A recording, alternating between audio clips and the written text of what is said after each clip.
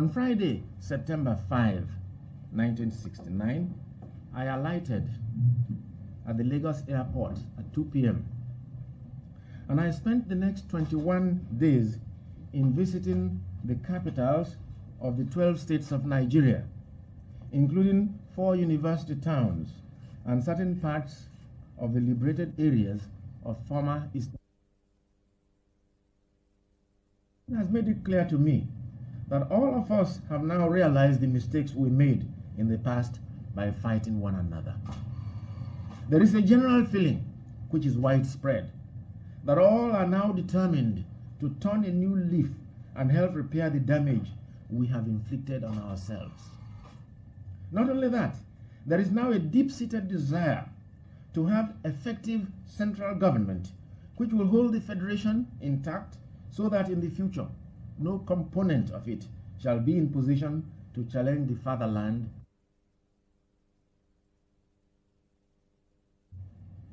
The world has been shocked that an enterprising people like the Igbo have been tongue-tied and emasculated, that they have allowed tyrants to blindfold and hoodwink them, so that in a war alleged to be fought for their survival, more than 1.5 million children of their country had died of starvation and disease. It sickens me to see the advertisement of skeletal Biafran babies on the pages of newspapers and on the TV screens, begging for charity and relief. It hurts my pride as a human being.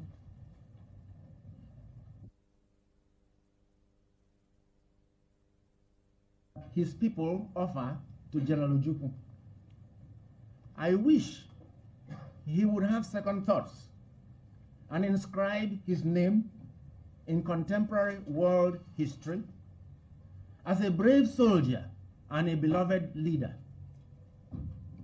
instead of disfiguring the pages of Nigerian history as another political impostor. And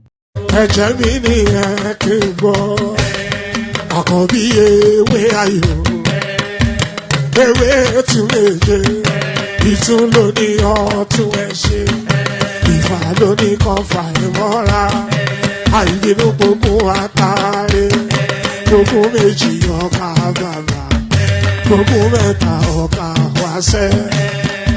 Orí ló túmọ̀ ẹ̀dùn, gbogbo ọ̀nà ní túmọ̀ ẹsẹ̀.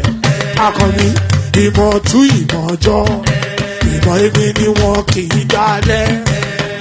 Bọ́bá lọ mẹ́lẹ́mọ́, wá fi jóyè ẹlẹ́mọ́. Akọni wọn bá lọ gbé fèrè, wọn á fi jòyè ẹrùkù. Bọ́wọ́ wọn bá tẹ̀lé, wọn á fi jòyè aláre. Àwọn mẹ́tẹ̀ẹ̀ta parapọ̀, wọ́n wá jọ ń pẹ́ mọ́. Ẹ̀ẹ́mọ́ olóko jẹ, wọ́n ń pa Akíntọ́lá, Akíntọ́lá Ògún. Wọ́n ń pàdé ìyọ̀dà, ọmọ àtàlàbọ̀bà. Àkọ́bí wọ́n pàdé ṣàtàdàdẹ, ọmọ bá Ìjẹ̀bú mèrè. Aṣíwájú odò gbólùkẹrẹ, ajagun lólòdì ọ̀run. Tó bá ṣe pé tìyẹ, tó bá ṣe pé tìyẹ, lọ́ bá ń darí jọ wí. Àpérò mi kún gbọ́wọ́. Ọ̀bọ ti ṣìgìdì máa gbé, àbẹ́tì ló máa ń gbé, àyàn ti ìlàyàn ewúrẹ́. Ọlọ́run dákun má padà lẹ́yìn ẹ̀, kó má gbàgbé ọ̀rọ̀ tẹ́. Aṣíwájú Ọlọ́run dákun má padà lẹ́yìn ẹ̀, kó má gbàgbé ọ̀rọ̀ tẹ́. Ẹni bàbá ilé, bọ́lábọ́lá, ọmọ òṣèlú ojú, nǹkan ẹ̀dọ̀ yọ̀ọ̀dù.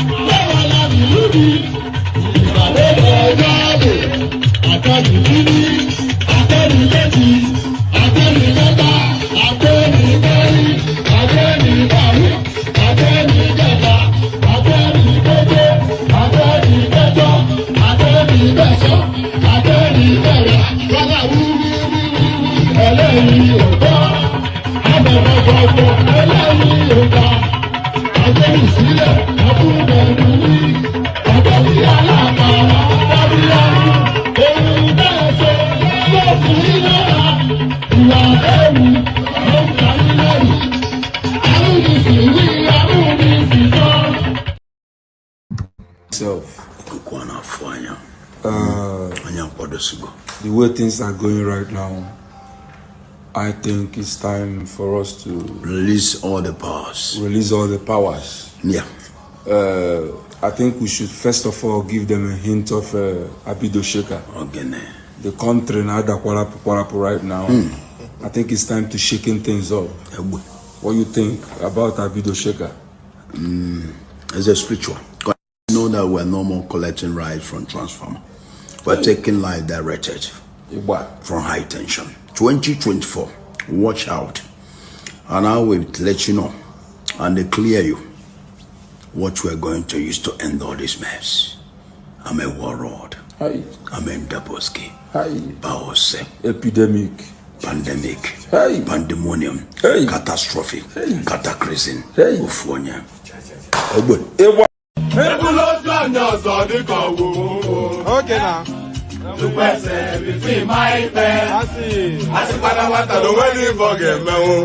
Okay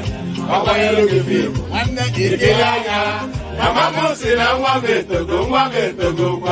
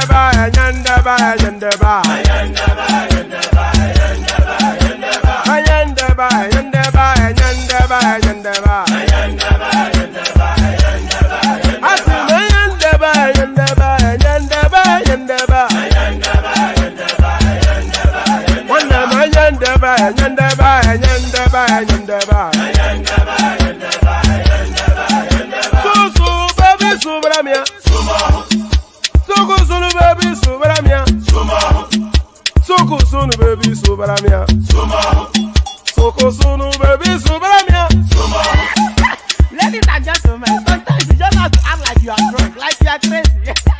Confuse your enemies, confuse them.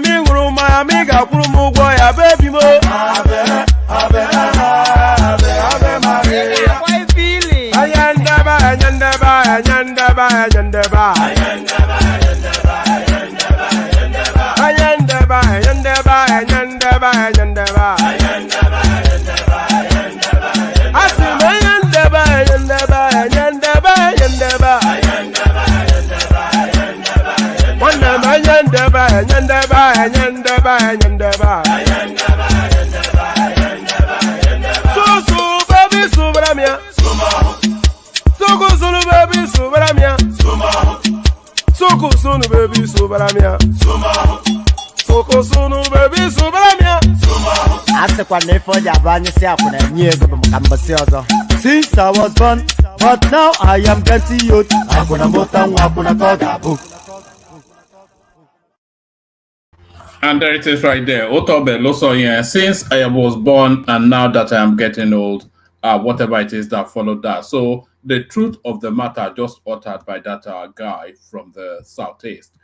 So the truth of the matter just uttered there by the guy from the southeast. So good day to you. So you see what Ayo did here. This is the way the session really should start. This is the way the session should start.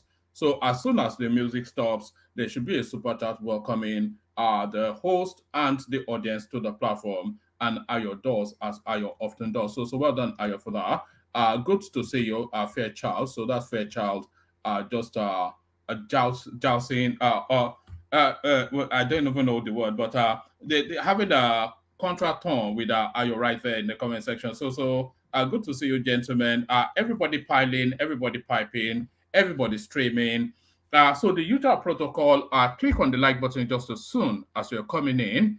Subscribe if you haven't done that already. And if you want to avail yourself, it's been a good while now since we had a new voice. So it's been a good while now since we. What was the last new voice? I think the last new voice we actually heard was that lady, Folake, that just popped in and had a ghost glass with Ganiu. But it's been quite a couple of weeks since we last had a new voice, so we're due a new voice now. So you be that new voice for this session. We are constantly looking to harvest new talent. Only really to expand and enrich the conversation. So pop in if you want to. So click on like, click on subscribe, click on the hyperlink that says StreamYard, and follow Ayo's example and click on that $sign to super chats towards the platform as well. We have the anticipation of 5 super chats for every session. And in all fairness, we have been hitting that. So 5 super chats for every session. I don't think that's unreasonable, and I think we hit that quite easily. It's not restricted to 5, but we'd like to get to 5 super chats very quickly, just so, a nod in the direction of the platform. So do all those funky, pardon me.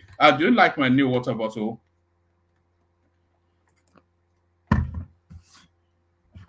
It's not really mine, actually. I just picked it up from whoever owns it in the house. So do all that funky stuff. Do all that funky stuff.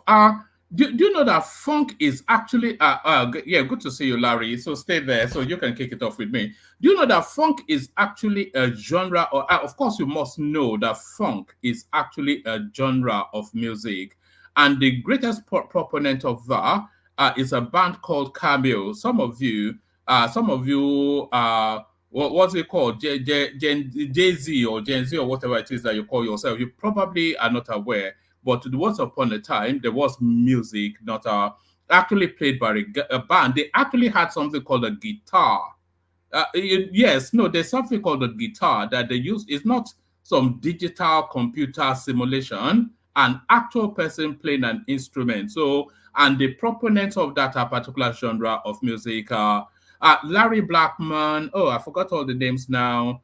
Who's that guy in? Yeah, that was the lead singer of Cameo, wasn't it? Larry Blackman, or is it Blackmore? So remind me of that. So the greatest proponent of that, by my reckoning, was a band called Cameo. If you want to, CAMEO, yes, CAMEO. And if you want to really get the best flavor of that genre of music, go look for that band, Cameo, and then look for a track called Word Up. Word Up. WORDUP. So just look for that and thank me later. So all that funky stuff. Yes, I've already done the like, subscribe, the hyperlink that say. I'm not quite sure why I invite you to click on like. Very few of you actually listen to me when I do invite, but I live in hope that you would at some point. But do click on the hyperlink that says StreamYard, just so that the conversation can take place. So all that funky stuff. So we kick it off. A lot of the conversation, hopefully, if the conversation does take place, we have one on the panel so far. We need plenty more for the conversation to take place. a lot of the conversation almost starting to wrap around the Bobriski space. And a lot of people feel that he has been made an example of, but we'll get to that in a moment. But let's kick the session off with this. So let's kick the session off with this. This is Reno Omokri, the scourge of the wayward obedient. So Reno Omokri, the scourge of the wayward obedient. Why not Southwest will continue to control political power in Nigeria? So hold on.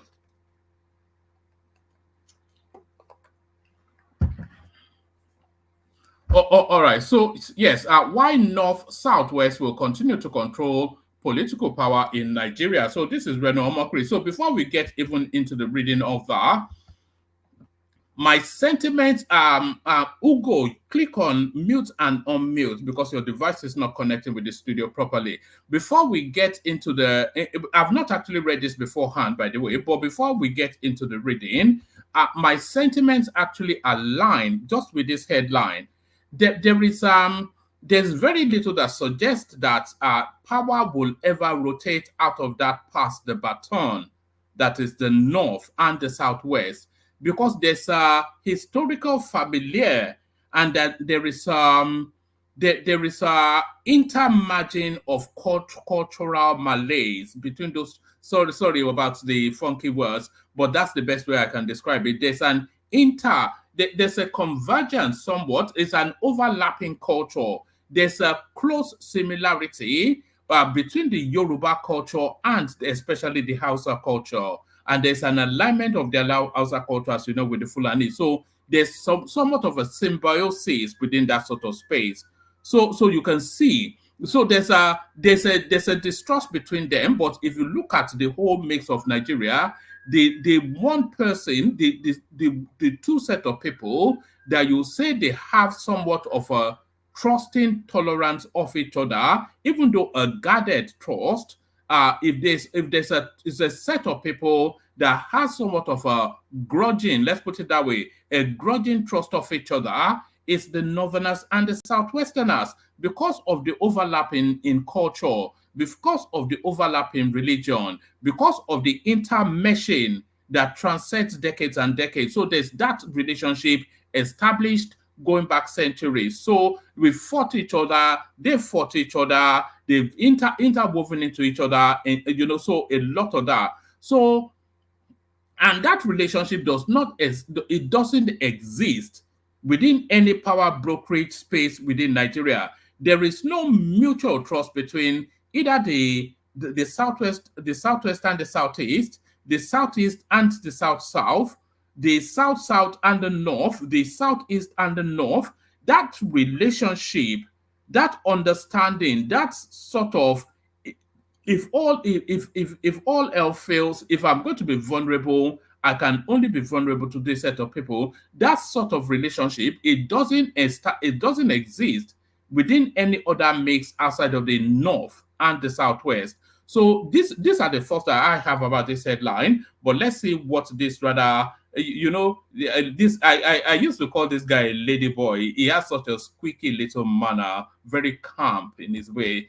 So let's see what now this funny lad from the creeks has to say.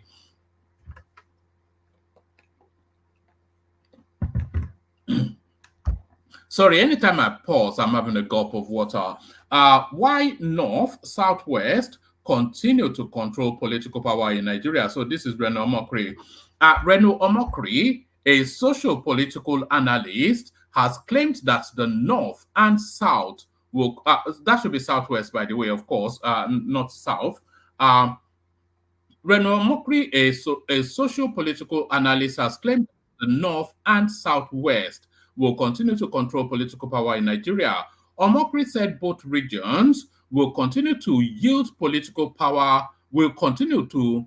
No, this is a badly written piece. So it's meant to say will, not yield. Let's see who wrote it, actually. Sheung Okpejobi, Sheung, go back to school. So he wrote here that Reno Mokri, a social-political analyst, has claimed that do they even not get proofreading before they go to print is really the thing. The standard of journalism in Nigeria is so poor. That's why we have people like Rufai Oseni on the telly.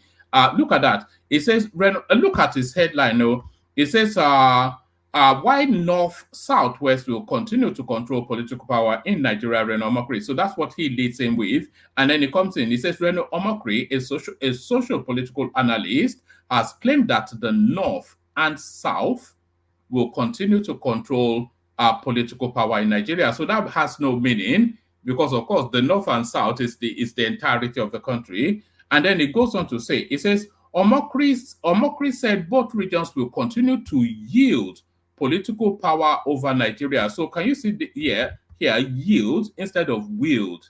So I have to read it, editing it now in my own head. But let's just power through it. Reno Omokri, a social-political analyst, has claimed that the North and Southwest will continue to control political power in Nigeria. Omokri said both regions will continue to wield political power over Nigeria due to their unity and humanity. I'm not quite sure if that's the reason. It's just that they have a political balance between the two spaces. Posting on Twitter, it will take me a while before I concede that Twitter is now X.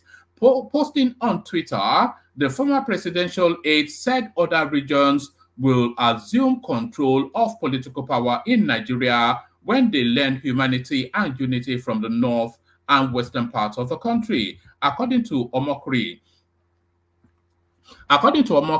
sadly, as long as Nigeria remains one united country, northern Nigeria and the southwest of Nigeria will continue controlling power in this political sphere like a tennis ball because of their unity and humanity. One will do 8 years, God willing, and pass the ball with their racket of unity to the other, who will do their own 8 years and pass the ball back. So, and pass the ball back, you know, by the time Tinubu completes his 8 years, will be 2031, and then another picks it up in 2031 to do 8 years to take us to 2039. Write this down, and I hope we live past it. It's only, well, how many? It's only 16 years, so we should all still be alive. You know, mark this down. In 2039, power will transit back to the Southwest because the Southwest knows how to politic it back to their space. You know, and that's just the truth of it. In perpetuity, that's going to be the back and forth. According to Omokri, sadly, as long as Nigeria remains one united country, northern Nigeria and southwest of Nigeria will continue controlling political power in this political sphere like a tennis ball because of their unity and humility. So it's humility, not humanity. One will do 8 years, God willing, and pass the ball with their racket of unity to the other, who will do their own 8 years and pass the ball back. Only the death of an incumbent president can temporarily break this circadian rhythm. Let me do that again. I've broken my stride. Apologies. You know, when I break my stride, I want to start it all over again, but I'll speed through it. Reno Omokri, a political social analyst, has claimed that the North and South will continue to control political power. Southwest will continue to control political power in Nigeria.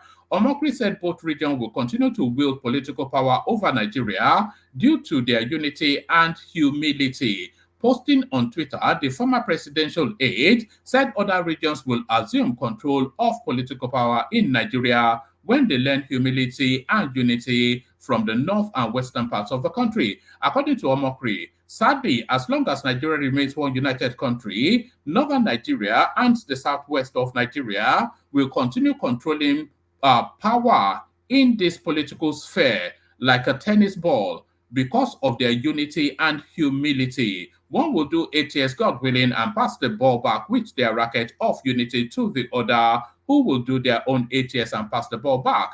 Only the death of an incumbent president can temporarily break this circadian rhythm.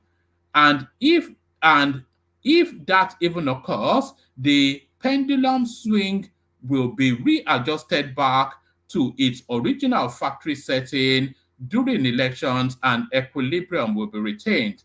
Except other regions learn unity and humility from these two blocks, this political tennis game of back and forth will endure. Unity without humility will result in feelings of superiority, which will destroy your political ability. Humility without unity will lead to internal geopolitical wrangling, which causes political instability. To get power and retain it in a multi-ethnic polity like ours, you must counterbalance unity with humility. And the North, especially the core North and the Southwest, get it. Oh yeah, insult. So of course, Reno Mokri likes to poke and prod at the Southeast. I think we all know that. Reno Mokri loves to poke and prod at the Southeast. But outside of Reno Omokri's love for poking and prodding at the Southeast, what is the substance of what he has to say? So that's really where the question, what's the substance of it?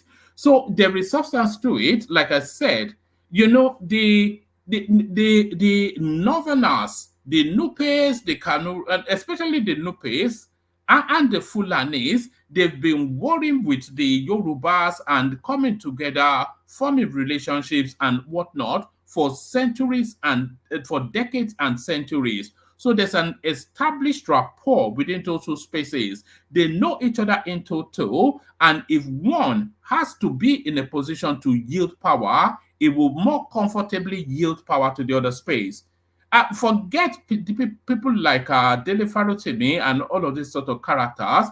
The Yoruba person would much rather a Fulani president than somebody that apologies. So this is not anything ethnic bigotry, but a Yoruba person would much rather a president from a northern stock than from the Southeast. And I think we all know that. Although the Southeasterner also has that preference, they'd rather a northerner than a Yoruba person. So that's essentially what Reno Omokri is speaking to, and is using unity and blah blah blah but he really just wants to poke at the Southeasterners. You know, he has an ongoing battle with the obedience, but then the ongoing battle. The ongoing battle that Reno Omokri has with the obedience is actually a cover story for a battle really with the Southeasterners. I think he has issues with that region, but that's the latest installment in that never-ending saga that is that space. Plenty of space in the studio. Anybody that wants to pop on. So let me take you from there to this. I am a man. Bobriski admits in court to serve jail time in Ikoyi prison. So now it's just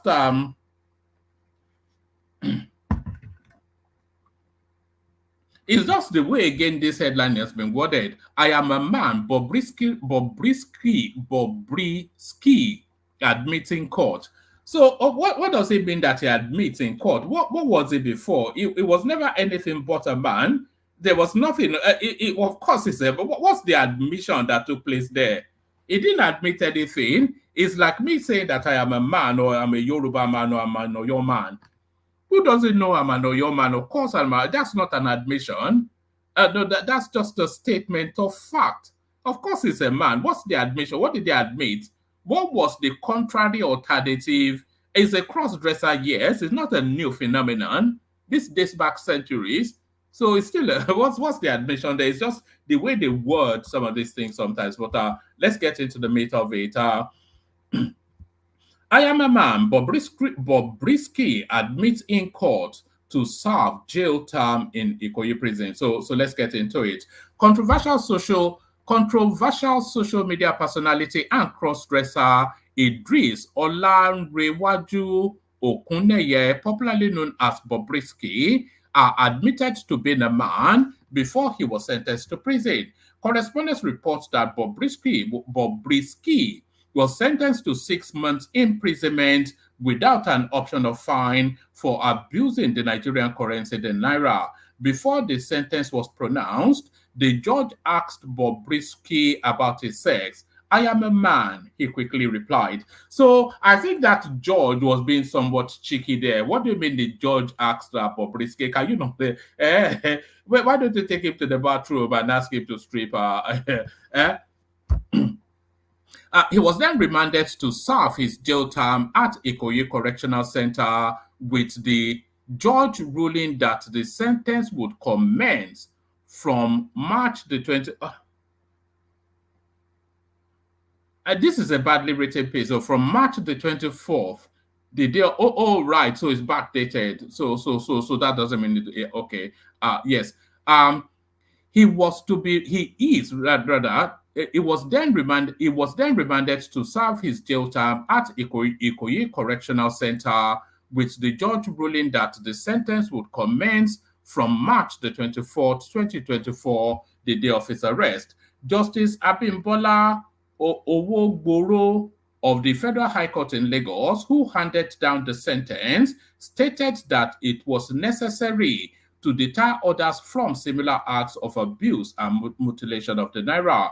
Recall that Bobriski was convicted on April the 5th after pleading guilty to a 4-count charge of naira abuse brought against him by the Economic and Financial Crimes Commission. The counts include incidents where Bobriski was accused of tampering with 400,000 naira at IMAX Circle Mall in Jakonde, etc., etc. So there it is.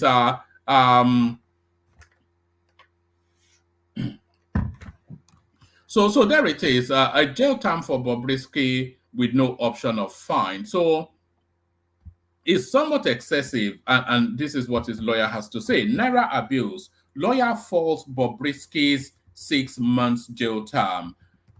A lawyer and human... Oh, no, this is not his lawyer. This is just another loudmouth. But he has gone and secured himself a law degree. So now they are now starting to call him a lawyer. A lawyer and human rights activist, Deji Adenyoju, has faulted the 6 months imprisonment sentence handed down to controversial cross-dresser Bobriski for abuse of the naira. He also urged the courts to be mindful of the cultural undertone surrounding the spraying of naira notes in Nigeria in Nigerian social events, saying a community service sentence would have sufficed for Bobriski. It's not even a community service. It's essentially just a fine. It's just it didn't really require more than a slap on the wrist. So it's excessive. That's just the thing. All right. In handing down sentences, we urge our court. Let's say, let me just pick it up. But in a statement on Friday, Adenyoju faulted Bobriski's sentencing without an option of fine when the authorities were moving to decongest prisons across the country. The statement reads, "We note with concern the 6-month sentence handed down to Bobriski without an option of fine for naira mutilation offense, as reported by various national news platforms. Whilst we do not condone any attempts to break down the law." This is a lawyer to break down the law. How do you break down the law? Is it a door?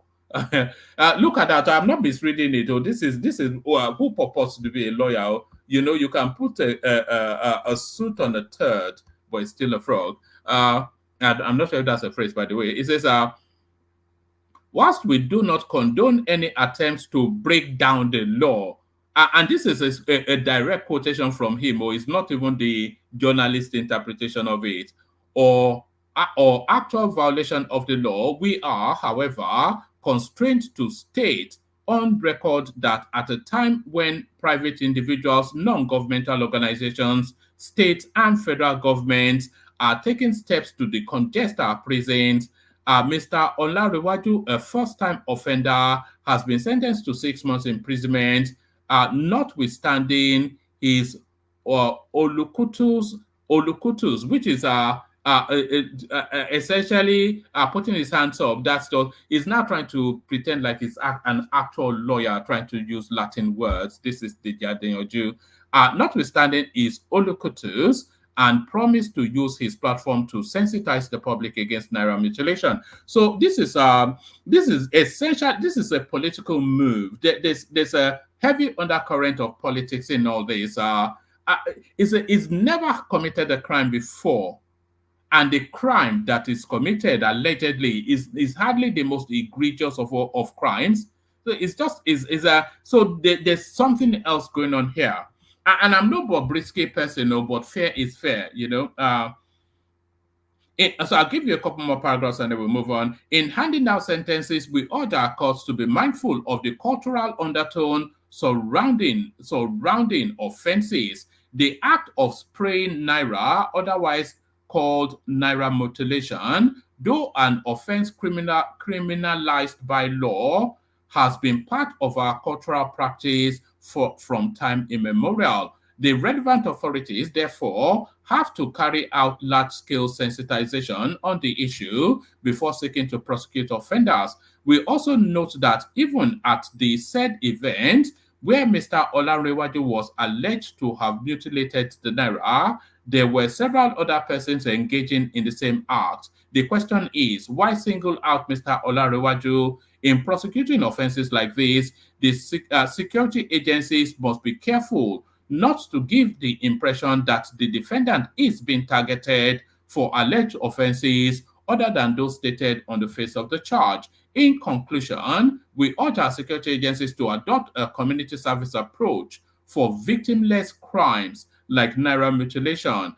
So I'm loath to, but I do agree with the Jadenyoju, who's now trying to pretend to be a lawyer.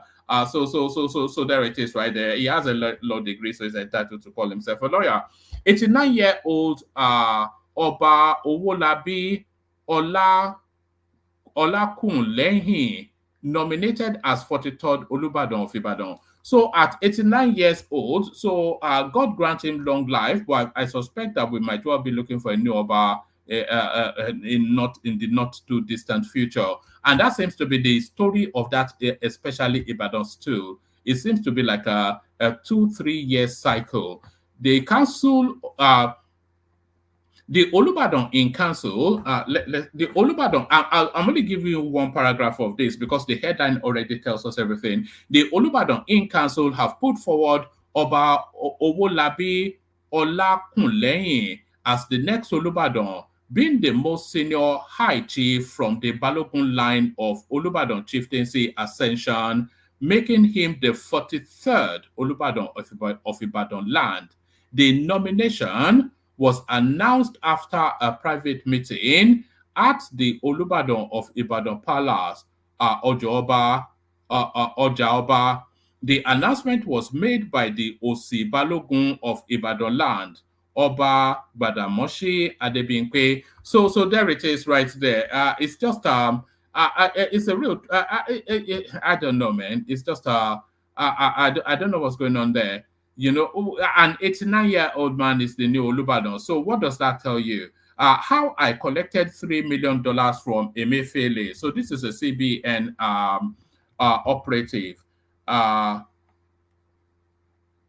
Osasua, let's say, I'll give you 3-4 paragraphs. I've read this previously, so I can give you a synopsis, but I'll give you about 2-3 paragraphs just to keep things ticking along.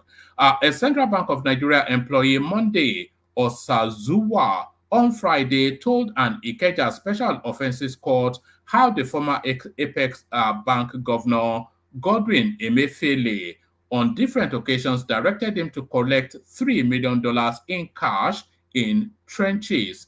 Osasua, whilst being led in evidence by the EFCC counsel, Mr. Rotimi Oyedepo, SAN, said he was a dispatch rider in Zenith Bank in 2001 before he joined the CBN in 2014. Osasua said he joined the Apex Bank as a senior supervisor. So from a dispatch rider, but I was going to say from a dispatch rider to a senior supervisor. So, but you cannot deride that because there are people with masters driving Dangote trucks, so he might well have the education for the position.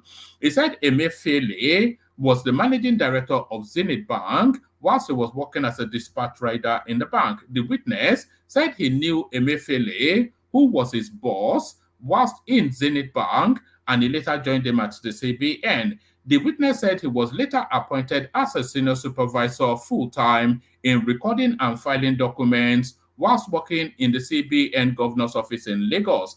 I was still working in the CBN governor's office whilst I was appointed as a full-time staff member, and we usually communicate through WhatsApp and email. I function as a senior supervisor, recording and filing with other officials. I recall that in 2020, when he was outside Lagos, this is Emefiele being he called me that he would give me a number that a man has something I should collect from him, and that the man will give me the number of another person. When I got to the man's office, I was given an envelope.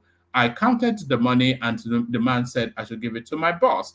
The witness further told the court that the first defendant used to collect money by himself anytime he was in Lagos, but anytime the defendant was not around, he would tell him to give the money to the second defendant. Also, Suwa added that Emefiele sent him to MINL Limited when the company was situated in Isolo. The first defendant did send me to collect checks from the company from a man called Mr. Monday. And when I collected the check from Mr. Monday, I will give it to Emefiele. According to him, blah, blah, blah.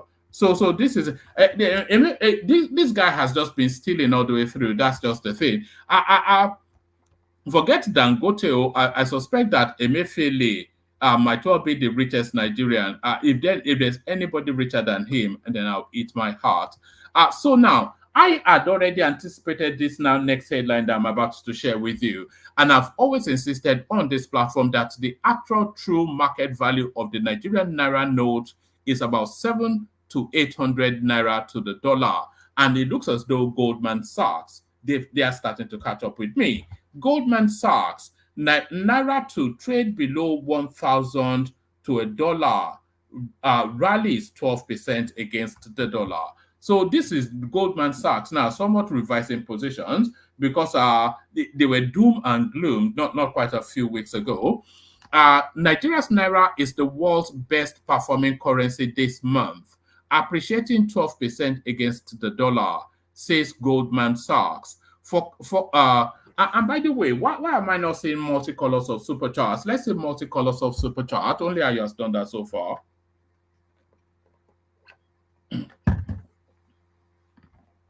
Pardon me. Nigeria's Naira is the world's best performing currency this month, appreciating 12% against the dollar, says Goldman Sachs. Forecasting further gains, the International Investment Bank sees the Naira appreciate. Let's do that all over again. Nigeria's Naira is the world's best performing currency this month, appreciating 12% against the dollar, says Goldman Sachs. Forecasting further gains, the International Investment Bank sees the Naira appreciating more against the dollar and even below the 1,000 Naira to the dollar. According to a Bloomberg report, at one stage, the Naira had wiped 71% from its value, but the recent rebound has boosted it to 1,230 to the dollar at the time at its most recent official close versus 1,627 recorded low on March the 8th. Goldman Sachs economist, who predicted in February that the Naira would strengthen to 1,200 per dollar during 2024, now sees it potentially advancing beyond that level. So let me abandon that. That's proving somewhat of a stilted read. But still stay with the economy. Let me give you this final readout. Our economy will bounce back in coming months. This is Tinubu. So anybody that is cute enough would have stacked up. I didn't stack heavily, but I did double. Anybody that's cute enough would have stacked up enough dollars. Anybody that's been listening to me should have. President Bola Tinubu has assured that the nation's economy will bounce back in the coming months. So not in years, but in the coming months. The president made this statement. The president, oh God, let me start again. I can't read today. President Bola Tinubu has assured that the nation's economy will bounce back in the coming months. The president, in a statement by his special advisor on media publicity, Ajuri Ngalela, however, called for unity of purpose and more collaboration between the federal government, state governors, and members of the National Assembly to achieve the national development goals. Tinubu spoke in Lagos on Friday whilst receiving state governors and the leadership of the National Assembly. Speaking through his Vice President Kashim Shettima, who was also the head of the entourage of governors and federal lawmakers, Tinubu emphasized the fact that the future of the black race rests on Nigeria. Yes, the future of the black race does. And I think that's somewhat why there's a conspiracy, a global grand conspiracy against Nigeria. Because if Nigeria succeeds, then that's the final rescue of the black race. The delegation included Akpabio, etc., etc. President Tinubu expressed optimism about Nigeria's economic resurgence and called for collective efforts to propel the nation forward. He urged unity and collaboration amongst all stakeholders to achieve shared prosperity and promised a brighter future for the nation under President Tinubu's guidance. So on and on it goes. So things are on the up. Things are on the up. So let me give you this last one now. This is not a readout. I'm sure you'll be thankful to hear. Hold on. So let me give you this one now. This is not a readout. I'm sure you'll be thankful to hear. But this is no, I just, of course, I'm sure you all delight in hearing me read out all of this, whatever it is. So this next one now is the goings on, the politics of our River State is where we're going back to, and things are always evolving within that space. And this pesky little upstart called Fubara is getting above his station somewhat, but is now getting solid backing. So let's watch this. The rest of the remarks I will make will just be thank you, Your Excellency, for standing up to your oath of office to defend the interests of all Rivers people in accordance with the Constitution of the Federal Republic of Nigeria. You have done that standing on firm ground and with the strength and courage of a lion. We are proud of you. Politics is over. It is now time for governance. And you have hit the ground running. You have touched the critical sectors in less than 1 year in office. Our people say I should tell you to stand firm with the president, align with his positive policies, and carry Rivers people to the engine room of government in the Federal Republic of Nigeria. For those who have not bothered to pay attention, if you look at the map of Nigeria, the entire map of Nigeria is sitting on River State. When River State coughs, Nigeria will catch cold. So regard your office as key and vital. Don't look back. It is not a matter of age. It is a matter of your people are with you. And they've asked me to tell you that You are the political leader of Rivers State.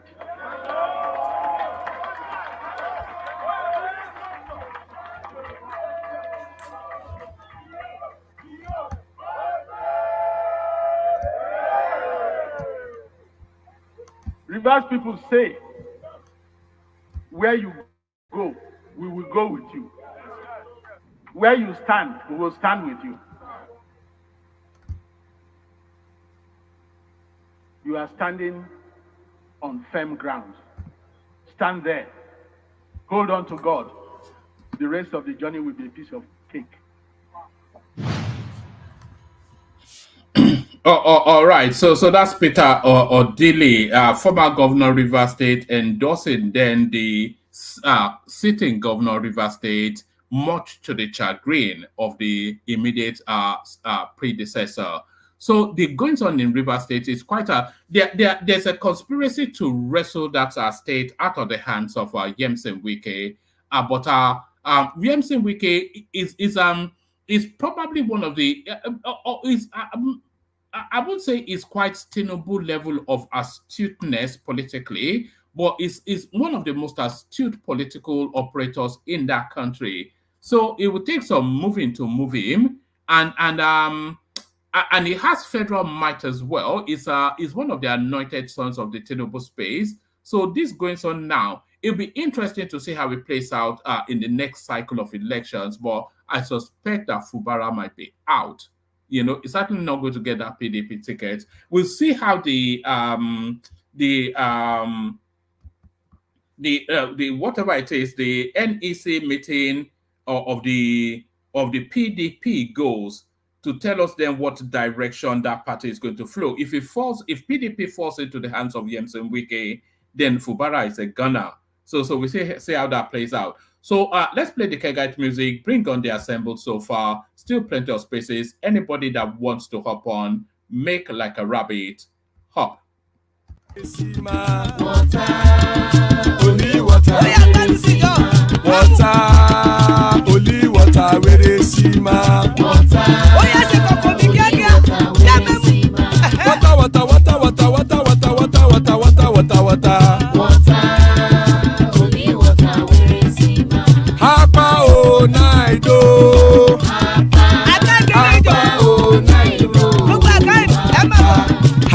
you don't come home.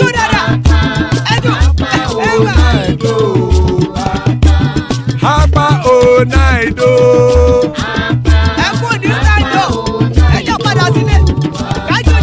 Oro keke elemu ye o.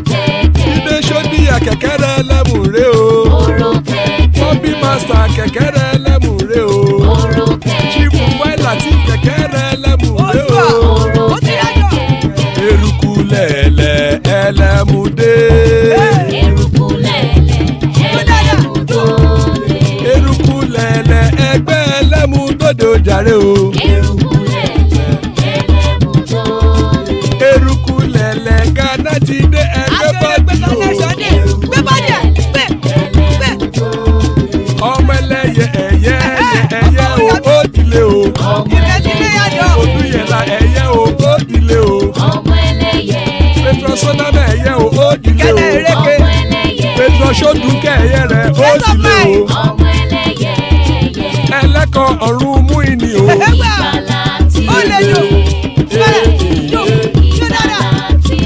Àkùkọ ọ̀run méjìkọ.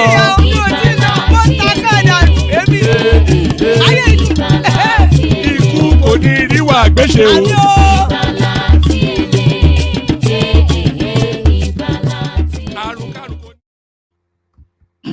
And there it is right there. Ikuko Neru Agweshime, that have nothing to do with us. Amen to that on behalf of myself and you, my friends. Look what the cat dragged in pants out. I wonder what he's doing here.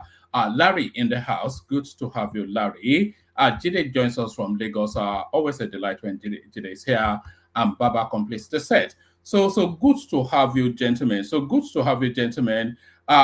Let's kick it off with Larry if he's ready to go. Larry, just ready. I hope you can hear me. Yeah, good evening, everybody. Good day to you, Larry. Good to have you here. Yeah, good evening, one man. And good evening to our viewers everywhere you are all over the world. Good morning, good afternoon, good evening. All right, brilliant. So I mean, I think there's only one space to start, really, unless you have anything else in mind. So, the guy has never committed any criminal act, at least in Nigeria, known to law. So, a first-time offender, and it's a victimless crime, and it's more really a misdemeanor rather than anything else. So, what are you then making of this 6-year jail term? No, 6 month jail term that they've given to Bobriski. Yeah, you see, one man, actually, everybody knows is extreme, right? Is extreme. And though I was actually suspecting that immediately I knew who the judge was. No, it's a What was woman. it? A woman? It was a woman, wasn't it? Yes, yes, yes. Okay. So, and there is going to be this bias, right? And because I was expecting an option of fine, and at least just give him some community service, and A slap on the wrist, no more. yeah, I was reading even somewhere that it shouldn't have been more than just a 50,000 naira fine. That's exactly. I think it's either 50,000 or option of but it's what it is. But the thing is, one thing is to judge this Bobriski's case. Another thing is after month of this, because obviously there's still going to be more, and I don't know how EFCC is going to tackle that, right? Because what Deji actually said is true. Money spraying is kind of like a cultural thing, right? Aside the Yoruba one bears, the Igbos too. They have this culture of spraying money and stuff like that. So, which is for you to shift that, and it's going to be a lot. It's going to be a lot. It's going to be a lot of orientation, and though I know a lot of people kind of like find a way of doing things, in such a way that they will still be good. I've seen some new innovation that, for instance, the Fuji musician like Wasil, it's kind of like bringing some innovation because obviously a lot of people will now start looking at things that we were not really looking at before.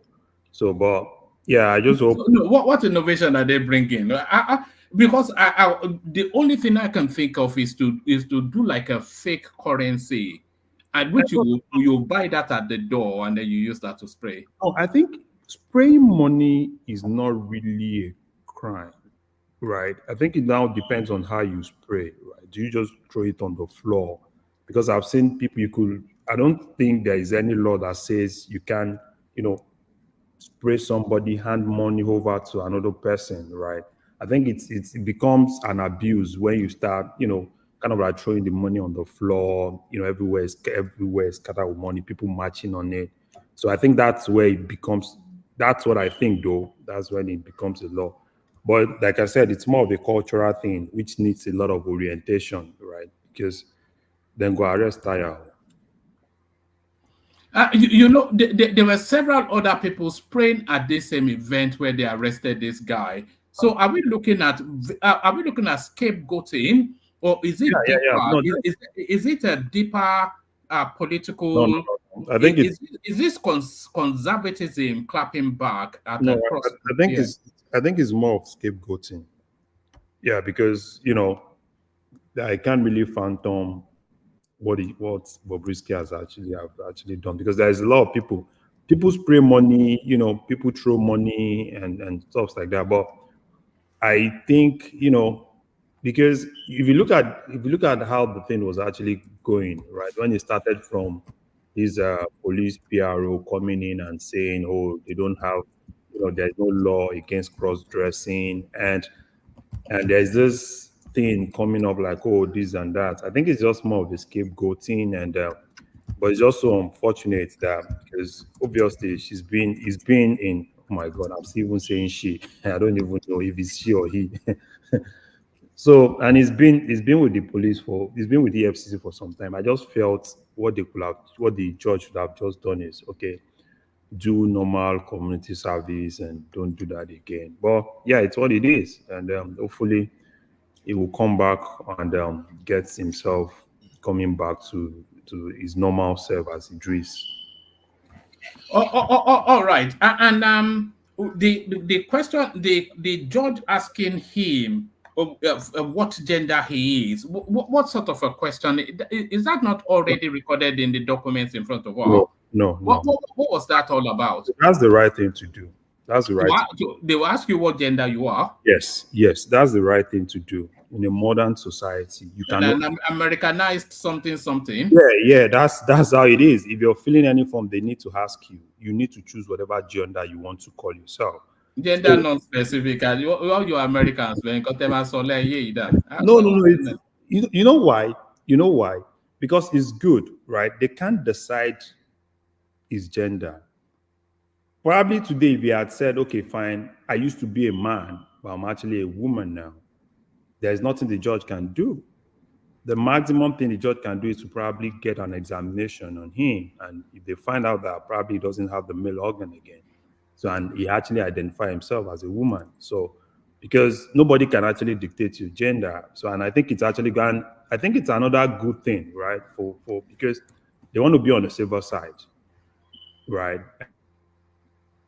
In as much as I said he's a man, so it's actually reduced the stress for the judge and the stress for the correctional officers to be able to know where to really put him.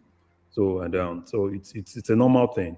You can always say what gender you think you want to be associated with, which is normal. The authorities said they are going to put him in a male cell but protect him from predators. What do you make of that?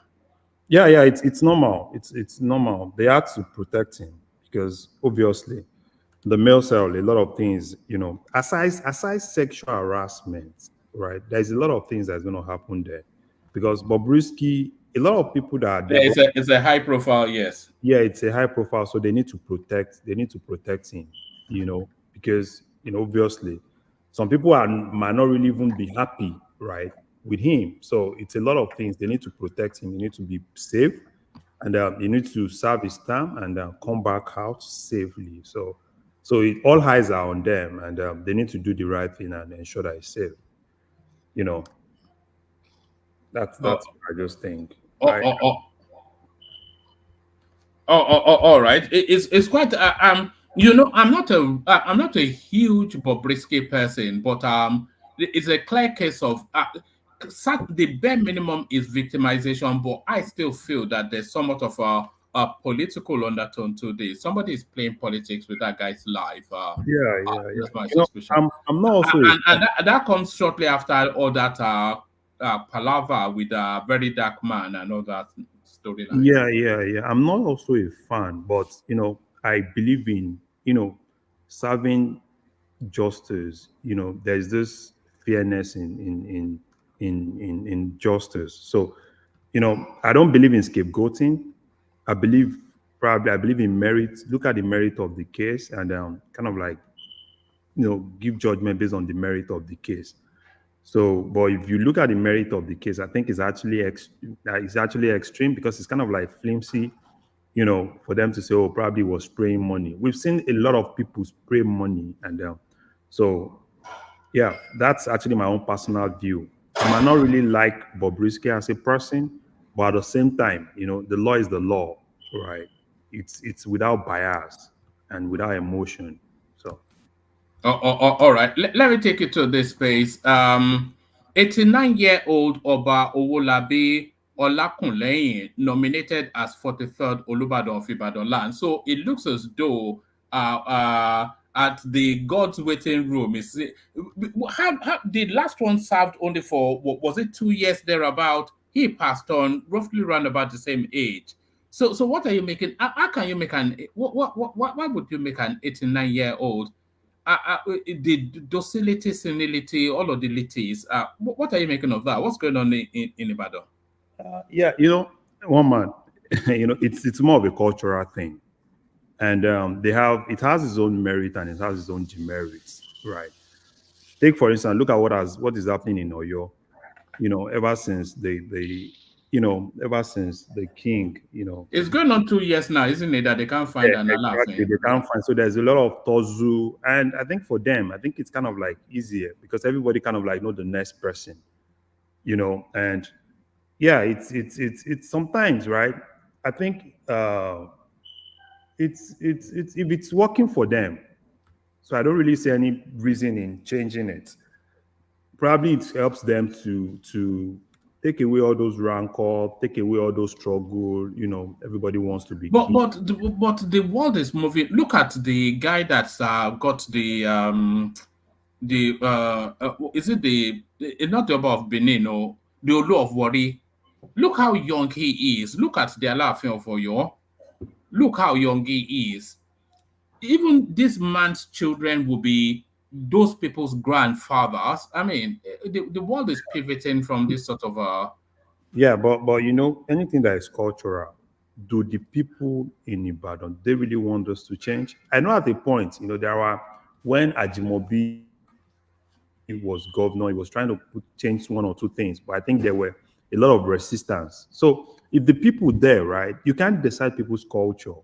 It depends on what they think they want, and if they think it works for them, yeah, it's good. We might, when you're outside, you might want to see something that's not right, probably because you feel probably they can do it in another way. But if the people actually like it and they think it works for them, yeah, that's no problem. You can't criticize what works for them. all right, brilliant. Let me take you to this space. Why North Southwest will continue to control political power in Nigeria? So this is Reno Omokri, the scourge of the Southeasterners. So do you agree, just from the broadness of that headline, do you have any sympathy for that? Do you agree? Do you see where it's coming from? Is there any merit to it? I think to a particular extent, and everything boils down the kind of politics that the other region kind of like play, particularly southeast. So their kind of politics is different, compared to what southwest actually has. And if you look at everything about southwest, take for instance now Tinubu, for instance, you know, if he had not been patient, I'm not sure Tinubu will have gotten to this power. Look at what happened after Buhari's first time. Coming to second time, a lot of people still find it difficult to believe that Tinubu was going to support Buhari for second time, right? And even a lot of people that were close to Tinubu at that time, right? That were in Buhari's camp, they did a lot of things that, a lot of blackmail, a lot of backstabbing and all sort of things. So I think it's just gonna be if I think particularly Southeast, right? For me personally, I want a Nigeria that everybody actually have opportunity to lead. This issue of North and South. Do you think that window will ever open for the Southeast? No, I think it's no, it can actually open. It's not like it's a final. Do you think in 2039, when the Northerners would have completed their 8-year complement, do you think the Southwest will say, "Oh, we've had 2 goals, or we've had several goals. Let Do you think they will yield to the space, or do you think they will move again to try and occupy? No, I think now this is my personal view. I think there are some politicians that are growing coming from Southeast that for me personally, and they are kind of like laying the foundation.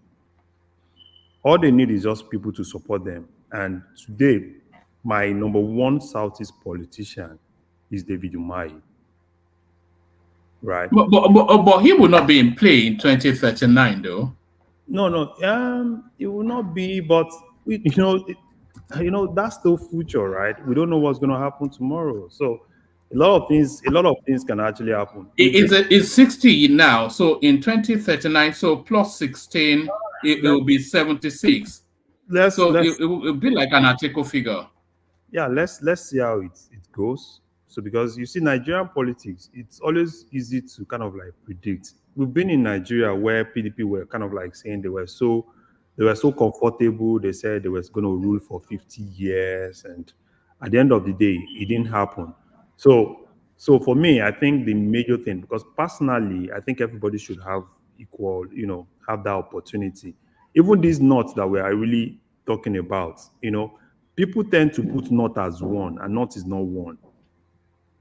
A lot of people don't know what has actually happened in the north. Tinubu has actually been able to divide the north, particularly northeast versus northwest. So people still believe they are equal and it's one knot. So it's not one knot. So obviously, I think things can actually change, and that's actually dependent on people from southeast, their kind of politics.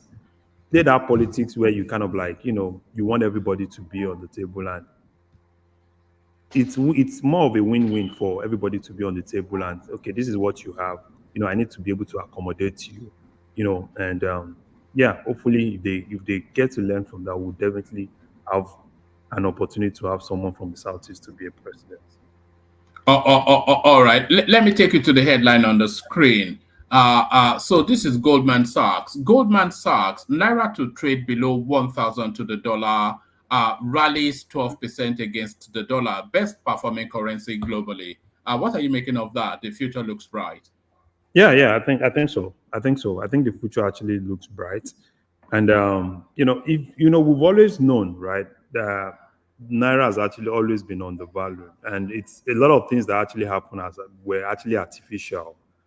And I think so those artificial tendencies are beginning to leave now, and we are beginning to now see the true value, of what it's supposed to be. Because, all those artificial scarcity that was caused by hoarding and all sorts of things.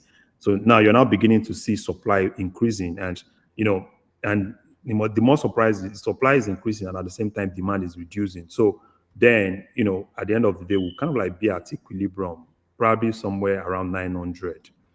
At equilibrium. That's what I think, and everything. So there are still some other things because the monetary aspect is actually working, but there's still a long way to go to be able to sustain this. There are still a lot of things that needs to be done to sustain this. So, we can, CBN can. Where do you think the Naira will be if you have to stick your neck out Q1 next year? I'm looking at somewhere around 850, 900. Yes, yeah, I somewhat agree with you. Yeah, I'm looking at around 850, 900. If now there is an if. If number one, if we are not able to increase our oil production, crude oil, right? So they need to work on that because presently, if you look at what was, are you predicating it on increased output? Yeah, increased output. Because OPEC was actually saying today that our So there has to be increased output, right? There has to be increased output, and aside that, so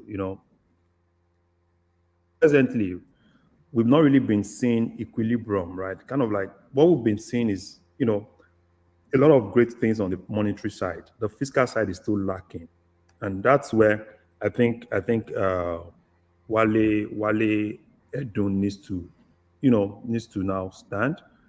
I think they need to now work more on the other sector. So that's why a lot of people are now beginning to say, okay, fine, the dollar is improving, things are not really improving on the other side. And a lot of people don't know that that's where the fiscal side actually needs to now stand up, right, and do the needful. They need to do the needful. You can't leave everything to the monetary side. They've done fantastic. They've done so good. But when you say the fiscal side, what sort of policy movements are you looking to see from Wale Edun? So now it's not just to solidify the moves being made by Cardoso. Yeah, it's not just Wale Edun in this context. I want to see something coming from the Minister for Trade and Investments. No. Is that Uju Kennedy? Yes. No, nothing will ever. Are you joking? Nothing will ever come out of her. Yeah. So no, not Uju Kennedy. There is that light complexion, the woman. That lady that was. I think it's a light. Who came from Zenith Bank? Oh, okay. So yeah. I want to see something coming from that side. I want to see something coming from the Minister of Agriculture. It's a whole lot. So presently, look at what is happening. Yeah, the dollar is the naira is improving, but they need them to be able to stand, to be able to sustain it. That's when people will start seeing the multiplier effect of this. If they don't do what they are supposed to do, right, they're not going to see the multiplier effect of stability in the exchange rates. And I think yeah, with the economic team, Dangote and the trying to see what they can actually do, which is actually good, particularly reduction in the price of diesel. I think it's good. Yeah, And Dangote has been speaking the language of optimism in yeah, recent days. yeah. I think one strategy that I love that Tinubu did was he called all these guys in the room and he told them like, yeah, I need your help. Am I just go follow me, Abi? Yes. So, and which I think all of them are trying to do. So I think I'm expecting something soon. We're even getting positive soundings from Tony and Lumelu. Yes. And these are the sort of people you need on your side, by the way. Exactly. So I'm expecting something also from Abdul Samad. Dangote is trying to do what he can actually do, but I'm still waiting to see how much Dangote can actually bring. Particularly, I'm expecting when he starts bringing out petrol. So I want to see what he wants to do in that aspect, because all those things that you see, they all work together. If we can actually have reduction in the price of diesel, and if we can have a little slight, even if it's slight, right, reduction in the price of petrol. So all those things will definitely work together, and those guys, working up and seeing what they can actually do, particularly on the agricultural side. So I was expecting, you see, this revolution towards that side, bring everything out and let us do everything. But I'm not really seeing it, unfortunately, right? And does Tinubu have an agricultural strategy? Because there was a time he was talking about synergizing between the Ministry of the Ministry of Water Resources and the Ministry of Agriculture. Which But is there a blueprint for agriculture? Does he have any known plan in that space? I think he has. But the thing is, he can't do it all alone. So he needs the governors, right? I think he's doing one or two things with Jigawa, Niger, but the governors, right, they need to all come out, because this is the best period where rainy season is coming, and I'm not really seeing a lot of things, because I'm expecting them to utilize the rainy season, go all out, and let the security guys keep doing their own thing, and kind of like let the farms be safe. So, but I'm not seeing anything on that side. That's why I said a lot of people would, you just say, oh, the dollar is naira is appreciating, but we are not really seeing the impact. You can't see the impact if that other sector is not really doing what they are supposed to do, But that's where I'm expecting to really get into. Tinubu needs to stand up and talk to the governors, ask for their help, let them be more interested in that other side. And if you can see, at least if you can see 1/3 of the governors in Nigeria putting more interest in agriculture. So if you look at what's going to happen in the next 6-7 months, then we'll actually have excess of food. So, You don't necessarily need the governors in the agricultural belt to take interest in agriculture. You probably need the wealthy states to take it, because Lagos State, for instance, they are buying up farms in the middle belt. The rice strategy, the eco rice and all of that is being grown in the middle belt. So the states with the money, they can just come to some sort of will finance it sort of thing with all of these people that cannot really govern themselves in the we are north. saying the same thing, right? You see, agriculture is not just one thing. It's investing within the value chain. There are a lot of things that you can that the rich states can actually do. It's the value chain of agriculture is long. So I just need them to be interested. But unfortunately, I like what Lagos State is actually doing. They've been doing it for long. They had at the point they had this agreement with Benin KB, when Benin KB was doing it, giving them a lot of rice and they were milling that. So which I actually also expect, and you see the rich states that we even talk about, how many of those states are financially buoyant? how many of them are actually No, a financial? lot of them are financially buoyant. So it's No, just that the corruption is just in there. no, You cannot say River State is not financially buoyant or Bayelsa. woman, net. I'm talking about the net value now. If you go and look at the books of most of these states, I can tell you most of them are not financially buoyant. No, they are fine. Oh, no, no. Let me disagree with you, Yeah, Larry. okay. I think they are financially buoyant, but there's two endemic spaces. One is just administratively the lack of prudence, and more the real killer corruption. If you look at River State, for instance, it's a small geographical space. They get their federal allocation. They get 13% derivative on top of that. It's a very fertile space filled with resources. So there is no reason where their book should not be written in a surplus. You see, that's why I said we need to look at their books, right? That's why I said the net value, because a lot of them they are really into big loans.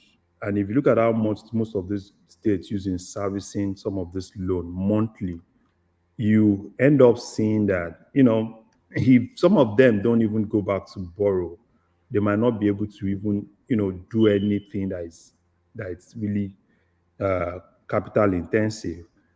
That's where I'm looking at. Because a lot of things that we see, we don't even see a lot of things inward because they tell you, oh, this and that.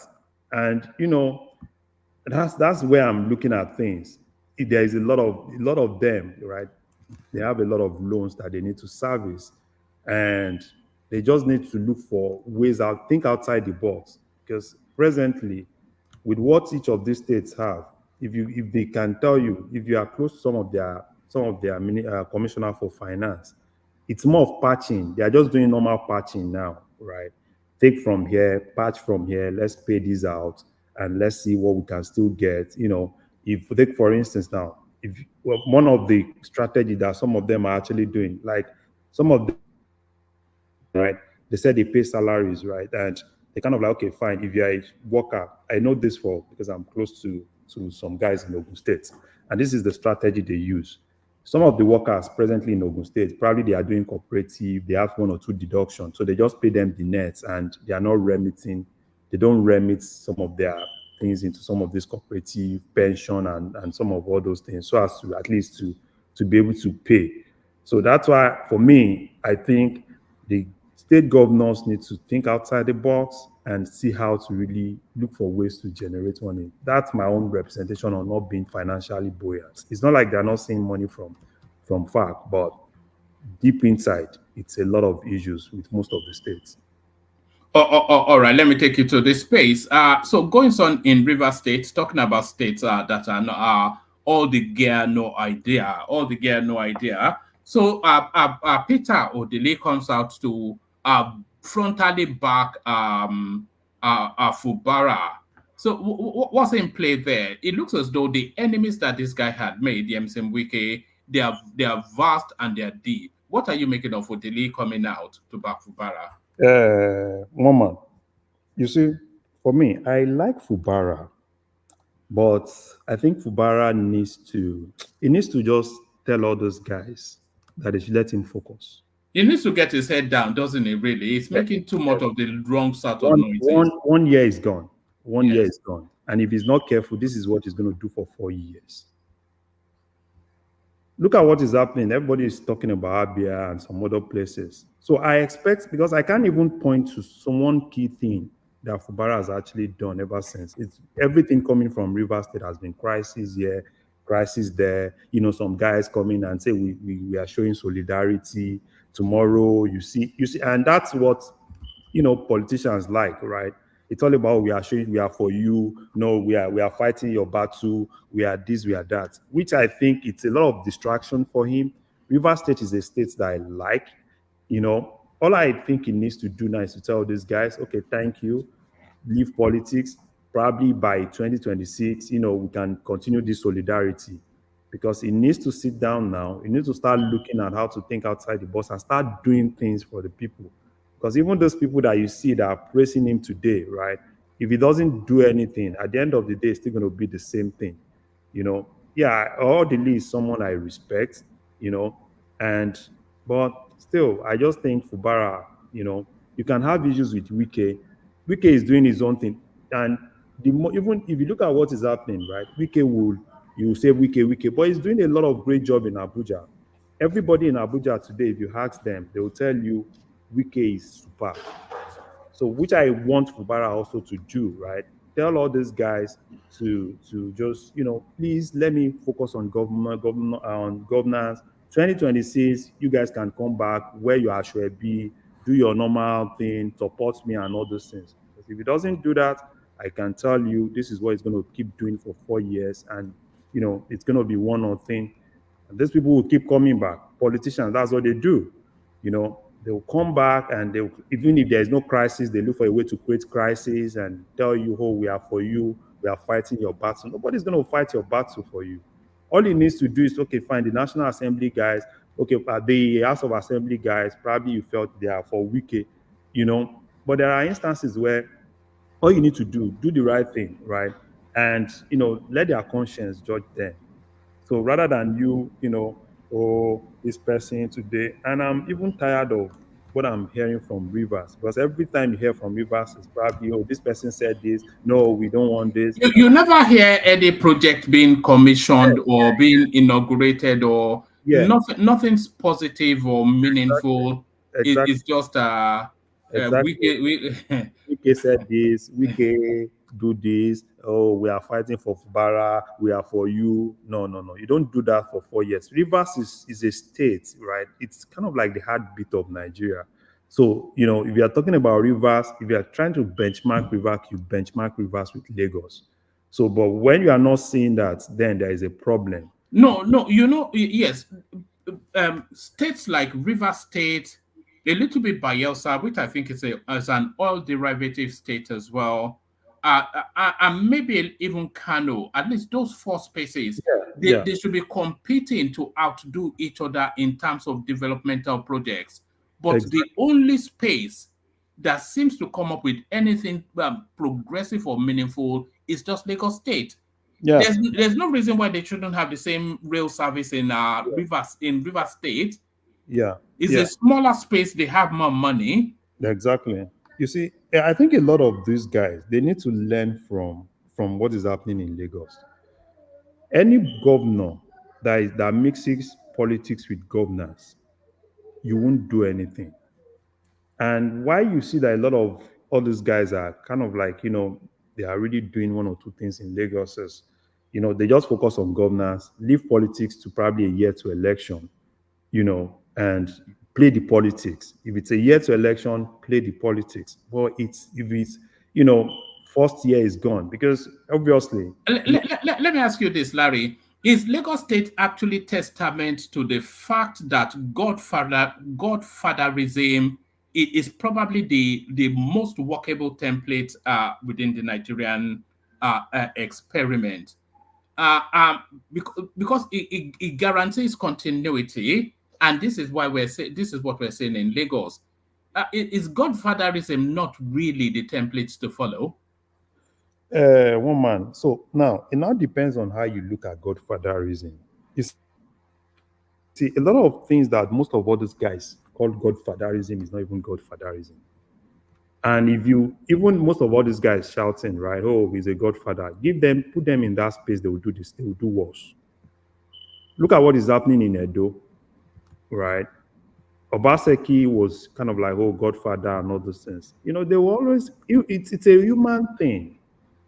So for me, I think the only thing I have against Fubara is you should just leave politics, focus on governance, let them do it. Look at what the advantage Lagos has is, they have a structure. There's a political structure in Lagos that even Tinubu itself, have a limit to what it does. You understand? It's that structure. And they play that politics. Why the governor go on with normal governance? There is no way you won't have issues with House of Assembly. It happened in Lagos. You remember when they were kind of like screening the commissioners, right? There were some issues. House of Assembly where they rejected some of those guys. But you as a governor, you have a way of it's you have a way of kind of like you work with them, take some, you leave some, and let this because it's all about for the state. Because it's even bad for Rivers to have the executive arm working and not really having the National Assembly to checkmate the executive arm. So that's why, for me personally, I think what I think all the leads should do, rather than coming out, you are the political leader, you are this, you are that, all the leads should, because it's the elder there, right? You need to call this guy and tell him, let's face governance, leave all these people. All these people will keep coming to governor's office every time.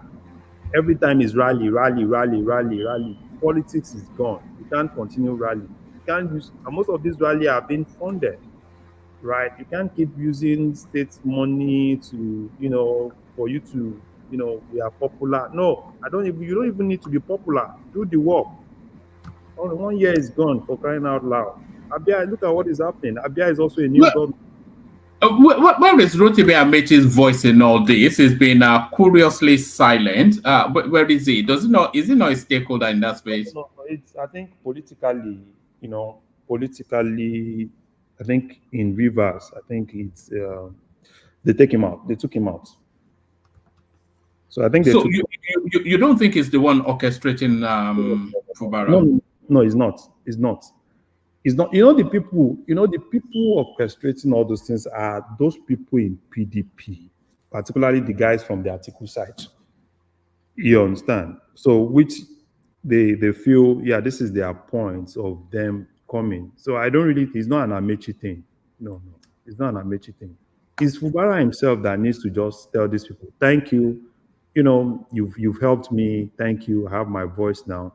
And I like what Tinubu actually, he has this open, he had this closeness with Tinubu. And I think Tinubu is also ready to support him.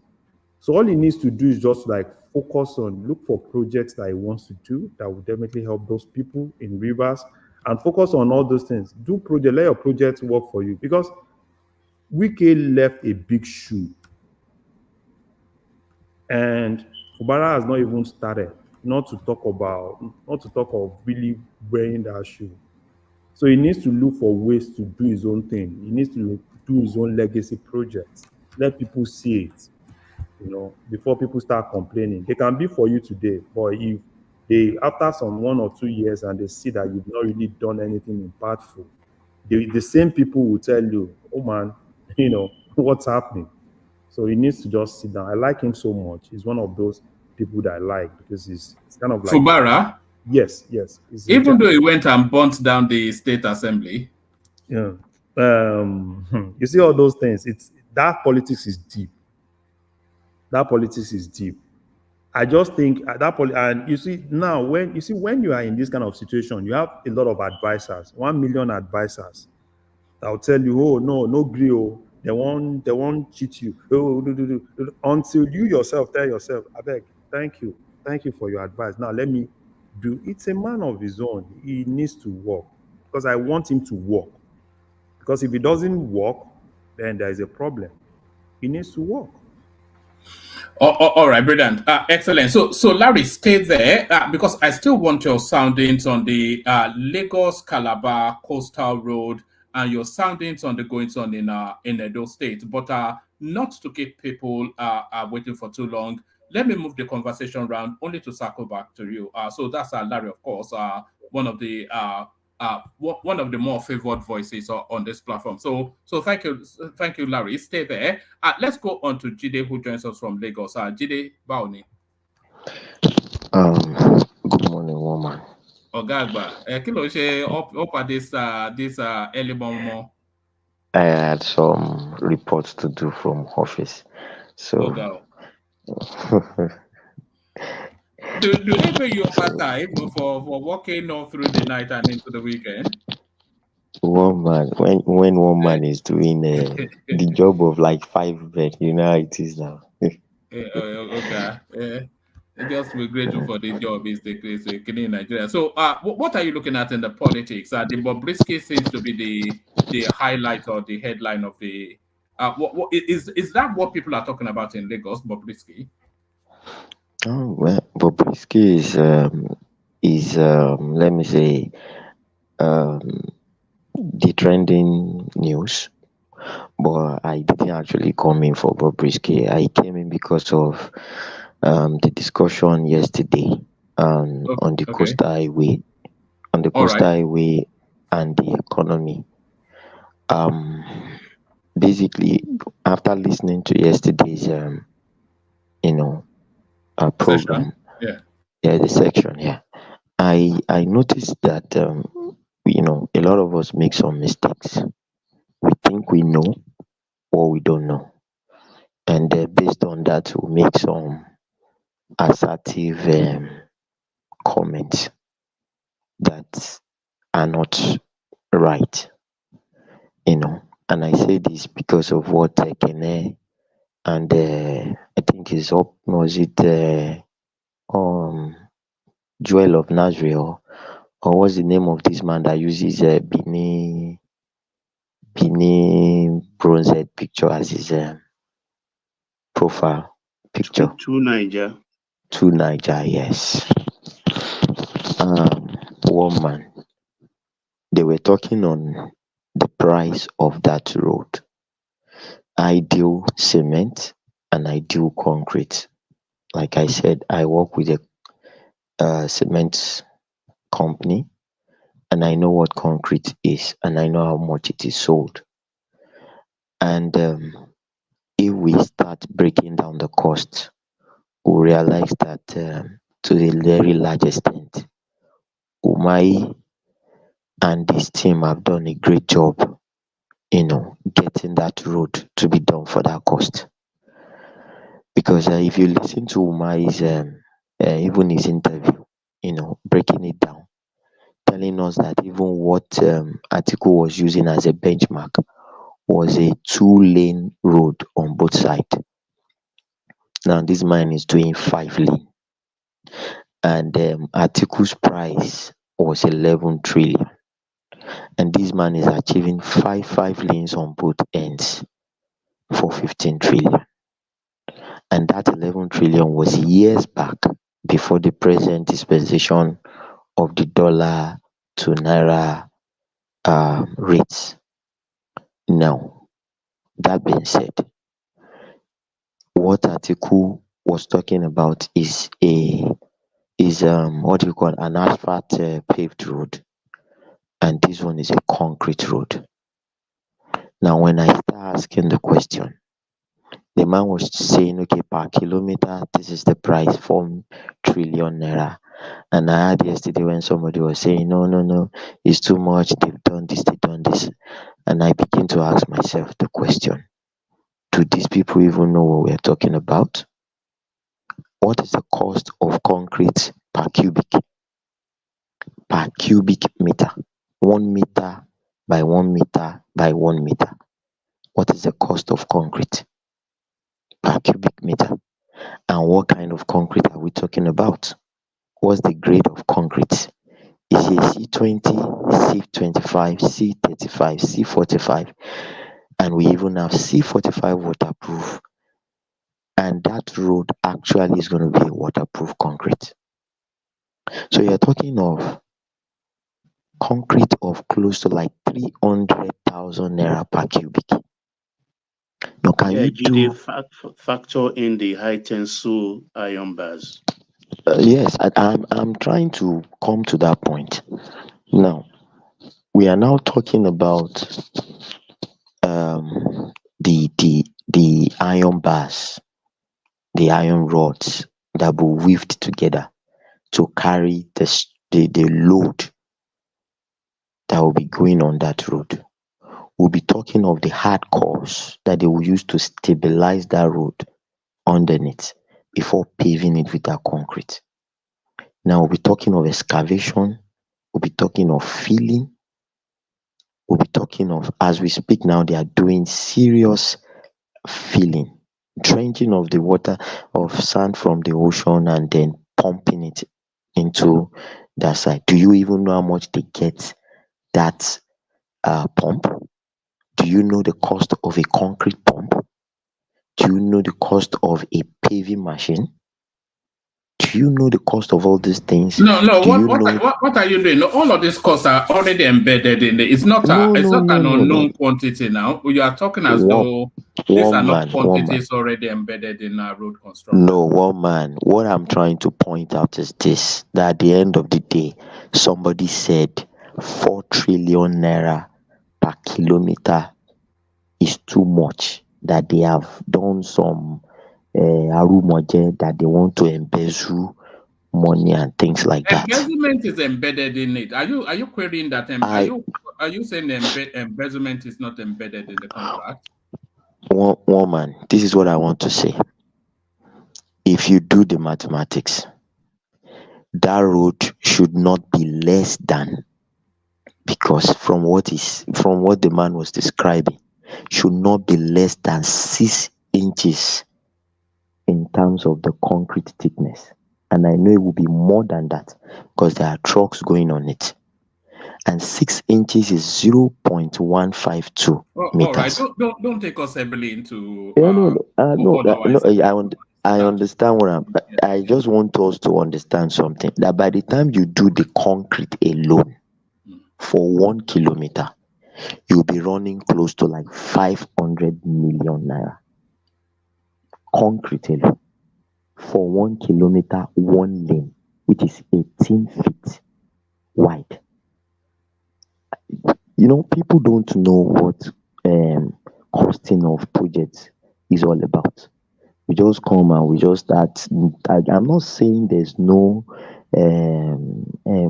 corruption or there. I'm not saying that they didn't put whatever. You know, there is still cost for variations and inflations, or upward and downward. They are even talking of a 5% upward and downward thing.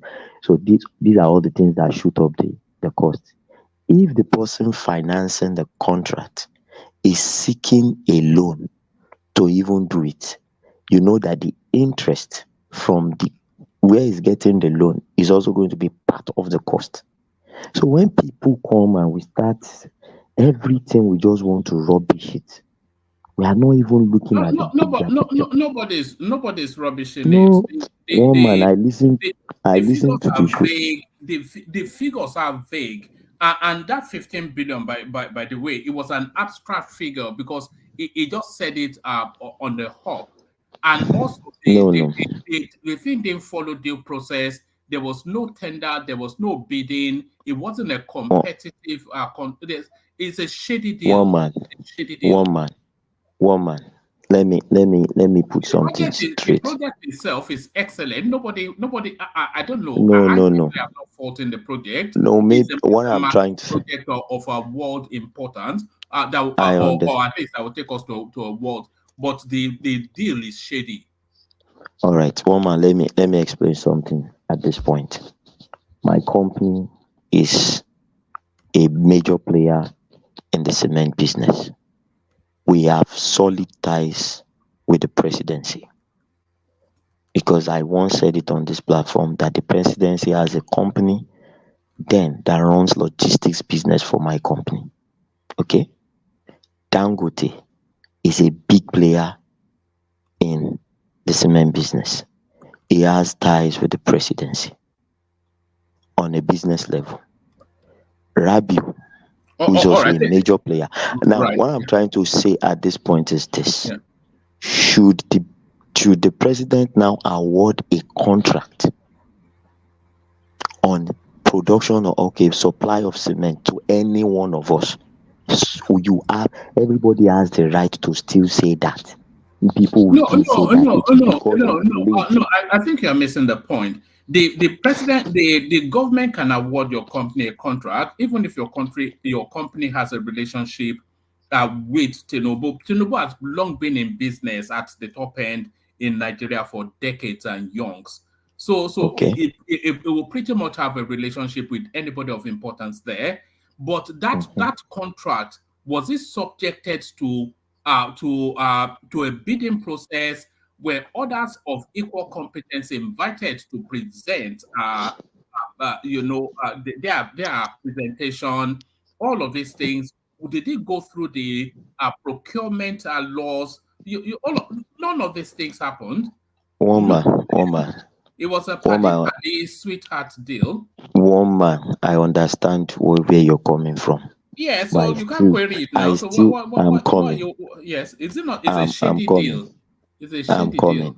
Yeah. I'm coming, woman. But I still maintain. Now, Lagos government has a structure that they are building on the coastline as well. They call it gravitas investment and things like that. It is the same high-tech guys that did the stability of that area that was reclaimed from the ocean. No, nobody's quoting. Hold on, nobody's quoting the competence of high tech.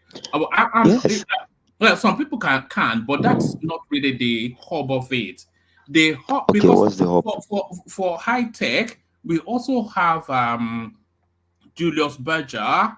We have that Chinese CC something or the other. So we have a lot of people that have experiences in the Nigerian landscape who are of equal competence to have also taken on that. So they should all have been asked to submit their bids, and then the most cost-effective and competent one should be picked, not sweetheart deals done in gentlemen's clubs. Woman, I understand where you're coming from, but I still insist.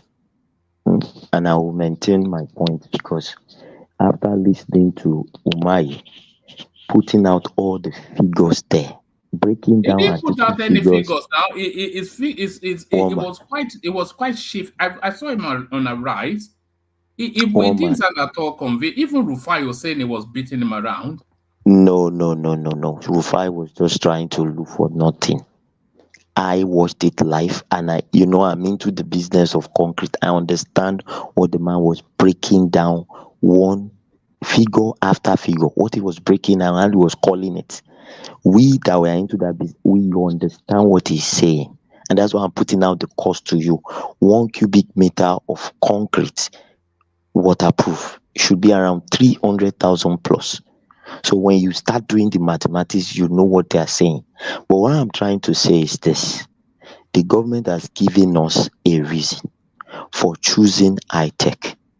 The cost of high tech overall is even cheaper than what Atiku is claiming, and it's not even the same technology. Somebody will have done a asphalt paved road for us again that would peel off in the next 2 years, and we'll start saying, what have they done? Somebody is doing a project that will last the test of time, and we are still coming here. I don't even know. No, you're not getting the point. No, you're not getting.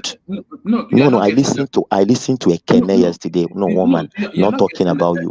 Forget Ekene, but go to the argument itself.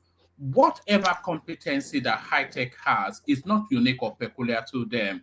So the government will set the standard of the sort of roads they want to build. So if they want to build a concrete road, several of them can build that concrete road. Okay, well, now woman, let me bring in some funds too. No, woman. Let me now break it down to you. These are the two things that informed that decision. One, Julius Berger is into what's it called? This kind of roads now. This asphalt paved road. Generally, that's what they do for us in Nigeria. Yeah, that's what everybody does. Concrete road is a new technology. Julius Berger, a German conglomerate. No. Beyond their wits to build a concrete. What I'm trying to say is when you want to say what you order now. What I'm trying to say is this: when we want to talk about who has the machinery available on ground, yes, what are you talking about? You don't have a tenable argument. It's a shady deal. Woman. See, it's not the same machinery that they use for asphalt that they use for concrete. So I'm telling you that it is a different ball game entirely. So for a $30 billion project, yes. Julius Berger or the Chinese people, they cannot source the machinery, or they do not have the expertise in building it.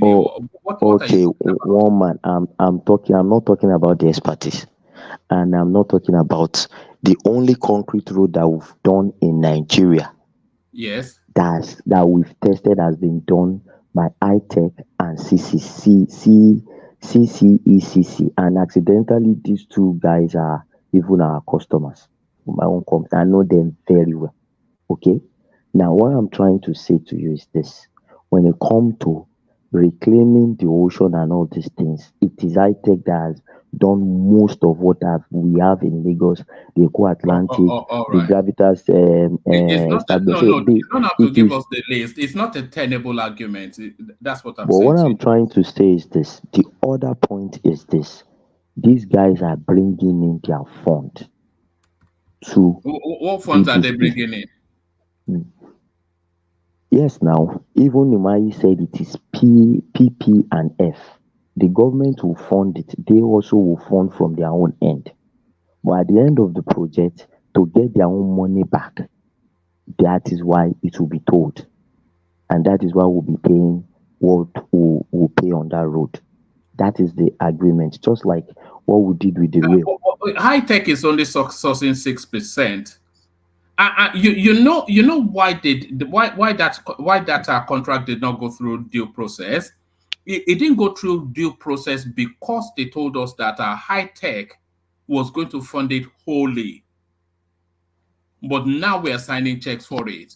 So if the state was going to fund it, then the procurement processes would have demanded that it's embedded in procurement laws that they have to do open bidding, whatever it is. They have to throw it open to the market. Anyways, it's a shady deal. Anyways, shady deal. my point is this: anybody that is into that line knows that road, in terms of costing, I'm just looking at it from the point of view of concrete and iron rods alone, and I know what has gone into that business, project. So, but what I'm trying to say is this: we need to start, if we want to criticize things, we need to be a bit objective. Like that is why I came. No, why I'm you're moving not being away from. objective, though. You're not being objective because I'm you're being not I'm you're not being willing to concede that it's a shady deal when all of the indicators indicate that it is a shady deal. all right. It is a shady deal, woman. Yes.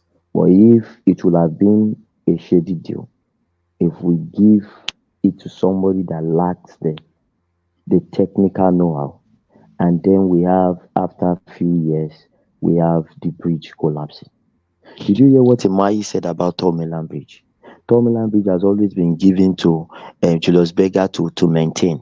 And these guys have been paving that same bridge with asphalt, laying asphalt upon asphalt to the tune of 14 inches. And this man is saying it is extra load. It should not be more than 6. They have to clear everything. I use that road every day. They have to scrape everything existing there to now lay the 6. No, but you build. This is what. Hold on now. Is You it not the build. same Julius Berger? No, See, one man. hold on. That's still not a tenable point. You built to what you are commissioned to now. Do you think they just go and maintain the road, go and then they have engineers in all of these spaces. They say this is what we want, and Julius Berger gives them that. And if Umahi wants something different of a better quality, they'll also give him that. It's what you commission that they will build for you.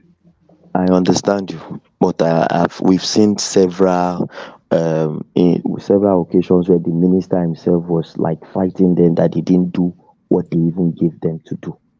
See, Julius Berger is part of us in Nigeria. They already know us.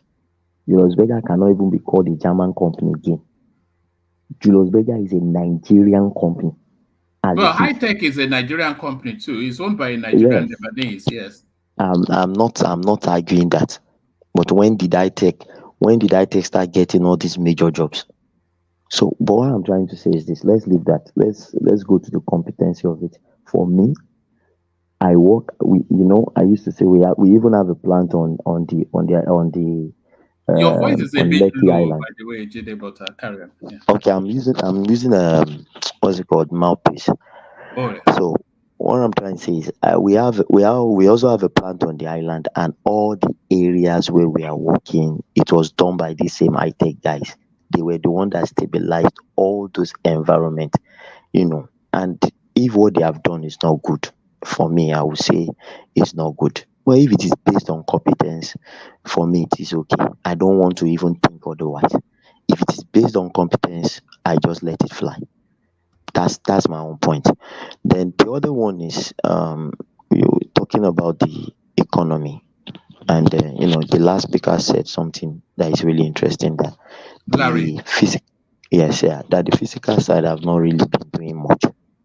Now, my own point of view is this: when this administration came in, the first thing to do was to know what is actually on ground, not by the books that was left for them, to actually audit the economy, audit the tax sector, audit the CBN, as it were. Now, the report is what they are acting on. And now, so many monetary policies trying to sanitize the system first. Because I tell you, woman, Nigeria's economy defy all laws of economics with all these shenanigans in it. It is difficult for you to say you are controlling inflation by maybe increasing interest rates or injecting forex. It is difficult because there are so many loopholes in our system. So now the first thing is to look for all these loopholes. And now that they have found majorly most of all the loopholes, and they are blocking even down to our commercial banks that are involved, and there are major players in it, they have blocked it. Now we can see the ripple effect. We can see how it is affecting the currency. Now, but I think and I know that because one of the foreign analysts that came to analyze this on channel said something like, the government is actually doing everything to make sure that it comes below 1,000 because they know they are going into negotiation for minimum wage. So the government knows, if, for instance, if you do minimum wage when your dollar to naira is 1,300, what do you think will happen to inflation? And you already have inflation of 27%, and now you are now doing minimum wage and giving people more money. People will believe that there's more money with them, and they would keep their price high. Then the inflation will never come down or even increase. So what the government is trying to do is, okay, let me push down. Let us do everything to push down this forex exchange rate, and then see when we go into negotiation how we can adjust things. And on the physical side, Dangote refinery was not built in a day. If people are bringing in money to invest in Nigeria, if we say production today, it will not start today. Okay. When Tinubu started this government, there's this Chinese company that started lithium battery factory somewhere in the north. They've not started producing. It's a 2-year thing. So before all those things come up, what should we do? I think what they are doing is the best thing. Trying to see how we can minimize what we are using our forex to get from outside. Reduce it. For instance, look at what Allen Oyema and what's his Festus Keyamo have done to the price of flight. People don't need to start go and looking for all the forex in the world to fly 17 million naira flight to the US, and the money is not staying in Nigeria, it's going to these foreign countries. You understand? Now, if they have done that, Dangote is coming into the diesel and wherever. Should the other refinery come up now, we will be minimizing what we are using our forex to purchase. Pending the time, whatever foreign direct investment we are bringing in is going to mature to the point whereby it can contribute to our production. Okay? This is the strategy the government is using.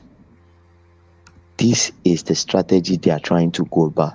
Now, calling everybody, you know, the Tinubu meets more with businesses in Nigeria now than even foreign ones. He has gone around, he has seen that these people, well, it will take time for them to develop the confidence in us and all those things. So the man is really looking at the people inside and saying, okay, what can you do to help? How can you contribute to this thing? And now that we're having, local players, we can see from the example of earpiece, Dangote, things are the prices are coming down, and then we are reducing our forex. Should Dangote go into PMS tomorrow, that means okay, even if he supplies us half of what we need on a daily basis, that means we have been able to cut our forex for PMS. And if you look at it, those things that are taking money from us majorly in Nigeria, they are this PMS, diesel importation, steel importation, and these are the major players in terms of forex drain. So if we can minimize all those things, then we can now start talking of ramping up production, which is not something that will happen overnight. I think that's the best way to go. To Mr. Bobriski. Right. One man. The truth of the matter is this. Bobriski is becoming a nuisance to the Nigerian space. And from Bobriski, we've had James Brown. We have like 2 or 3 or more of them like that behaving that There's same another way. character called Dane Relay. Oh, Derele, yes. Derele is even out of the business now. He's out of business. So, but what I'm trying to say is this. I feel what the government is trying to do is, they don't want to shake the table too much, because you are trying to get foreign investors to come into your country, and then you now go and arrest somebody because he's a cross-dresser and accuse him of whatever. Then the next thing would be that they are after their anti whatever, LGB whatever, and then some sentiment comes in. These people will say it's not a free state with people's human rights are being trampled upon, and for that, so many of them will withdraw again. So the government is they are playing smart. But Bob is not the only person that will spend money. They still spend money today in parties in Nigeria, and they've not been arrested. But I know that while he was arrested, and while he's passing through the trials, they will have let him understand that, this, from the way they treat him, he will know that this is what he has done wrong. And let me tell you, do you know that this guy, James Brown, the other one, do you know that guy has changed now? He's not wearing his female whatever again. Everything he has been doing since they took Bob has been in male attire. So you need to send the right signal out there, or before you know it, everything that we call our morals will be gone on the platter of human rights. And you see, this is where I even question our lawyers, because you will find somebody like Baba Falana come and defend this case now and say it is human rights. My brother, how are you? This is Thomas. Fine. I'm just trying to push you. I'm not Bobriski's fan, but those who think they are just using this to target him, because there is the option of fine. I don't think it's reasonable sending him to jail if there's the option of fine. Don't you think they are just using this as a bait to jail him? It doesn't make any sense to me. Politicians, child, my brother, let me finish this. Politician, child, children, they do the same thing. I've saw kings,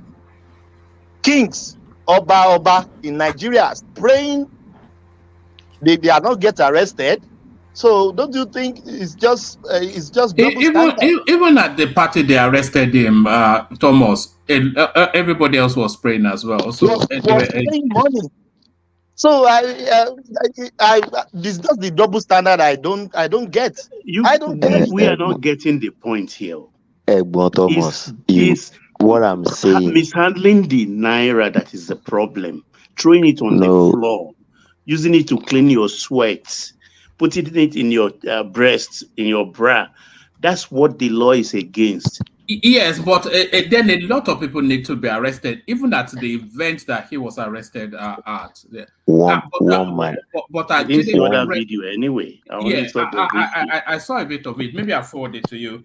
Did they respond to that to bring it home, and then we go on to Pansat? Okay, but Mr. Thomas, I've said something earlier on. They don't want to rock the table. Should you say you are arresting Bob because he's a cross-dresser, you know what will happen in Nigeria? You know how many human rights whatever will come out. You know how the United States and the rest will come out and say this and that and that. So they don't want to rock the table. But this guy flaunts it. Okay? You are a man, you dress like a man, you take pictures sitting on men's lap, you take the pictures pecking, kissing, and compromising positions with men. And when VDM was calling this thing out, I know somebody will have thought and said, we need to call this thing to order. Yes, it is not in our law. But don't be surprised that in the next few months, you have somebody in the House of Assembly raising this thing and turning it into law. But what they need to do is they need to nip this thing before it becomes a pandemic. Because we are already having 4, 5, 6, and these guys don't do it in their corners. They do it for the whole world to see. And little children are being exposed to all this nonsense. So, it's not about the naira. Forget it. I said it, people still spread money today. People still throw money in parties today. Even politicians today. One of the senators was throwing money at his people in his village in the north from his balcony today. So it is not the issue of the money. It is just the issue of very dark man calling out people and saying, okay, yes, it is in the law and this. But now it's not in the law. Yeah. But how then do we cop this thing? How then do we stop it? Because normally this thing is not our culture. And I don't know what human right, whatever, will make us to be taking that kind of it. If you see some pictures this guy takes, you would know that if he's not saying he's identifying as this, that is who he is. And I believe everybody on the platform understands what I'm saying. So they need to just nip it. They need to do something. And I'm just telling you now that one of his colleagues that do it the same thing has changed from wearing female whatever to male whatever. Since then, he has even identified as a male. So it's a correctional whatever. If they can even carry all of them, I don't mind. What is human right in you behaving like somebody that is sick? All right. Thank you, Jide. So thank you, Jide. so thank you, Jide. Stay with us. I know you probably can't stay for too long, but stay for as long as you can. So that's Jide, of course. We go on from Jide to Pansat, but on the way to Pansat, let me just do a bit of housekeeping. Do you guys remember round about Christmas when we were doing that outreach stuff and we sent a whole bunch of money to Nigeria? It was 40B for the Southwest. It was Hassan for the North, and it was Injenje Media for the Southeast. So Injenje Media, a very busy man, of course. You know, he's Peter Obi's surrogate, so he's not a man that hangs around. But he sent in 2 videos, which we've already documented. But he's now sent in the video of the final beneficiary of that initiative. So here it is now. So this is what Injenje Media sent in. This is the last beneficiary of that initiative. I found Mrs. Uche Chukwuezeamaku. Ka ihe na-ele? Na-eji ntị fruits n'osisi. Ana m enwe ahụkwa azụ ma na-eme ha n'aka. Ihe awa ọdụ ahịa gị? Yes, ebe a ka m na. Okay. Enwere enye aka chọrọ inye gị. But ihe anyị na-achọ ka anyị mara wụ ma ọ bụrụ na enyere gị aka ma ọ ga-ehepụ gị n'ahịa anyị na-azụ ime ka ọ ka mma. Why? Ekwenyere m site n'inye aka Chineke. Ekwenyesiri m ike. Na ha ga-enye gị 150,000 wee send ya n'ime akaụntụ nọmba ahụ nke bụ aha gị nke ị nyere m. So m ga-achọ ka ị chekie akaụntụ gị mara ma ego ahụ ma ọ batago dịka anyị nọ na-emekwa ihe onyonyo a. Hey! Hey! It's ego one. Wow! Beautiful. Chai. Ka obi dị gị? Obi dị nsọ aṅụrị n'ihe nke m fụrụ n'ụbọchị tata. Ọ bụrụ na ihe ịtụnanya o. Kene dịrị Chineke. Praise God. Yes, so yes, so. So that's that. So that's the last beneficiary of that initiative. So well done, Injenje Media. It captured very aptly the essence of what we intended it for. So thank you. So we'll be doing it again at Christmas time. And I've already told Injenje Media to prepare himself, and he said anytime. So thank you to Injenje Media for that. So Pansat, you're up next. I'm surprised you stoop so low to be in our company, but there it is. Let's hear from you. On mute. On mute. Yeah, I got you covered. Yeah. Well, man, thank you very much. And why wouldn't I be here? This is our platform. We have been hearing a lot of the things you've been saying, but it's no skin on my nose. But you shouldn't be a skin on your nose. Always a delight to have you here. Do you want That's to right. Yeah. It's a delight to be here. A platform is different from the actors. You know, you do your thing, you dish it out, you should be able to take it. But hello to everybody on the platform, you, the host, and those on the comment section and everywhere in Nigeria who's listening to this thing here. By the way, that's a good thing you did. Njenje is a trustworthy fellow, but as you could see, I've seen others give a report back. The gratefulness, let me make sure that my audio is coming out of my headpiece. Here it is. Anyway, so she's thankful, shows appreciation, recognized you, acknowledged how much she got, gave credit, regard, respect, and a sense of obligation of what she's going to do with her money. And that is a Southeasterner for you. That's why I was smiling, because I haven't been home to see that. You don't really see that anywhere else. You don't see that here in the United States. That woman right there, hardworking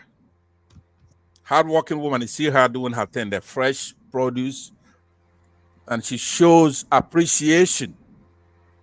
I said that in our language, there's a proverb that says, "Emeta onyo baya gwatozo."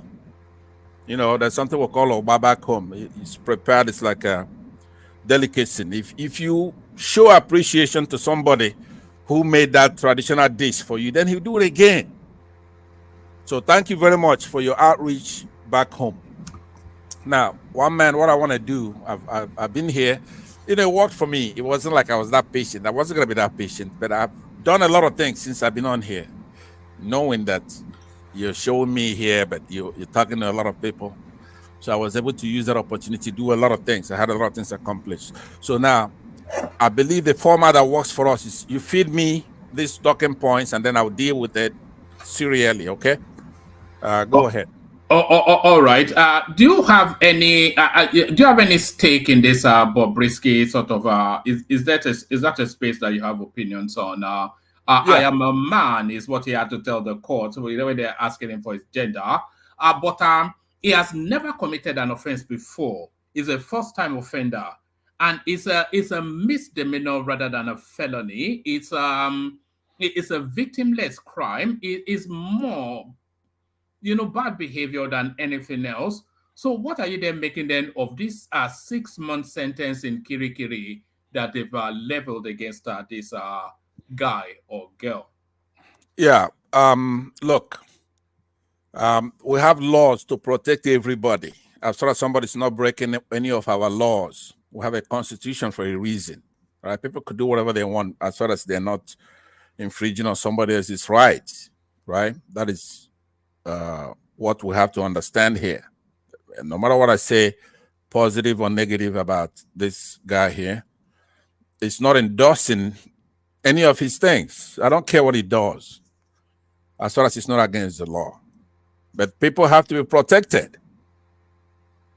The measure of a society is found in how they treat their weakest and most helpless citizens. Mahatma Gandhi has another version of it. I bet actually it's the first one. So the true measure of any society can be found in how it treats its most vulnerable members. Time and time again, we have to come back to this whole doctrine, the concept of an individual. The individual is more important than the society itself. So this man is being treated unfairly. He's a cross-dresser, apparently. I don't know much about the facts. I don't endorse that lifestyle. But he's someone who's adopted the activity of a sexual deviant, pretty much. But that's not even in the public purview. What we know is that he's dressing like the opposite sex. It's not transvestitism, which is a disorder. That's a transvestite disorder, even if it is. Now, there's a reason why God made a lot of things, including this right here. It's no different from Northern Muslims. What do I mean by that? We have a pluralistic society, a society that is non-denominational. It's not a Christian. It's not a Muslim Islamic society. So if you go in there and you endorse secularism as a form of government, democracy that is secular, like the United States here where we are, but you're a cross-dresser, if you're doing it to be, you're not who you say you are. Everybody expects you to be in a pluralistic society, but you're doing it with deceit. You're a cross-dresser. If you cannot tolerate others, it's not even like you have to come up with the notion. All you have to do is to open your eyes, open the aperture, and you see other countries who do that, like the United States and Western Europe and so many other countries in the world, where they tolerate other people as long as they're not committing a crime. So when you have a minority group as politicians, you know that you're not going to get a lot of votes from transvestites or cross-dressers. Therefore, then you're going to be dealing with them in a harsh manner, putting somebody in jail for 6 months. You're a cross-dresser. Because if you're not a cross-dresser, you're going to say, you know what, I want my own country. I'm Islamic. I cannot be with others. I want to do my own thing according to the tenets of my religion. But you're not big enough to do that. You're nothing but a Bobriski, Islamiski. You're a cross-dresser. Because we see you as one thing, but you're doing something else. God made you to be one way, but you're doing something else. So it's an allegory. It's an analogy. It's a metaphor. Bobriski is a symbol, an emblem for our society.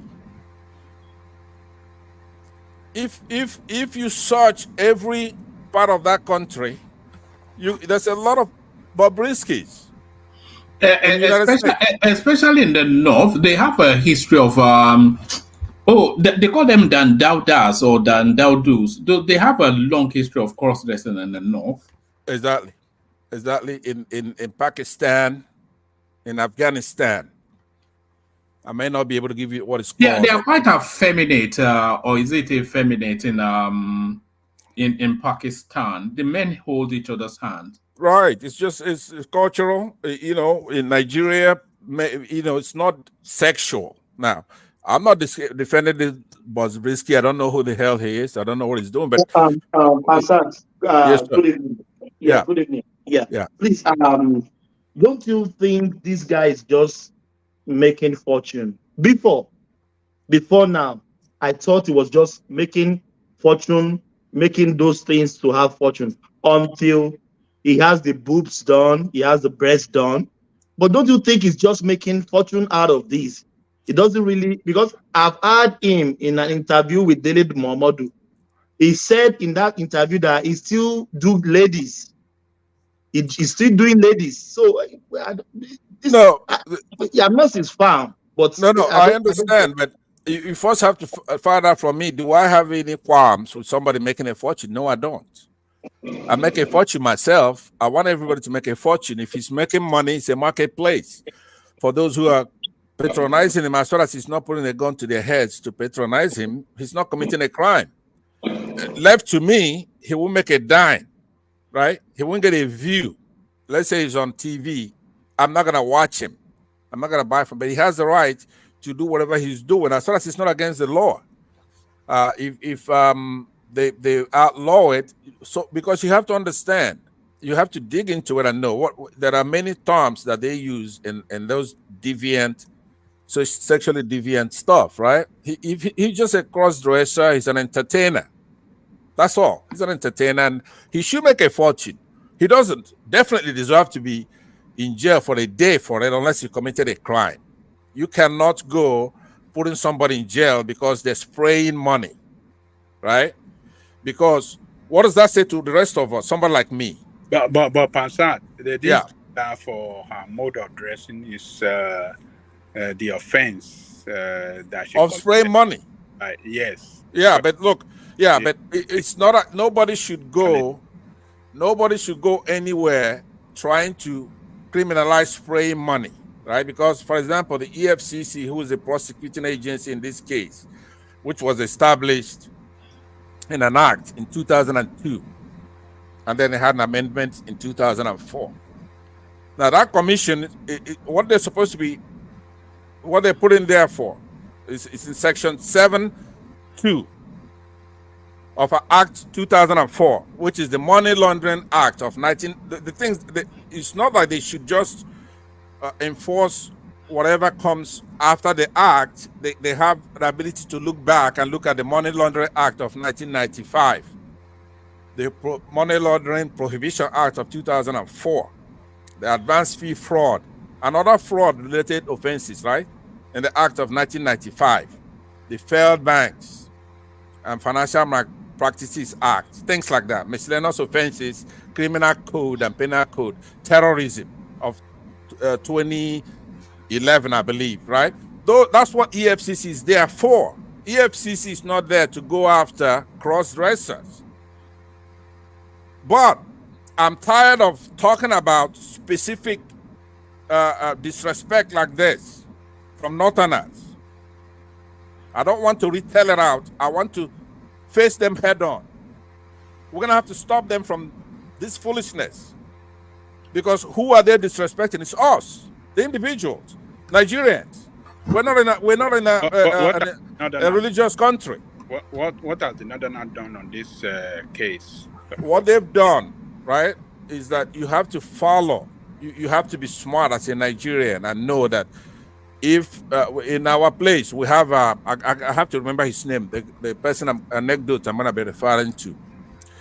We have people who cross-dress for entertainment. It goes way back. We have them in the Fulanis, we have them in the Yorubas, we have them. It's an African thing, but it's not sexual. It's some kind of art. But they did not punish her now. They didn't send her to jail for cross-dressing. It's for Naira mutilation. Naira mutilation. Yeah, but look, that's nonsense. How many Naira mutilators do you have? Follow the law? Are you saying No. I'm not saying that. First of all, there shouldn't be any law like that. There's no law like that. Spraying money. How many people were spraying money the day she was there? I mean, Ajan Lekoko, I need your help here. Let's not play. Let's not play around here. We spray money. when Buhari's daughter got married the other day, I saw it on video. One man played it here for us. They sprayed a lot of money. We spray money everywhere. I'm probably gonna spray some money tonight when I go out. Any Nigerian event, you have people spraying money. So you don't feel bother when people throwing money up at a social gathering, and and the money is all over the floor. People sitting on top of it. You don't feel bother about it. No, I like it. I like it. As a matter of fact, the contrary is what I feel. I like it. Spray the money. Spray the money. I mean, that instrument that is our national asset. No. So people can just make mess of it easily like that. Let me tell you. When you have a lot of poor people looking for such money to progress in life, to do better things in their life, and some people are making mockery and making mess of the money because they are enjoying one kind of stupid party. Is that what you think is good? No, let me tell you. All right. Even if I'm to hold that view, I don't even think nobody holds that view. That is a stupid view. That somebody spraying money is falling on the ground, and somehow I'm supposed to be worshiping that money or something. It's a Nigerian emblem symbol. No, here are our most cherished symbols. Life. When Boko Haram goes out there and take life, right? You want to go get those people who did that.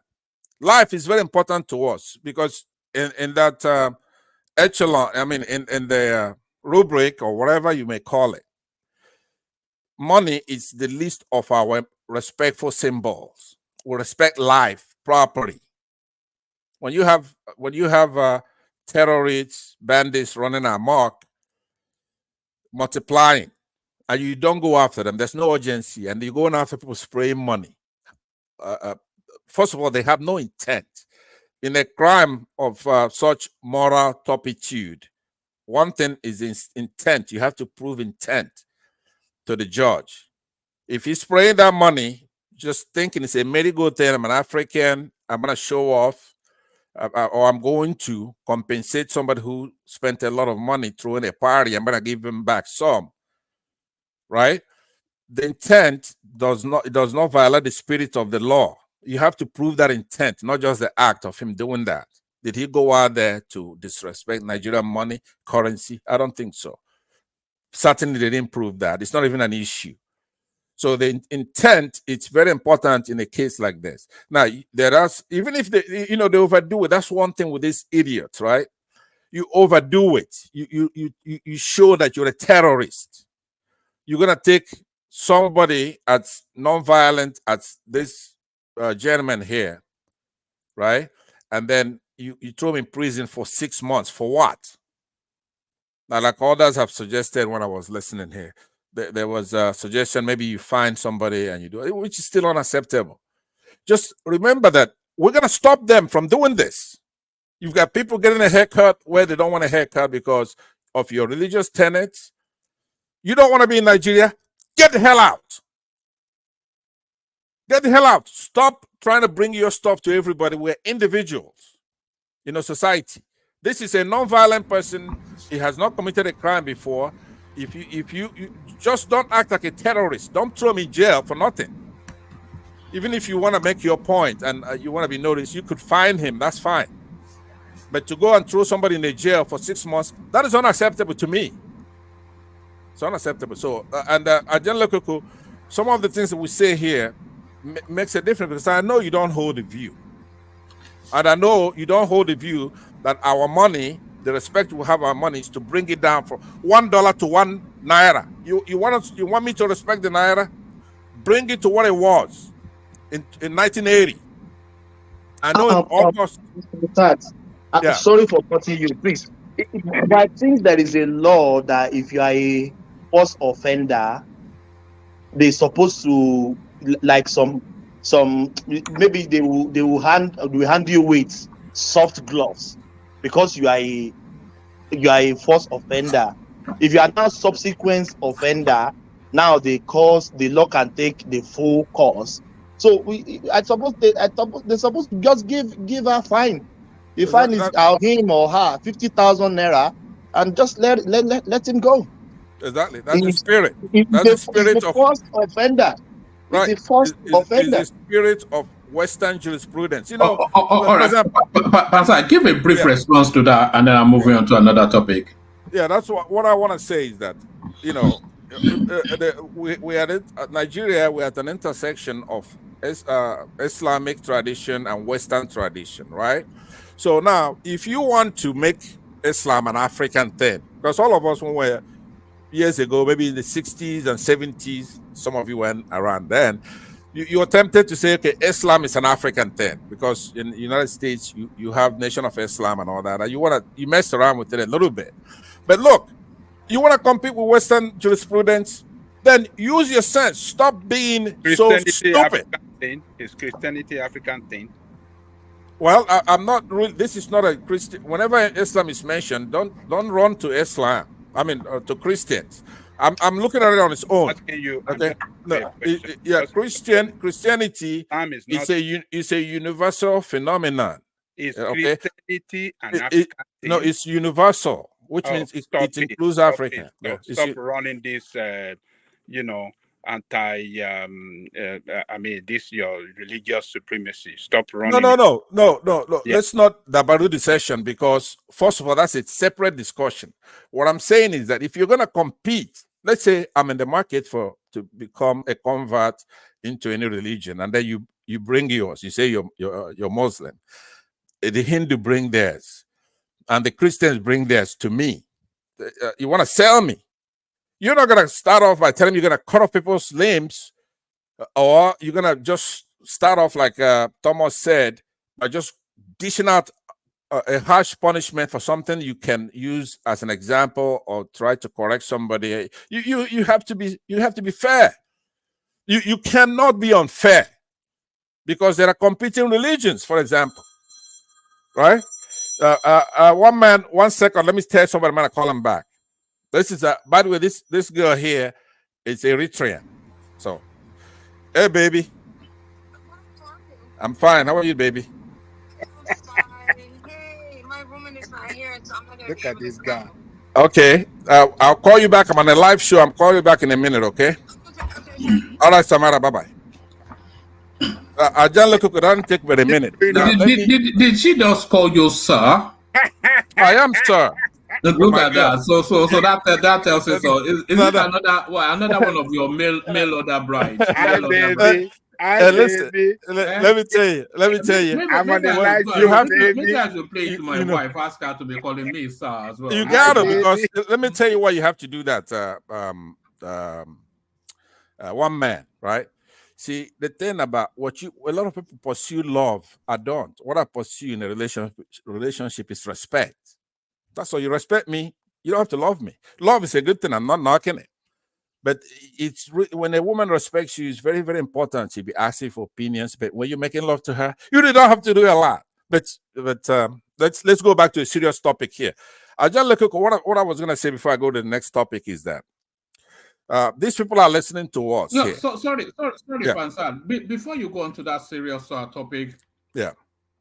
What you just said there is actually one of the ideas that we're working on to wrap a video around. This is because I've got some titles that I'm trying to see. It says men hate disrespect more than they love sex. So I think that's because that statement it chimes with my list here.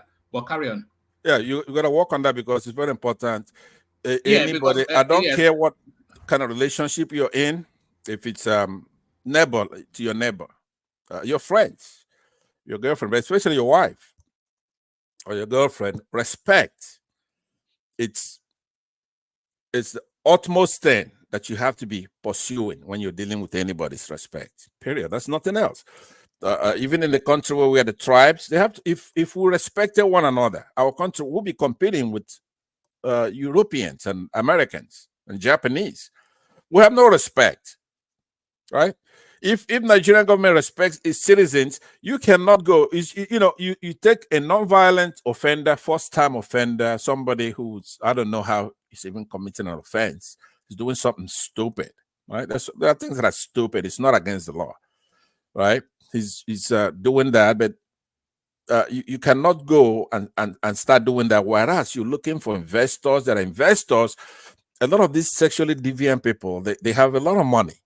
They run corporations. Somebody like Apple, for example, right? The guy who's in charge of Apple right now, he's not your customary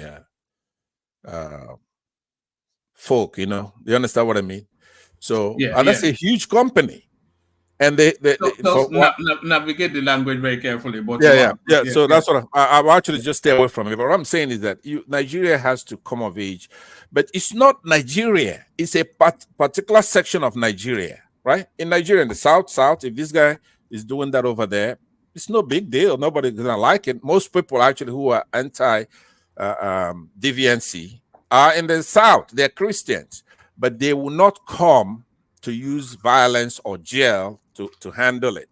They may convert you, or they may scorn you, they may ignore you. You know what I mean? And that's how government's supposed to be run. It's not Nigeria. A lot of the problems we have in Nigeria is not Nigerians. We have to start naming the corporates. Only because I'm waiting for the rest of you to come to where I've seen the movie already, right?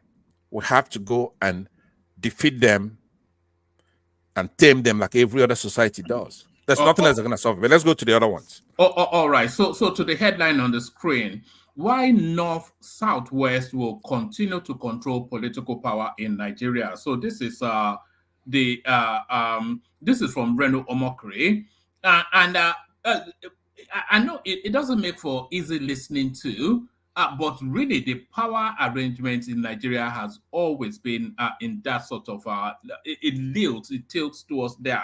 It's a Yoruba North arrangement, isn't it? The topmost higher. What do you make of the headline, Apansat? Yeah, what I make of the headline is that, first of all, it's a truth that's coming from a pest, a plague. That's the way. I'm a Southeasterner, so I could tell you the way we look at people like Reno Omokri. Now, by the way, whose principle the Igbos supported, Southeasterners supported Jonathan, who gave him more votes than even Bielsa and other areas. Southeasterners, we want the best for Nigeria. Jonathan seemed to be a journeyman, educated, a civilian, a Democrat. So he had cause for us to support him because it's relative compared to all the actors in the field, right? So we gave him support, including Reno Omokri. But the way we look, it's an annoyance, like you said, it's poking at us. It's an irritation, irritant, right? But laced with enviousness, covetousness, resentment. You know what I'm saying? He's got a grudge. He's bitter. But what he's saying is nothing but physics. You have a three-legged stool. Nigeria is a three-legged stool, whereby you have the Hausa, Igbo, Yoruba as a stool. I know whenever I have an opportunity to knock these minorities, including this Reno Omokri here, I do it, and they don't like me for that. As you notice, I don't get along with Niger Watch because I make this point, and they don't like it when I call them a minority over there. So this minority guy here, I saw what they did to you the other day. Anyway. Go ahead. Bansat, man. My goodness. I wear all those things as a badge. We're trying to rescue our country, right? So I don't have to do this. They were crackling and for hours on end. They were playing when I was here. When Mike excoriated you here. Yeah. And then anyway, carry on. That's right. That they don't like me being here. A lot of people don't like me being here, but I'm on a different mission. I'm not here to shoot the breeze, right? I'm here. The way I'm here is the way I'm everywhere. Platform Rudolph. None of them like me because they're afraid of the truth. Like I'm about to tell you now, Rune Omokri, right? So it's a minority kid that's over there thinking that he's irritating Southeast. We really don't notice this guy, right? He's jealous. Now, when you have a three-legged stool, like I said, Hausa, Igbo, Yoruba, now the rest of these minorities belong in one of those. You have to choose which one you are. Luckily for them, to have a choice. Because what we have is called Wazobia. It's not Wazobia Edo or Wazobia. Who else is out there? Efik or whatever. It's Wazobia. If you want one Nigeria, that's what we have. We don't have anything else. So now you choose. Luckily for you, choose which one you belong to. Now he's chosen in his piece here in this thing with Southwest. But if you have a three-legged stool, obviously, whenever two of those legs do something, it could hold up a little bit, unless somebody goes and press on the other side where you've removed the stool, right? It will hold up. Igbo, Hausa would do the same thing that Igbo Yoruba would do, or Hausa Yoruba would do. So he's not too bright. He didn't discover anything. It's talking nonsense. Now, unfortunately for him, we have a history like you're going through right now. Who put the country together? The Igbos didn't need the Yorubas or the Hausas to dominate the country from inception when it was in Kuwait, right? The Igbos put that country together, but they were looking outwardly for our enemies like the Britain to give us independence. It wasn't perfectly formed. But of course, the same plague that we have with every human society, you have clannishness, you have tribalism. So we have to overcome that. Now, you saw me dropping some of my nuggets on your other auxiliary show. I forgot the kid's name that you use over there. I went over there and I was talking to them and I was dropping my nuggets while you coming in and out, right? I talked about tribalism, how even when that's gone. Anyway, Fansat, man. So sometimes I wonder if you have a self-awareness. Did you know you were being patronized by those people? Did you not know they were speaking down at you? They were not. I suppose you could play it here. It was Ike. I listened to it. I was just giggling to myself. No, it's online. Just Google it. It was Ike and one of the. It's not my platform, so I don't have to Google. But what I'm saying, drop it here so that people will see it. Drop the title so they can see. Kaizo has a PhD in metallurgy and material science. I do. Got that at the age of 20-something. He's Right. not a fool. No, And then you were there trying to do your ding dong ding, and it was just mocking you. Anyway, let's leave all that. Yeah, don't double the session. The only thing you have to do, either you play it because it wasn't a long session, so that you will see. Now, what I do, you hinted at it the last time when you're talking about you notice that I have verse in pretty much many subjects, and I do, right? It's one of my many virtues. I have a lot of virtues, but I know physics, I know chemistry, I know biology, I know politics, I know physics, I know everything pretty much, right? I'm a master of all. It's not like jack of all trades. Master. it's not like jack of all trades and master of some. Now, one thing you have to do one day, I want you to set up a debate with whoever you think has the highest aptitude. You're gonna see how I'll humble them, and we're gonna have a good conversation. Now, Ike, like I told him there too, and he said he had abandoned that and he's gonna go back into it. I encouraged him to do so. I liked some material he put out there. I was only talking that way because he wouldn't understand what I'm saying, right? He would be humbled. He wouldn't even, he was there, and he's gonna know that I know my stuff. Now, as a Nigerian, you should be proud of that, of what I do. But anyway, let's not double the session. You know what many hosts do? They want to tamper me down. They want to make me look bad. To them, if Nigerians hear me, they're gonna go, why isn't this guy the leader of our country? Right? So you want to hide, you want to bury smoke, and it's not gonna work because if you give me a hard time, I go on CNN and talk. You a leader? Do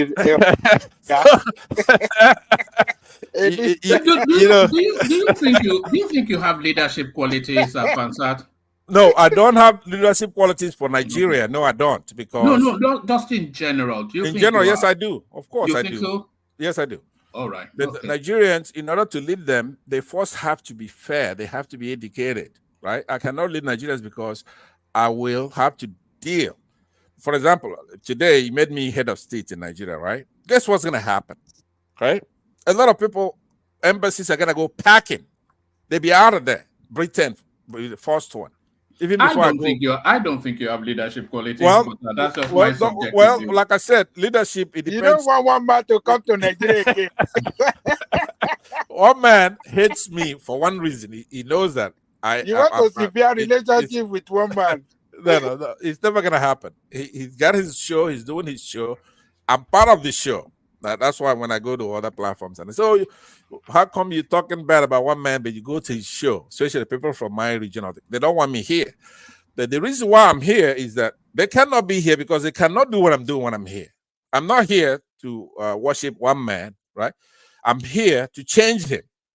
And none of them can do that. When they come here, one man is going to be insulting them, insulting their tribes, right? One man will be insulting me. He won't be insulting my tribe when I'm here. And I can handle that. That's okay. I'm here to bring sanity to our country. We have to fix that country. So this is an important platform for that. For whatever reason, those who are avoiding me in the other platforms, they accumulate, they run over here. All right. That doesn't really, I'm sure it doesn't matter to you. It certainly doesn't matter to me. But let's get back to the conversation. The list on the screen now, does it not somewhat validate what Reno Mokri is saying? So these are the Nigerian presidents from independence till date. And I cannot spot one Igbo person there. You say, of course, that the country belongs to the Igbos. So I can see a bunch of Hausas and a strong complement of Yorubas, but I cannot spot one Igbo person there. And this is the point that Reno is making. Exactly, because... Where do you put Ironsi, woman? Ironsi, well, yeah. It's from the South. Hey, Baba, how you doing, buddy? Look, great concert. Yeah, one man, what you do is to educate these people. That's not the way to judge anything, right? If I retail $1, a dime every 4 years to you, right? Every 4 years I give you a dime. Maybe in 4 years you have if I give somebody $1. When the country was in Kuwait, like I said, when it was formed, then you had the natural thing go on, right? Where you both didn't have anything to do with it. You had the Igbos all over the country. We started off well. Democracy, in that they used the British model initially. You have the Igbos there. Yeah, but you have Britain who knows how to colonize the country. So they're playing a game that they play everywhere else in Congo, in South Africa. It doesn't matter. So the shame goes to the rest of those tribes, right? So all those are handpicked by Britain and other Western powers who have interests. See, in politics, when I taught politics, I used to look at the face of people. Let's say you come into a politics 101 class, and they will tell you, number one, that everybody's a politician. And you're going to go, no, you're not going to believe it. But technically speaking, that is the right thing. And then they're going to tell you that the currency that politics trades in is interest, right? You're not gonna know that unless you study politics before. And then when they define politics as war by other means, right? You're gonna have a hard time. But you have to listen, because that's exactly what it is. When it comes to when you extend it to international relations, then you know that politics, states are rational actors. See, Britain, they are dominating us. They're doing all that. Why? Because they want to put all those mumus you see there after Nnamdi Azikiwe, who is able to stand toe to toe, is the only Nigerian president who probably studied in Harvard. He could talk to these people. Now you have others who can speak well, who were not president, maybe prime minister here and there, like not Ahmad Bello, who is the other guy in the north that spoke very well, and northern, I think it's a northeasterner. But somebody like Nnamdi Azikiwe, Tafawa Balewa, exactly. So sorry, Tafawa. Yeah, I was saying it, but I didn't know I was muted. Right, he could speak very well. So okay, so what they're doing, they're wasting their time tamping us down. They cannot do it. We're gonna rise. We're gonna rise. People like Nnamdi Azikiwe, those are natural Africans, Pan-Africanists. He knows what they know. He beats him in the classroom. He's got class, right? It's a continental figure. They say Zeke of Africa. You don't see all those people you see, the other military dictators that you see there. They're not in the same class. So we just wasted 60-something years, 64 years. But at some point, we're going to get it right and go back to that again. Okay? When it comes to time, it's a small time that we're using to But right is right though. So if you have all this bunch of northern Muslim dictators who say, "Oh, with hubris, we're ruling you, we're smarter than you," it's not true. Or going to school doesn't mean anything. Or that you went to abroad. Therefore, when you go abroad, like somebody like me, when I come home to help my country, you're gonna say, "Hey, look, all that is for Americans. Okay, you cannot bring that here." Then I'm gonna shoot you, right? That's the difference between me and so many of the like Showore or some others or Peter Ruby or something like that. I'm still I'm still a Nigerian. So there's nothing you know that I don't know. But there are a lot of things I know that you don't know. So before we get on, we'll get civil. We're gonna have to fight it out. That's what I told you the first I came down here. I'm laughing because I've seen the movie. We're gonna have to fight this thing out. It has to be done by war. You are a good example of what Reno Mokri is saying.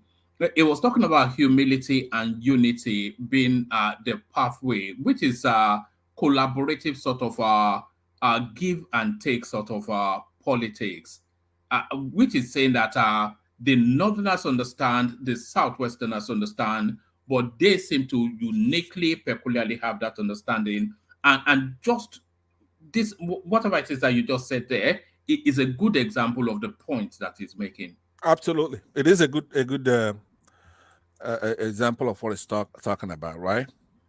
But you have to understand something, one man, right? What are you? You're citing Reno Mokri as what?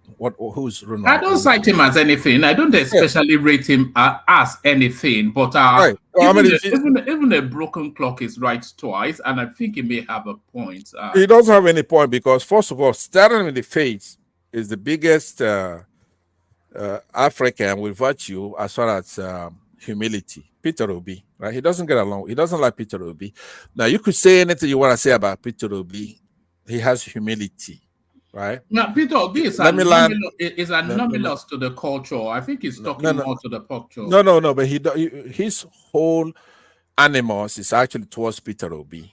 But then he uses other means to point to his tribal animals, and that's okay. But look, this is a pest. This is a plague, right? You know that he stole a lot of money under good Lord Jonathan. Is running around all over the place, but nobody. He's here, probably in the United States, right? He's running around. He's a plague. It's an annoyance, right? So when you citing him, I don't know what you think you're doing, but I do you a favor by telling you what intelligent Southeasterners think. Yes, they normally ignore you and Omokri type of character. He is nobody. He's a nuisance. So if you see somebody like Peter Obi, because look, if I want to be like him, I'm gonna be smarter. I'm not gonna be going all the way out on somebody like Peter Obi. You go out on somebody like me, right? Peter Obi is a man with many virtues. It's not perfect, but who else is actually like him, right? Now, I come from the other side, and I don't want somebody like Peter Obi myself, not because he doesn't have humility, not because he's not a one Nigerian. He's a Nigerian, he has humility. I don't want one Nigerian. I'm a Biafran. Do you understand? So for a one Nigerian to be knocking Peter Obi, making the point we're making, you're on our side. We're not going to do this thing by being a gentleman. Nobody else has done and been successful. So I want you to know I'm on your side. Go ahead and knock Peter Obi. It's fine with me. But you don't make a fool out of yourself by doing it where it's so obvious that you see such a capable Nigerian who has gone through, shown that he's humble, has respect. He's a one Nigerian. He loves peace. He's a Democrat, plays by the rules. He's not a thief. Right? And then you come out making a fool out of yourself, knocking him. Why? I mean, it's like, I want you on my side by not wanting the Igbos, because I don't want you to want the Igbos. I don't want the Igbos to want you. So we're actually on the same side. But then who wants a stupid partner? Somebody you see the truth and you just going against the truth. Peter Obi is the kind of person that he wants. He cares about humility. Yeah, go ahead. What's the Oh next? no, it's going off on a tangent, somewhat. It's not. It's not. No, He has no credibility. No. The conversation. Let me take you to another space. But Sure. on the way to that space, I'm going to set up that debate that you are requesting for, and then we'll put you to that test. Do you want to speak on the goings on in River State? Peter Odili coming out to back Fubara. A brief commentary on that, then we're going to Baba. Yeah, Peter Odili. It's the name means Odili is an Igbo name. A lot of River State people, they are Igbos. He was one of them, and unfortunately, Wike is also an Igbo guy, but he's a very clever type of Igbo guy, right? Tricky. He knows that he wants to buy favor. Like, Omokri, like I said about some of these minorities, they want to buy favor with the other people. They want to go that way. But now, the funny thing is that this, the points that Odili is making is obviously clear.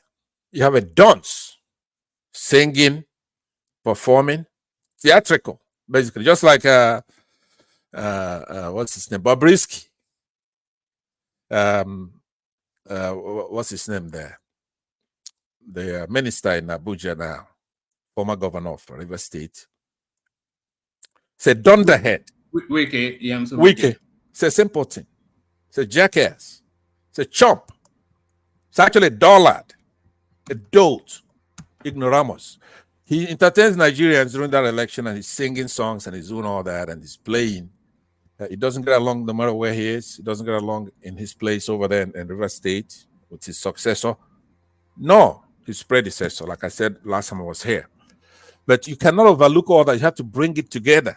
It's a nuisance. It's a nuisance.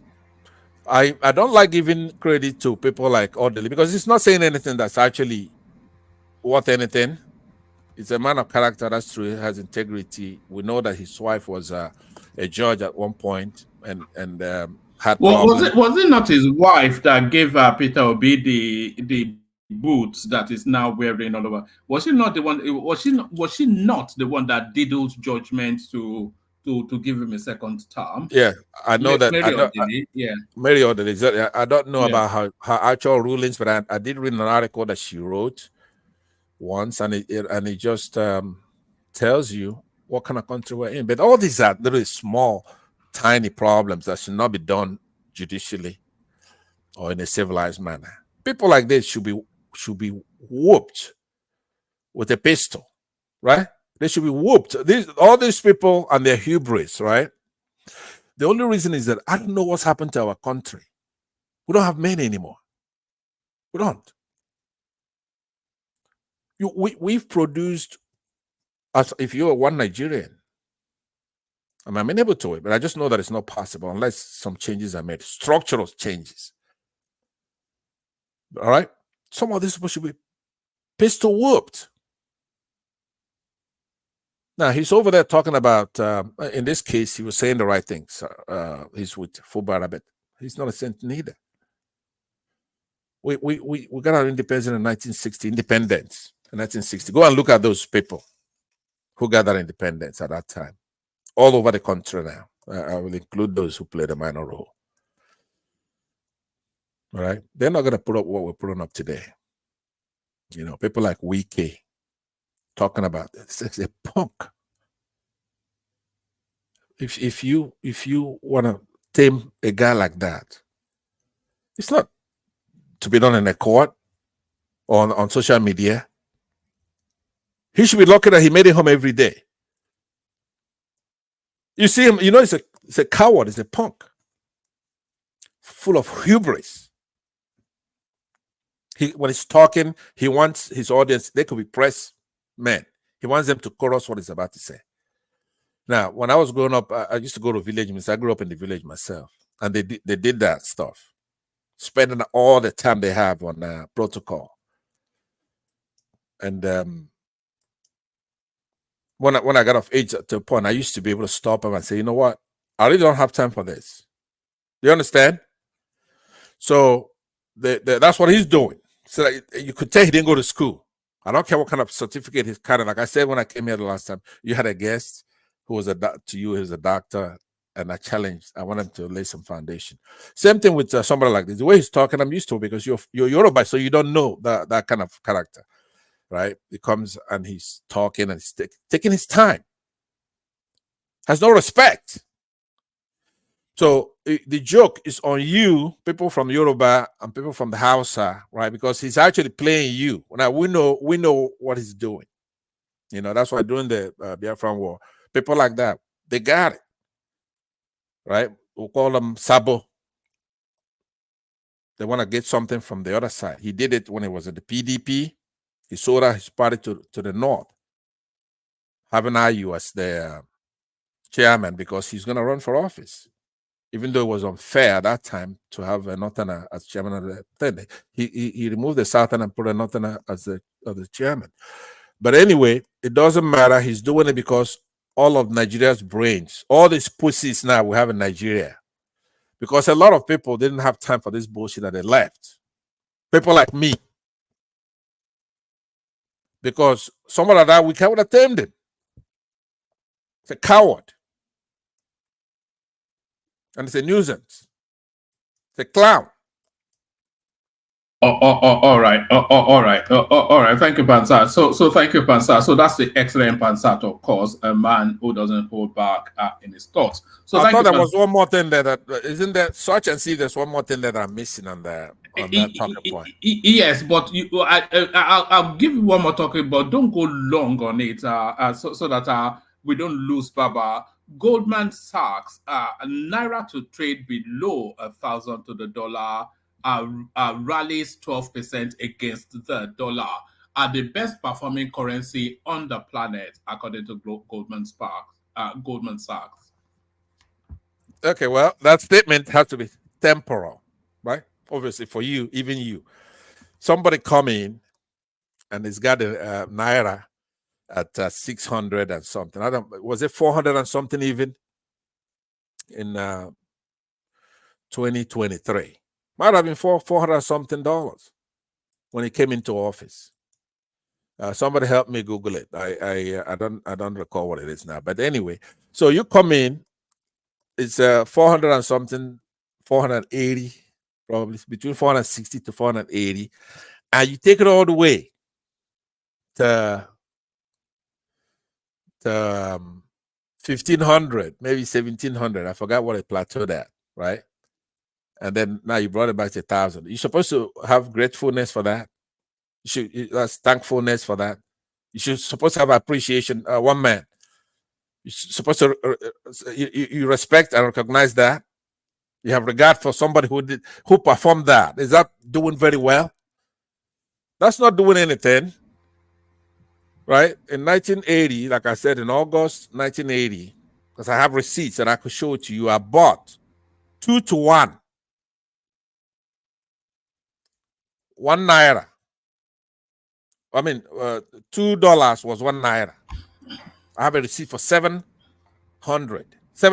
Was that on the basis of the strength of the economy? It's none of my business. That's one Oyibo, they do that nonsense all the time, right? How do you fix the dollar to the? We don't need these people for anything. We really don't. They don't do anything for us.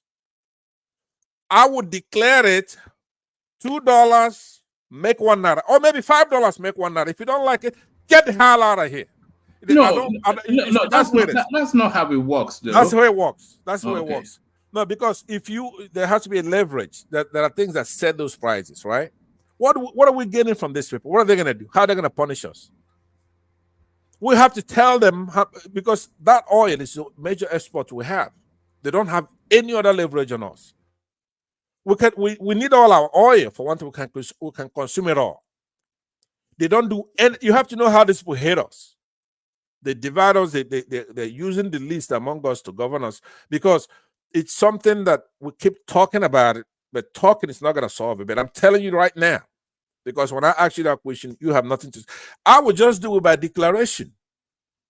By declaration, it's $5 to 1 Naira. If you don't like it, get the hell out of here.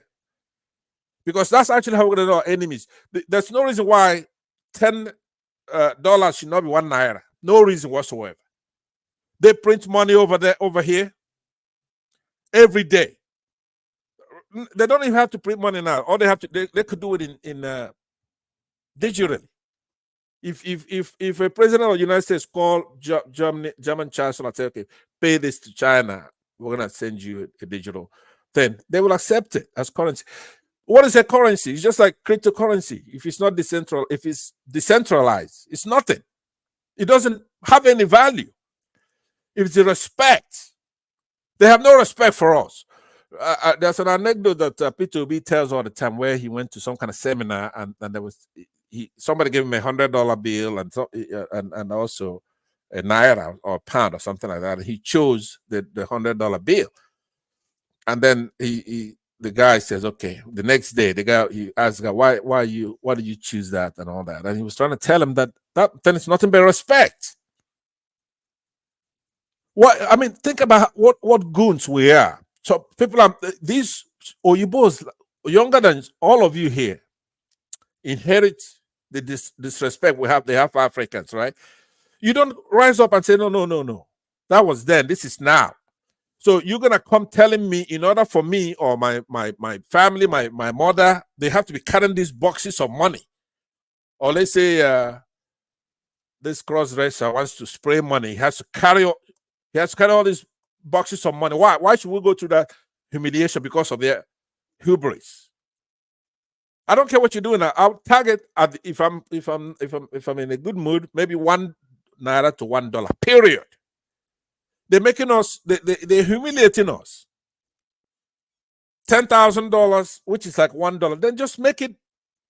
Just print that. Look at what they did to Zimbabwe. Sorry, so essentially, you're saying that if it goes 1-to-1, then an average Nigerian worker will be making what, $30,000 a month, which is still small for an average Nigerian. Do you know what a Nigerian is? $30,000 a month. I mean, do we have an economy? Yeah, we do. Whatever, it's up to them. They didn't create it. They're creating it over at their place, right? Why can't a Nigerian make $30,000 a month? Do you know that our Americans say who make $1 million a day? What are they doing? We are a country that's blessed with everything they need. They don't have anything else. They've spent all their stuff. Even all as they have wealthy is esoteric. As wealthy as America is, an average American worker doesn't even make close to that. Look, let me tell you something. You know that. No, I don't know that. The average American is not a Nigerian's pinky toe. I just want you to know that because we're so lucky that we haven't spent our stuff. We haven't done anything. What they have over here is artificial. We can leapfrog them, right? So it's up to them. If they want to make it, if they create their currency in a way that we're making $30,000 a month, why not? It's up to them what we make. It's up to them. We don't get anything from these people, nothing but headache. Now, that's what I was on another platform, albeit after hours, and I'm saying to Edos, take your vote and go. It's not worth the trouble. You got 300,000 people, but the trouble, the insults we're getting from you, and the guy's telling me, hey, who are you speaking on behalf of? Are you Peter Obi? I'm not representing Peter Obi, no, I'm not. But as far as I'm concerned, the Europeans, I'm saying the same thing now that I say to those Edo people. I know there's some of them in that comment section, right? Carry your trouble and go. So the average American is not a Nigeria's pinky toe. If you want to know, what is it? You want the West Americans to respect you, but you and your leaders don't respect yourself. So I'm not sure exactly why you demand respect. No, that's exactly what we're saying. That's what I'm saying to Agent Lekoko, right? We don't have any respect. Why? Like this Bobriski stuff, right? It's not Nigerians doing it. If you poll most Nigerians, I bet you 90% will condemn the sin and love the sinner, right? He's doing something stupid. I mean, that's his sin, but he's not committing a crime. You cannot keep tampering down our country because of your little myopic tenets you have in your religion. And it's not Nigerians. Every Nigerian is progressive, and they understand. They know when they're in a public place. right? The way to act in public. And then privately, they understand all that private stuff, individual stuff, Oh, and all right right. or wrong. Yeah. All right. All right. Thank you, Pansat. Thank you, Pansat. Just to vary the conversation. So that was the excellent Pansat, of course. No one else, the inimitable Pansat. So the inimitable Pansat. So from a one of one to another one of one at the majestic Baba. Baba, you're up next. Baba, are you still there? Yes, I'm alive. I should Hi, have woman. put you ahead of Pansa, shouldn't I? Because when he goes, he always goes long, and you never really understand half of what he's saying. But there it is. Everybody to their picadillo. So, Hey, Baba, Tom, how are you? Welcome. Yeah, good evening, one man and panelists. I salute you all, the folks in the comment section. Hi, how are you all doing? And our esteemed viewers, I hope you're there. Don't forget, if you've forgotten to click the like button, please do so right now, because I believe you're enjoying our discussion. Yes, woman, where do I start? you can. I can answer. Hey, Tommy, Bao, Yes, Muau, that's it. Yes. Where do I start? Oh, I thought Thomas wanted to ask you a question. Thomas, check your phone. You can either free flow or you can kick it off with Bobriski. Okay, let me free flow. Let me start by maybe making a suggestion, because of late we've been hearing restructure from every nook and cranny of the country, from everybody, from intellectuals to political non-starters and the older folks in our society. Tinubu being part of the old Nadiko, restructure has been their mantra then. I think one day you should take a whole day, one of let's empanel some people to talk about restructure as individually we want it, those that will be empaneled on that day. Maybe the entire citizenry will maybe pick something out of it, because it has to be a political discourse now. So that's my suggestion to you. And let me start from Rivers State, actually. Looking at what is happening in Rivers State presently, I've come to appreciate Bola Tinubu the more, President Bola Tinubu, because what I realize is that most political bigwigs in their own states have tried to replicate this succession thing, which we all call godfatherism, in their states. I think the first time I noticed it, somebody Iburi in Delta State, he tried it, and I think after he brought in Udua again, the whole thing fell to pieces. Oshiomhole tried it, it didn't work. It boils down to them removing the iron roofing sheet of their state assembly house.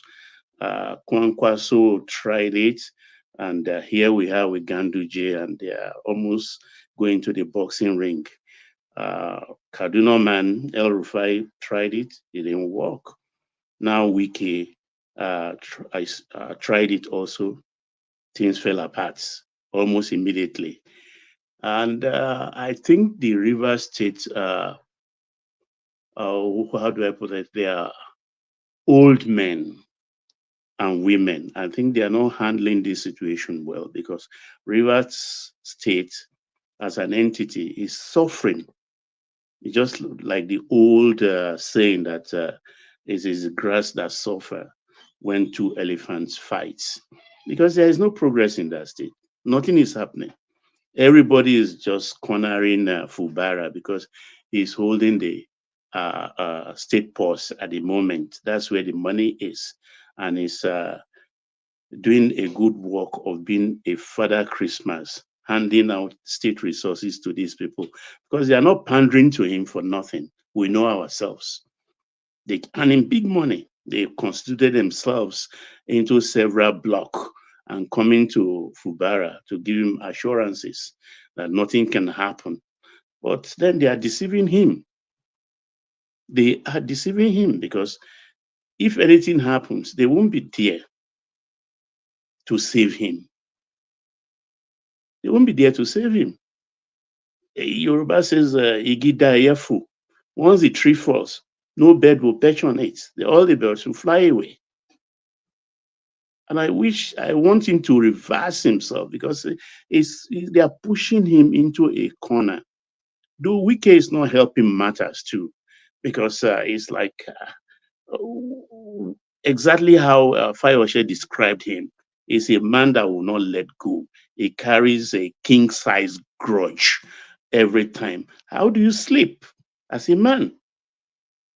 If you allow somebody to, a group of people to live rent-free in your head, I don't know. So something's gonna give in that state so that the people can enjoy the dividends of democracy. Because as things stands now, nothing is happening. And the elders are stoking the fire. It's not good for the people. There's a state to be run. There's a state to be run. I really don't like what is happening because that's one of the richest states in the country. They get big allocation, 13% derivative, ecological funds they tap from it. Where all this money is going?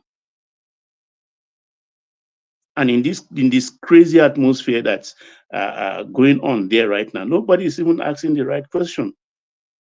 What would the budget? Sir, Baba, that is Yes, sorry for cutting you.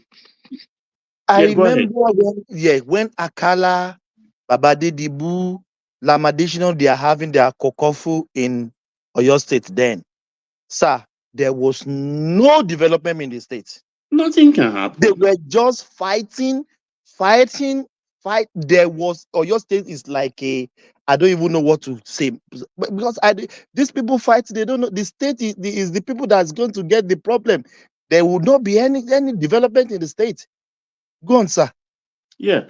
So I really pity the people of Rivers State, and the elders really have to sit down.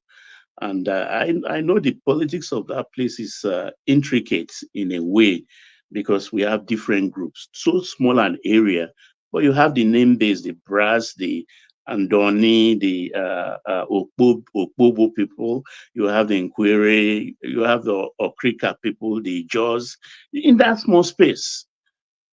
So it's a cacophony of voices and diverse interests that is at play. And unfortunately, Fubara is not your typical Nigerian politician. The inner cloak he wears is that of a civil servant. So he needs really to sit down properly and then know who are his friends, know who are his enemies, and then he tried to navigate between them so the state can move forward. That is my take, one man, on that. So let me go to Bobriski.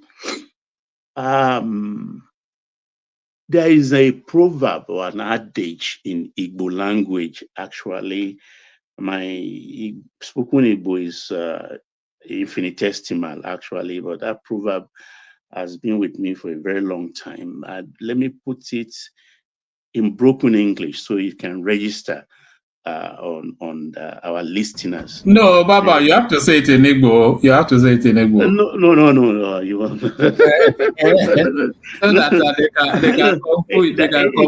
they can wrestle you to the ground. It is not the day a child broke a bottle of oil that child will suffer.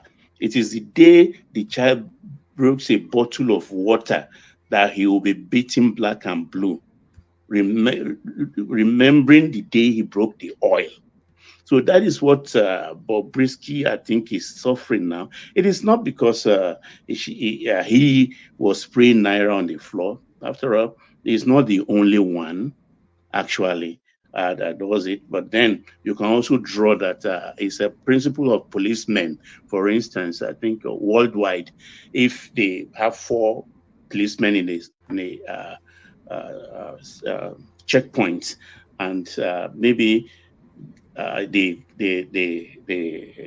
ask you to drop in the corner because your headlamp is bad. There will be dozens of other cars with headlamps that will pass. They will not stop. You are just one off. You are the unlucky one. So it is you they will use in teaching the others lesson. That is what happened to Bobriski. But the lesson is not lost on somebody like me and maybe several other people. That what is at issue actually is a cross-dressing thing. I think it doesn't it doesn't feel well or well placed with some certain people. Maybe it's religion, maybe it's cultural. I don't know. And let me correct some people in the comment section who are saying that spraying is part of Yoruba culture. Yes, it is, but then it's not spraying on the floor. The musician is not on the floor. The musician is not a cripple.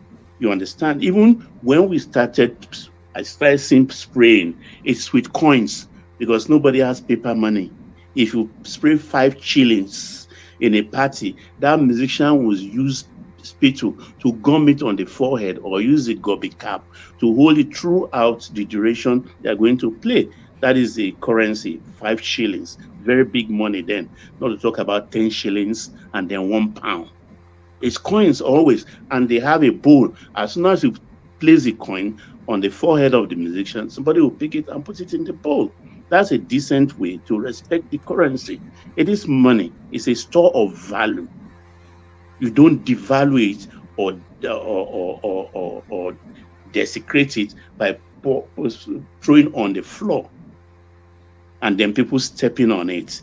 I don't even think it's good spiritually, as far as I'm concerned. And we've been known to do that as Nigerians.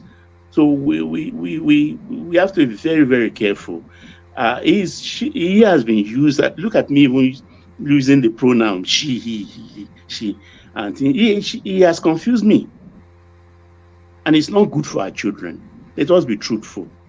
Because the young ones, the babies of nowadays, they are quick to imbibe things that are not true. Even though we try to adjust their phones for them, those that are just coming up within 10, 12 years, they still have a way of getting things first, which we do not permit them.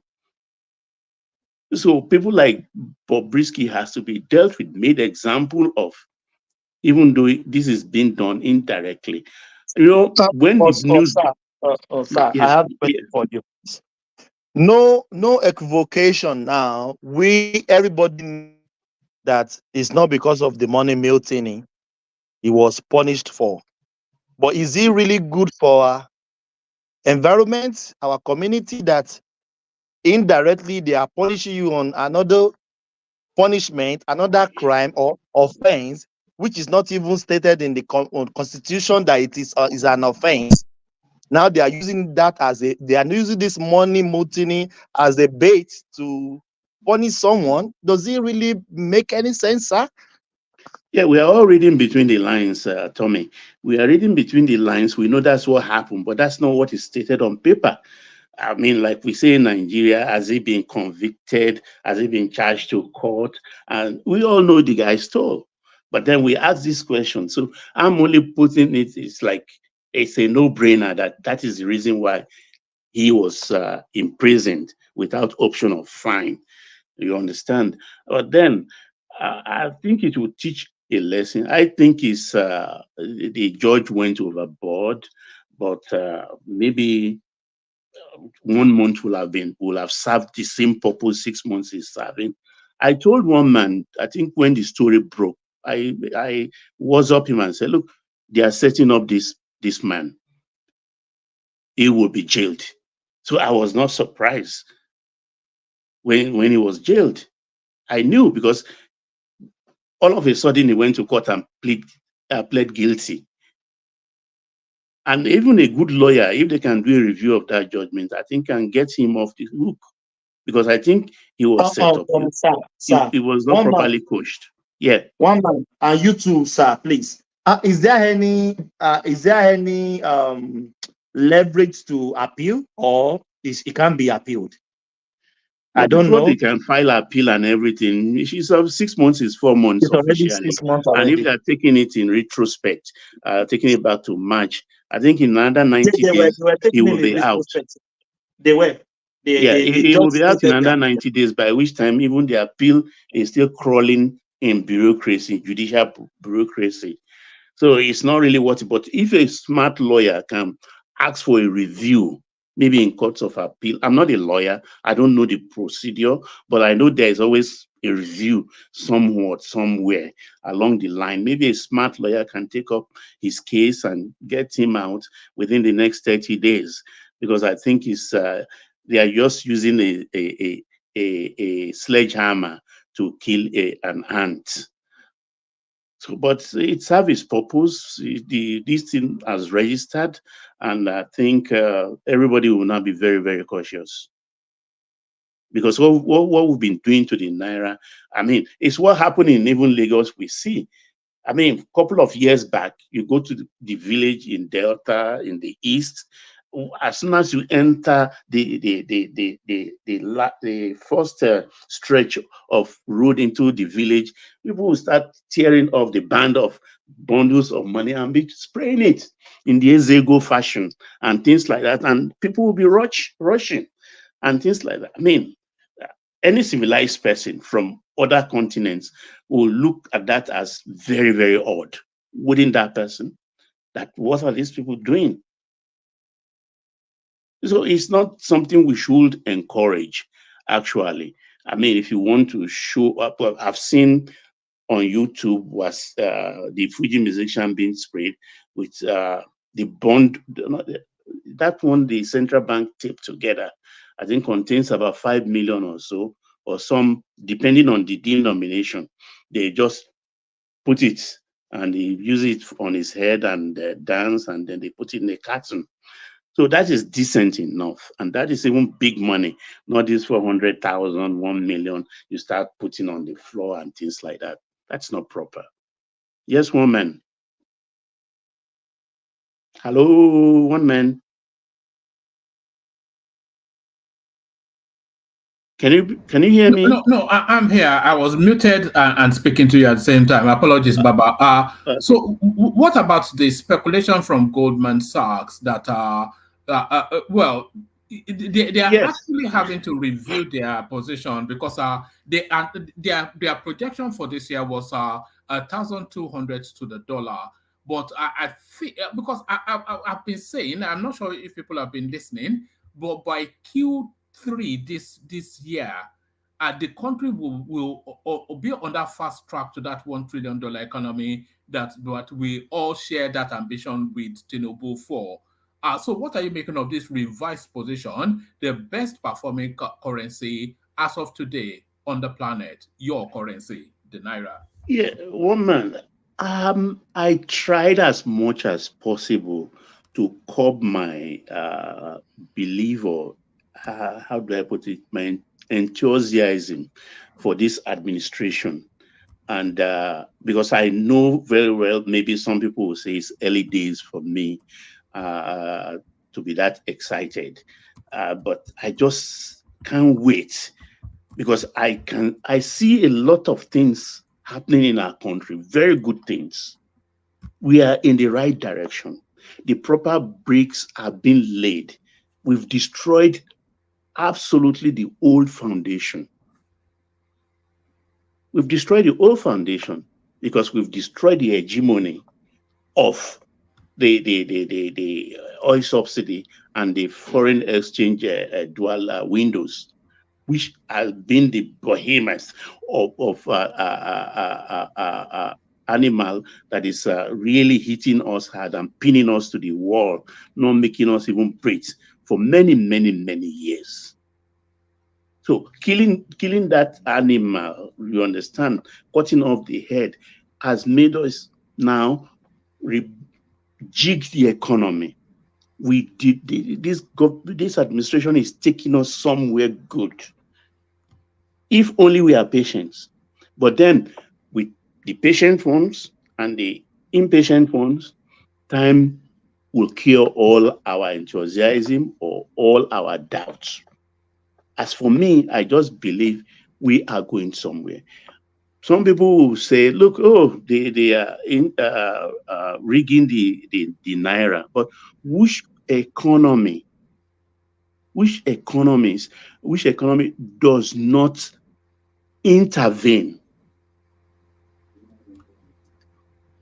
Every government all over the world intervene when their currency is running haywire. So if they are doing it, thank God we have the money to do it. This government is meeting up their responsibility. Like I said yesterday, the Ways and Means 3 million plus they collected, they've returned it so quickly.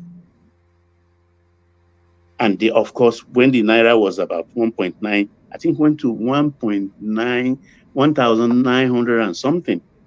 And within a period of 90 days, they've intervened and start rejigging it, and it's coming down. And I know it's going to end up between 850 and 950. The only thing I'm waiting for excitedly is to see where the minimum wage will stand. I think about 9 months ago, I was talking about 75. But because of the situation we are now with inflation, I'm thinking of maybe between 85 and 100,000 for the minimum wage. Because if we are making a wage payment of 35,000 to the 30,000 presently, so we're already 65 up. So for those who can afford it, and then from 65 to 9,500. So sorry, are you saying that? Are you saying that on the basis of current prices? Because if the economy improves quite rapidly, sharply, then that wage increment might seem somewhat excessive. Well, there's no wage that is excessive. Don't forget that the tariff for electricity will also go up too, whether we like it or not, to attract investors into it, Nigerian investors, because I have not been one that is enthusiastic about foreign investors, because I know the capacity of our people, north, east, or west. Nigerians have enough to invest in their own country, whether for dubiously and in a straight manner. Nigerians have deep pockets. Look at all the factories. We bought out all the conglomerates that came in. Nigerians are operating at a very high level. Did the banks blink when the capital base was increased to 500 billion? They didn't blink. They were declaring profit of 600 billion, 700 billion. They gave them 24 months and they are saying we are ready. And I know most of them are recapitalizing as we speak. Even they are not waiting for that 24 months. There is money in our country. Our people worked. Whether they stole it, whether they do anyhow, they have the money. So we are sufficient for ourselves. The only thing is for the government to put the right policies in place. And we will arrive in this administration in the 21st century. Nothing is going to stop us. I am very sure. I'm glad that in my own lifetime, I will see Nigeria work. All right, Bridan. Not only in your own lifetime, I think somewhat. I'm trying to contain my. No, how many years do I have left? Baba, I don't want to be a Methuselah. Don't worry, you have many years. As sharp as you are, I think there's still you will outlive a lot of us, maybe. But Baba, I'm trying to contain my excitement for the possibilities that I see in this Tinubu's administration.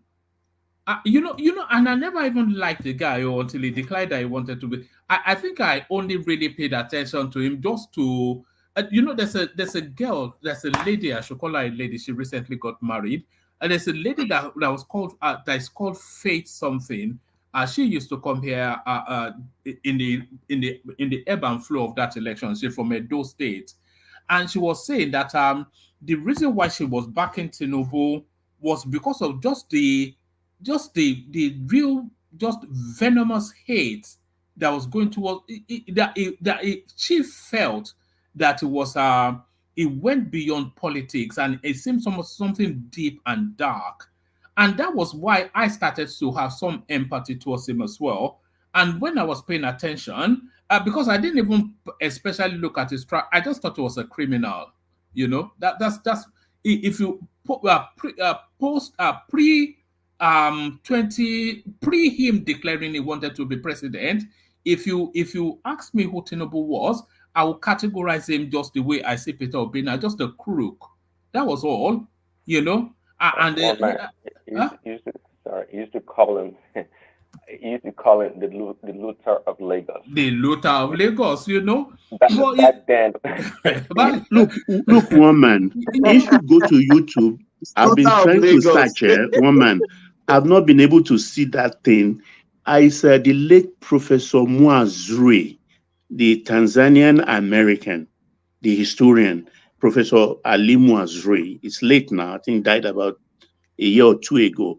He made a documentary on how African countries, all of us, all the African countries, has tried transportation on their own. I think he called it the dunghill or cemetery of metals or something. And in all the countries, you see where heaps of buses, all the kind of things they've tried. But in Lagos State, look at the history of BRT. 20 years on, BRT is still strong. BRT is still strong. It's a surprise. I didn't know BRT will survive even 8 years because it's like the tradition. In transport business, it is in Nigeria we have a LMTS. Baba, do you think it's an Abameda? Do you know what I mean by that? That's Do you think it's an I know what you mean by. You see, there is. I said the other time that look, he has this name. Something of the other world about this mean that deceives. The MEN, the mean. If you look at that, it deceives you it deceives you, make you look at him as a weakling or an imbecile. You get my point? But then it will shock you with time. People call him Igbin of Iragbiji. That is the snail of Iragbiji. Iragbiji is a town in southwest, I think in Oyo State or Osun State. Iragbiji. So they call him snail of Iragbiji. It's because he's slow, his name doesn't depict somebody that is smart. But then from the black pot comes the white pap. You know, Kukududu, that is the black pot. It's from inside the black pot, the white pipe comes out. So you can push back on this, but I'm very patient. I know with time, by this time next year, most people will arrive at this same station. I have arrived early. And those who will not arrive in the next 1 year this time, maybe in 2026, they will arrive. But arrive, they would, definitely. I'm very sure. I know where this thing is going. I mean, a lot of things are happening. Wike is doing wonders. I mean, they are not just resuscitating, formulating new projects, ideas. They are even the so-called white elephant projects that have been abandoned. They are waking it up. They are rejigging it. They are redoing it. And more money is going to come, apart from the recapitalization for the banks and new instruction. Those dead infrastructures, Lagos, the National Stadium in Lagos, the Federal Secretariat, all those have to be sold. They have to sell all those things. They are selling some of the presidential aircraft in the presidential fleet. They are selling some right now. So there is a lot of money that is coming into their coffers, and the more money they have, the more things they will engage in just to dazzle us. Particularly when everybody say he will fail or he's already even a failure. I think he has a point to prove. And most of these governors, where we are being deceived now, where we concentrate on Aso Rock, a lot of governors are getting away with murder. When we started this session today, I think it was Larry, one man you are having a conversation with about governors saying they can't afford to pay. When you've had about 64% increase in what you take home every month, you are complaining. It's amazing. You don't pay salaries. You said because your predecessor owe money. Aren't you going to owe to and leave debt for your governor that will take after you? Are you bereft of ideas that you cannot generate something? In fact, Baba, a governor that does not leave a debt, a sizable debt for his successor, that governor has been a failure. Because it's amazing. You're not there to save money now. You're there to build. You're there to spend money. You're not there to save money. So if you are not living there, then you failed as an administrator. Of course, you have So to. I don't even want to hear a governor saying I'm owing salaries or owing pensions. That's a deadbeat governor. In fact, it should be asked to go, because you are earning more money. Think outside the box. If you have to retire people early in your civil service, if it's a bloated one you have, by all means do so. Pay them off. You save more money. You have a robust workforce that is like a machine that will work for you.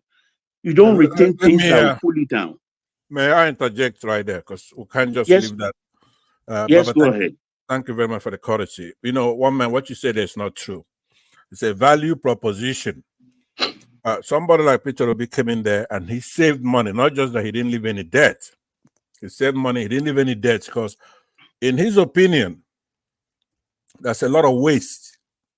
So there's so much waste with these governors. Not only the internally generated revenue they have, they get a lot of money from the government, but they use it to buy mansions for presidential palace, and they have all these entourage and all kinds of money they're wasting. So if you review Peter Obi's history, because it's not his claim, you have to go and look at it, the numbers. He saved money, lots of money, in the millions. So, and he moved his state in education, at least that's a metric, something you can measure. So number one, by equipping them with computers and with cars for the monitor. Did he meet all the infrastructural deficits in Anambra State, Peter Obi?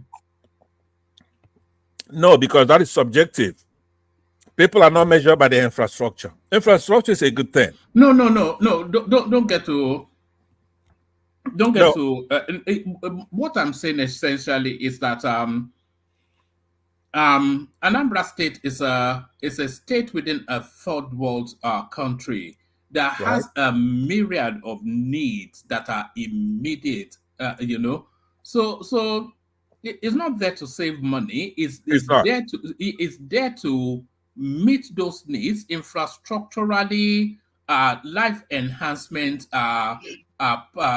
projects, and there's so many things that he needs to be doing immediately for the people that he needs to. That's the job now. It's not there to save I money. understand. I'm only interjecting. Hopefully, it comes to me. Maybe I will address this issue, because we have to. Let me just conclude a sentence or so. You cannot have all the infrastructure you want. Obviously, you pave the roads with gold, for example, right? If you have the money to do that, why not? But the point is that it's a balance. Why do you want to build elevators for people who cannot go to school? You have to put people in school. So they come out and they build the elevators because they now have knowledge, right? So he balanced it out. It's not like he was lacking anyway. He also won a lot of awards for the most rural development, for example, rural network of roads. He won that as an international award from the United Nations. But it's a balance.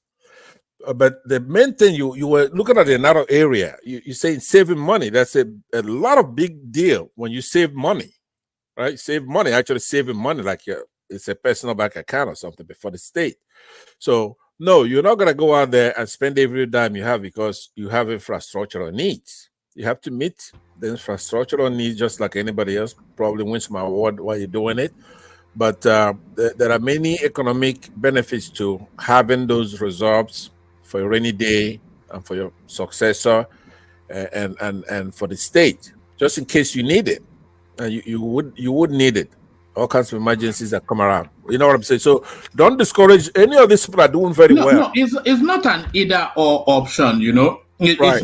It's not that carrying debt does not mean you're not saving money for the state as well. It's a more complex It is. structure. Yeah. Yeah, we agree. Right there, we agree. It's a balancing thing. It's a very delicate balance. Yeah, it's a delicate balance. Okay, bye-bye. Thanks for the time. Yeah. And this, I'm glad also one thing I think Tinubu is doing, which we are not seeing at the moment, he is weakening the political structure of the North.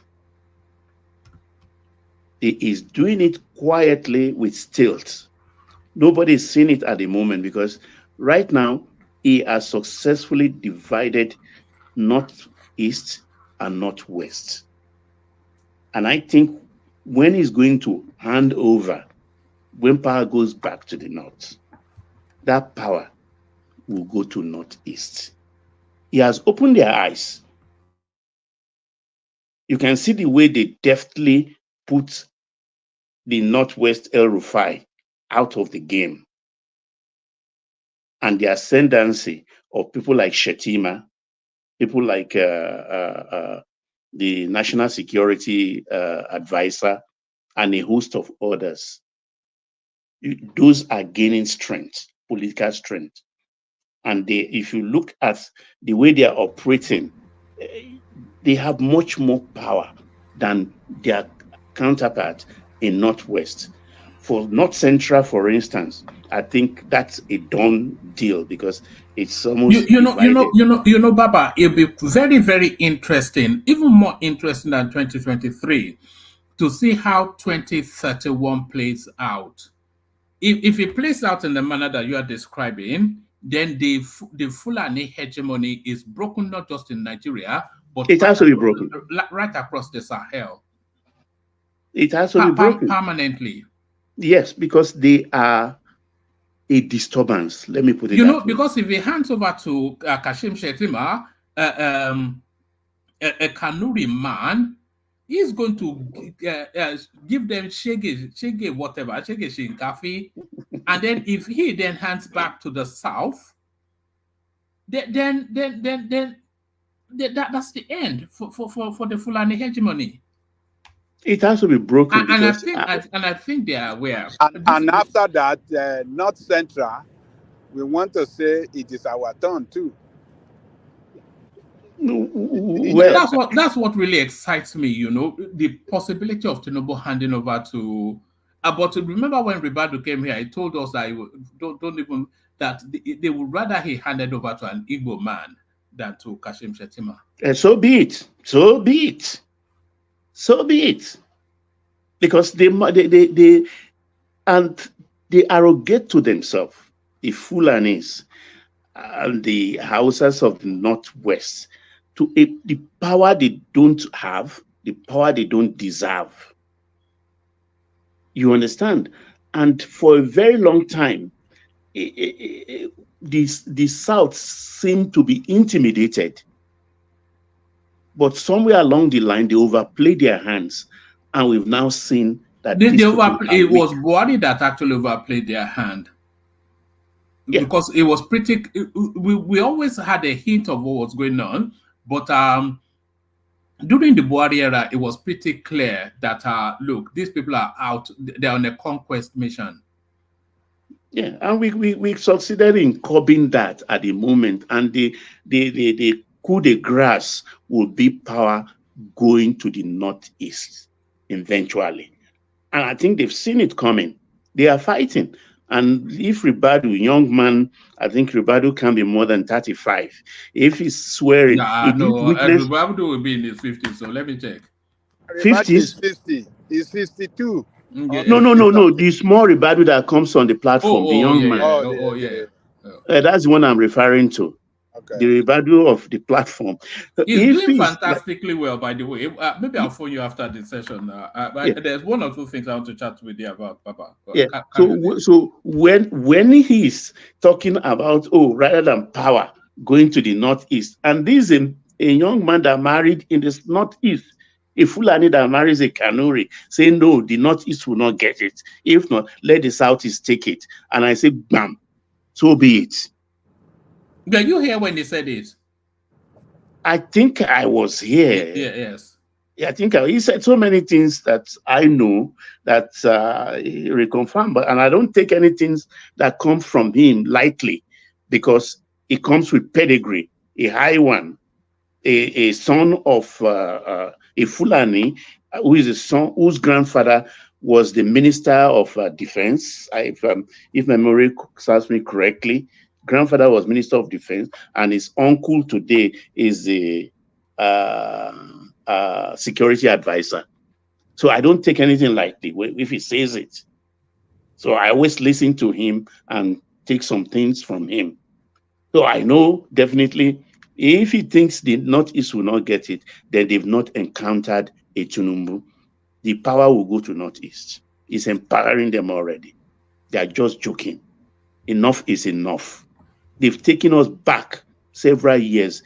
Buhari's 8 years, I don't want to even remember it. Anytime. No, I think you would put down in history as the darkest period in Nigeria. Yeah, it's like a vortex.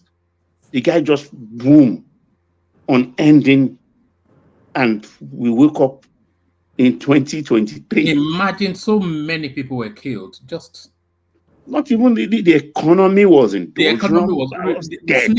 Snakes were swallowing money. In Nigeria, it almost seems like a fable now. Snakes were swallowing money. Yes. Oh God. I don't know what happened to Nigeria for that, but it shows the strength of our people. If we survive Buhari, there is nothing we cannot survive. You know, that Buhari experience were stories we used to hear about other African countries, and we would laugh at them that look at these primitive barbarians. But it actually happened to us. Buhari happened to us. My goodness. Would you guys be kind enough to yield to me again for a minute? Baba, let me just say, let me ask you for example, in 1993, right? Who won that election? MKO. 1993 election where MKO, right? Correct. Right? Correct. Right? Right. Correct. So we now know that it's not in dispute, no matter what Babangida tried to do. Nigerians know that Abiola won that election. That's what's going to happen in this case. I'm just going to take 30 more seconds to say that. Nigerians misunderstood what happened in the last election of 2023. It has very little to do with Tinubu. Nigerians came out and they voted, and they know who won that election. Everybody knows who won that election. Don't go there. Please don't go there. The election is sitting in Aso Rock. No, but just hold on 1 minute. Did you miss your medication this evening? Try to conjoin it with what you're saying, because we may not agree in total, but I'm trying to tell you the perception out there is that with time, we're going to know who won that election. We know who won that election, just like the MK Abiola period. It wasn't Tinubu. Yeah, Tinubu tried to bribe, and he did bribe and all that, but the real culprit, it's Buhari, right? And some northern forces. They did their thing. which they have always done. Tinubu was not going to be able to pull it off. I don't give him credit for that. But what is done now is to put everybody on alert. It smoked out the rats, like you could see the former governor of Kaduna running around, floating even the idea of running as Peter Obi's running mate. Why do you think he's doing that? Because things have changed. We don't have the results we want right now. I didn't hear anybody putting it that directly. That he wants to be mate to Obi or Obi being mate to him. No. He was all over the place. He visited even the guy. He did say, hold on. Pointedly that he wants to be VP. Yeah. What I'm saying is that he was floating, especially in the Obi camp. They were saying that he is a Obi El-Rufai camp. Obviously, if anybody's not around with Obi in 2027, they're gonna be Obi's vice president. I don't care what they say, right? But that's not even acceptable. It's that bad. Yeah, now he's perceptive. He's one of the intelligentsia of the North. You have to watch El-Rufai. He's not just your normal. He's got a lot of hubris. That's true, but he's educated hubris, right? He knows his people, so he's ready for that. But that's not even gonna cut it. Nigerians have been slow, but everybody gets it right now. It's not Tinubu. I want every obedient that's listening to me. Tinubu did what Tinubu does, which is try to bribe. That wasn't gonna cut it for this election. What they did was turning off the beavers. They turned it off. That's not Tinubu's style. Okay, don't let Baba, let him just say it, and then I'll go take you to another topic. I don't want to open up. I will not overstay my welcome. I will wait. I hope it's coming back to me. You have overstayed your welcome. I will loan you some of my time when it comes to me, Baba. Thank you very much. But I'll conclude that thing that I want to talk about. I want to pinpoint it so it's laser sharp. What happened in 2023? Don't let Buhari keep fooling you twice. He's a coup plotter. But this time around, what they did was to turn off the beavers. They didn't know. They were making it up as they went along, right? It's not the Tinubu's plan, which was to strategically win the election. But he did not win. He didn't even win his state. So they did it in a crude manner. They just turned off the beavers and they said, look, what are you going to do? Fight us or whatever. So it worked because the courts were aligned to it. The courts could have done the right thing, for example, and it won't work. But Buhari did a desperate thing and showed his hand with the Northerners, right? So it's not going to happen again. Pantan, I Yes, don't sir. blame people like you that have the same mindset like you. What we have, INEC shouldn't have contracted that, what is it called? Amazon hosting the portal for the beavers, because it's subject to interference. And what you have happening during that election day was foreign interference, so to say, where you have a cyber attack coming in left or right, just to manipulate the outcome of the election. And that was the reason why INEC shut it down. But people like you with the same crooked mindset would not believe those things, will continue to peddle, the rumors and the nonsensical echo chamber thing you guys put out there all the time. I mean, it was obvious that Tinubu won the election. I wonder, even the same person that you are championing his cause, he couldn't even prove his point in the court, and you are here saying that Tinubu didn't win. So who has win? The third person? Dewale, it's not only that he couldn't prove it in court. He did not even litigate it in court. He never said he won. So He didn't say he won. He was trying to disqualify his candidacy on some stupid point by saying he didn't graduate or he was peddling drug at the point in his life. All those things are just an abstract. I don't expect a serious mindset. Whatever happened to us though is it 10,000 FBI files that was going to be the final nail in the coffin? That's what I want to know. But, Baba, please indulge us for a minute for this minute debate we're having. No, you guys go ahead. Yeah. It's Friday night after all. Yeah, we're having a good time. But anyway, look, Adewale, by the way, how you doing? The point I was making it's much bigger than what you're talking about. I was okay I'm not until you showed up. No, it's okay, it's okay. No. The point you make, it's proper. It's not an improper point. It's wrong, but it's proper. Now, that is a small thing. Nobody, not even you here, is gonna say that our judiciary is a stand-up judiciary. We don't have a stand-up judiciary, right? Because the way, if you look at the electoral laws, that is not really their role, is to pick winners and losers. Their job. Yeah, let me land now. Would you let me? I want to respond to you, unless you want to add to what you said already. You deserve a response. Go ahead.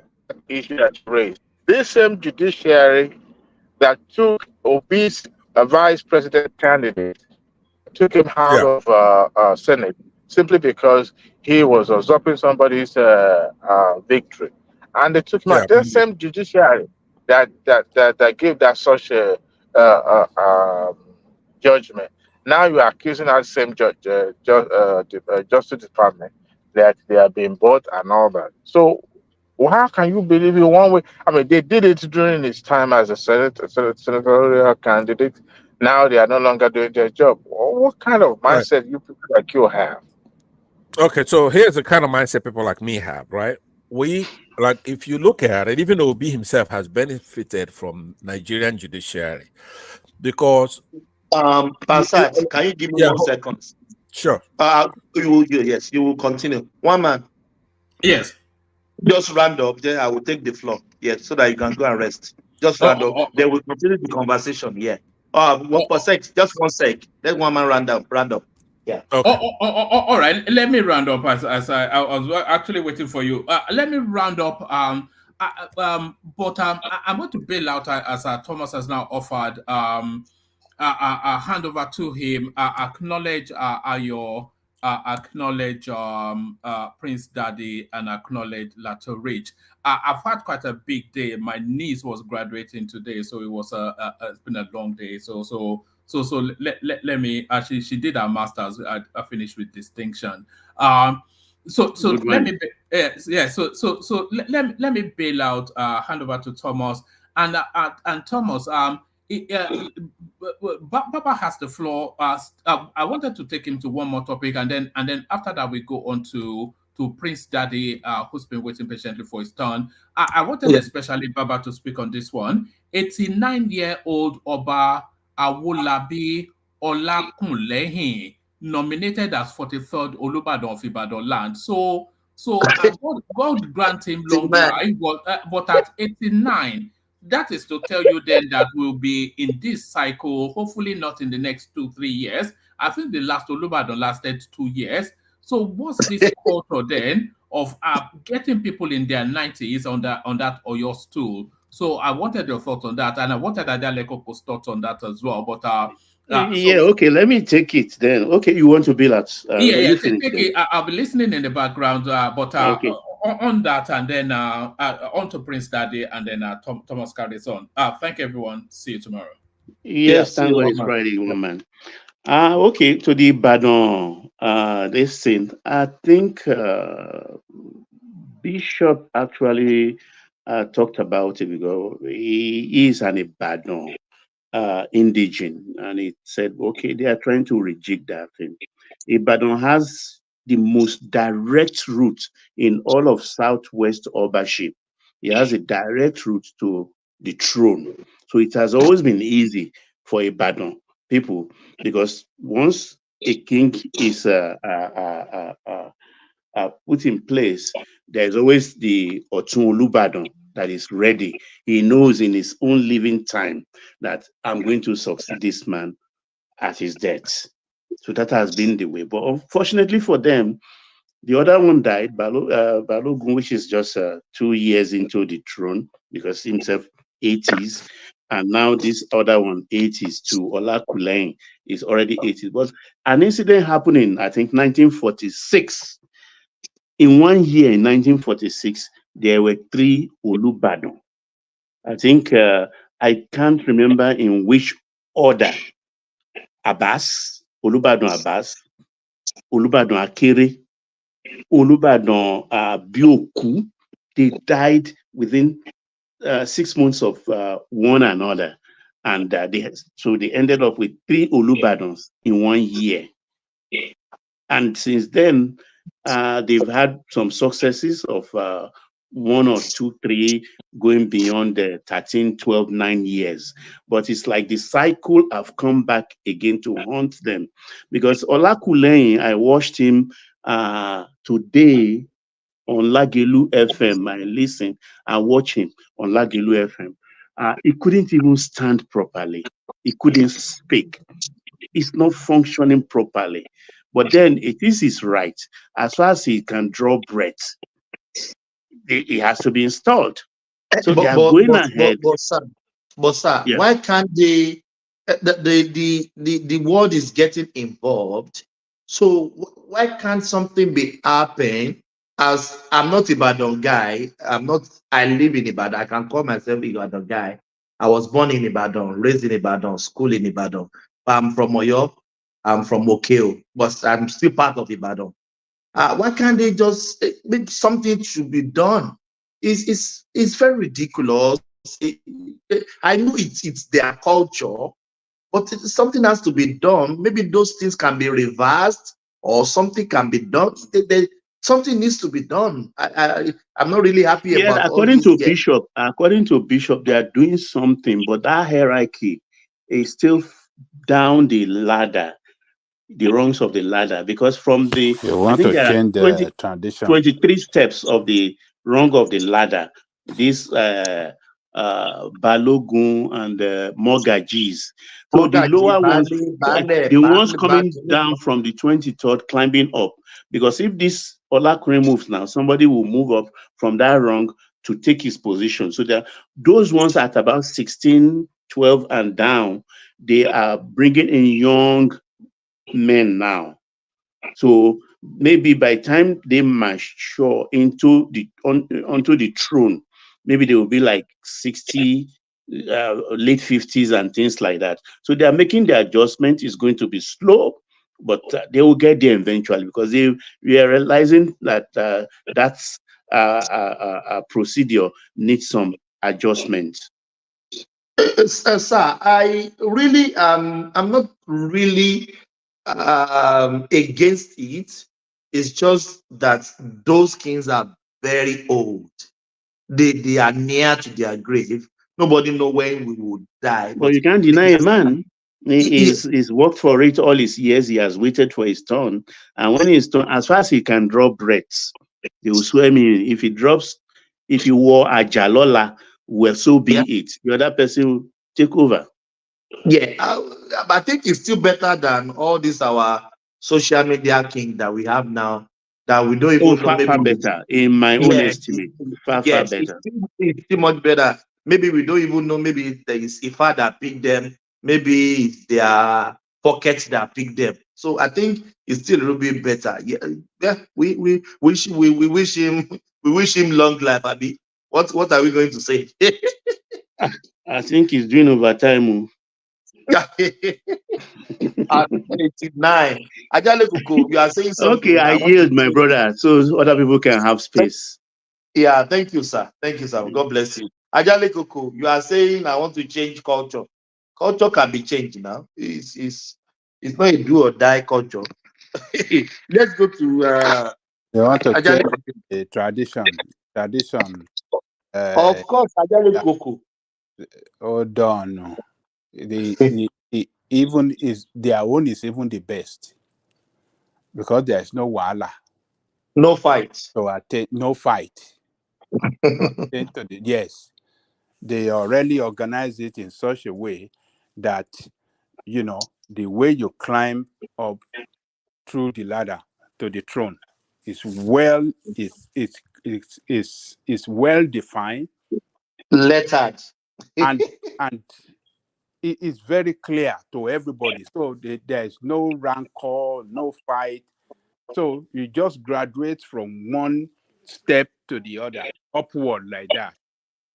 And that is why you see most of the king, Olubadan, where by the time you have to take so many years to graduate to the top, you are already a very old person.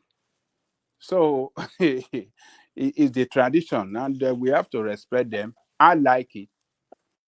I think, As you are saying, before they get to the king, they are even really their important person as well, because all those posts they are attaining is still important post at the long run. Yes. Baale, something, Mogaji, Balogun, blah, blah, blah, Otun, Osi. It is still a prestige. They enjoy life as well. You can say that. Oh, yes. So it's a good tradition. I mean, I think I really commend the way they really organize it. Is what I really admire, and it's not a child play. It's for a real. I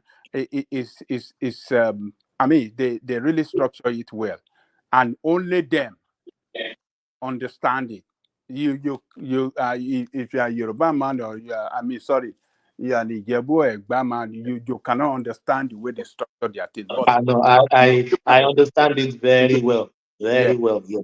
So I was thinking when I was growing up, when I heard that this is how Ibadan king being enthroned, I was thinking maybe but they said you can't do that. No, you can't do that. You can't do that. For You what? just wait for your turn. You just wait for your turn. It's turn by turn kinship. Nigeria Limited. So, Thomas, they still fight about the before you get to the kingship level. They fight at the chieftaincy stage. So each of those candidates trying to outbid each other before they finally become the chief. They're always on the they have the hierarchy or whatever. I don't know how to do, but they said they usually fight. Huh? Adewale, sorry to interject. They usually fight for the Otun among the family lineage. And Yes. the family lineage in that aspect is a nuclear family. Their father married several wives, and the age difference between their elderly is so close. So that's where they often fight. And they often kill themselves. So when it comes to their family, the one that is still surviving is already more than 80 years old. You know that this guy, the former governor of Oyo State, Ladoja. is also on the line. He's in the lineage. Yes. Yeah. It's also there. But I'm not sure whether it's going to survive up to that time. But because I'm not sure whether it can Sorry, Chief Remy, can somebody, let's say this guy gets it now, Ladoja gets it. Can he surely form a rapport? That's the best way to say it. He can't say, okay, just somebody younger. He has to be him, right? That is cheating. Don't even talk about it, Baba T. That is cheating. No. I'm asking the question. I don't know. I'm asking, can they do that? No, it's not allowed. That is why it's so peaceful. It's so peaceful that everybody already know that if this one died, they already know the next Olubadan. From the yes. But Thomas, you have turned your Ibadan thing to political posts of every 2 years now, 3 years now. It doesn't matter now. At least we are. No. The one before this one was there for 6 months now. Mm-hmm.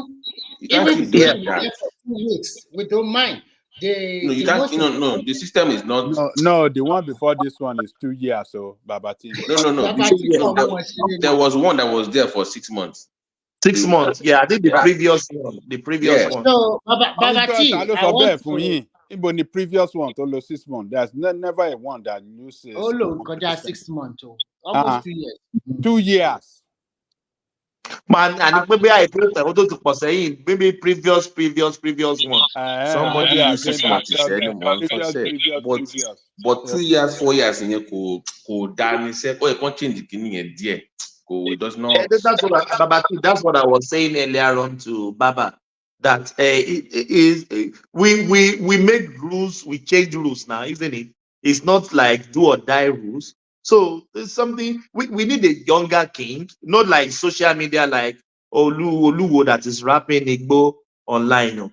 But at least like a younger king. Because Thomas, do you remember Ted Joshua, right? Ted Joshua in Of course, yeah, Ted Joshua. They were supposed to be, but they're like, I'm too old, give it to my son. So that was why he got when he was very young. How about Okeano? Okeano, yes. So sometimes when you're too old, just the Christian thing. So it was supposed to be him. It was supposed to be, I think his dad or something, but they gave it to him. So if you're already 81, 82 years old, why do you want just maybe your son or something that younger than you in his 50s or 40s? You know, that makes more sense. That is not allowed in Ibadan lineage. You have to climb it. Do you know Ghana count to you? They started for Bale, Bale, Baono. It's a very long song. So Thomas, so basically we should just be waiting every 2 years for the next one. I mean, that's it. Well, Baba just told us some 40, maybe some 1940 something. They died 3 times. So we have Olubadan in a year, 3 Olubadan in a year. It has happened before. So Babati is behaving like a typical Nigerian politician. Babati is the king's son, no. But he wants to dabaru the system for Ibadan people now. So let me stay with Bag. Don't put your mouth in Ibadan's. Yeah, really, I like it. It's just only the age that is rankle me in my head. I love it because I don't care about the age because I like the truthfulness and I like the openness and I like the keep to tradition and the culture of the people of Ibadan. Following the process, not dabaru it. When you dabaru it like Iwo and of New and all of them, that's you get at the end of the day. So you don't want that. See your king rapping Igbo online. Yes, so let's give it to Ibadan. That's fine. Oh, let's go to Prince Daddy. Do we have Prince Daddy? Yeah, Prince Daddy is the next. Prince Daddy. Yeah, Prince Daddy is here. Hello, everyone. Yeah. You with your sticky voice and your accent, your UK accent. I heard that you use that accent to get more babes in UK. Are you doing that? Somebody told me that. Still living in UK or don't mind me. I'm just joking. Don't mind me. Let's start it from Bobriski. Finally, the Jerry, your brother. He's not my brother. Bobriski. I don't care for Bobriski. No, no, sorry. Prince, he meant your sister. Sorry, he meant your sister. He or she. I don't even know what to make of this person, but I don't care for Bobriski. But anyways, I've been listening to Baba and the rest about this being like a switcheroo, trying to punish him for being a cross-dresser rather than trying to deface the Naira. I tell you, if that was the case, then it sounds like some people are paying attention in Nigeria to the moral value of the country. But I like to disagree. Actually, I don't think anyone is doing that. And if it was the case, I'd like to know to what level or who called the shot to punish him for cross-dressing or trying to corrupt the society, quite frankly. So I think they're just trying to make an example of him for the narrow thing. But I would have actually loved that somebody took it on to want to punish him for his lifestyle of corrupting the youth of society. But Prince Daddy, there was no law that against what he is doing. So there's nobody can punish him for that. They can only just use this money. They didn't punish him for that. They punish him for the Naira. I don't think. No, Prince Daddy. No, it's the punishment is too excessive. I was saying earlier on to Pansat that is a first offender in a court of law. They still put maybe some soft gloves.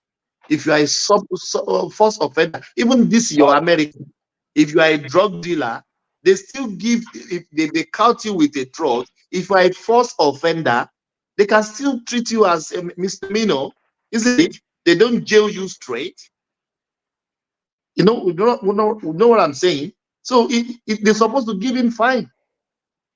They're supposed to get fine of 50,000. Thomas, that's the reason why they they backdate, if you want to put it that way. Backdate is jail time, and it probably only going to serve like 3 months, I heard, which is not bad. I mean, you want him to serve a 0. They should have given him 90 days and give him credit for the past 90 days so he can serve 0 jail term. I think they actually give him they did okay, for the crime that he committed. But again, I don't think the Nigerian state is that sensitive. I don't think we have institutions that look after our people, in society, in terms of the corruption that is going on morally. This guy Bobriski is not good for the Nigerian space at all, And given that this guy is always, I know he probably has Instagram and all these other platforms, and all this youth, they probably follow him, and who knows what else. I'm suspecting you now. Sorry for cutting you. You are trying to answer me because of your religious lineage. Just neutrally, forget about your religion. I don't say you should forget it. You're still a Christian. You know I'm a Christian too. We are both in the same ship. But it's too excessive sending him to jail. There's a two penalty for what he did. There's 50,000 fine. With so many people, they gave them 50,000 fine. They don't send them to jail. It's too excessive. That's what I'm saying. Forget about his dressing. Forget about his. But on the offense he committed, he shouldn't be jailed.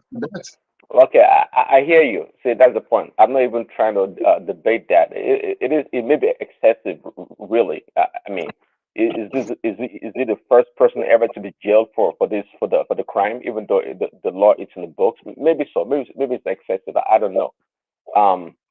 But again, I'm trying to dispel that notion or the argument that people are making that. Prince Daddy, good morning. Good morning, everybody. Yeah, good morning. Thomas, are you a lawyer or you're a judge? How do you know that the penalty is excessive? Do you know what is stipulated for the offense? It is what I know and what is the. What did you know? What did you know? Let me say it. What I know, it is out there. The offense he committed. The two things is either they jail you 6 months, or fine, or both. Okay. Or so let me and it was given 6 months. And you know that as a judge, you have the prerequisite to give him the option of fine or not. So what is excessive? Why are you saying? Why? Well, don't help him. We don't need your help, Pansat. We have been talking since. So it's not you that will determine. I cannot hold on for you. Let him land. Yeah, you can come after him. So you cannot. So on what basis now?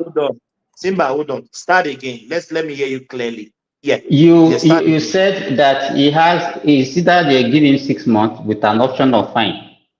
Yes. Do you understand? A judge can give you that option. That option is not a sine qua non. It's not compulsory that it must go pari passu. Do you understand what I'm saying? A judge can say, I'm giving you this 6 months and I'm not giving you that option of fine. And that was what happened. So on what basis are you now saying is excessive when you know that is what the law says? Okay. Thomas, let me try to take a whack at that. I see what one man wrote down there, but Prince Daddy, don't worry, it's going to take maybe 45 seconds to a minute to answer Simba. Here in the United States, whose jurisprudence we trust more than where you are in Saudi Arabia, it's actually the citizens who determine guilt or innocence when it comes to a citizen who is accused of a crime. We'll call it here the jury. The jury. Yeah. There's a judge who sits there who rules on proprietiness of law. But Pastor, hold on before you go. I think is jury stipulated for all crime or only the criminal crime? It's a criminal crime like we're talking about in this case. It's up to the defendant. Not the criminal. No. Pastor, don't get it wrong. What happens to Bobriski is not a crime, it's an offense. It's an offense. It's a criminal. In order for you to serve time in jail, it has to be a criminal act. You cannot serve time in jail for a civil matter, right? You have two tiers of offense, but especially when you use the word offense, it has to be of a criminal nature.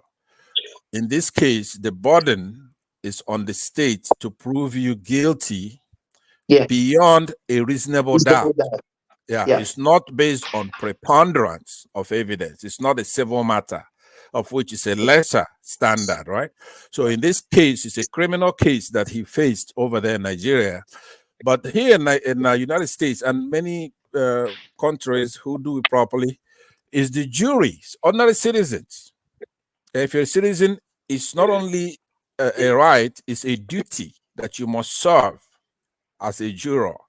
If you're subpoenaed to come in, and then you're gonna be voir dire, that's what they call voir dire process. You have to be selected. Both sides will have ability to take you out if they think you're gonna be biased. But it's the jury that determines guilt or innocence. So the poser, just give me 3 more seconds. This is a learning moment. I want you have to wax your ears and listen. I'm just not talking. I'm talking sense. So it's the jury who determines guilt or innocence in a criminal case. Now, let's assume that the Nigerian state wants to make a whipping boy, what they call an Aunt Sally, a fall guy, a patsy, out of Bobriski. It's offensive to the senses of any civilized person, because I keep saying it, the individual is very important here. Nobody's condoning or condemning his activities in this case. This is an unknown law.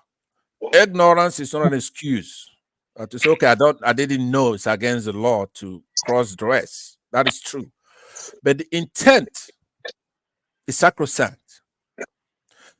That the process that eliminates prejudiced judges who sit as arbiter. Let's say a woman, for example. Somebody mentioned earlier, this might not be a case of northern Nigerians trying to push their religious tenets on the rest of the country.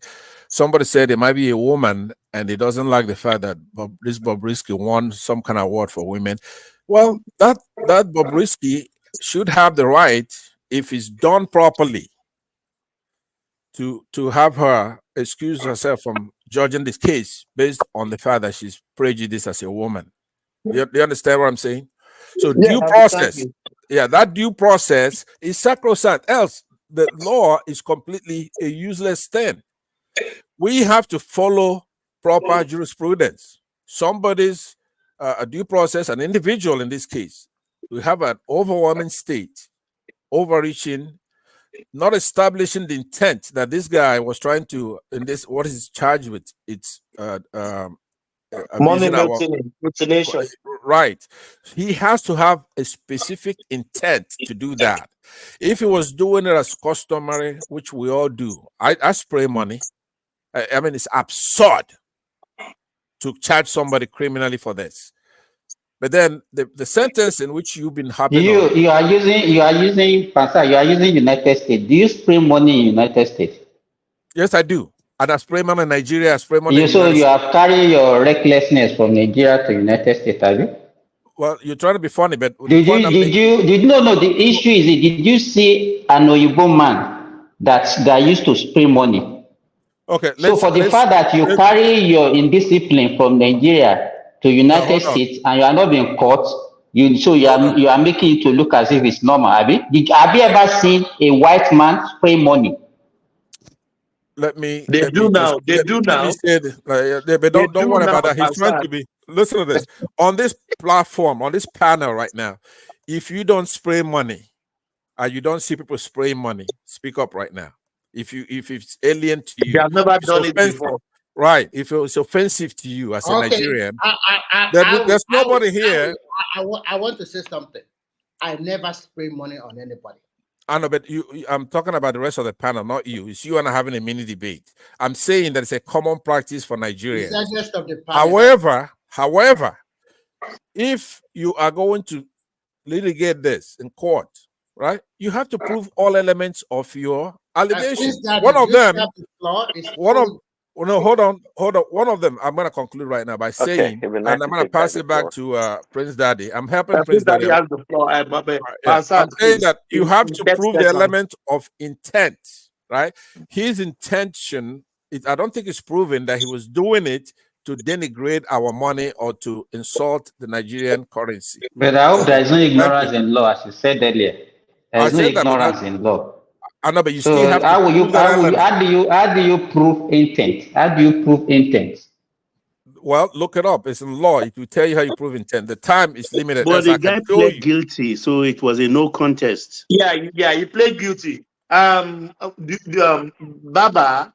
I think the lawyer told him to plead guilty under duress. Because under duress. In Nigeria is known. It may not be under duress.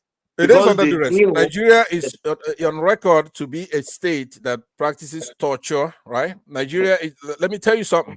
Why we all crying out and saying that we have to fix our countries, because in the international arena, Nigeria has a record. One of them is torture, abuse of defenders. Let's go back to Prince Daddy, please. Yeah, go ahead. If you say something that's not true, then I have to come back in. Yeah, we'll come back. Yeah, thank you. All right. Prince Daddy, yes, you have the floor. Yeah. Okay. To wrap it up on this Bobriski guy, I don't think. Are you calling him guy? Is a lady? It's not a lady. It's not a lady. I don't think that the punishment was retribution for his cross-dressing or his other wayward lifestyle. I just think it is really. I don't think the Nigerian state is that sensitive or caring enough. Prince Daddy, is he the only one doing that? There are several of them now. Yeah, you understand? There are many. Okay. Name me. See, as much as I've never watched anything on this person called Bobriski, right? I don't know of any other person. I always hear his name everywhere. I don't even know if there's another person not known to me. So it could not be that as important as to the level of a Bobriski, I would say. What about Buhari? Anyway. Buhari, where's the dress?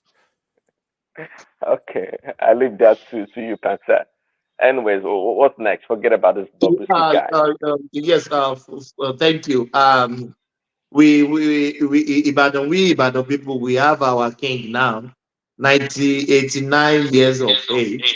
You are from stop lying to the public. I have nothing to say about Ibadan kingship, right? But although I do agree that I disagree with Babati, I think it doesn't matter the age of the person that has the turn to become the king, okay, or the Olubadan, right? I think that person should be given the opportunity. Do you care about these people? Do you care about their cognitive health? Do you even care about their health at all? About their health? Yeah. Do you care about them? Well, obviously they don't care. Actually, I don't know much about this stuff, but do they have the option to turn down the king, the title or the throne? Do they have the option? Yeah, there's if nobody will turn it down. It's not possible. But do they have the option, or they don't have the option? I've been waiting for years. for it. Yeah. So it is that desire to become king. So why do you want to fall? It doesn't matter if they're even 100 or 120 years old. If they want to be king at that age, I think they should be for 1 day or even 1 hour, and have their turn and be done with it. I think it's fine. I think it's a fine Daddy, system. I would please, Daddy, think. but please, Daddy, let us divert a little bit for vibrancy. A king will be vibrant. Those people may be they may be dementia, they may have amnesia, they are not functioning. That's what Well, that's my if I'm not mistaken, I've never heard anything that Olubadan of Ibadan has done in the Nigerian space In fact, Prince Daddy, that is what I want to ask him. What is the role of the Olubadan of Ibadan? What did they do? Ceremonial. I see that ceremonial. I don't. It's just ceremonial. It's just ceremonial. So why are you killing yourself about it? Exactly. What is the role of traditional ruler? Their former role has been taken away by the political leaders. So what is the role of traditional rulers in Nigeria now? I'm disappointed in Simba, and I say I'm disappointed in you. And you're a clinician. You should know better. You know what we're talking about. They have many rules. What are you talking about? What are you talking about? No. You know. The one that will affect you most is if you want to acquire land. To whom do you go? Maybe like 10 hectares of land. They You think ordinary Omonile will do that Well, for you? to that local level, do they not delegate? Do they not delegate that to? Everybody, please hold on. Everybody, please hold on. Simba, please go out and come back. Your system is echoing. Anytime you unmute, there's so much echoing. Maybe you can log out and come back. Oh, thank you for doing that. I'll put the link back on the Don't let him back in. Simba is the iron bone. Iron is the iron man on the platform. So Opomulero of the platform. I can say he's even important than you. Bastard. I'm sorry. I'm just joking. You care about the health of the Obas. I know that. Where's that? Yes, I do. Yes. Go on, please, Daddy. They should go through some kind of health screening before they even. I mean, if you want to make them put them in play, but at least some health screening will at least. It's ceremonial. I don't think that is that serious. If you ask me, I don't think that's serious. Prince Daddy, let me say this: I'm disappointed in you, Babati. You a king. You are a Yomoba. You are. Come on now. Which medical they will go? Those Baba, they are close to their grave. They just want to be the king. It's symbolic. It's symbolic. It's ceremonial. But you're making my point for me. It's what I'm saying. You're making my point for me. I'm saying that because I understand. No, Thomas, your system is different in Badon. I'm saying it in other climates. I give an example of what happened in Okiono, where because of the age factor, the father gave it up for the son to take over instead of him ascending the throne. He said, "Let my son have it," because it was in his 80s at the time. And maybe so they I've have seen that done before. Law in their kingship, but Yeah, they don't that have. was done now.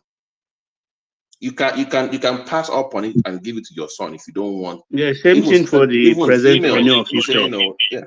So exactly. So that is done. The age matters when that comes into play. But see, And you're not physically fit enough to take charge. So you're gonna then you deny. just find the son, and if you have one, then that's what I'm saying. I'm not going against it. I'm just like, let's just look at the health challenges somebody might have at that age, and just Prince Daddy, even when the Queen passed on, I think King Thomas, Charles, is it okay now?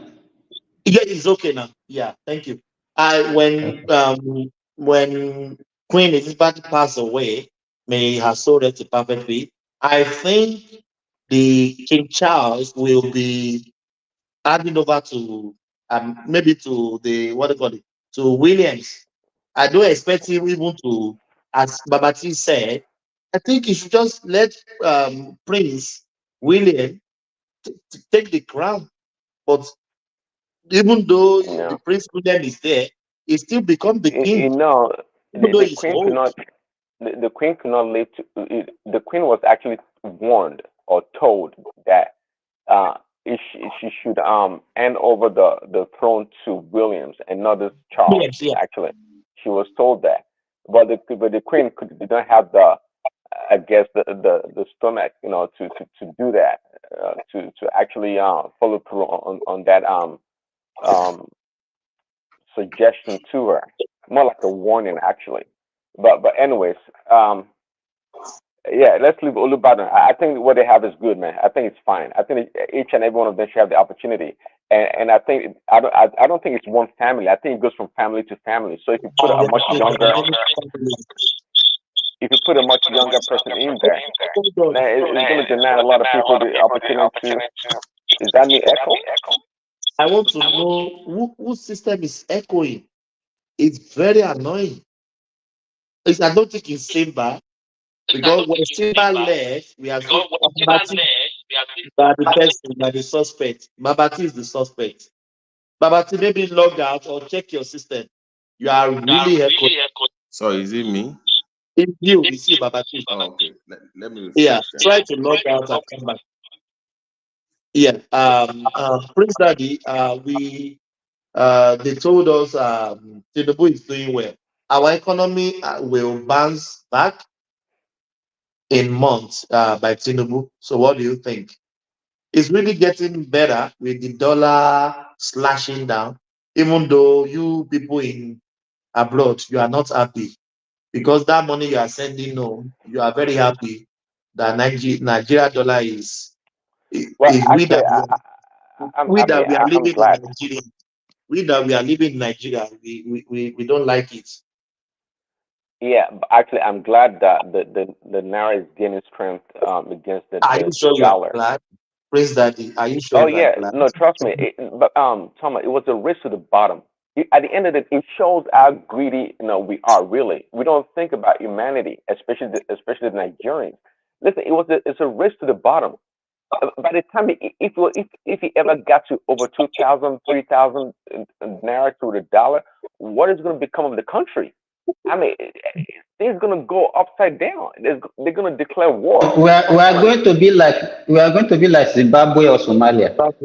Pretty much. Yeah. I mean, it's going to get to a point that's become unbearable. You guys, see, it just shows how callous people are. I'm telling you, I keep telling my wife and people around me, say, I don't like this idea of this naira keep going down and down because it's not good for anyone. I mean, I don't even see the value of some of you in diaspora, you are happy that the naira is going down because you are sending cheap money to Nigeria. Some diaspora people, to we that we are living in Nigeria. What do you think? I know people were just sending money. I mean, it was to their advantage, no doubt. But what I'm saying though, but if you look at the country, I mean, we hear all the time people suffering. It was becoming unbearable. I mean, it just didn't make any sense. And I've always said, I'm all about trying to get prices down to a reasonable level, not trying to raise salary or trying to take advantage of the naira to the dollar exchange. At the end of the day, it's for a country that doesn't export a lot. It's not good. It's not good for the country. It's not sustainable. And Nigeria was going to get to a brink of crashing and coming down hard, like a house of cards. I mean, I'm glad they did something about it or doing something about it, and to reverse it, and it seems to be working. Now, if they can sustain it, and truly bring it down to what one man is just saying, maybe around 800 naira to the dollar. Yeah, Prince Daddy, I want to ask you a That'd be question. nice. Prince Daddy, I want to ask you a question. If we Yeah, are going to poll Nigerians all over the world, how many percentage do you really think want that country to improve? Can you hear me, Prince Daddy? I heard the question. So you mean like in diaspora or just Nigerians everywhere, including Nigeria? Nigerians in totality. How many percentage do you think of Nigerians that really want that country to improve or get better? I want to Please, I would like to say before you answer that question, Remy, your question is a bit is pinching me. Who on the head who wants your country to be good? I don't get it. No, the reason why I asked that question is very simple. Because when you guys talk about the naira exchange to the dollar improving, and some Nigerians, not even some, a lot of Nigerians, they were unhappy. I have some friends here, they fought with me. They were happy that they are even thinking that it's going to go to 2,500 naira to $1. Wow. And Wow. continue to sell it. Well, Remy, Some of these guys sometimes like they want the current man to fail so that they can laugh at me. That you can say the guy you are supporting is a failure. So that's why I tell you, Remy, to the contrary, actually. See, I tell you, not that I was going to say 70%. Well, I was going to say 70% want Nigeria to succeed. To answer your question, but at the same time, it shows. I mean, and you always use that word, greedy. That we are a greedy people. It shows how close-minded or myopic we can be. See, a lot of people, as long as it can benefit them individually and their immediate family, they can care less about what happens to the country. Not because they want the country to fail, but as long as they can improve their economic or financial status, they are fine with it. They are fine with the narrative all the way to Let me ask you this. Sorry for interjecting you. The complaint that you hear on social media, do you think is because they want the common people, they want Nigeria generally to improve? Some of Nigerians are complaining because they don't even have the opportunity to get their own share. Most people all these people that you see on the social media complaining about corruption and all those things, they are not being sincere. Give them the opportunity, they will do worse than the people that are there now. I agree. We have seen examples of them. We have seen examples of people who used to criticize government critically before. They are now in government. What are they doing? They are even worse. That means we are in serious mess. If over 70% of Nigeria don't want their country to be better, No. You said 70 want Nigeria to be better. Yes, that's what I said. Okay. 71 and remaining 30 is the obedience. No, Prince Daddy is just being economical with the truth. He doesn't want to. You can't expect. You cannot expect Prince Daddy to give you the kind of answer that you are expecting. But Simba, 70 is what I reasonable. believe. I just hold on. I just think a lot of Nigerians are conflicted. That's the problem. See, they want the best for the country, but in their own selfish silo, myopic way, they want to take advantage of the country as well. But generally, if you can disabuse them from that selfish way of thinking, they genuinely want the country to be great. Prince, the question I used to ask people when they start talking about corruption in Nigeria. I used to ask them that, can you vow with your life that you are not a beneficiary of this corruption that we are talking about? Who among us can say he has not been a beneficiary of that corruption in that country? That is it. I can give you one name or one person. No, I'm sure that I know. Who? Huh? Who? My father. That's as far as much you know about your father. No, that is what he told you. No, it didn't have to tell me. Come on now, you if can't your question father man's born and integrity. raised in Nigeria. Huh? Your father born and raised in Nigeria. Yes. And work in Nigeria for a long time. At the highest level, yeah. So, I mean, Obasanjo, Abiola, them called, It would have bent the rules. No. If you were born and raised in Nigeria, there'll be time you bend some rule for your friend or for your family or for your. That's what I'm telling you. See, I don't want to talk about my dad, but that's what I'm telling you. I mean, the level that it was. Okay. You're just talking sarcastically, not totally true. That's what you're trying to say. That what? You are talking sarcastically that you don't really mean it. That your father is one of them. Yeah, you are being playful, playing around with it. No, I'm not. No. I'm not being playful. I'm being serious. I'm telling you. Okay. I'm telling That's you your. facts. No, that cannot be So true. that's why I cannot be impressed by a lot of people. Miss Daddy, Remy, with due respect, let's leave the father out of this, please. Let's change the topic to the what we are talking. Let's I don't continue. want us to go there. Yeah, please, Daddy, change those topics. Don't mention your dad. We respect your dad. But We don't want that. anyways, again, so I think I answered the question. I think most people, 70%, even more, want the country to be great. They want the country to be great, but they're just selfish on their own. Okay, well, let me apologize. I didn't mean anything. I'm just asking a question. So I'm not. I don't mean to I don't demean think your father. Simba mean harm. Please, Daddy, too. No, he doesn't mean No, harm. it's all good. Yeah, for sure. Yeah. Yes. So, Join it with what you are saying. Goldman Sachs telling us Nigeria currency is one of the strongest now as it bounced back. Yeah, What do you think?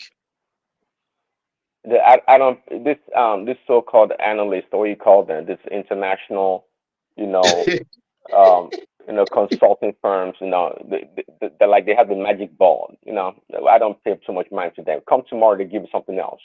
I didn't read the article. I don't think I heard. I just heard the headline as read by a one man, but it's it's a welcoming news. I think just like one man said, he's been saying it for like maybe a couple of weeks or months now. Where the ideal narrative to the dollar exchange should be, and be beneficial to all.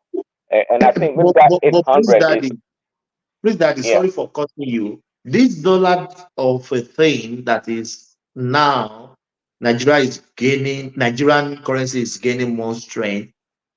Does this show any impact on the street of a common man like Silifa selling things on the road? Like common man, does he? You understand my question?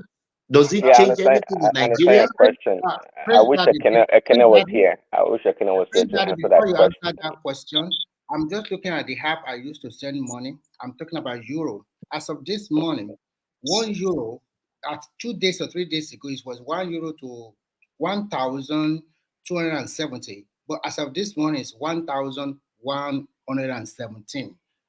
This is unbelievable. If euro is also going this way, that means in like 900 naira to €1. That dollar will probably go to like 700. Go ahead, please, Dad. Thank you.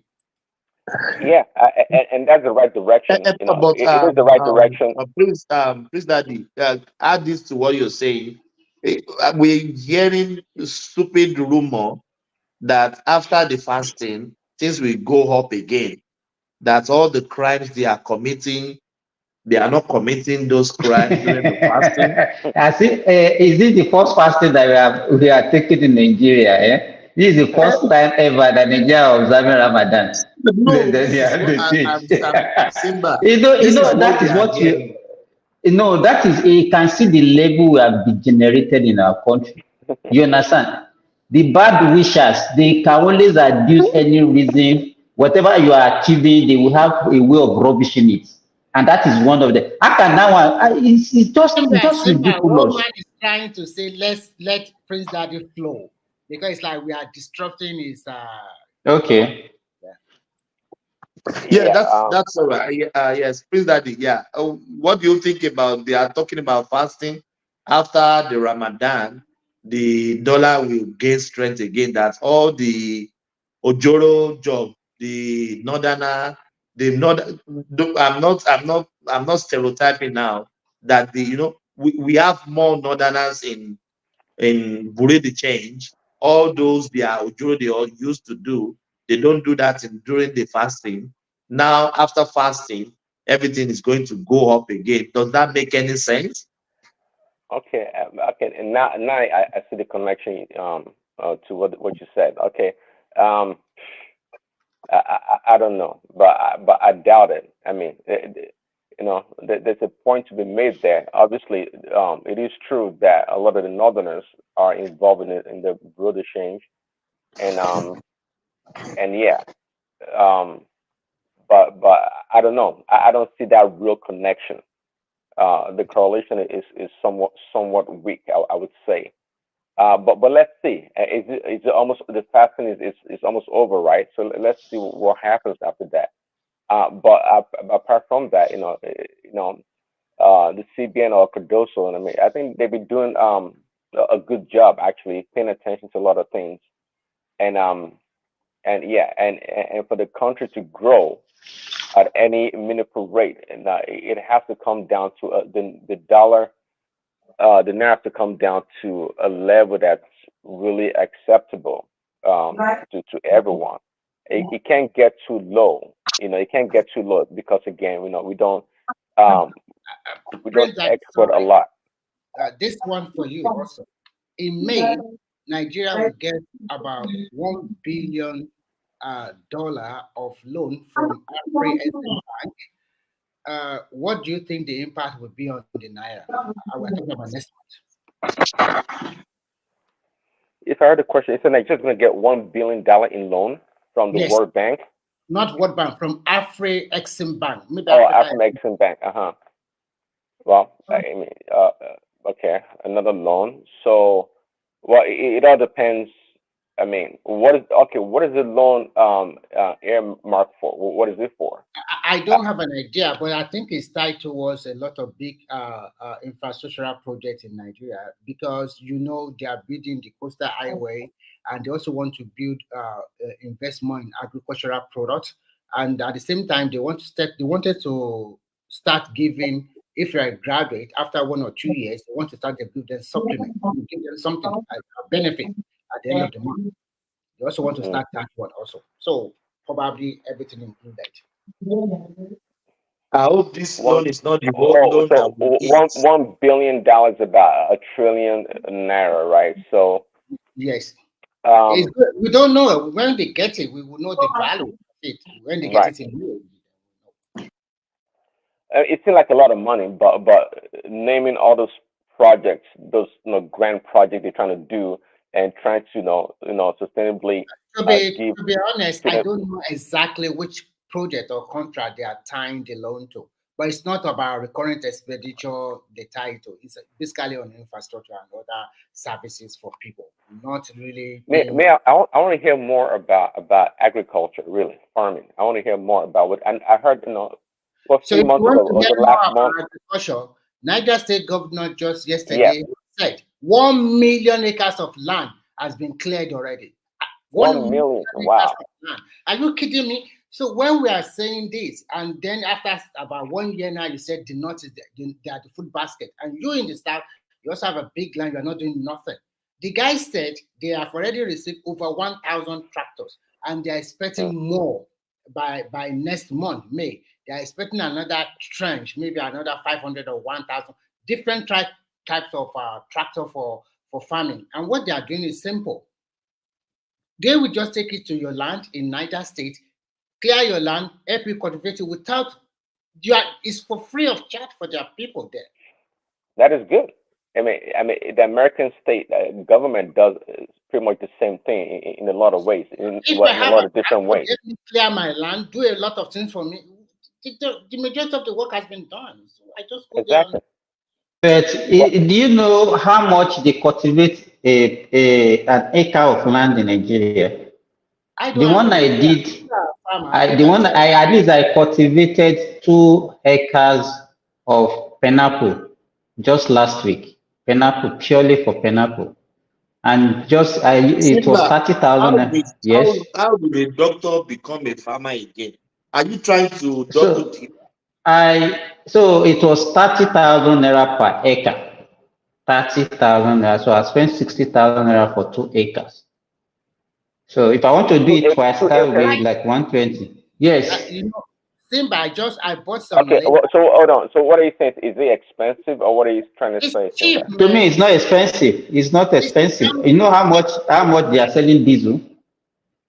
You know what, Prince Daddy, you know why I'm saying this? Simba, Please hold on. Okay. What is it, just to clear the bush or to do the ridges? Plowing, Or what? to plow, to Just to plow the plow, land. just to Yes. plow the land. Okay. Mm. Simba, And you know that plowing, excuse me, you know plowing that you can use plow. Oh God. An engineer does not know what Hold to on, plow. Remy. Hold on, Remy. Yeah, Simba, what's There the are so many, there are so many things that you can do with plowing alone. It's only when you want to plant tuber crops that you need to rig it. Do you understand what I'm saying? Sure. Yes. So if you want to do something like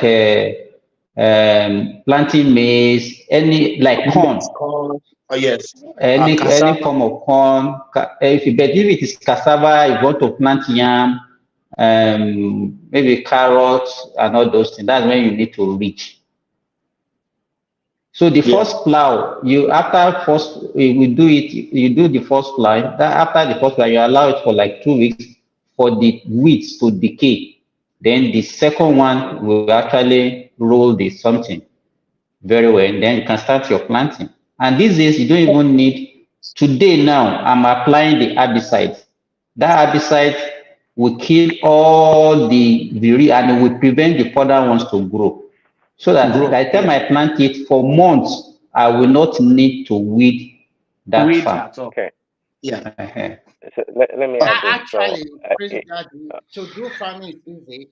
Last month, I got 100 layers just to lay eggs, and they are already like 1 month old. I got each for 3,500 and times 100, that's a 350,000. And how much am I using to feed them? Just like a pilot project for me. So it's when you look at it, when you convert it to what you get over there, with $200, you're already not even you are not starting from scratch. But Remy, are you sure you have competent people that you trust to do all I this? do. I do. Don't trust Nigerians. They are the There's a worst lot of human beings opportunity in to our do country. business with. Ha. No. For this one is not a big business like that, like millions or whatever. But what I'm trying to say is simple. But my brother, it's not millions. You still need good people. With as little as $100, $200, or $300, you can start something above it's not even low level now, at least close to the middle level. If you have like 100 chicken or 100 layers, give and take, maybe they give you, when they start laying eggs, maybe they give you 50 eggs. I'm just trying to say maybe 100 birds give you 50 In a eggs. small scale, yeah. Yeah, in a small scale. You will eat now, you will sell. You cannot finish all the 50 eggs in one day. So what I'm just trying to say is that if our people really sit down, we have the population continue to grow, and those people that can see, they are those ones that continue to say, "Oh, I do this and I do this," and some people okay. continue to Let me ask a question. Remy. So, okay. In regards to what is going on in Niger State, are they trying to reimagine agriculture, or they trying to develop a new model to be replicated across the country? I'm asking because it's the pilot phase. That is the pilot phase, and it's any governor that is interested. So that's that the federal government help Niger State, maybe help them to buy, maybe source loan or whatever. But that is the pilot phase. But any state that is interested can come on board. But I'm just trying to say, I don't see any of our states in the Southwest interested. They are just interested in Owambe party. well, say, okay. I've made the argument before when people talk about, okay, we have a lot of insecurity in Nigeria, therefore we can't plant or this and that. Well, it is true. I mean, that those farms are being raided by the herdsmen and the cattle and whatnot. But at the same time, the country is too big, or is big enough to be able to secure a certain part of the country to grow food, like Niger State. I mean, that should be a state that the federal government puts a lot of resources and security to protect the land, okay, from attack or invaders. And I think it's going to go a long way, and to guarantee people, the farmers that want to work the land, to be successful. So I mean, and that would be a good partnership between the government and just farmers and businesses. I mean, I understand those little farms can be easily rated, but if the government has a good program, like what is going on in United States, replicated in like a few other places across the country, we're not going to have food problems. We're not going to have food problems. Prince Daddy, let me tell you this. Let me tell you this. You should have asked me why am I doing pineapple? Why? Yeah, tell us. Because cow cannot eat pineapple. They cannot even enter into pineapple farm because they have nothing to. It's not edible to them. You understand? And this thing is something that with the technology now, just need a month. You can stimulate pineapple to flower, and it takes only 1 month from flowering to maturity of the fruit. So that period, that's the only period that you need to supervise to prevent people from stealing it. And people, you cannot see. Normally, how long does it take a pineapple to grow when to grow to maturity when you see them? And you plant it. When you plant it, It takes about 8 months. And you want to do it in 2 months. No, what I'm saying, when it goes to maturity, if you stimulate it, I'm talking about stimulation for it to flower. Do you understand what I'm saying? You can induce it to start producing. You don't wait for the natural way. Do you understand what I'm saying? You can stimulate, let me tell you, wait. Before, if you leave them, all of them will flower and fruit at different times.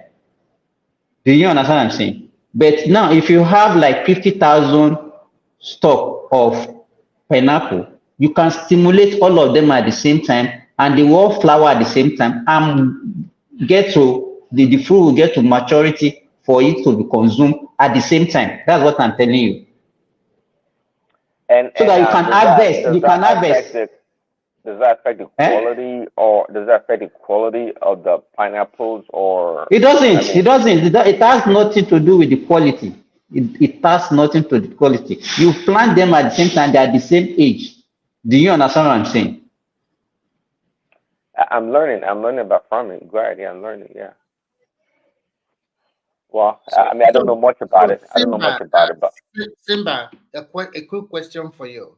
Does pineapple, can you harvest twice in a year or just once in a year when they grow to maturity? You can actually, when they go to maturity, you can actually harvest twice in a year. Yeah. But the issue here is that if you can invest in it, that means you have to be watering them throughout the year. You don't allow dry season to come into them. Do you understand what I'm saying? Yes. Because that 4 or 5 months of dry season is a waste. So, Sinbad, the pineapples, is it for export or local consumption? We have more than enough market for local consumption. We cannot even meet the demand. Yeah, just forget. Even if you I have a pineapple in Nigeria now, if it is average size, is about almost 1,000 naira. Yeah. Well. But one thing. That's why I used to tell people, Prince Daddy, wait, that whalers, they always come on the platform, painting gloomy pictures. We are here. We need to educate our people that there are so many opportunities in that country that people can exploit. It's not always complain, singing bad news every time. No, that is not what you're supposed to be doing. You understand? Me, I'm not an advocate of doom. The advocate of doom will always come with something that they have not even tried. They will paint it as if they know anything about it. They will make everything to be impossible. Prince Daddy, let me take you to the last so we can hear from Simba, Remy. Yeah. The last discourse, how I collected 3 million cash from Emefiele CBN employee say that this Emefiele, they're supposed to throw him in the lagoon. This guy. Emefiele, yeah. Before they throw him in the lagoon, they should recover all the money. I don't care. I don't care for his life, and really, they should recover Before all they the throw money. him in the lagoon, they should recover all the money. Yeah, why do you throw him in the lagoon and lose all that money? I mean, the guy stole so much money, it's unreal. And when I was a few months ago, when we were Please, talking that about is, it, I please, that said is sorry. Please, that is sorry. When I know this guy is the road, when he started his ambition for presidency, he bought hundreds of fleets of cars, brand new and branded. Where did he get that money from? well, see, Hundreds. Emefiele does not have self-awareness, and it just shows also the level of Buhari's leadership. Everything that he did during the election did not even make any sense. It didn't make any sense, and they allowed it to play out. I mean, it was just mind-boggling, really. The central bank, what you call him, governor wants to be run for presidency, and nobody saw the conflict of interest in any way, shape, or form. It was quite interesting. And Buhari was like a dead horse on the throne for the most part.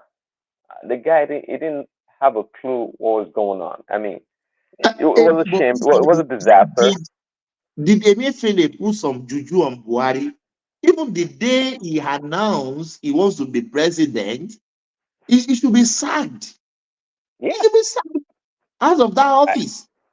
If you could, actually, if you could, yeah, I guess you could have the power to release him of his I duties. think generally, to me, I think Buhari does not want to give power to Tinubu. So all those, Well, of course, oh no, of course, all those and games they are playing towards that election. It's like I think they are playing like 3 or 4 cards. Like if we cannot let him be, maybe military coup should happen, or we should find a way give it to another northerner. But at the same time, they don't want the country to burn. So all these shenanigans is quite glaring. I think that God really loved Nigeria. To be well, frank. you see, God loves Nigeria, and God, and we thank God for the INEC chairman Mahmoud. I think that did he win the Man of the Year, or did he win any award recently?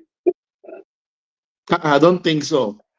But anyway, that guy helped save Nigeria. A lot of people don't talk about it, but the role that he played in his last election was so miraculous and wonderful at the same time. That guy helped save Nigeria.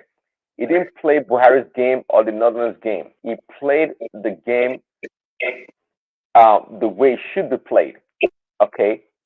Yeah, that guy helped save Nigeria, quite frankly, because I was thinking about it. And that's when people like, today, a mockery is up and down against the obedience and Dili Momodu too, and these other people.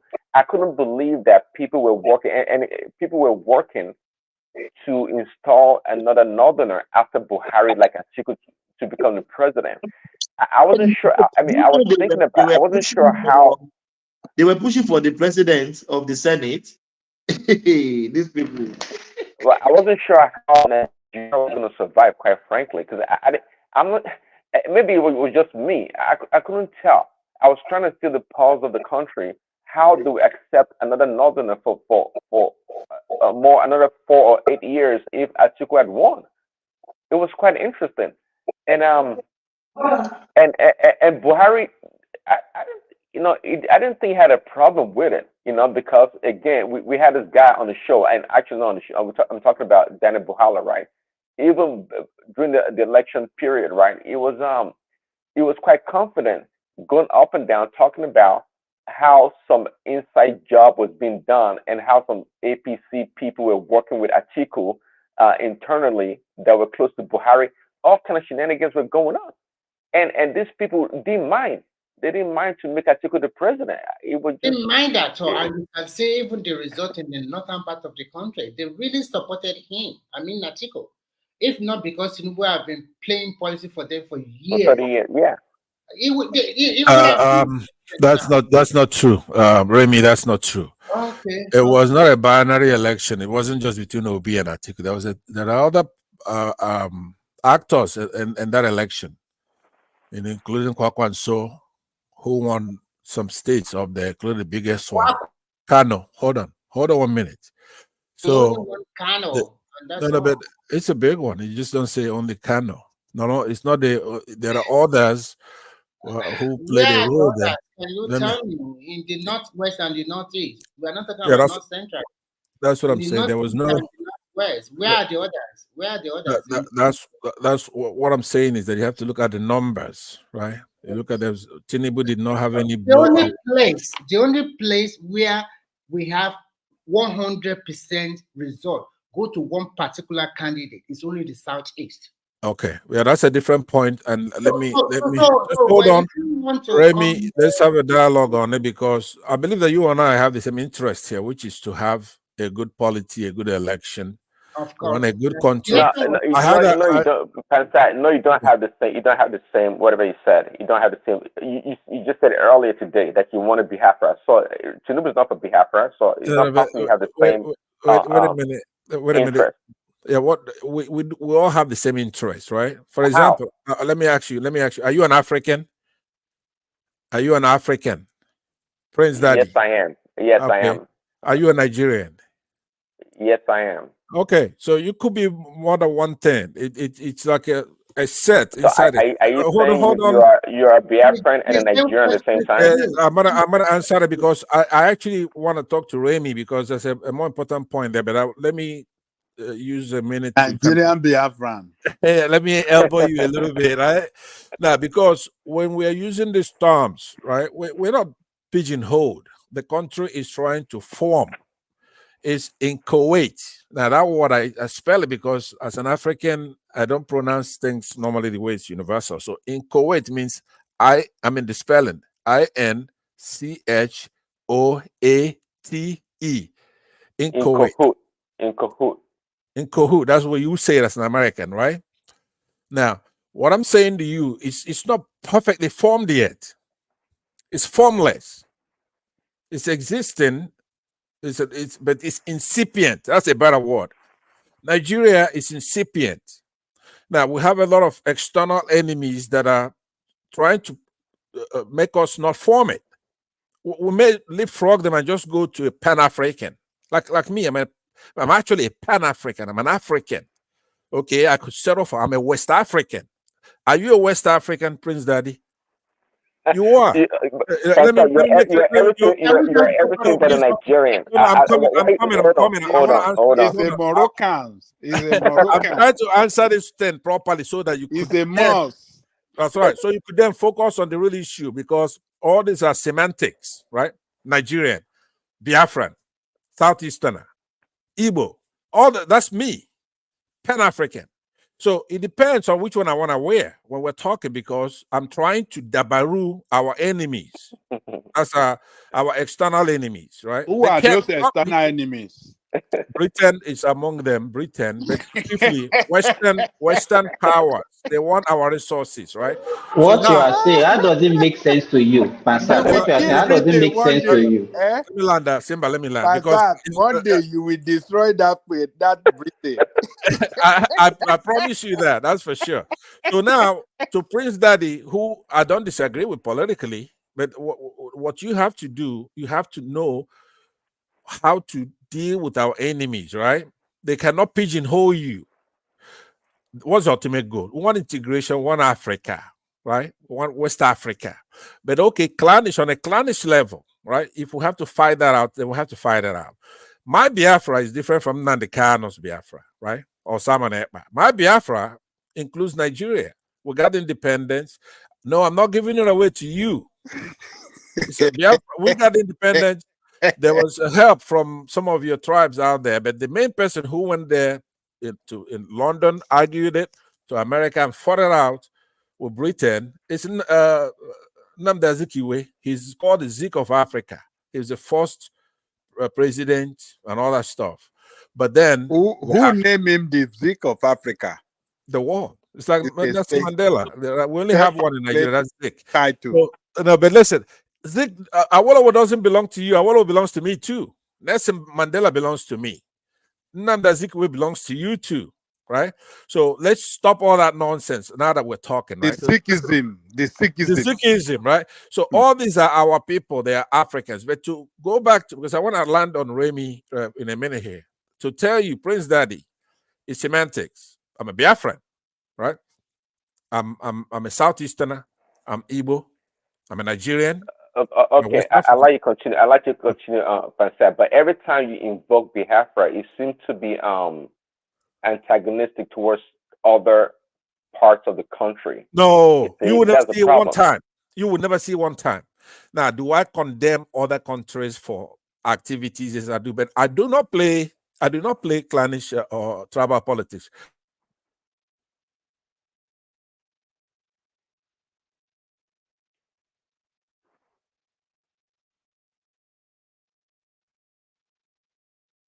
Davao Biafra, and they come on this platform, and I'll be watching, and I'll be laughing because sooner or later, when you look to your left, look to your right, you don't see another Southeastern, and then you start attacking him. Gentlemen, right? The good Lagos, I call them Lagos Igbos, because it's Lagos Igbos that make you guys disrespect us. Once you pass Onitsha, anyway, start going further southeast, right? Those kind of Igbos don't even have time for you. I hope you know that. And they're gonna whack you on the head if you ever try what you do with this your neighbors, the Igbos that are your neighbors over there, especially the ones in Lagos, people in Onitsha. There are Igbos deeper down that don't, they just look at you and they keep going because they're not happy and they're gonna deal with anybody very soon here. So now to go back to Remy, what I'm trying to tell you, it's very important that you understand that we're on the same side. I don't care which Nigerian you are, you want a good country.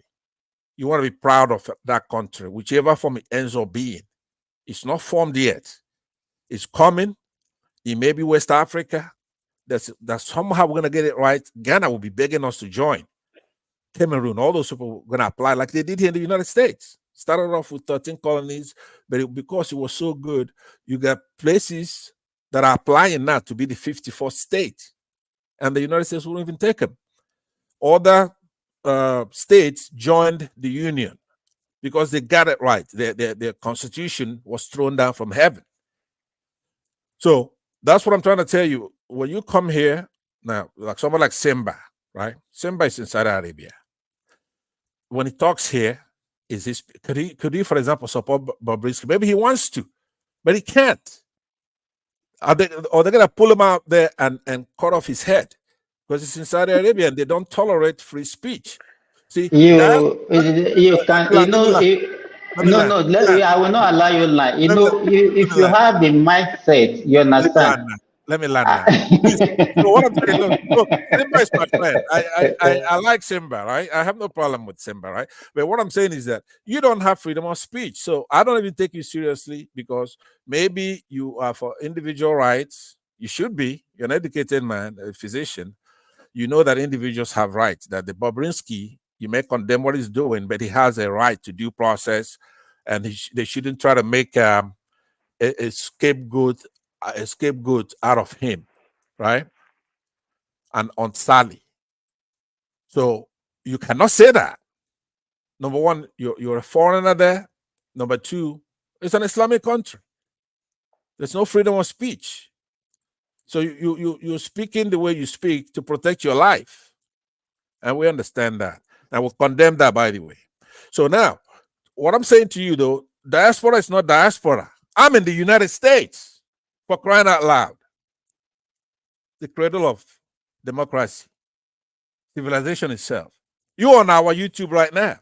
Prince Daddy, can you take back your position, please? Okay, who said that? Remy or Simba? So, but anyway, I don't want to beat you over the head, but what I'm saying, when I'm here in the United States, see, America doesn't get respect anymore.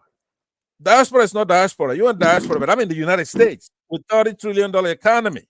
So what's the big deal about it? Is a big deal. It is a big deal. You're on our platform, for one thing. Give us some respect. Let's tell you how it's done. What kind of democracy we want in our country. Nigeria copied their Constitution, ipsissima verba from the United States. That's verbatim, right? Verbatim. So when we're trying to lecture you, instruct you on the right thing to do, when it comes to these tribes, right? Igbo, Hausa, Yoruba, they all should get some respect. That's true, right? But we need to begin to make our interest the same. You have to understand that it's all politics, and the currency by which you trade in politics is interest. I was going to ask one man. Let me just end it with this. For example, now let me see, Remy. I want to ask you a sincere question. I don't want to do a gotcha for you, right? I'm going to ask you a simple question. Just tell us right now, what's Peter Obi's interest that you're against? Just tell me. First and foremost, I will respond to you this way. Okay. To me, election is just a game. You either have a winner or a loser. If you are a winner, then you become the president. If you are a loser, you have a chance to try again. But eating up the polity, dividing the country, and and then have a lot of headless mob talking rubbish all around, demarketing the country that the principal, want to ruin the future. To me, I think that is unnecessary. That is totally bad. I don't have anything against him. It's not my candidate. He lost, and he can contest another time. That's all. The question I asked you, I hear what you say. You didn't answer my question. What is the interest? Okay, let me use me now, because I want you to really answer this question in the currency. I won't be able to be answering your question. Please let Prince Dad just continue, because I don't want to go to election again. It's already over. Let's just move on. All right, very well. That's okay. All right, go ahead, Prince Dad. Thanks for letting me interject. By the way, I'm still around, so hopefully it whoops around to me. So Thomas. Is Thomas there? Yeah, I think. Well, is it Remy or Simba goes next? It's there. It's there, and it's not there. Okay, Simba, you can go next. Whatever you want to say, I guess. Yeah. Okay, I just want to speak about this Bobriski issue, and I don't know why Nigerians are actually crying over his or her matter or whoever. The religion connotation that they are not giving it. Where the question I want to ask them is that who is the judge that made the judgment for this Bobriski? He's a Yoruba man, and I don't think he's a Muslim. Then the northern agenda that people are now attaching to it, that maybe because the North does not actually like what he's doing, that's why he's being punished. Where do we get that one from? Okay, was we attach ethnicity, tribalism to everything that happened in that country? Let me answer it, right? I can answer that. By the way, you see a Southeasterner here defending an individual's right, which is Bobriski. He's a Yoruba guy, right? I'm defending him. So I'm not talking about Southeast, I'm talking generally. Now, I'm going to answer that, because that's a good question, but I want to make it clear who the actors here are. Number one, Bobriski is a Yoruba man. You wouldn't know it unless it was a Southeastern. It would have been the title of today's show. All right, but he's a Yoruba guy, but he has individual rights, and all of us are upset about it, including those who are Igbos, Hausa, Yoruba, and all that. Right? We want individual rights. This is not 1980 even. Right? Even here in the United States, gay activities and stuff like that was frowned at. Right? It wasn't. He didn't have that kind of punishment for it, but it was frowned at. But now people just let them live the lives they want to live, as far as they don't break the law. And but now the question you're asking, hold on, we can't do that. What do you mean? Let them live the life they want to live? Live how? Where? Okay, if I'm giving time, we have laws. Hold on, we have laws and we have moral, moral values to uphold in our society, in our community. So you can't have people live whichever way. Right, Prince, that is because it's your time that we're borrowing. So I'll take some of your time to answer your question. But let me answer. It's actually Simba's time, actually. Okay, so let me answer Simba first. He's asking, why are we attributing this to Muslims, right? Not Muslims. But if it quacks like a dog, walks like a dog, it's a dog. It's not just this, where they're eroding people's rights. If you go to, I don't know what kind of haircut you've got, Simba. I'm suspecting they have a mohawk or something like that from the way you talk. If you go to the north, this Hizba police. What did you just said, Passat? I was saying, Can you repeat yourself? I haven't seen you on camera, to know what kind of haircut you got. So, but in my mind, from your voice, it looks like you probably got one of these. Oh, you look like one man. Okay, all right. So it's not you. I see you wearing your stethoscope. Well, let me I'm at work, let me so show that's what myself. I'm telling you. All right, so good. But anyway, but if somebody has a mohawk or isi dada, I don't know what you call it, like a Jamaican. What do you? These people who smoke Indian hemp and they braid their hair. Dreadlocks, right? In the north, you're a teenager or a youngster. They will grab you and give you a haircut, right? That's unacceptable, right? So not only that, that's just their modus operandi. They try to use their religion, which is not recognized by our constitution, at least the tenets of it. It's not. How can you say the religion is not recognized by our constitution? Why do you normally like to? Sometimes you're making sense, then you start vomiting rubbish. I'm talking about the tenets of it. There's nowhere in the religion, in our constitution, where it recognizes Allah as our savior or anything like that. So we're secular country. It's our secular country, right? It can be very funny. Do you normally listen to yourself when you talk sometimes? When we finish this show, go and listen to what you are talking, and you too will be laughing. No, but it's true. Pastor, do you remember there was a day, it was only you and I on this platform? You remember? We had a very long discussion. If you remember that day. What do we it talk was about? I think we were off. Yeah, it's like most of the things that you used to say on this platform, you don't mean it. You deliberately just vomit those things out. How can you say there's no way in the constitution? Is there any way in constitution that they will put that Jesus is our Lord and Savior? No. Is it in our constitution? It's not. See, that's the point. So what are you talking about now? You are unwittingly advancing my point. So it's a secular country. It does not recognize any of the tenets. It's not to condemn those things. They're good. Just like Prince Daddy said, let me pivot to him now. What he said things about ethics and morality, right? So it wasn't a month ago that I was here telling him the difference between those two things, right?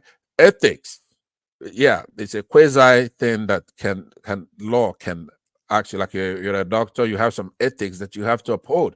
But your morality, it's entirely up to you, period. It's not legislated. That's the difference between those two, Prince. So you understand that as much as you and I abhor, and of course consider this a sin, but the way the law works is just the way that the Lord Jesus Christ sees it. He condemns the sin, but he loves the sinner. See, the Lord Jesus Christ does not love you more than he loves this guy here, Bobriski, right? The Lord loves the sinner, but he abhors the sin. So now we could go with that, right? And I'm sure you don't disagree. You and I are Christians, and more so.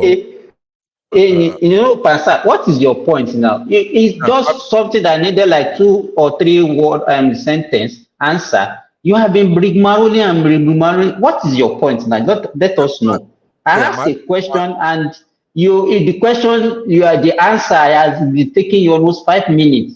That's right. I went from you and I went to Prince Daddy, and it's a sensitive topic that goes into ethics, morality, religion. These are very heavy disciplines, and you have to cover them. It goes into law, but more importantly, it goes into due process. Right now, you might find me to talking about this. That's why I'm here. I have to have you, like I said to you, diaspora is not diaspora. We have to tell our people the truth. Speak out for you. You can't speak out. What do you mean by diaspora is not diaspora? What do you mean? I don't understand. What do you mean by diaspora is not diaspora? You are diaspora. Go ahead and tell them if you know. Go ahead. He's trying to tell you that is in America a superior country, and you are in an inferior country like Saudi Country, Arabia. exactly. Right. I know that's what Nigerians he's have trying more to say. freedom than you do. Nigerians have more freedom than you do. You understand? Nigeria is better than your Nigeria is better than your country. But you know what, man, Pansat, one of the, let me tell you, is not the education that you have to get is not the only one you get at the four walls of the classroom. Traveling is actually the best way to learn, traveling. So you need to leave that your cocoon in the United States and travel wide, then it will give you a broader knowledge than what you have now, so that you will have a more positive and robust discussion when you are discussing. Do you understand what I'm saying? I do, but look at what you left out. Somebody who does both. Do you understand? You're just talking For the fact that, no, just hold on. For the fact that I'm working, just hold on. Does that, for the fact that I'm working in Saudi Arabia, yes, does not mean I'm limited to Saudi Arabia. Do you understand that? Okay. Now let me ask you a question. I can say it. I don't know how I can boldly tell you that I've traveled far and wide. Okay, so Because so most of the people who live in the United States, you don't even have money to travel out of that country. Okay, But I don't know the last time you travel out of the United States. Okay, so here's my question to you then. You were in Saudi Arabia where women are not allowed to drive, right? They are driving, if you don't know. Hold on, please. I'm telling you, they are driving. Women are driving here. They are working. They are doing everything that men does. They are in military. They are in immigration. They are in custom. They are everywhere. They are teachers. They are doctors. They are nurses. So what are you talking? Okay, since when?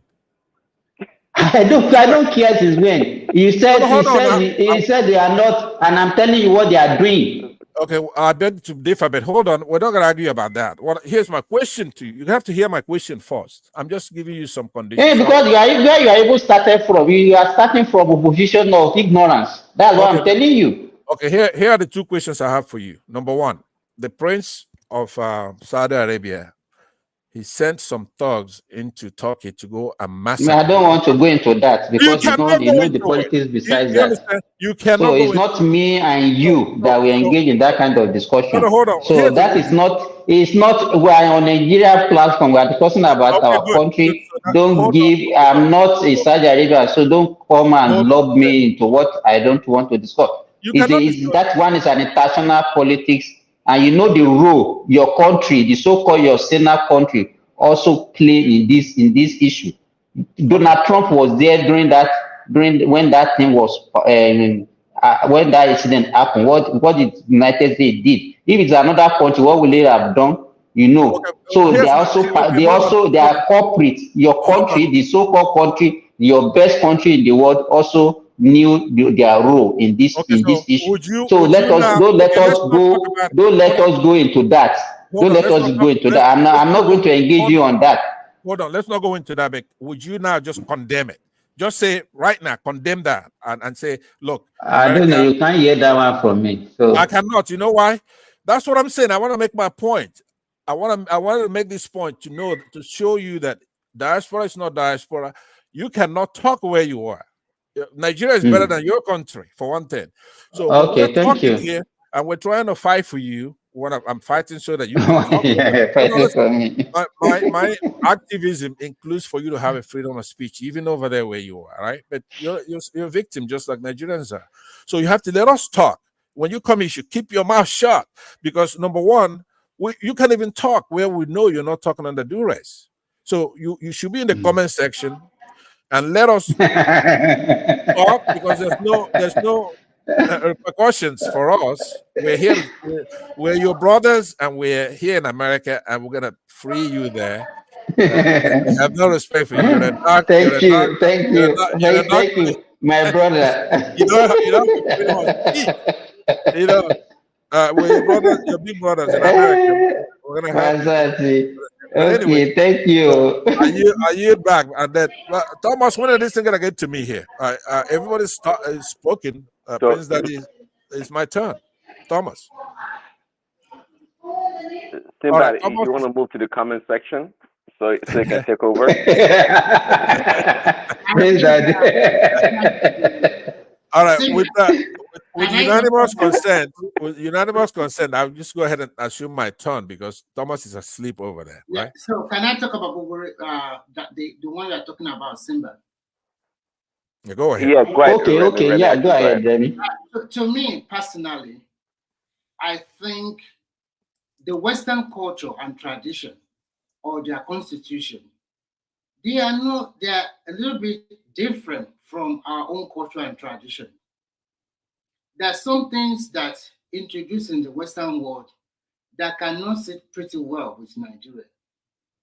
Although because of what we are called, okay, fine, we are in the new world. We should, I can accept this, I can say it, but I do not accept it. I think majority of core Nigerians fall into that category about this guy. But when you continue to live in, continue to do like this, he called himself cross-dresser, but you are flirting with men. You also say you went on surgery to boost your boob and everything like that. To core Nigerians, I'm not talking about religion now, I'm talking about core value. This is not a good thing that most core African people cherish. They don't like it. They don't want it. You cannot say because of United Nations law or human rights, everybody can just do whatever they want. If we accept this norm in Nigeria to continue, Remy, one second quickly. Earlier, I don't know if you heard from Sat, he made the argument that it's an African thing that men cross-dress like women. That it's more common in the African culture. No, I don't think so. We have a very famous one. It's called area scatter. Just Google it. From the southeast, right? Maybe I don't know about his name is Area Scatter, and he was he probably still alive. He's a big celebrity. Does cross-dressing and singing and playing some kind of instrument, right? Well, and it was a funny thing. I mean, it was nobody attributed anything to it in many African countries, and then the Fulanis they have their own. Just Google Area Scatter. If Thomas is there, show it here. I think what they are trying to do, the way it's like a kind of we want to stop this thing. We are sending a message. We don't want this kind of thing in our environment because it's getting to a stage where he went on a competition as a man, and because of money or financial inducement, they declare him the winner. This is not good for what kind of lesson or moral lesson are we going to give to the young ones that are growing up in the future? Is this the way we want to go in Nigeria? If you want this, then let us accept the LGBT. Remy, don't mind Pansat. Does he want any of his children to become a cross-dresser? How will you feel if one of your children want to dive into that? I don't want that. But let me hold on 1 minute. Please, Remy, you go and you go. Relax. Let's have a dialogue. It's a Friday night. We're not in a hurry. Let me tell you first of all, as a Nigerian. Yeah, hold on. As a Nigerian, Mr. Triumph, how you doing, buddy? Look, as a Nigerian, you have 30. Just hold on 1 minute. You have 30 human rights, right? 30. In the Article 1, you have right to equality. Article 2, you have freedom from discrimination. Article 3, you have right to life, liberty, personal security. Article 4, you have freedom from slavery. Article 5, you have freedom from torture and degrading treatment. Article 6, you have right to recognition as a person before the law. Article 7, right to equality before the law. Then you have right to remedy by a competent tribunal. Freedom from arbitrary arrest and exile. Right to fair public hearing. Right to be considered innocent until proven guilty. 12, freedom from Look, there are so many rights that we have. Look, when you hold on, I just told you have time to conclude. I'm almost done. I'm interjecting and I'm making a very cogent point. So what is your problem? Relax. So Remy, what I'm saying to you is that hold on, Passat. Let him land. Yeah. So I appreciate that, but let me actually post something for you. I want you to show something on the screen that look for, because now here I am helping out Yorubas who has a cross-dresser menacing us, but I'm not gonna go tribal today. I want to show you that you're not alone. So don't feel bad. Don't be ashamed. That's what brothers are for. When you're having a hard day like you're having today, Thomas, you Google area scatter. We have one person who dresses as a entertainer, and just show it on the screen so that Yorubas don't feel too bad. I know you got yourself a cross-dresser here, and you're to be ashamed of yourselves, but I'm saying don't worry about it. I'm here to support you. I'm on your side. Okay, thank you. We don't want one of your sons thrown Thank in you for jail, your interjection. and Let me just we're conclude. fighting for you on this. All right, go on. According to our own culture, we don't accept people dressing like a masquerade, or dressing like a madman, or dressing as something that not fit the norms of the society. And that is not what we want to promote or cherish in my own culture. And to me, it's getting out of hand. The way he portrays himself in public glare and all those things that he has been doing, I think majority of people, they don't like it. But because of modernity, sometimes, okay, maybe we can just let him be. But when it's getting too extreme, we have to put a stop. And what they have done to him, he deserved it. Because the way he was spending the money or whatever, they might have other things against him, which is not open to the public glare. But I don't think these are things that we should be very proud or cherish about. I don't like it, and I don't feel comfortable with it. He has his life to live. He has a right to live as a man like any other person. But as a man, portraying yourself to be a woman and continue to do a sort of rubbish in the public glare, I don't subscribe to that. And Okay, I have a question for you, Remy. So he wasn't charged with that. Now let's be more. Let's hone in on. He was charged with mutilating or whatever, some kind of currency issue. So it's not charged with what you're talking about. So what's your opinion? I understand. He is not the only person charged with that. There's this former actor that's also charged with that before, a lady I forgot, and he was fined. So if this particular situation, he was fined, he wasn't thrown in jail. Listen, if they don't give the option of fine, because he claimed he accepted guilty from the day one. So if they don't give option of fine, it's no big deal, and it's going to run concurrently. I think when it comes out of he also have to retrospect and look at himself. Is this what they want in this country? If you have the money, then go to America and be doing it there. It's not a big deal. So why? Well, you are wrong, right? That country doesn't belong to you, right? That country doesn't belong to you, so you are talking nonsense, right? You don't like the country, you get out. You take your tenets and your religion and get the hell out of the country. These people have fundamental human rights. The state is not supposed to be overbearing and going out there and carrying out injustice, charging somebody with something else when they meant something else, charging something that everybody does in the country, right? There is no way EFCC should be. That's not what is. I quoted for you here why EFCC was enacted in 2002. It's an establishment act for money laundering. And none of it is about this. So you do not, that country doesn't belong to you more than a Biafran or a Sia or a cross-dresser. If you don't like that country, you get the hell out. That country doesn't belong to you. So you come in here with your overbearing patriotism. Can you please check yourself? No, I'm got a hell out of Nigeria. Don't come back to Nigeria again. Biafra belong to you. You go to Biafra. Go and join Panzat in Biafra. You're awake. To chill and take cold water or something like that. Cool. I don't know. Maybe you need to go and take a cold beer. Just calm down. No, but here's what. Why are you always mad with yourself every time? What irritates me is that people who know nothing about Nigeria, your forefathers had nothing to do with it. We went and got it there for you, got the independence. And now you want to kick us out. This is our country that we took from Britain here, right? With the help of Nahoro here and there, Awolowo here and there. But actually, it's southeastern countries. It belongs to us. It's like me. I have many cars, right? So if I want to get rid of one and drive the other, like I'm doing, I'm driving Biafra. But Nigeria is still my car. Don't forget that. Nnamdi Azikiwe got it. We're not gonna let you.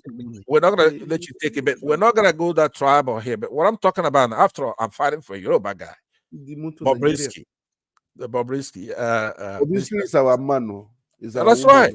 That's right. So, but you're gonna be here, and you're gonna let December. I mean, Remy, talk down on your guy, your people, right? Who's gonna fight for him? It's still gonna be me. Your people now. It's also your people, Mr. They're not trying to put me in there with your people, right? Because you keep calling me a Southeasterner. I'm a Biafran. I'm not your people. No. He's in Nigeria. She's in Nigeria. Bobriski belongs to you, right? Bobriski is yours. If I don't bring it up, none of you are gonna say here. Kenyans listening are gonna be saying, "Oh, a Nigerian." No, you can take him. We give it. Just take him. We are ready to give you 100%. Take him. No problem. No. Can I? This guy's cracking me up. Can I contribute, please? Go ahead. People who don't talk a lot, I hate when they try to talk because they think because they don't talk a lot, they could just say anything, right? Let me see something. All right, go ahead. Thank you. General Thomas, I greet you. President, my brother, how are you? How about you? We do. Baba, body inside behind the scene. I mean, no one could miss it. I greet you too. Let me tell you something. Is the only charge is going to only pay the 50K. They're just only making it sound as if it's big. Nigeria, we accept homosexual, whether you people like it or not. We're in the open society. I'm telling you this. Within now and next year, we have all the whole rights as we all in Nigeria, male or female or she or male. One thing is that in my religion, we are against it. But in today's society, we accept them, whether you people like it or not. So that's just it. It's all about life.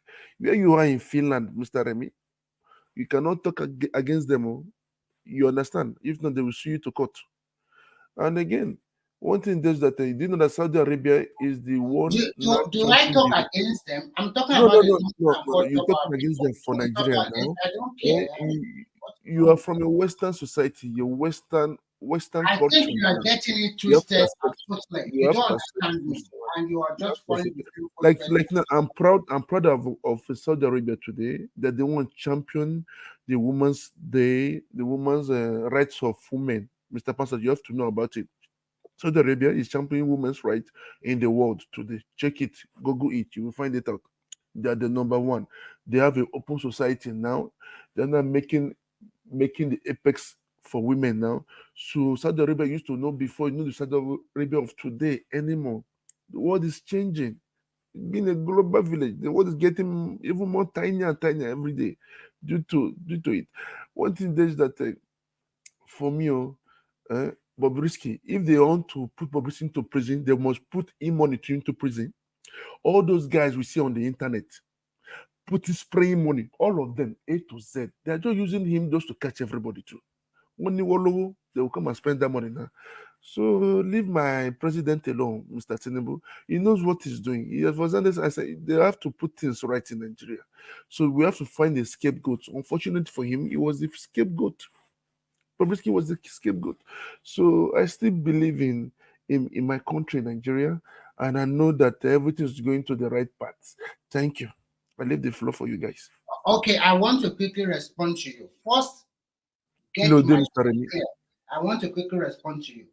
Everybody have a right to do whatever they want. Okay. But every country live where there is constitution and rule of law. If the rule of law in your country does not accept this now, you can't force them.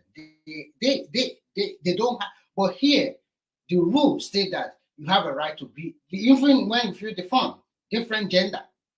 But maybe in Nigeria, only 2 gender. But here, you have different gender. So this is the society here. Listen, this is the society here. Everybody have to live by it. But where down at home, they don't have it. And they said they don't want it. What do you want them to do? Who said they don't want it? Are you the one speaking for the masses now? Okay. You just made us. I can send you a link. You said by next year. You said your opinion. Let me say mine. You said by next year. You're right. They are going to pass the law, blah blah blah. LGBT is going to be okay in Nigeria. That's your opinion. No, if it's in the law, if you people want European to come and invest in Nigeria, you people must accept homosexual also, whether people like it or not.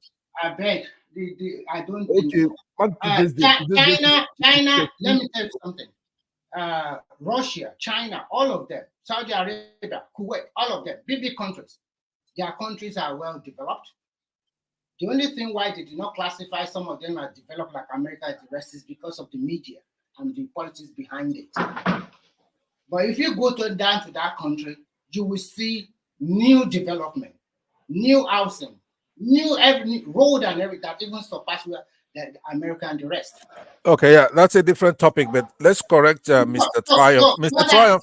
In conclusion, what I'm trying to say here is that in Nigeria, they have rules and regulations there. And if they don't, in their own constitution, they don't have something like that, nobody can do. If tomorrow they have it now, so no problem. Anybody can be whatever they want to be. Exactly. Okay. Look, why are we crying over it? It's yeah, Mr. Triumph, I want you to be able to limit this discussion to the facts. There has been no proof, or there's no allegation that Mr. Bobriski is gay or that kind of lifestyle. What he's a cross-dresser. He's not a gay. It's a cross-dresser. Yeah, that's a huge chasm. Hold on. No, but we have to deal with the legal things at stake, the legal issues. He's a cross-dresser. He has said that he's a man.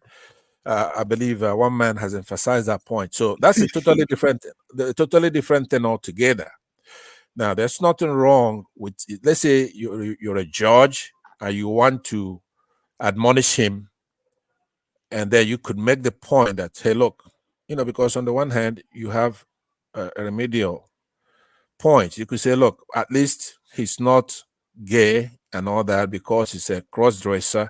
You're going to fine him. And then you try to use that medium to send a message or whatever. But why are you thinking it was not gay because of that? It was gay because of dynamic mutilation. So why are you insinuating that it was because a cross-dresser, that was why he was killed? Why are we making that insinuation? Because you have to come out and just call a spade, right? A judge. Stop that. It was not charged for that. It was not charged for that. So don't lump things up. No, but that's what Mr. Triumph is discussing, and that's what everybody's. No, I never said that too. I said that he was jailed for the money. But you said that whether we like it or not in the country, that we're going to accept gay people, right? You guys should accept them, whether people. But what I'm saying, we have not come to that. When we come to that, then we're going to discuss that. It is there already. That's not what we're talking about here, and that's not what I'm defending. It's not an issue for right now. We're talking about cross-dress. I think that Bobriski have a Igbo blood inside of him. If you trace it, you will find it. He has a Igbo blood in him. Well, no problem. What is your religion, by the way? I thought you say you are looking for trouble this morning. Mr. Trump, what is your religion? You said your religion is against it. What are you, Christian or Muslim or Hindu? What are you? It's my personal stuff. Now I don't have to say it online now. It's my. Oh, you don't? Okay, well, yeah, you don't. I mean, I thought you said. Thank you. You said it was a. Anyway, let me go ahead. It's my turn. Let me go ahead and speak so I could get the hell out of here, right? Now, I made my speech earlier when I came in, and it was. I've been talking since. You talk more than every other person. So what else do you want to vomit now, Besides, that is better go and sleep. Go and sleep. Is that your friendly way to have a conversation with me? Now, what I'm trying to say, in a nutshell, is what I started off with. Right? Our country. All these issues stem from one thing, and one thing only. We all have the same interest, common interest, for our country to do much, much better. The semantics notwithstanding. I talked about Mr. Omokiri, all the talking points that one man brought to bear here. And you could tell when I'm here, it's elevated. There's been no bashing of anybody. Nobody's bashed the Igbos when I'm here. They know better. They know I'm not going to put up with it. There's been no Muslim bashing on my side, but we have to point out the wrong things they do and how to make the country better. We're not going to bash that religion. Like the other religions, they have their pluses and minuses in a society. The problem we're having, unfortunately, is coming from the Islamic world, Muslims. And I want a chorus of progressive Nigerians to be able to fix it. We have to fix it. We cannot do it any other way. We have the same interest. Any red-blooded Nigerian wants our country to do better from now on. We want a new Nigeria. We want it to emerge. Now, either way, we're going to get that, but we want to get it peacefully. You have to understand that's my whole message. I'm trying to avert taking it, which we can. Not that Muslims have a clear jaw. They don't make anything. The last time that the Southeasterners tried to stop their nonsense, the rest of Nigeria joined them in that war. And Britain. I remember when pilots were shut down in the Southeast. They were Egyptians, Saudi Arabians, British and Russians. No northern Nigeria could fly a plane. They could even drive a car then. So the alliances have changed. Now, who's talking? Who's talking? Who wants to say? They are not our problem. Oh. No, hold on now. I'm making the case. I'm almost done. 2 minutes, I'm done. They are our problem. They may not mean to be our problem. That's why we need education. But they've got us to where we can't even educate. We can't, I mean, we want to say to you, hey, look, we have external enemies. Our country is going to have health care. Look, I believe it was Remy that was talking about infrastructure. A civilized country, saying Nigeria is a civilized country too because they have built roads somewhere. I don't know, a few things that you mentioned, but you live in one of the foremost civilized countries. If you are where they say you are in Europe, you see that some are tangible, some are intangible. Health care. Our parents, the old, the elderly, they have to be hospitals and clinics and doctors per thousand. You have to do this study. It is not free, Mr. Pansa. It's not free now. I didn't say I'm not making that case, but at least you could buy it. That are paying for them. No. Listen. The argument is whether development, somebody being civilized means good roads. I mean, you have 30 seconds more, Mr. Pastor. Please, Mr. Trump. I know that you don't talk a lot, and I want you to talk, but you're gonna have to hold on for your turn, right? Hold on. I'm almost done, I said. So when I see that buffoon, the former governor of River State, Mr. Wike, who's now in the Federal Capital Territory, and he's boasting he shows a road. So one afternoon, I spent my time tracing that road, a road that he built, which is an example of a road that he built. There are no exits, there are no entrances, there are no street lights, there are no street signs, there is no gutter to contain flooding, right? It's something you could get your wives together or your girlfriends and just go and pave. Is that fair? That's not fair. These Oyibos have been building roads for hundreds of years with street lights. Before electricity, they used to hang candles with chandeliers and all kinds of things on their streets for light. So you can't be causing low expectation all the time. The bigotry of low expectations from these people. They're not doing anything for anybody. They're buffoons. Like that stuff he does. If I'm on the other side, I wouldn't laugh at some of those things that he's a nincompoop is doing. A blockhead, a dunce, a jackass, a chump, a moron, simpleton, a dullard, an ignoramus. He's trying to dazzle you with laughter and songs where our people are getting killed all over the place. There's no hospitals per thousand. How many doctors per 1,000? Life expectancy, we are among the worst. Nigeria, a country that's blessed with everything, human resources. We have a lot of doctors in diaspora. At least try to attract some of these people home. Give some security. So we all have the same interest. Now, the question is, like I asked Remy and he was unable to answer it. He demurred and he was talking nonsense. What interest do those people have that you don't have, that you don't share, or me? Because everything is traded in the currency of interest. We all have the same interest. So I know a lot of people are here. I appreciate the courtesy of hearing me out. I could really make a lot of sense here for you because, you know, my credibility is unquestioned, my integrity, my reputation, it's a cachet. I'm speaking to unify the polity.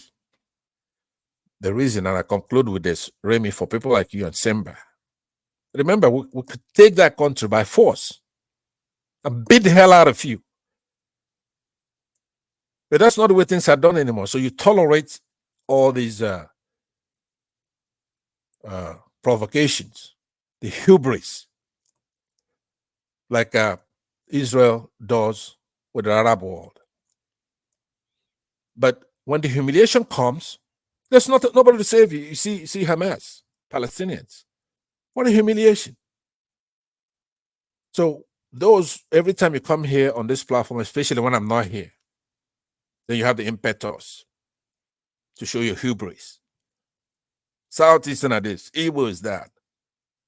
And you're laughing at our inability to get upset because of these provocations. But it's said, I didn't say it, nations are very slow to anger. You turn off that beavers. Shamefully turned off the beavers. So I'm asking again, let's unify our interest for the country. Forget about the semantics. Are you in Boston now, Mr. Passat? Let me ask you this question. Am I where? In Boston now. In Boston. No, I'm not in Boston. Why? If you're really a fan of P2B, you're supposed to have been there now, by now. No, I'm not an obedient. I'm I'm quite neutral. I'm calling it the way I see it. No, Mr. Passat, no. You know that. Everybody knows. I don't agree. You're supposed to be in Boston. Because you guys have been out in Boston for the past 1 week now. Yeah, P2B is going to be on a platform, on a show. No, P2B is going to be on a show over this weekend with Dr. Damages, I believe it is. If I have time, I'll be on the panel, and if I have a question for he's him, making his speech in a hall somewhere there in Boston. You know about him. Yeah, but do you know how far away Boston is from let's say California? That means you don't have the money. It's the same distance from here to where you are. That's how big United States is. Boston. It doesn't matter. You take a flight and go there. No, but you can also do the same thing. I'm telling you, it's equidistant. I'm not a fan of him. You guys know I'm not a fan of him. I'm a fan of Mr. Trump. I don't want you to spoon feed me. You made your point, and I'm happy you told me. I'm gonna check it out. I'm saying that Boston is equidistant to you and to me, right? You could go there as well. I'm not an obedient. I've said that I'm a Biafran. Peter Obi is a Nigerian. It's a big difference between those two things, right? Peter Obi is vying to be president of Nigeria. I'm not. Peter Obi doesn't believe in Biafra. I do, right? So there are. Why are you trying to disassociate yourself with obedience? They are your people. Thank you. No, I'm not, because people like Dele Farrow to me is obedient.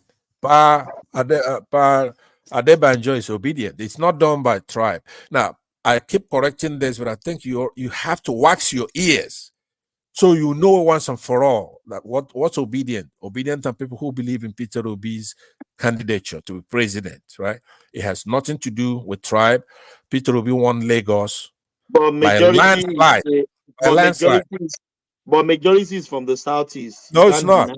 No, it's not, because if you look at the voting pattern, because it showed at the election, because Peter Obi cleared all the southeastern votes. The same thing with Jonathan, right? Jonathan got the same 90s percentile, right? At the maybe the worst case scenario, 80 something, right? But 90 percentile, same thing, because the Southeasterners, I've said it before, and when I say it, this analogy I'm gonna give you right now, a lot of people get upset because they're looking at the analogy rather than the facts. I say go talk, I get you working in, you know. Nigeria. I think. Let me land now. I, What do you have to say that's so important? Go ahead. What do you want to say? No. You can go ahead. Okay, so the analogy I'm going to give you right now. Okay, it's the analogy of insects and metamorphosis. Right? There are two types of metamorphosis. I know that Simba is educated in this kind of things. You have a complete metamorphosis in the case of butterflies. And then you have an incomplete metamorphosis, like cockroaches, right? If you look at when cockroach they lay an egg, and then the young emerge from those eggs as what's called a nymph. They look just like an adult, just that they're smaller, and then they start growing. They don't go to the larva, pupa, all the stages. And that analogy applies to the Igbos. Not just Igbos, Biafrans, because during the war, Biafra, Calabar, and all those areas, they fought with Biafrans. So Biafra is not just Igbo, but the Biafrans went through a complete metamorphosis and they emerged as butterflies in Nigeria. A lot of the other tribes, especially Benue Plateau, Shiites in Zaria, Yorubas, unfortunately, they are cockroaches of Nigeria. They haven't gone through what you have to go through and have a hard chin as a Nigerian. Go through those stages and then emerge. They're just a bunch of fed people in Nigeria. A lot of their degrees, they made it up themselves. Because when we went out there fighting for 3 years, I think. Let me land. You are going off the line. No, Remy, hold on. It's an analogy. Don't take it too hard. Just keep your language. I want you to keep your thought and what you are saying. Keep it civil. Decent.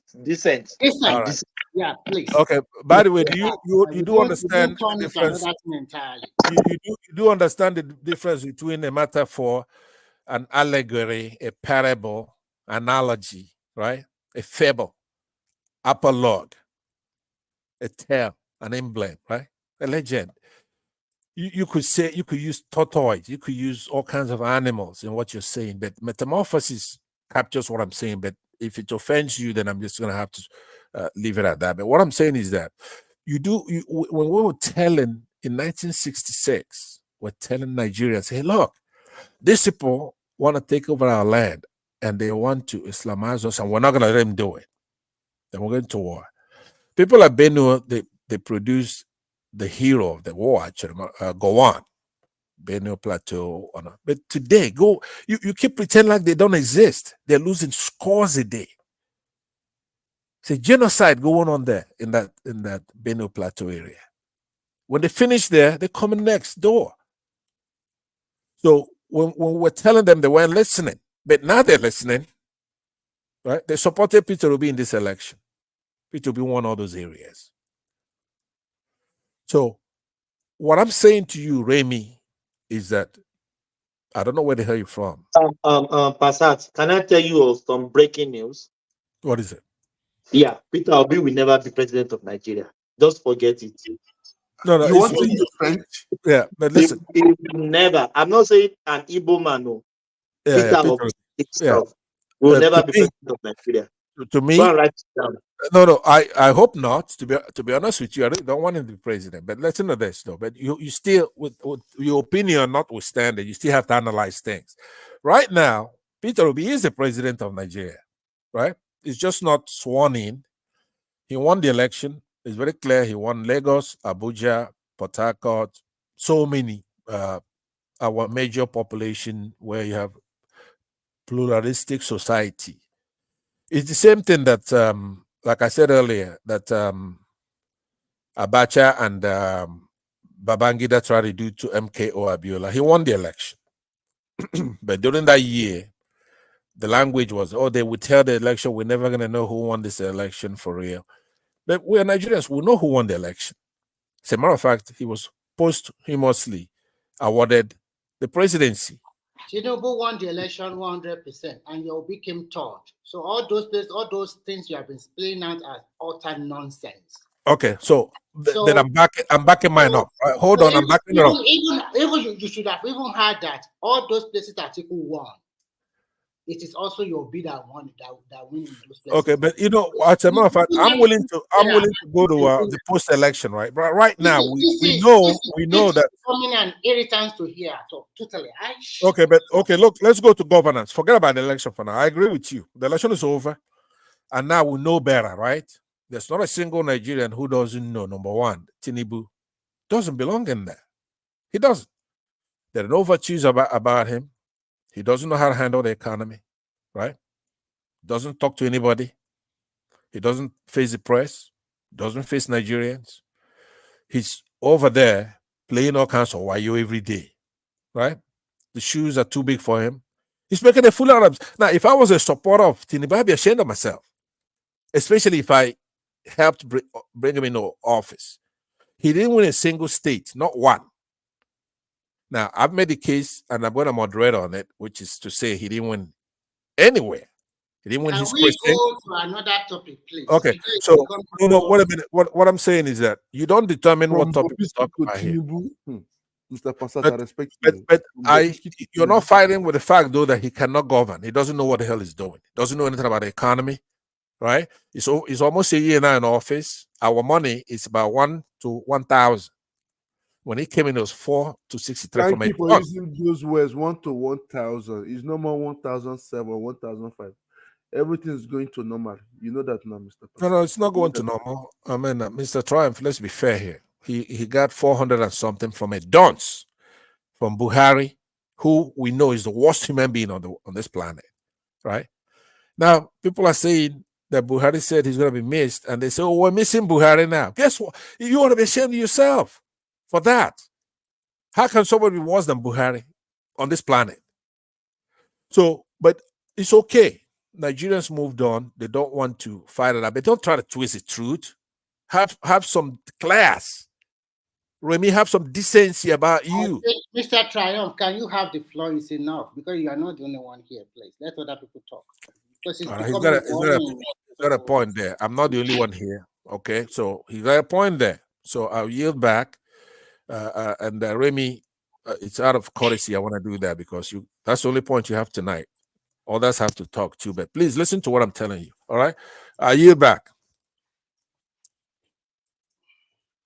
So, Mr. Triumph, you can take it over, and then you can tell us. Okay, what is this that we are talking about Bobriski? For me, for the money mutilation, not up to the something that deviated to Biafra. I know you came here to talk about sex. That's all you rushed in here to talk about sex. He loves sex now. Everybody does it now. So that's it. Okay. But what it is that if they stop Bobriski, they have to stop other guys that used to spray money too. We know them on the internet, even in marriages. They should bring every photos out, every videos out. I will go and search for them. Search for each and every one of them. And unfortunately, it's going to affect people from the southeast because they are fond of it. They are fond of it in Nigeria. You understand? So one thing is just that it's going to affect so many guys in the southeast. We are aware of it, and later they will see that now that they're after the Igbos again. So that's what's going to bring a little bit problem in Nigeria. So that's just it. But as for me, it doesn't. Who's after the Igbos? Well, who did you say is after the Igbos? No, like now, you see them spray money now. You see this guy, who was it called? Not that money spray money, and this guy. Okay. Yeah. They're all Igbos. And if they get them all arrested, they'll see that they're after the Igbos, that they're jealous of them. You understand? So that's just it. But one thing is that let the truth be said. Let the truth be said. It is wrong to spray money. It is wrong. It is wrong. So that's just we all are Nigerians. It's part of our culture, but it is bad. We have to change things for the better. When we start value our money, our currency, I believe that is one of the steps to take. Then everything will be great. Everything will be great. So that's just it. So for me, he's going to pay the fine of 50,000 naira. Is a chicken change for him now. He just won the most beautiful lady. I think if Bobriski go for beauty contest for Nigeria is going to win. Because you two, you know that what was it called? They have about 3 or 4 men that contest for Miss Universe. Are you aware of it, Mr. Pansat? Yeah, I heard about something like that. They contest for it. So one thing is that and the men, they do better than the women. Sorry to say, they dress more than the women. We see them. Well, it's beauty is in the eye of the beholder. That, you're speaking for yourself. I disagree with you, but you have the right Mr. to. Person, you No, know what you are. I'm not speaking for you myself. have the right to your I'm take. talking on the behalf of you also. I'm talking because at least if you go to time, what is it called? What is this called? Not Taiwan, not Taiwan. What is this called? This country. That's what I had things that they do. I have to control my words because this platform is a family platform.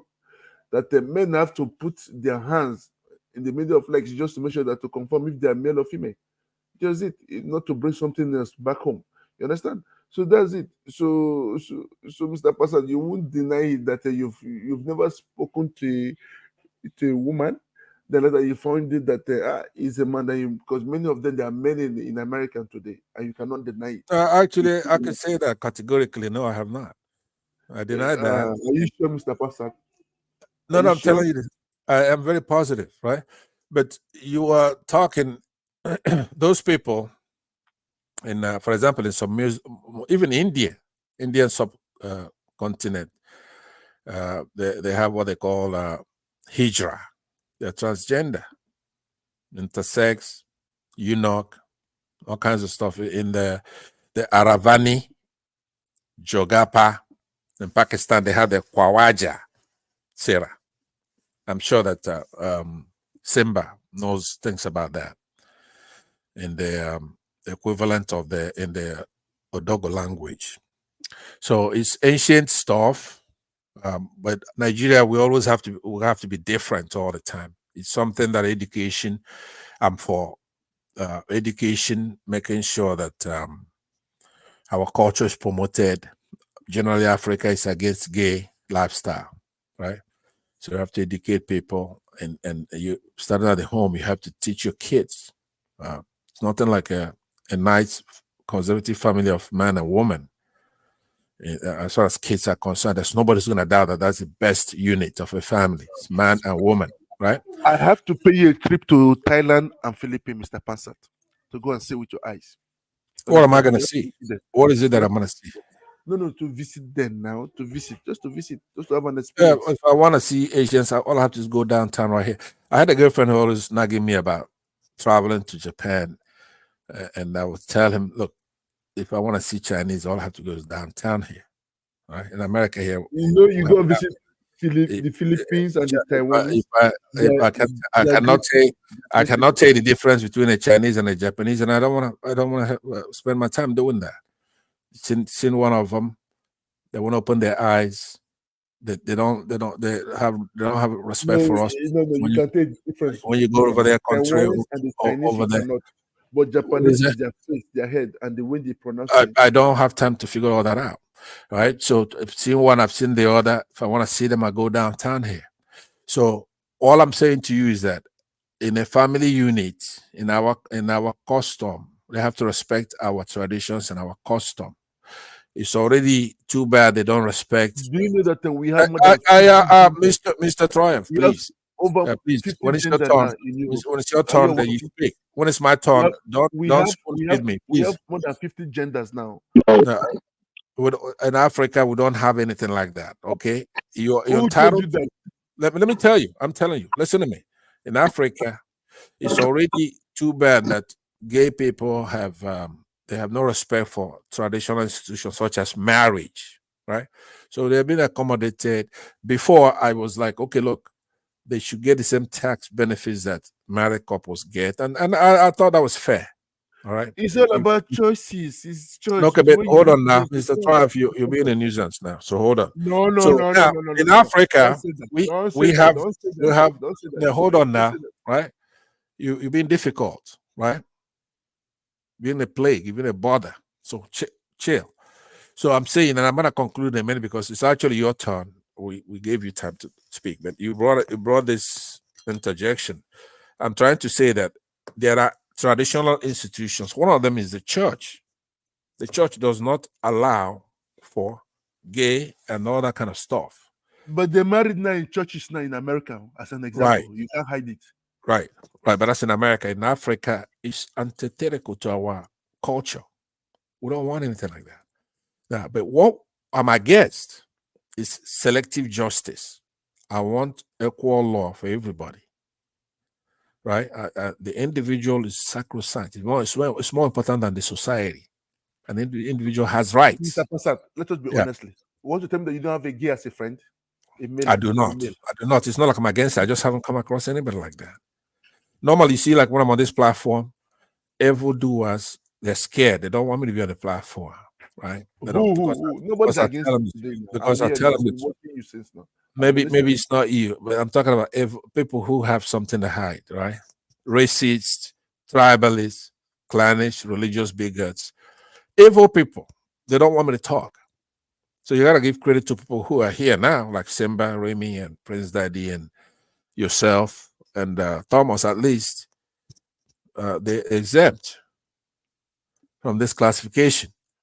But normally they can't they don't want me around. You see, people like Adewale, he's run home, he's run away from here. Now, what I'm saying to you is that Africans, we're Africa, we're the mother of the world, the mother continent. There are things that you just can't do over there. Right? So you want to do your thing, don't ask, don't tell anybody what your sex is. Nobody cares. Keep it to yourself.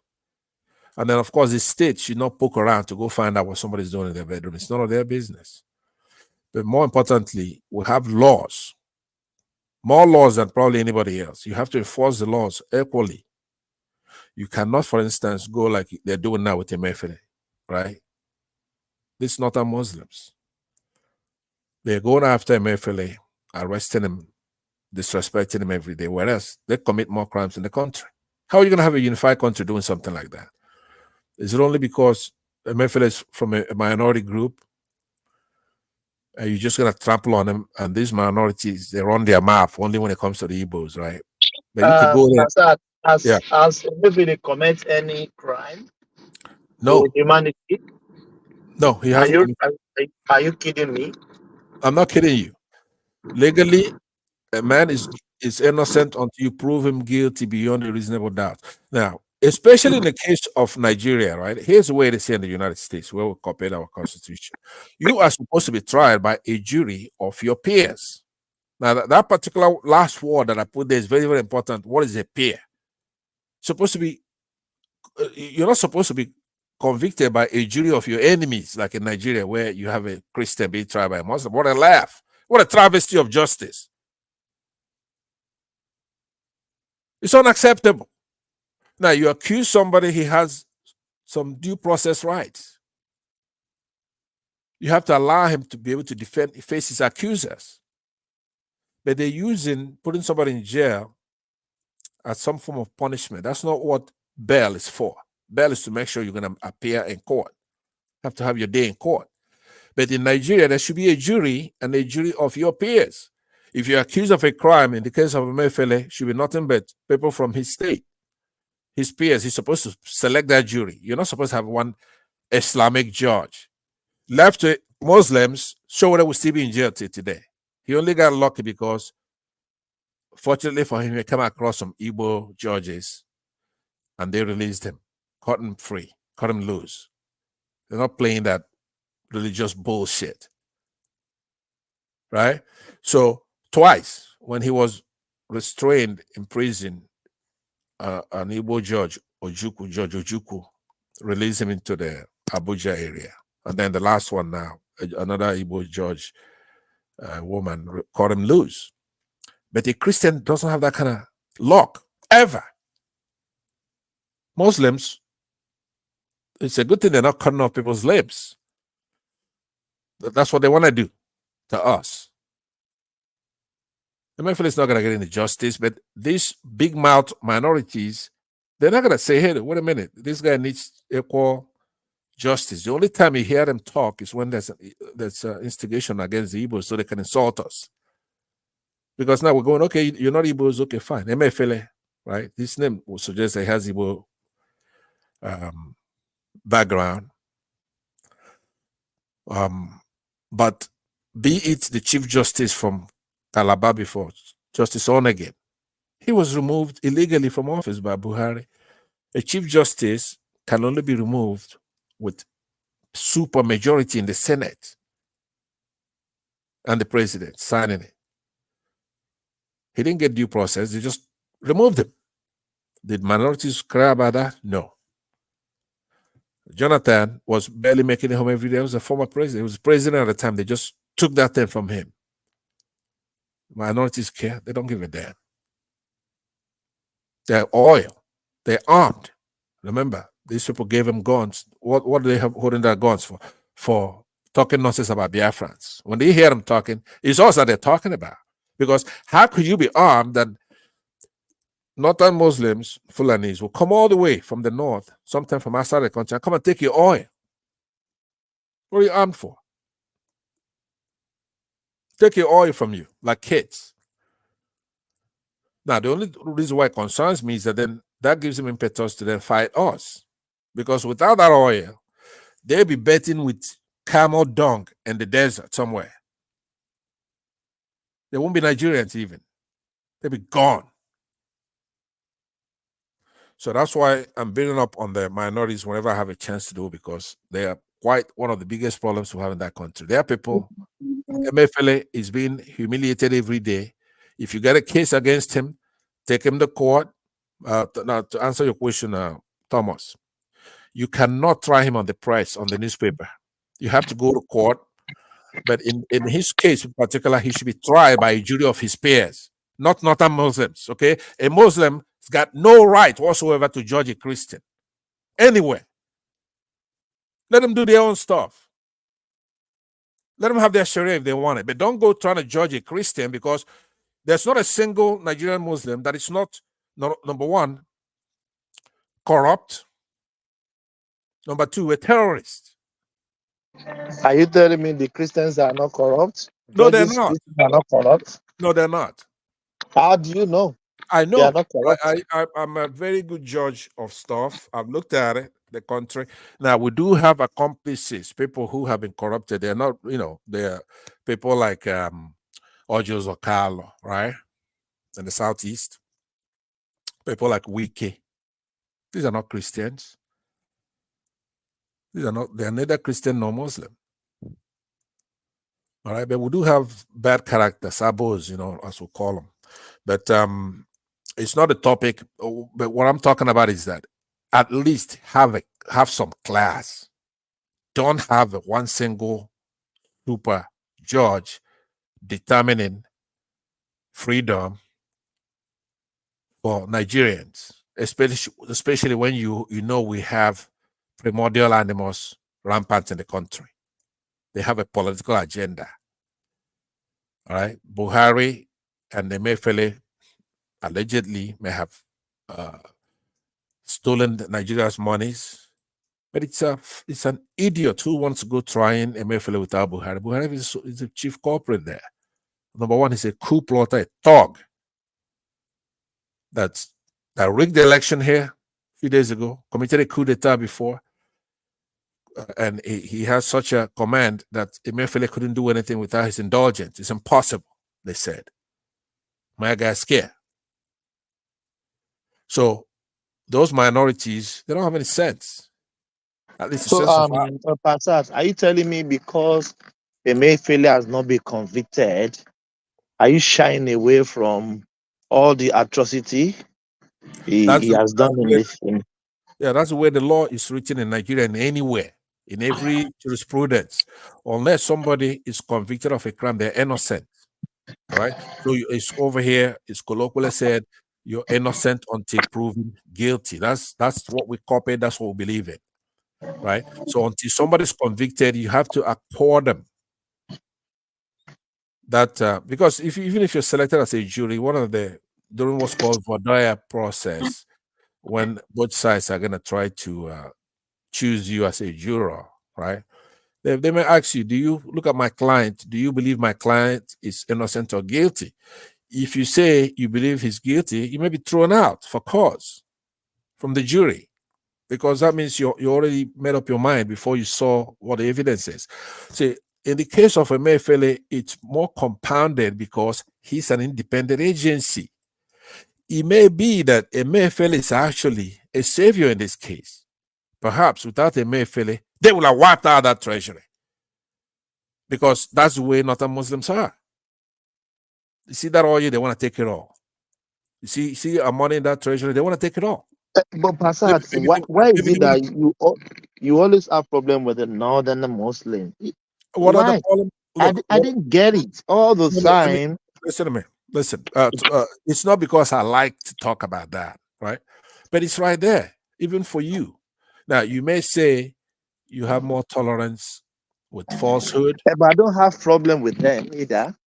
Okay. Do I? Let me ask you. If somebody goes into a high school with vans, right, and pack up girls, maybe up to 300 girls, and drive away unscathed, untraceable, right? Would you condemn that?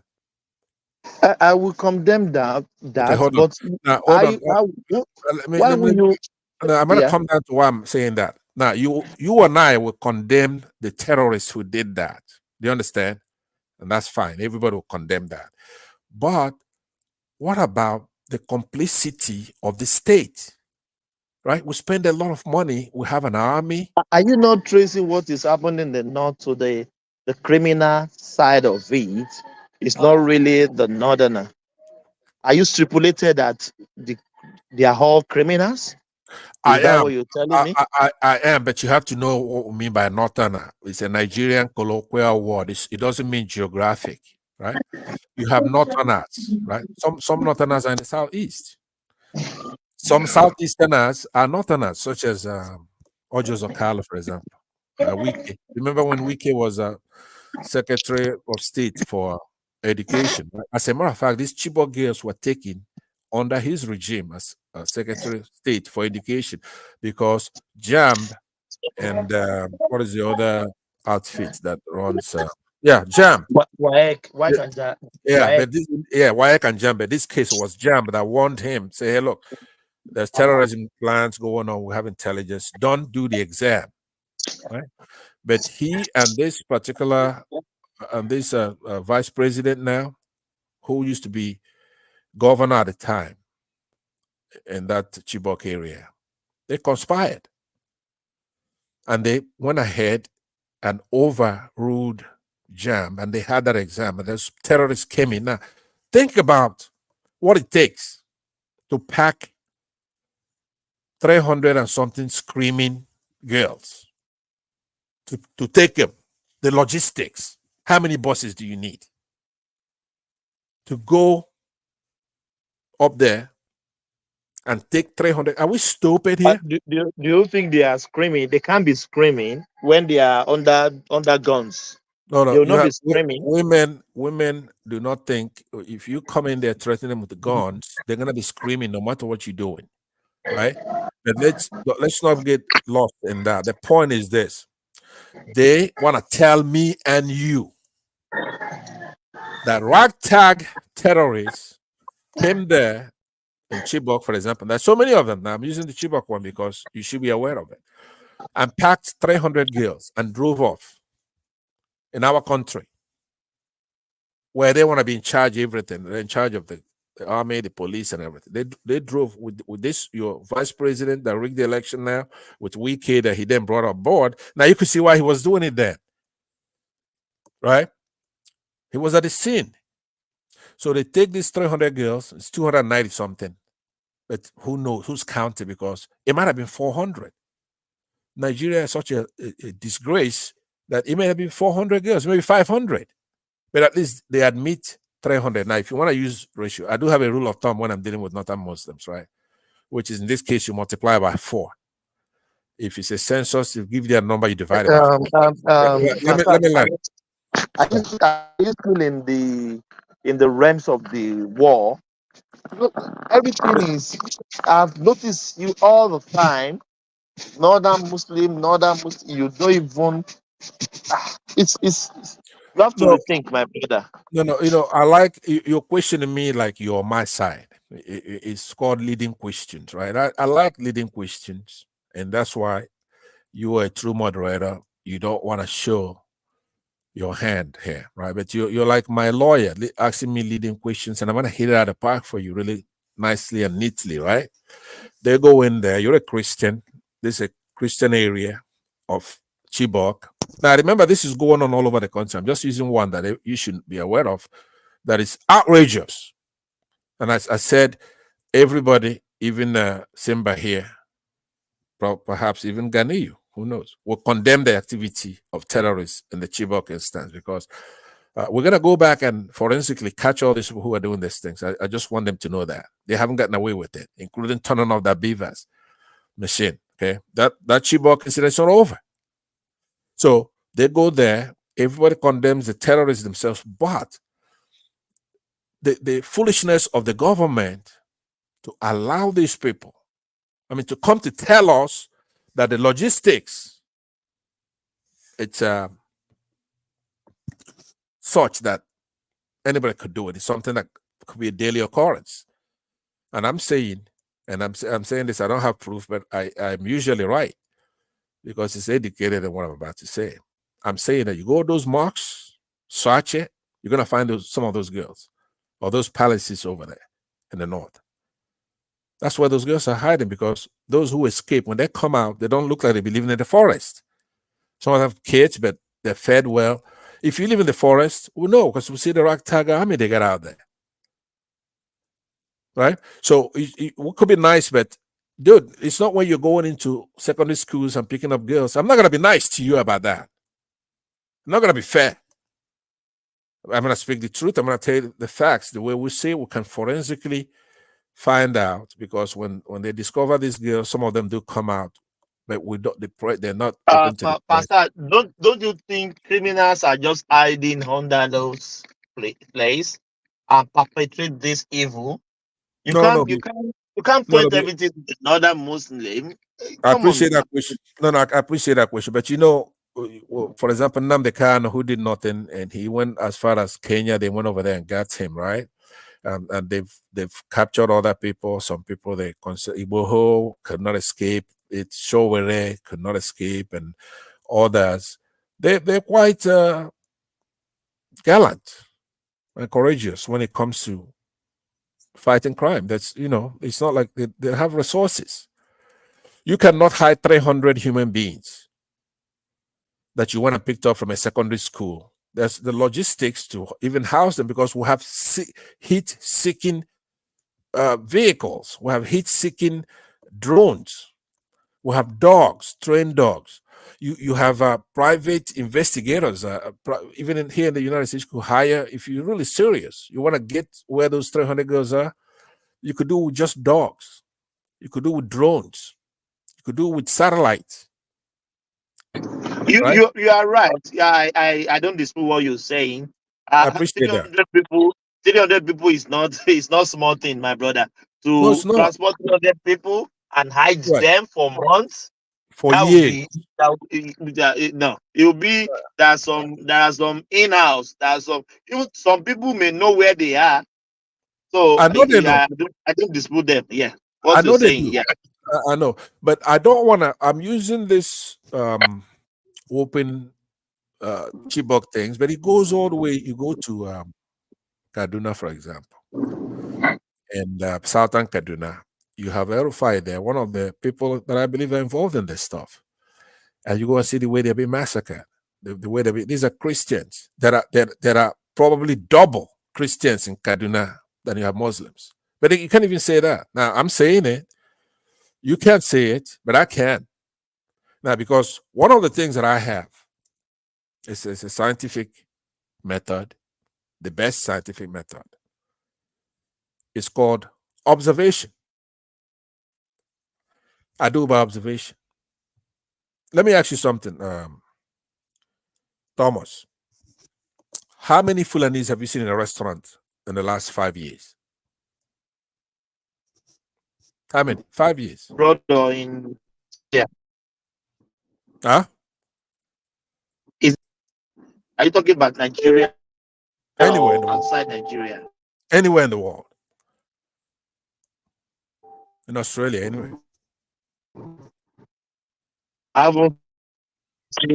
haven't seen one. Not zero, right? Now, I could extend that to everybody here. It's just that Simba and Remy will lie, so I'm not gonna ask them. You're an honest man. You said it here, you're a Christian. And telling the truth is very important to us.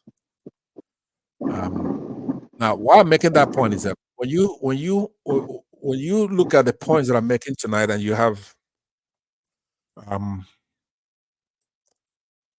agreed with me that number one is egregious and will condemn the terrorists who did this, and number two, that the logistics does not permit anybody to have deniability here that they're not complicit in what they're doing.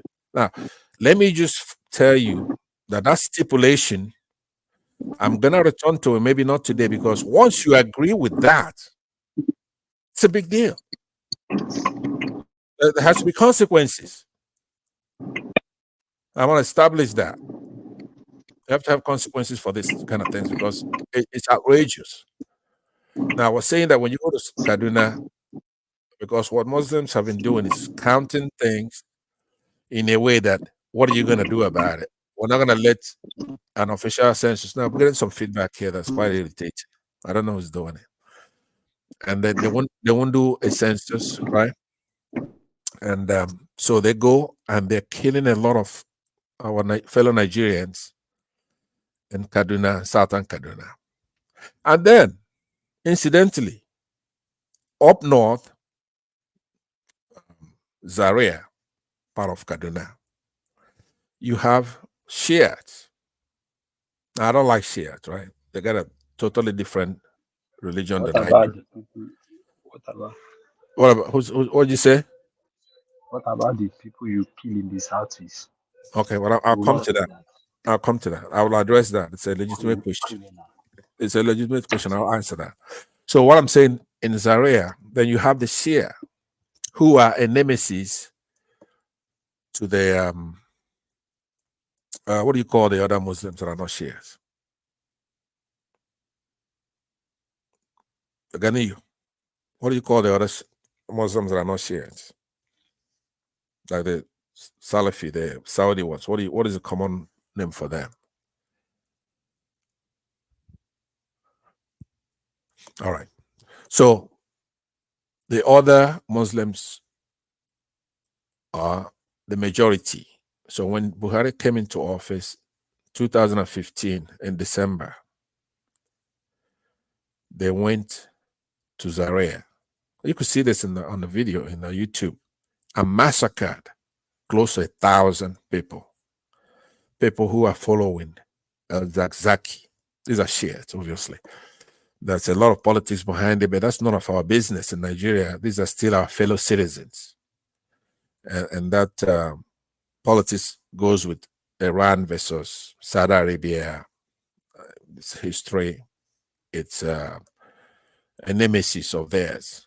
But you cannot just go. I don't even care if these are the worst enemies anybody has. You cannot go out there with the chief of army staff to go and kill members of the Zakzaki sect, including 4 of his sons, mow them down in broad daylight in 2 afternoons. You have 1,000 buried them in mass graves in our country. That is unacceptable. I don't care how long that takes. They have to pay for that. It's documented. The Kaduna State Inquiry Group claimed it's about 400 people but the victims say it's over 1,000. So, with independent agencies, place it at about 1,000. A little less than 1,000. These are fellow citizens by the same corporates. Then you go to North Central, where you have Benue Plateau. The governor there, former governor, who just lost in the last election, I believe, Governor Autumn, he claims that Fulanis are putting their people in camps and massacring them about a score a day. That's unacceptable. In the southeast, this comes to you, Ganeyu. Nnamdi Kano's group, he calls IPOB, Indigenous People of Biafra. Remember, there's Biafra. And then you have Indigenous People of Biafra. It's a group that he leads. And they're claiming that the Fulanis are coming and occupy their forests, therefore they have to defend themselves. They have that right. And they formulated an outfit that's doing exactly that, go into the forests and chase away these cowards. And where they can't chase them away, they whack them. That's what they're supposed to do. You are a liar. You use chase away instead of you to use fly. You use chase away. Say that again. Say that again. Why are you using chase away instead of? Oh no! I said I went to the extreme as well. If they cannot chase, because chase away means if you know. Hold on. If you know I'm armed, right? If you know I'm armed in my house, then you won't come. I'll chase you away, right? If you know I'm armed and I will say it, I'll show my ammunition. Like I'm strapped, right? You know I'm strapped. So if you come in, the best you're gonna get is a mutually assured destruction, right? But look, but the point is this. Here's the overarching point, Ganiyu. Here's the point I'm trying to make to you. When you have Governor Autumn saying it, you have people over there in Chibok saying it, you have people in Southern Kaduna saying it, you have people in Yoruba, for example, Iboho saying it. Iboho try to chase away the same corporates. In some cases, he got violent with them, and he should. So if you have all these people say, well, then what is it going to take for you to get it through your thick skull that these people are not making it up? If for example, let me give you an example, and I'm going to land with it. Here's this. You know, during the NSAS, you have a bunch of our kids go out there with the flag, and they were singing our national anthem, and they're talking about some changes, pay the police better, stop the SARS organization. Now hold on. To stop the SARS people from killing and harassing the kids, to end SARS. But then the government would infiltrate them with the same thing they're doing in the Southeast, which is to have a bunch of thugs, the military, right? And thugs and Muslims, radical Muslims, come in and start killing and disrupting that. That's not, if you know anything about, even in the West, in those days, maybe 10 years ago, that's 20 years ago. That's just what government does. So they come and infiltrate and cause problems for our youth and then start shooting them. You're a liar. Like at the toll gate, let me learn. You're going to be a tournament that you make poke holes in what I'm saying. See, I like debating a liar because when it's done, then I'm going to poke holes in what he said. So it's not about you being disrespectful, right? By the way, for your information, I'm 6'4", and I'm not playing, right? So to conclude, they go in broad daylight and they go and they shoot our kids in front of us. And then when they do it in the Southeast, you're supposed to use your head and say, oh, that's the same thing they did in NSAS. They want to kill people and put it on these kids who are protesting. You're not a dummy, are you? You're supposed to be able to use your thinking faculty. You shouldn't let yourself be fooled by imbeciles who don't know what the hell they're doing anyway. Hello, can you let someone else talk? Absolutely. Go ahead. Go ahead. You say you are 60. I don't care about your age. And now you are talking about Igbo. Who is Igbo? Igbo is a criminal working for the IPOB people. You don't know that? We Yoruba, we know. Okay, you are not so stupid like you people, and you keep on lying, lying, lying. You cause answers. You came there to shoot people. The Kano told you people to kill everybody in Yoruba land, and you are trying to do that. We are waiting for you now, okay?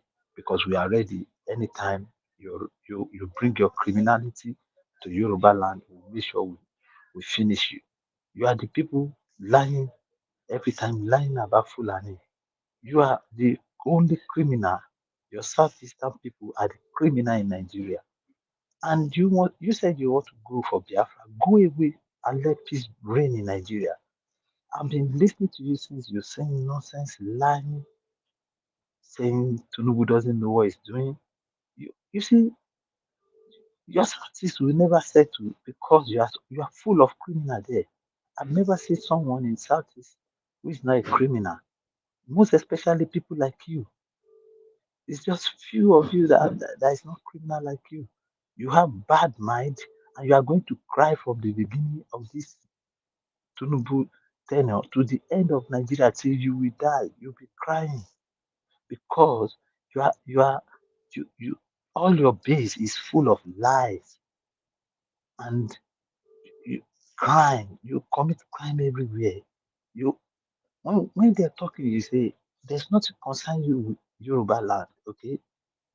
Treat your people. You kill a lot of police. You never say something like you never talk about that one. And let me tell you, the northerner they have Shia, they have Boko Haram, they have everything. You too, you have ESN killing people, you have IPOB killing people, you have unknown government killing people. Okay, could I You ask you a even question then? wait, wait, I hear what you're saying. Hold on, let, let me just let me ask you a land question, my then you continue. let me That's land my point. we're making it conversational. You're gonna continue. It's your turn. Let Let me me ask you land a my question point. on what you just said. Hold on, don't be afraid. I am happy that you and I are gonna hash it out tonight. So don't be in a hurry. Now, my question to you If I is that care, do you understand the concept of cause and effect? Something that's called causality. It's a big word, but I'm gonna break it down for you. But do you understand that if the Fulanis and the Hutchmen go to the southeast, then that will cause them to be armed to defend themselves, right? Do you understand the difference between those two? In essence, one is the cause and one is the effect. You still blame everything on the cause, the person who caused those people to arm themselves to defend do you know how themselves, many Yoruba you right? kill in your life? Yeah. Wait, hold on. Yoruba My Fulani. question. Hold on. My question. I want you And now. In order for you and I to have a discussion, you have to be mature. You have to be fair, yeah, right? You have to tell the truth. but So the you final have to part of that tell question me. is this: is there any? You know that the Benue Plateau people are accusing somebody of killing them, put them in a camp. You know that Ibeho is accusing somebody. You know that Southern Kaduna is accusing somebody. You know that the Shias are accusing somebody. You know that people in the far north, Sokoto and other. Is there anybody who's accusing the IPOB or their security network outside of the southeast? There is no projection of terror to another area. But conversely, though, you have accusation coming from every other tribe that the terrorism is emanating from the north, including our secondary school. So address that, because now I'm going to watch you. If you play, then I have to deal with you. I mean, if you're fair, we'll have a conversation, right? I want you to shed your cloak of tribalism and myopia and foolishness, right? Talk about this because it's a cogent, a proper curiosity that you have, but you Okay, have to be fair. Now, when you say something that I know keep you know quiet. the answer to, then I'm gonna deal with you, right? So go ahead. Then keep quiet. Number one, I told you about Igboho. You employ Igboho to be a criminal in Yoruba land. That's why we send him away. We Yoruba are very clever. The same thing you are trying to employ. Who's that? That stupid boy in Scotland, Mayegun now. He's also a criminal. All the killing that's happening in Nigeria, you are the people doing it. And you say people don't complain. We Yoruba are complaining about you. That's why we want to send you away from all Yoruba land. You are full of criminal. The Southeast have the Northern have Boko Haram. You have ESN. You have IPOB. The worst part of it, you eat people. When you kill them, you roast them, you eat them. You are animal. So I don't know what you are talking about. You are also a criminal. You contribute money for you people to kill yourself and kill other people that stay in your Southeast. That's why you see most of your rich people they never go to that region and live because it's full of All right. Can I criminals. ask you? Can you cite for us now? Thomas is the host. You can accuse him of being unfair or impartial, right? Because I will back mine up now. Could you post on here now a primary source material? You understand? You know what a primary source material is? Can you cite post right now so that Thomas will disclose it? Because if you don't, then I'm gonna post mine. I'm not asking. I mean, I would even accept a credible source material, right? Just post it because you sound like an ignorant person, right? You're just pulling the dirt out of your ass, right? You've done no study. You're not even educated. It takes a lot for people to go out in the field and do a study. What are the study you've done? Hold on, I'm going to tell you because you laid down about a dozen topics. They're huge accusations. Hold on now, hold on. The way it's done, I don't know. You're talking like everywhere. No, hold on. First of all, may I point of inquiry from the co-host General Thomas? Is this Ganiyu in Nigeria or is he in diaspora? Because I always like to know that before I really get upset with somebody who's ignorant, right? Because I remember when I was in Nigeria, Ganiyu, this is not in order to give you a break. I want you to know that I was once in Nigeria, right? But I was one of the sharpest Nigerians you ever saw. Sharp. As a matter of fact, you should see me getting on a Lufthansa. Yourself, you are Hold on. somebody. Hold on. No, listen. I'm the sharpest Nigeria ever gonna see. But when I was leaving Nigeria, when I landed in Frankfurt, Germany, you begin to understand that you really, no matter how sharp you are in Nigeria, unless you're going out to diaspora, you're one of the most stupid people in the world. You're dumb. When I landed in the United States, that's when I found out. I said, oh, wow. If there's a conversation, if there's anything that requires decency with your type A personality, you're going to be the dumbest person here. Especially if you're Nigerian. You haven't been out. Nobody should even be talking to you. You're ignorant. So that's what you should have a visa before you come here to talk. When you see a lot of us who are the elite and we left the country and we went to other parts of the country, and you want to come here and rub shoulders with us. I remember a few years ago, it wasn't long ago before social media. If you see somebody who came from America and he tell you, Gani, you get on the floor, you do You are it. so stupid. No, this is true.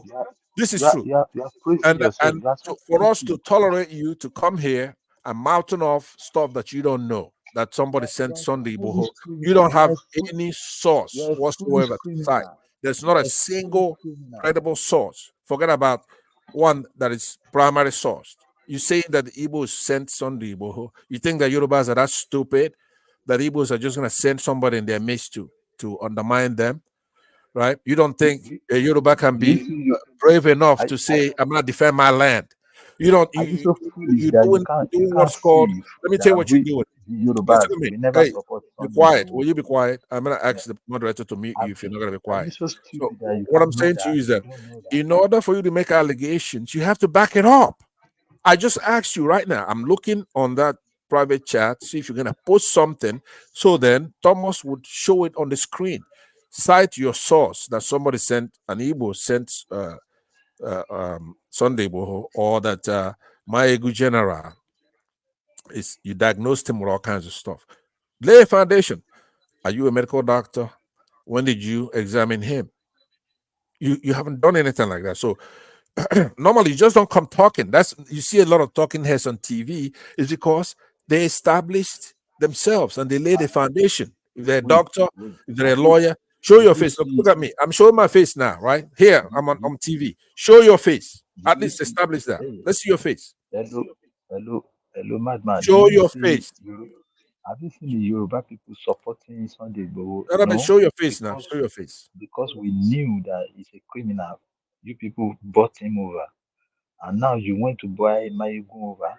So that's your problem. Yoruba, Okay, we no, are but what we are you're very doing is every good Yoruba person, you say it's an Igbo guy, right? For example, let me ask you, is Dele Farah to me a good person, a good activist? Dele Farotimi is a stupid idiot. Okay, I don't is even. okay, hold on. Is Pa Debanjo a bad person? Of course, yes, he has been. He has been. You don't know Payo Adebanjo. Let me tell you the history of Payo Adebanjo, what he has done to Yoruba land. Go ahead, tell me. Yes, we Yoruba, we are very clever, and we have some bad egg among us, and we know them, and we fish them out. E.g., from Obasanjo, Payo Adebanjo, Dele Farotimi, we always have them among us. That's why we stop putting them in a position of authority. Payo Adebanjo has been removed from Afenifere. He's just an ordinary member now, okay?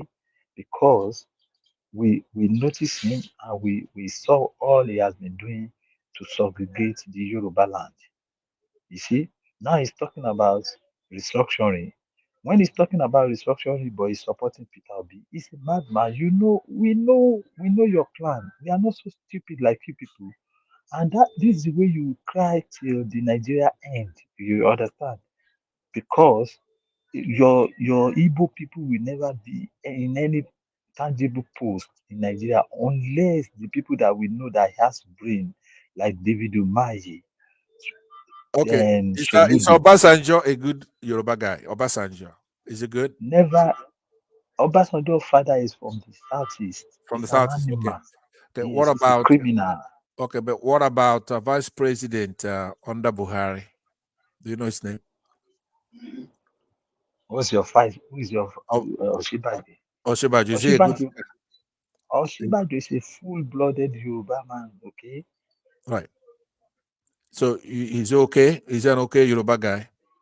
Of course, he's a okay Yoruba guy. What Okay. has he done? Okay. You see him supporting Obi? Okay. So I saw him being against Tinubu, right? When? Yeah, because he wanted to contest as a president. Yeah, it happens. Okay. What about Badebo, And they flog him. Patrick Rhodes, Vivor? That's a criminal. That's a criminal, full criminal. He's an Igbo boy, IPOB, and he's he's among of the people you people sent to kill people in toll gate. Okay. So then finally, what about Babajide Sanwo-Olu? That's a full-blooded Yoruba man. Okay. So I see the nexus between your hatred for some of these Yoruba people is if they say something fair about the Igbos, right? Would it be safe to say that your Let me tell you angst? something. Yeah. Hold on. Let me tell you something. It's not people. It's not what you say. Actions speak louder than words. Okay. You see, criminal. We know criminal. There's a Yoruba proverb says, "Tílé kan bá ń tòrò, ọmọ àlè ibẹ̀ ló ti dàgbà. Tọ́mọ àlè ibẹ̀ bá dàgbà, ó máa show ara ẹ̀." Like if a house is settling, that means the bastard in that house has not grown up. When the bastard in that house grown up, he will show himself. That's what Obasanjo is doing. You Okay. understand? By the way, you do know the qualifications of the people you're against, and then the I don't care. qualifications. Hold on. might, Please. You've been speaking. We're trying to learn because it's you and your opinion of your people, right? it's not my opinion, it's Yoruba opinion. I'm speaking Yoruba. for Okay. yes, for my Were you people. They are elected by criminal. the were you elected by the Yorubas to be Yes, anything? I was the head of my own group. That's why I'm talking. Okay. But you're not speaking for the whole Yorubas. Obviously, you cannot be that foolish, right? You cannot say nobody elected you to speak for the Yorubas. You're speaking for yourself, right? Which is okay. Wait a minute, that's okay. You can speak for yourself. Just be proper. Learn how to talk to the public, right? You have to learn how to, and you're doing much better than I've seen you do in the past. You're able to listen, and you land your own points, And it's up to the public to poke holes in you because you don't want to be talking like an ignoramus, somebody who didn't go to school, because that's what you come across as. But this time you're able to listen, give and take. I listen to you. Now, you don't have any proof in any of the things you're saying. For example, you said you've heard to the grapevine that Obasanjo is an Igbo man because his father, who fathered him, was an Igbo man. You've heard that, but you don't have any proof of that whatsoever. You don't Do you have want me to give shred. you? Do No, you hold want on, me hold to on, give you proof? Do you want hold me on, to give you hold proof? on, hold on, hold on. First, you have to admit that you do have proof or that you don't, and then it's I up have to us. proof. If you want Okay, me to give you proof, I show it can give now. it to Yeah, you show right it now. now. Show it to the Thomas and Thank the you very brothers. much. Yeah, Thank you. You are listening. I'm listening. Because you know when Tinubu, even before Tinubu, when Obasanjo was still in the military, he was the one that ordered the killing of Fela mom. Okay, he was the one that ordered the killing. That's why he said on no gunmen. And I'll tell you, they have both the same Abeokuta. They killed Fela Mama. You understand? After that, when this stupid Obasanjo became during 93, he said Abiola is not the Messiah of Nigeria. You understand? When you Igbo stop Abiola from being the president of Nigeria with Atom Izeribe went to court. I was hearing you when you were lying since that Abiola won the election. It's your Atom Izeribe went to court to stop him. Okay, hold on 1 If minute. you don't have sense of history, I Hold on, have it. Gani, hold on. I got two things to tell you and ask you. Number one, when people say show proof of something, it doesn't mean that you start talking nonsense like you're doing, right? But secondly, when you say Otto Nzeribe did XYZ, you do know that even if Otto Nzeribe did something, he did his own thing. He's not doing it for the Igbos. That he He is did it one of. for the Hold on, he hold on. did Now. it, Let me. he did I it have. for the I have Igbo because one more thing. Then I pass it back. you Hold on people now. form association of bastard Nigeria then. Yeah, hold on now. The point I'm making is that Otto Nzeribe does not speak for the Southeasterners. He's not elected to be anything in the Southeast, right?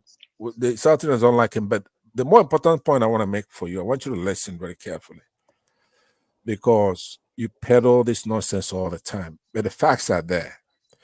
The election of Abiola, the results are, we know what it is now. You could Google it and it will show you that MKO Abiola won in Anambra area. Good morning.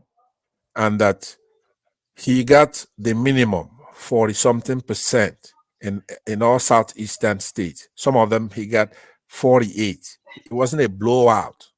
He won some and he lost some. He wasn't a saint like Obi or anything like that. He did have, yeah. But do you understand? But because let me pull it and show it. Hold on. Let me tell you something.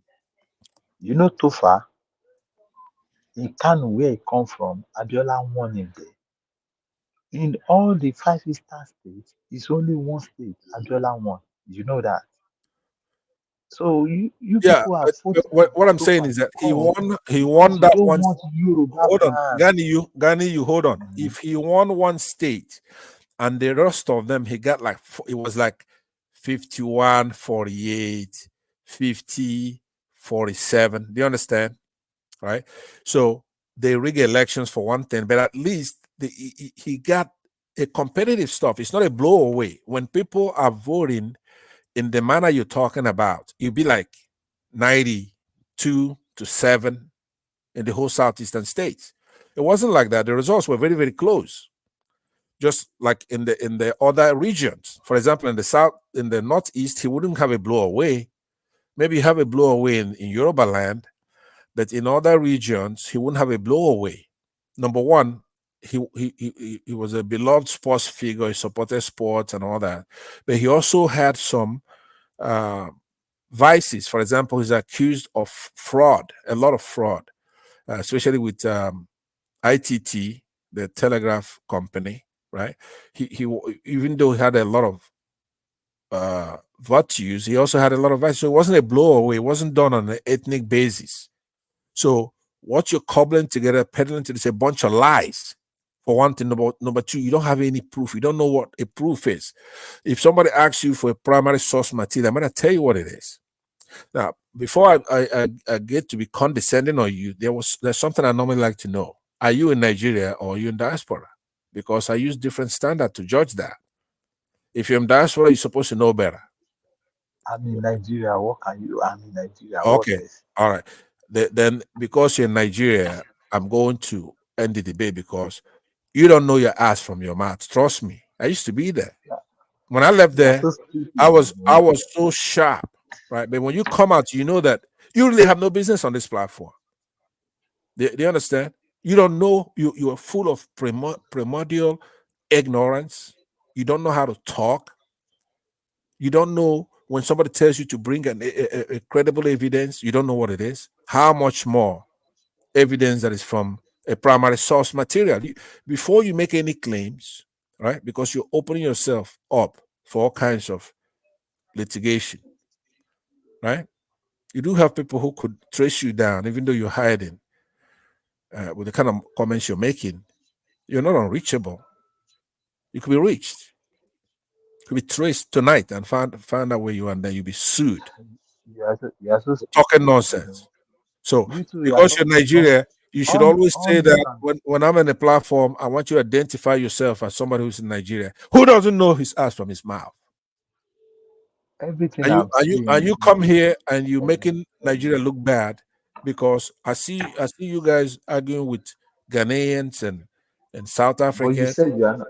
and you're But you making said it you are feel not like Nigerian. You are Biafra. all What's right. your business about Nigeria? I told you, I said Nigeria belongs to Biafra. So when I say I'm Biafran, that includes Nigeria. Nigeria belongs to Biafra. You are dumb. You don't know what you are saying. All Nigeria right. belongs to Anyway, Biafra. debate's over. Go Can I? get a No, no, visa. no, no, no, Yeah, no, go. no, Yeah, no, go no. away if you want No. to go. I'm here now. I'm the only one that is capable of handling plans, and he knows that. So BT is here. Oh, BT, that's you. Enough of this. Enough of this. Kid gloves. So you need somebody to really deal with you in the platform. How you doing today, bro? Well, thank God. Well, thank God. I'm good. Yeah. Go ahead and defend that Gani. You heard what he's saying, right? Are you taking his side?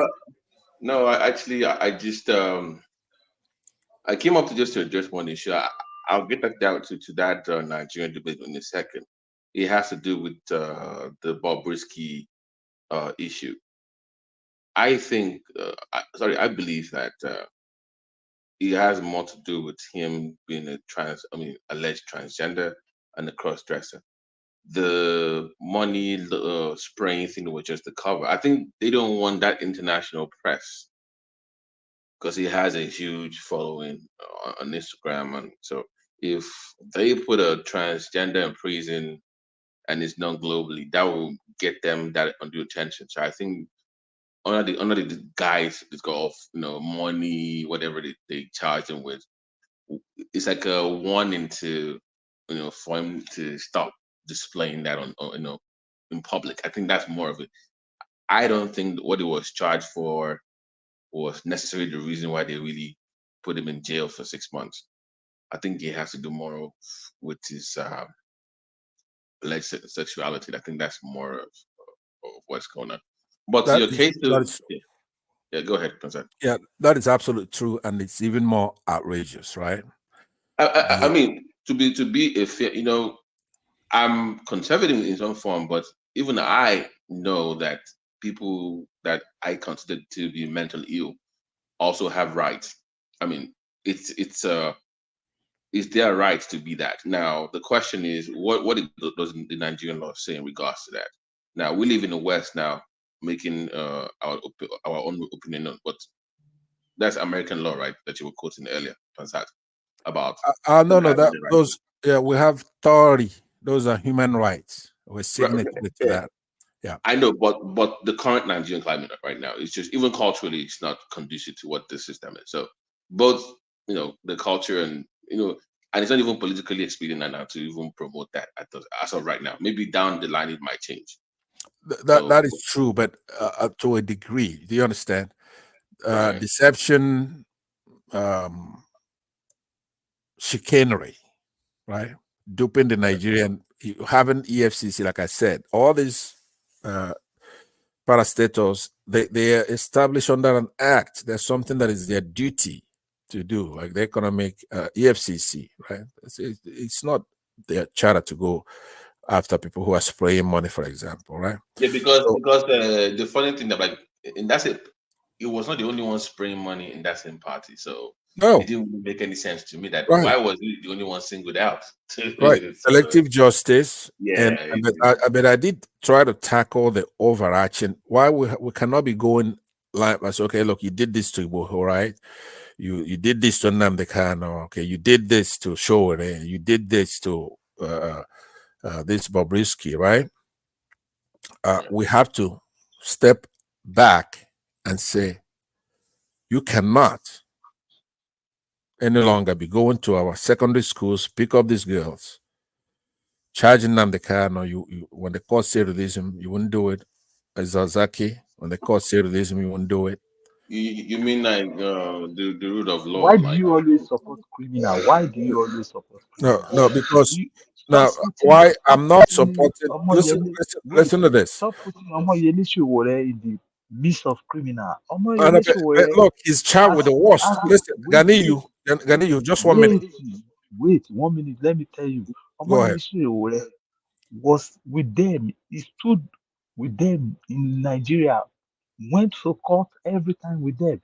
Nnamdi Kanu ran away. Sunday Igboho ran away because they are criminals. Okay, let me say to you, like I said before, you have an excuse, right? Only to the degree that after I admonish you, now you know if you persist in the same opinion you held when you came in here, then you are being recalcitrant and evil. Because now you qualify, I defined evil. Let me tell you the 3 criteria. The 3 criteria to determine evil, because it's known, everybody knows what it is. God made it so that it's known. Evil is different from bad or wrong or somebody committing a crime. Evil has 3 components. Number 1, you have to know that something is wrong. So that means you are deliberate in your actions when you commit that. Exactly. You have to know it's wrong. Then you proceed to do the wrong thing. And then it hurts somebody else. Once you have those 3, you shut out. In the Bible, anywhere, the Bible says you must eschew evil. Shouldn't have any tolerance for it. So I'm telling you now that Sowore was charged with one of the most heinous crimes that a state could charge an individual. It's punishable by death even. That's what his own charges were. But I was telling you, he didn't run away. No, but also Nnamdi Kanu no, he did not run away because that particular. He ran away because he's a criminal. Ganiyu, I'm citing you a case law now.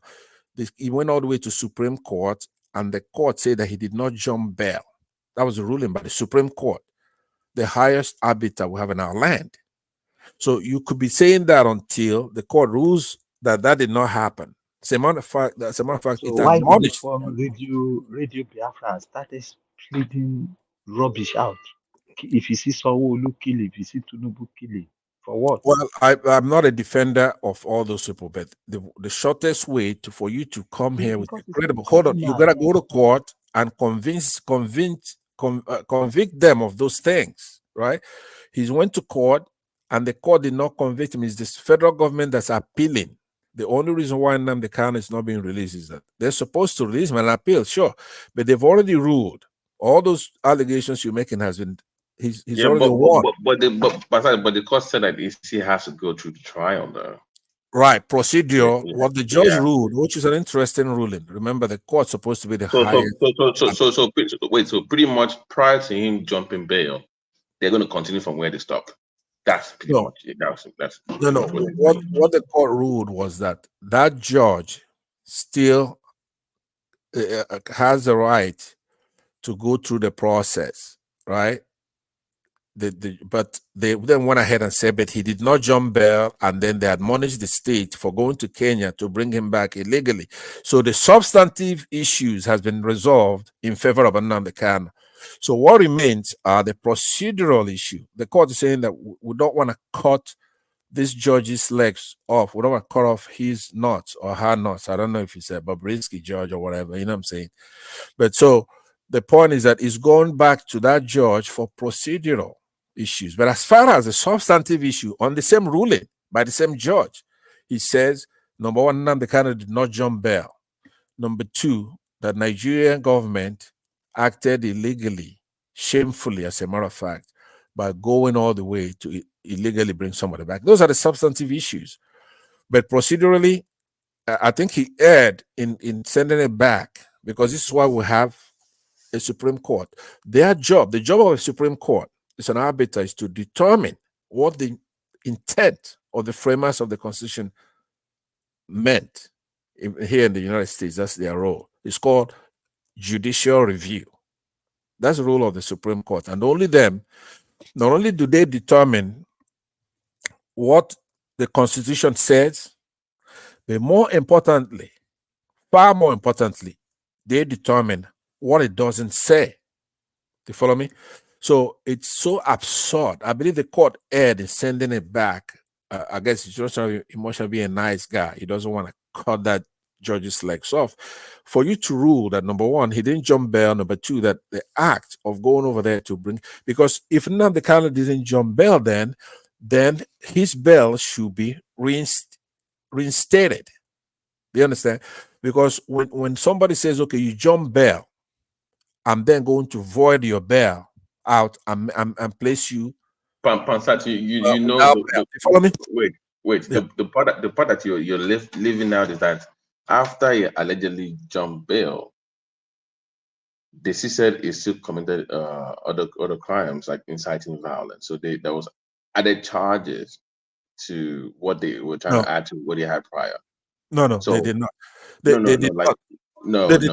That is part of the reason why they might not grant that bail. But listen, that's the point. Listen to what I'm saying. They did not add any charges. What had happened is that there was a whole lot more charges. There was another judge at below at the appellate level that threw away the most egregious of those charges, right? So then they appealed it to the appellate level. Do you understand what I'm saying? So you cannot have a second bite at the apple, right? That's called double jeopardy. Now, one of the things they had going for them was the issue of jumping bail, just like Ganiyu. It's parroting here. You know, a lot of forums that talk about that, like in the case of Ojuku. Or Pansat, can you just, to be honest with you, I actually, apart from me coming to talk about Bobriski, I'm actually interested about talking about American politics. That's what I really, because let's do that. Let's ignore Ganiyu who's in Nigeria. He doesn't know what he's talking about. How is are you buying the rumor that they might draft in Michelle, because Biden is not looking good right now? I've heard that rumor back in. You know, I'm not a Democrat. I don't care about Democrat.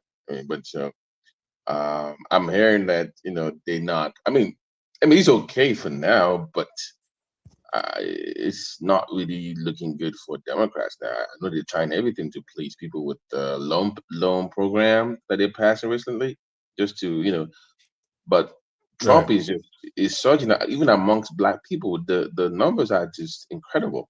Yes. Yeah. So So, but that's my.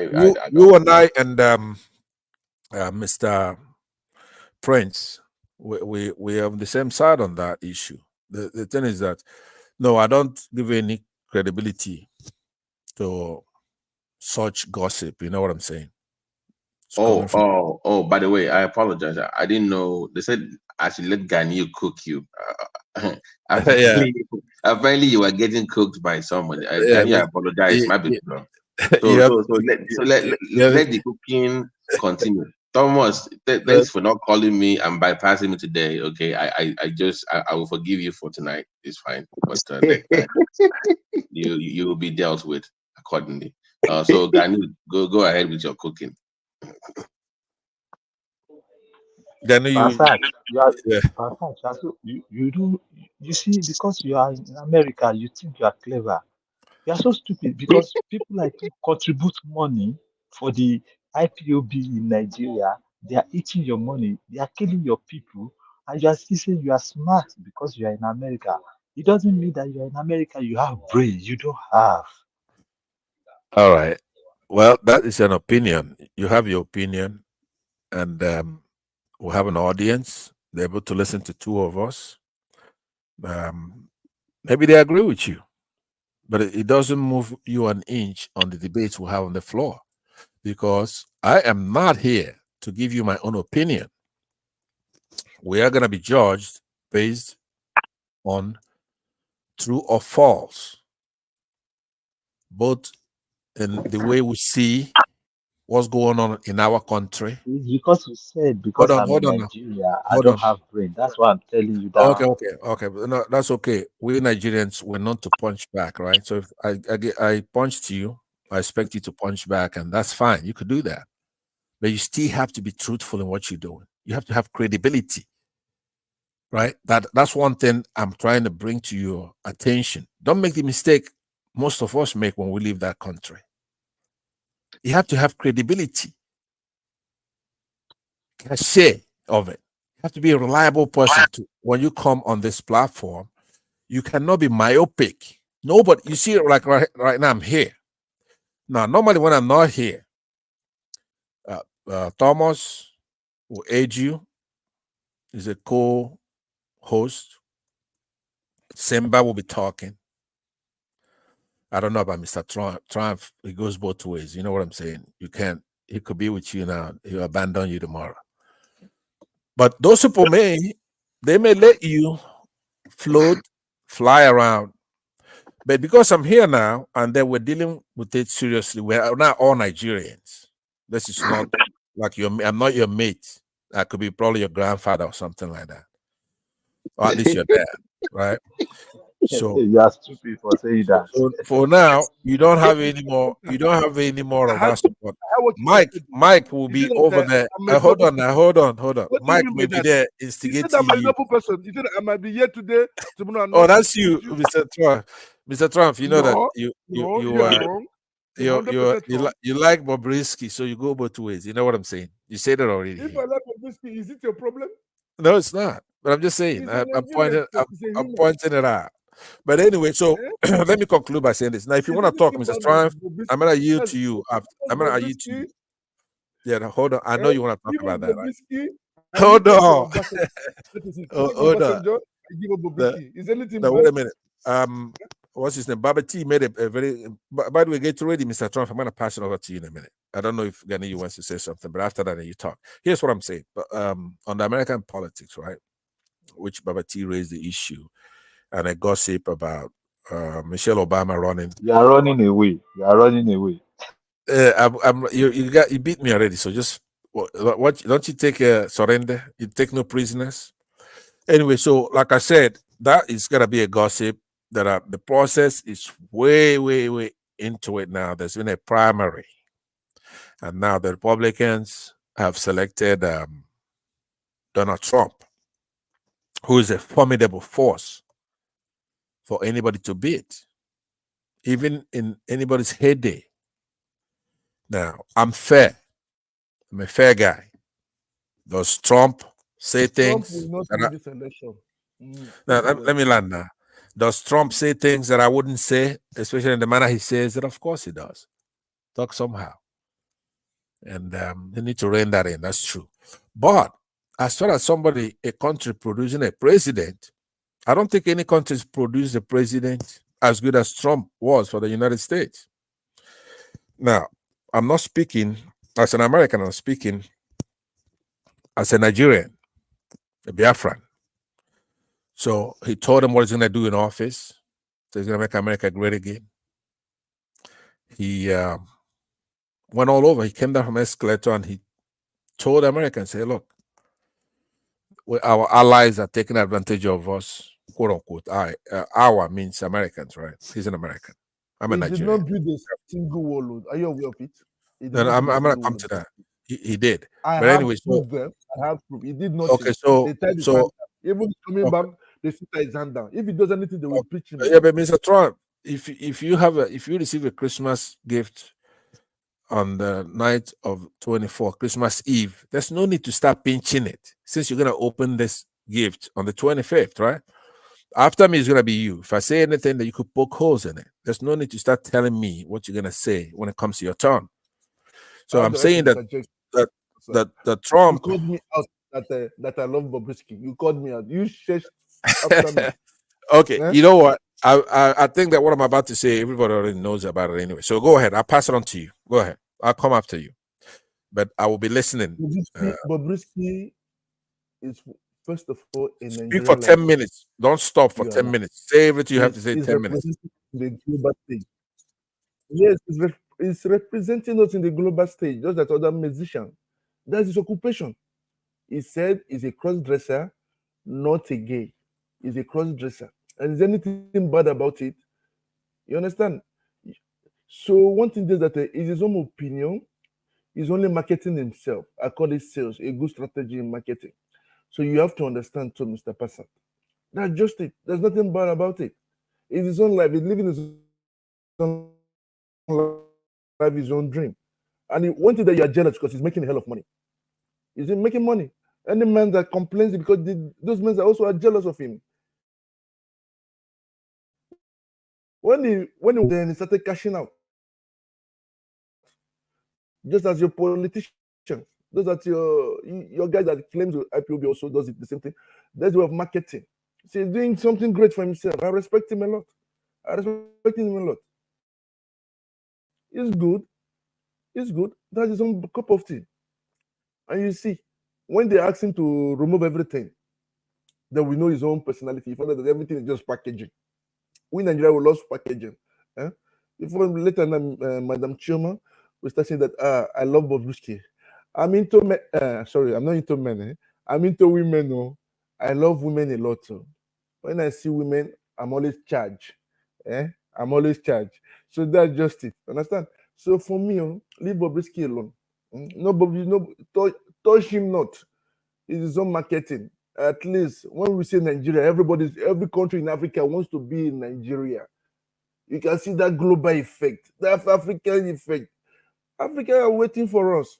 In musician, we compete with the world, not Africans anymore. In movies, we compete with the world. Then in cross-dressing, we compete with America and every Western country. What do you want again? We'll be proud of it.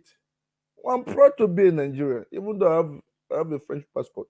I'm proud to be in Nigeria. Anywhere I go, I tell you, when they say I'm in Nigeria, people start shaking my hands. I love it. At least I'm enjoying what people are doing.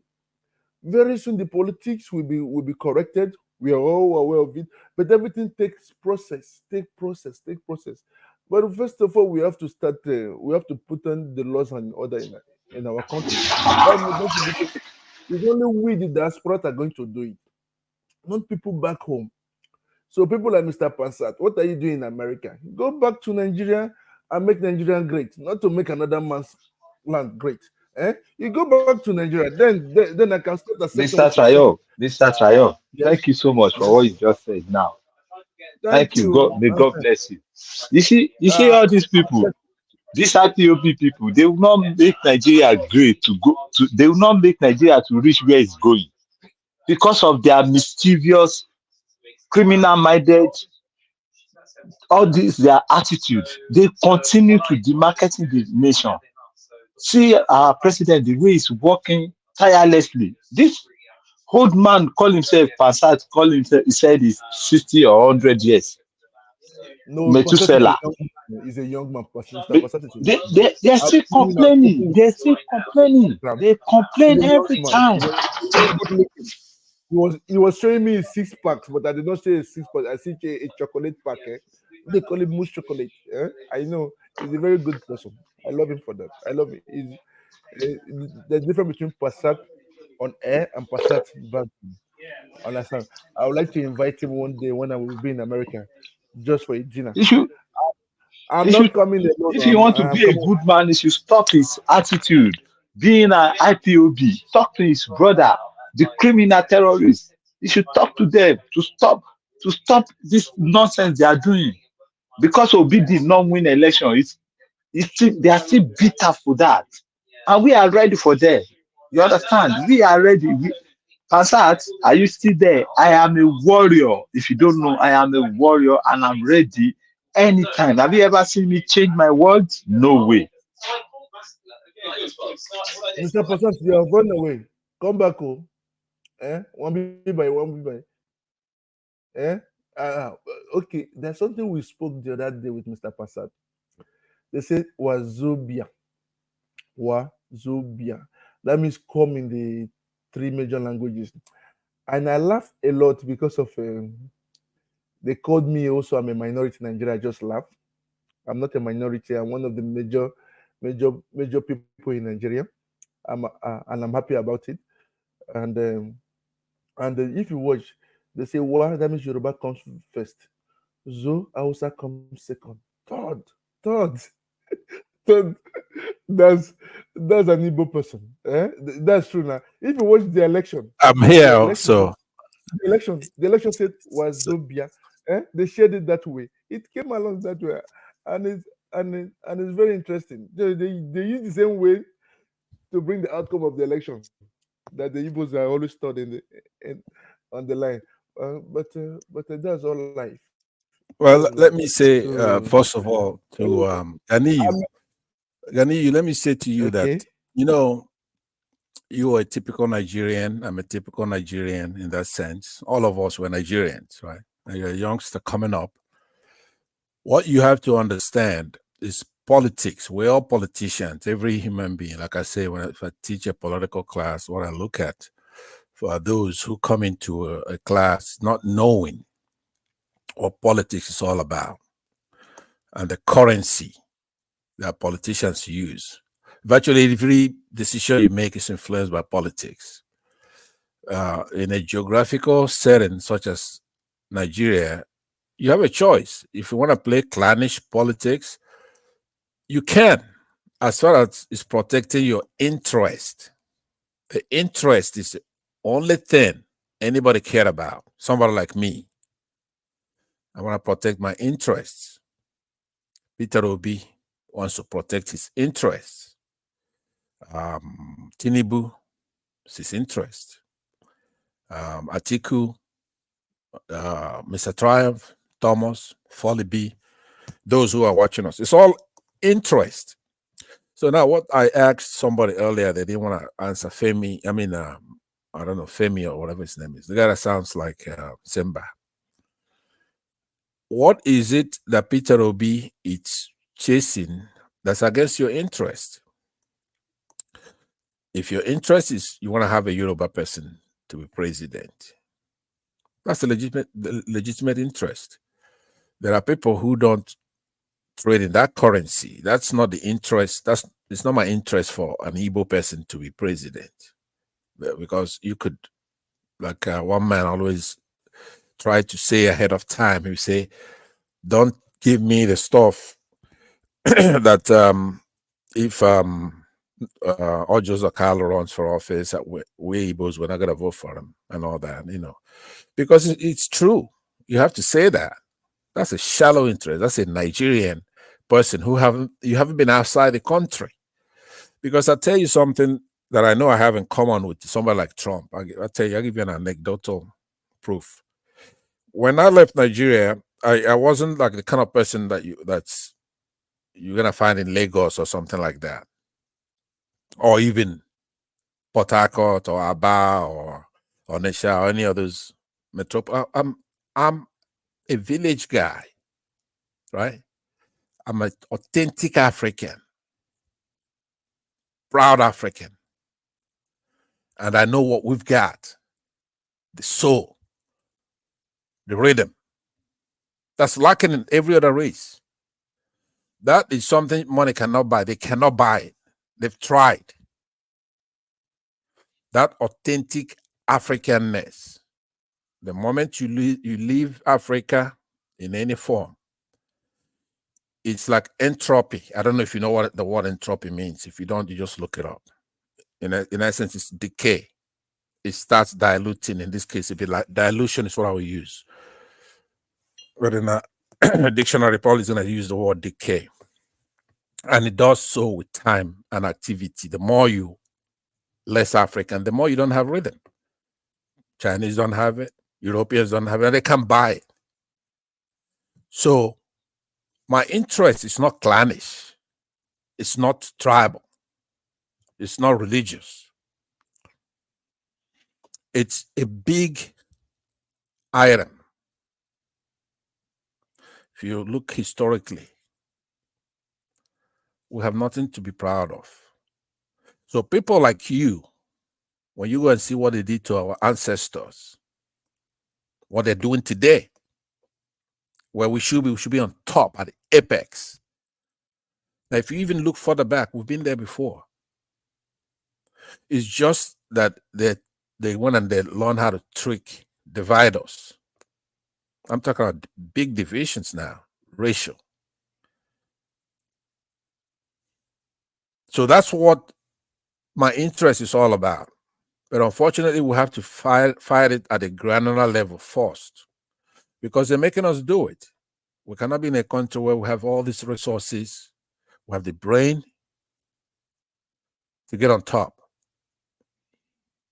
and they're out there killing us, taking our rights away.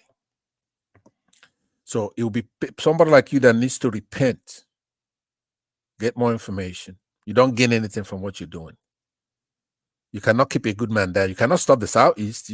All you're going to be getting satisfaction just to come here and talk nonsense all day. Talk about Nnamdi Kanu. Talk about even Igboho and all that. I'm not here for that. So I am again pleading with you, because obviously you cannot just abruptly here now say, you know what, I repent. I'm not going to do it again. I don't expect you to do that. You should, but you don't have to. What I want you to do is to go ahead and look at what are actually your interests and who is best situated to advance it. If your interest is for Nigeria, not Yoruba, not Igbos, but Nigeria to emerge, because you have all the resources to do that. So now, once you identify that that is what your interest is, then the question is, how do you go about it? Forget about tactical advantages that you get, for example, on this election, right? If you are somebody who's myopic and you're looking at Yoruba supremacy, yeah, you want a tactical advantage, but you lost strategically. For example, people in the What is your interest? Passat, what is your interest? Can you tell me your interest? It's all this grammar you are speaking, you are just vomiting nonsense. No, it's a legitimate question. So throwing in that little... Yeah, how can you ask? Let him land. How can you ask questions so long? Okay, I'm going to tell you my interest. You said that's a legitimate question. My interest is Pan-Africanism. I want Africa to, at the minimum, emulate... Hey, Baba, I am Faridi, I won't get trade. I live in Cheshunt. Yeah, thank you. All right, so my interest, it looks like somebody wants to speak. So let me just say that my interest is Pan-Africanism. Yes. I want Africa to emerge as a superpower, because that's the only way we can protect ourselves from, number one, extinction. We have an existential threat. We just, because there's enough resources for now, that's why they just leave us and just take... Hold on. How can you be here promoting Pan-Africanism when you don't play well with others? Okay, because unfortunately, I have to beat it into their heads, right? Like you see how you want to force? No, hold on. So you want to force people to behave a certain way without having to do the work to convince them, right? No, I'm trying to educate. If you look at what I do, you said force them. That means like no. I did not say that. I said I have to. You use the word force. Force. It's not force. It's going to beat it into their head, right? Rhetorically, Somebody like this Ganiyu, unfortunately. But you don't play well with But others. hold on. No, I'm not playing. That's why. You're using the wrong word. I'm not playing. I don't play well with others because I'm not playing. Okay. You could say I don't get serious well with others. Okay, I'm serious here. It's not a joke. Somebody like Ganiyu is a smart guy, right? Like all Nigerians are. We're very smart. We're very bright, but it's like energy. Do you know what E equals MC squared means, Baba T? Energy is the same thing as mass. Do you understand what I'm saying? Except that it's mass times the speed of the light squared. E equal to MC squared. So when you do the physics as far as work, when it comes to displacement, right? That's the only time you have work done. If you do everything else and there's no displacement, you did nothing. You didn't work. Look it up. So somebody like Ganiyu has a lot of energy, but he's not doing work with it. There's no displacement. He's myopic, right? He's ignorant. He doesn't know that he has an existential threat. That he doesn't know, for example, his interests. So he's over there wasting time. Tinubu has been in office for a year that he's championing here every day. The only thing he gets is like Tinubu throwing people like, allowing people like Bobriski, his brother Bobriski, to be jailed without due process, which could also happen to him in another form, one other form. So people have to have individual rights. I'm fighting for that. Mr. Pastor, can I ask you a question? Can I ask you a question? Just a question. Absolutely. Okay. Go ahead. Okay. You said he has been his own. When you're a baby, you start running at the age of 10 to 11 months? Let me ask you this question. Okay, can I answer that? Let me answer that because it's a good question. And I understand the analogy you're trying to make. No, I don't expect you to start running, but I within a year, as a baby, I expect you to start crawling and then start attempting to get up, right? There are things that you have to start doing so I will know that you're going to run when you're supposed to run. Do you follow me? You're supposed to start. When the baby start talking there should be motility. According to evil culture, according to evil, you people call it evil. If a baby talks quickly, today, bam, come out. Mr. Pastor, no, Triumph. Mr. Triumph, that's what I'm telling you. You see, these people, they can never make Nigeria work. Honestly, they will never. You see, these people like Passat now, they make me feel so bad.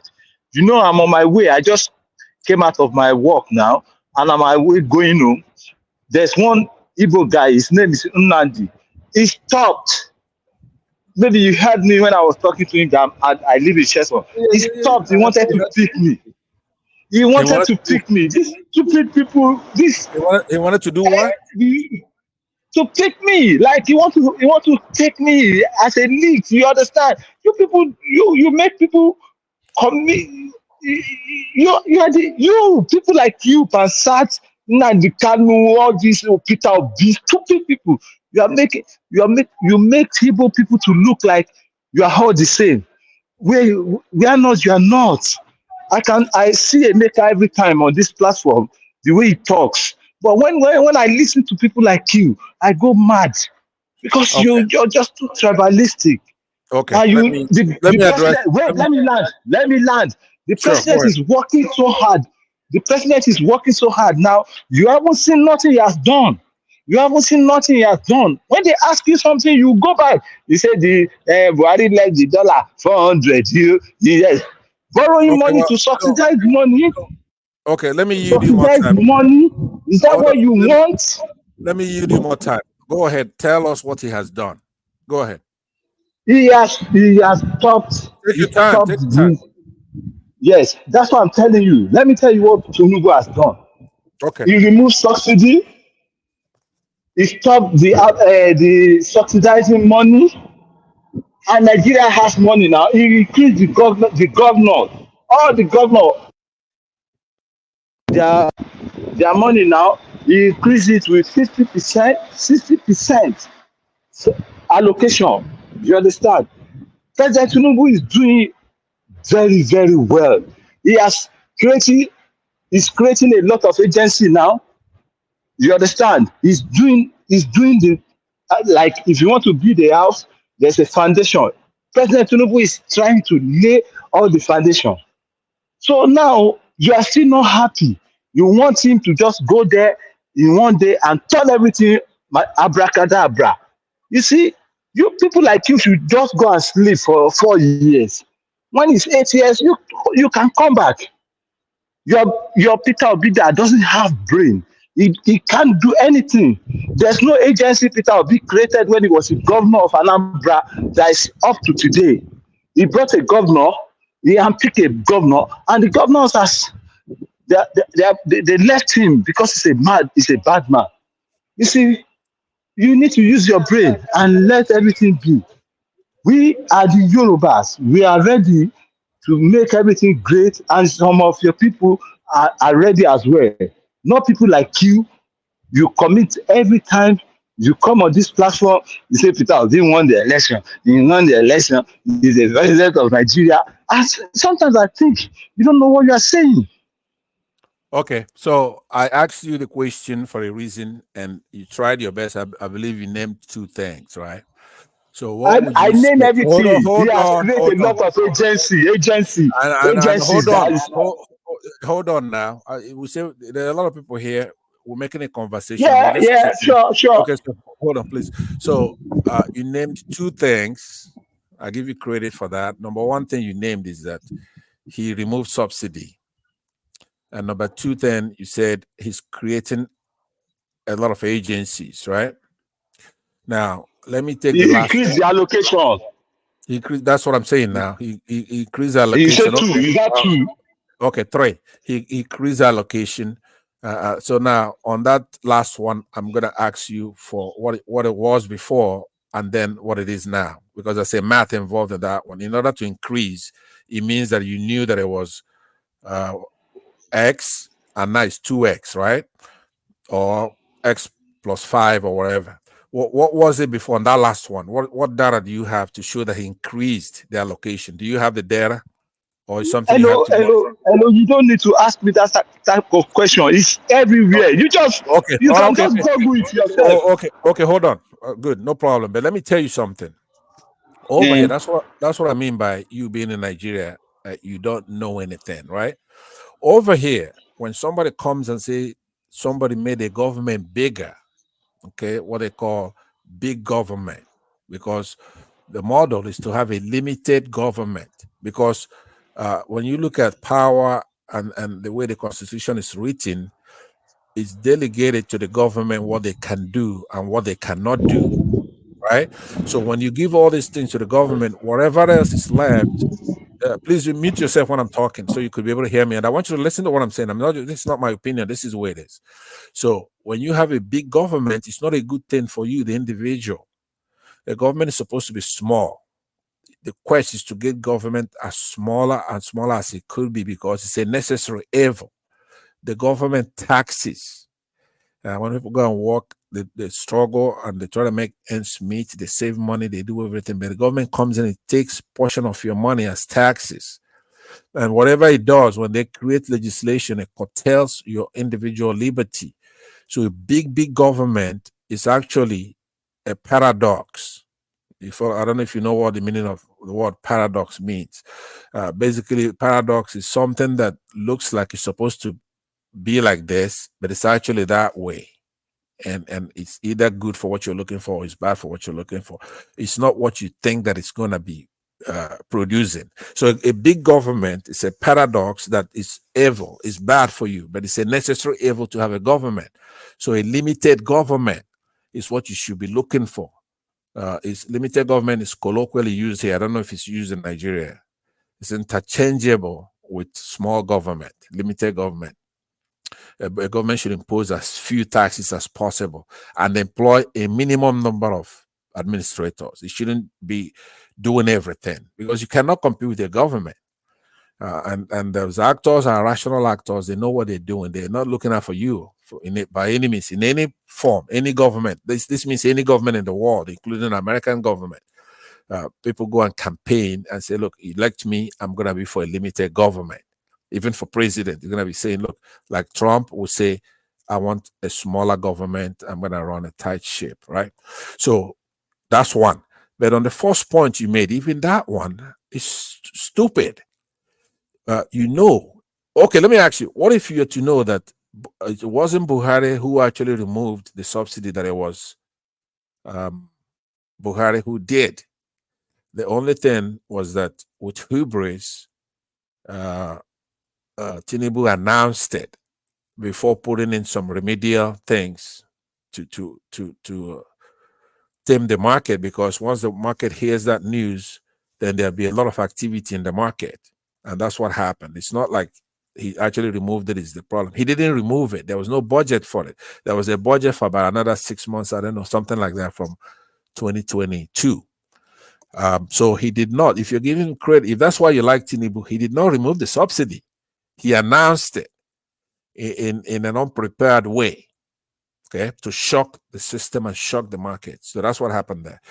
But now, you notice that everything you're saying that he's accomplished is all bullshit. He didn't accomplish anything.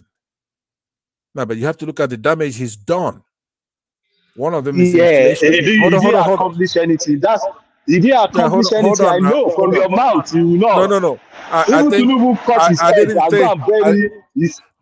If Tinubu cut his head off, go and bury it in Southeast, he will not do anything. It's not a Southeastern. Listen to this. It's not a Southeastern. Just stop talking like Mike. You know how come it's only you, the obedient, are complaining so bad, bitter everywhere? It's not only the obedient. Who else? Can you tell me? Okay, even you. Let me ask you this: do you know what inflation is? Do you know what it is? Inflation. What is it? I don't know what inflation is. If you don't want to know, I don't care about what inflation is. Nigeria is in a shit hole. Tinubu is bringing it out now. Since we took independence, you people came to destroy everything because you see the criminal. Wait, let me tell you. Wait. The criminality starts from your head. When you start this Nigeria thing, you brought in Nnamdi Azikiwe. He's the first criminal in Nigeria. You understand that? He has been planning all these things, and he will never work. You understand? Nothing will work for him because he's evil. Anything you want to do with evil, he will not manifest because people are praying in Nigeria. All your evil plan will not come to pass. You understand? Can you imagine? Since 1960, your Nnamdi Azikiwe has been planning the evil just to rule Nigeria till he died. He didn't rule it after your other brother took it. Ojukwu, he caused civil war in Nigeria. Yes, he did become the president of Nigeria. You see, you people, you don't know what you are doing. You better pack your things and go to your first plot and call it Biafra land. And then you don't have anything to do with the rest of Nigeria. So we can have peace. All right, thank you very much. Now, you do know, unlike a lot of people who will be debating with you, right? I don't want you to come across the way you're coming across. Maybe you don't know. Hold on 1 minute. Hold on. After I respond to him here, you and I are not here on a dick measuring contest. You are still like our son, right? So I'm trying to talk to you again. You look bad. You're shouting like a nincompoop, like a madman, a dullard, a moron, a jackass, a chump. Yeah, you make me mad now because you make me mad. Hold on. You make me mad. I'm really mad at you people. You make me mad. That's what I just told you. That's what I just told you now. You see, a very good, responsible Igbo man, you wanted to take me, his car. You see, people like you spoil the image of that kind of thing. When you say, I don't know anything about inflation and I don't care, right? That is what we and I debating here. Hold on. It's not about all the other nonsense we're talking. You're talking a lot of nonsense. that doesn't mean anything about invoking Nambekano or Zeke or Igbos. I will explain what inflation means to you now if you want me to. I will explain what inflation is to you if you want that. But I'm just telling you now, I'm telling you now, we have inflation in Nigeria. The capital, we don't have capital to buy what's it called? The capital, we don't have money to buy things. You understand? And there's a lot of everything has gone up, which is understanding. Because of the way Nigeria is, we've been borrowing money since Obasanjo left. We've been borrowing money. All the money Obasanjo left in Nigeria account, you finish everything without no plan. You understand? Let me say this to you again, and remember, like I said, I don't want to be condescending to you. Now, inflation, it's not like something you describe as an exact thing, because there are all kinds of inflation, right? Yes, I agree. Of course, you have of course, rapid inflation, severe inflation, soaring, runaway. But the one you have to watch, for example, you could study Zimbabwe for this. It's called a hyperinflation. It's not out of the realm. It's not it's not out of place. Now, there are government agencies who are supposed to handle this stuff. Now, one of them is Emefiele when he was a central banker, right? They have independence. They're supposed to be independent. You cannot go after them as a public servant, no matter what they did during that period, as far as they're doing their job.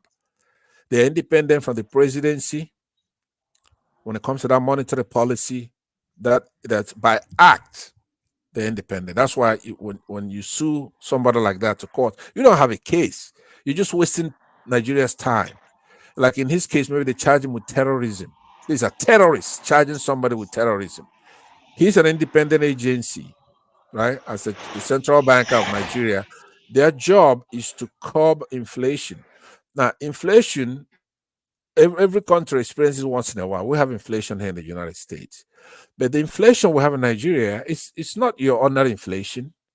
Our people are suffering. They're not able to eat. No, don't go there, Mr. Passat. I disagree with you. This one I disagree with you. This one I disagree. Inflation. Go ahead. What do you disagree with?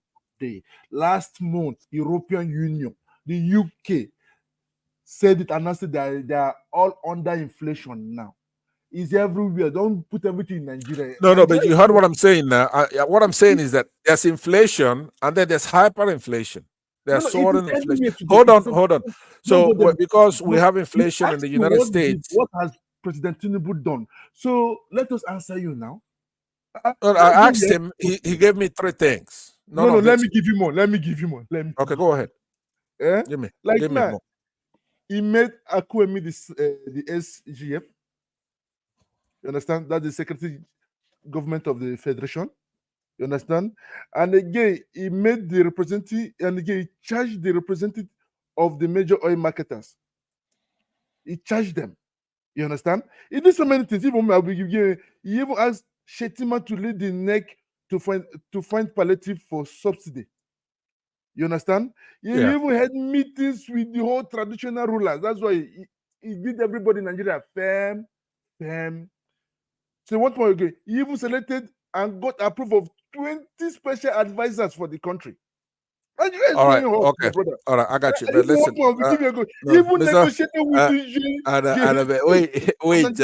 wait a minute. I hear what you're saying. Could you?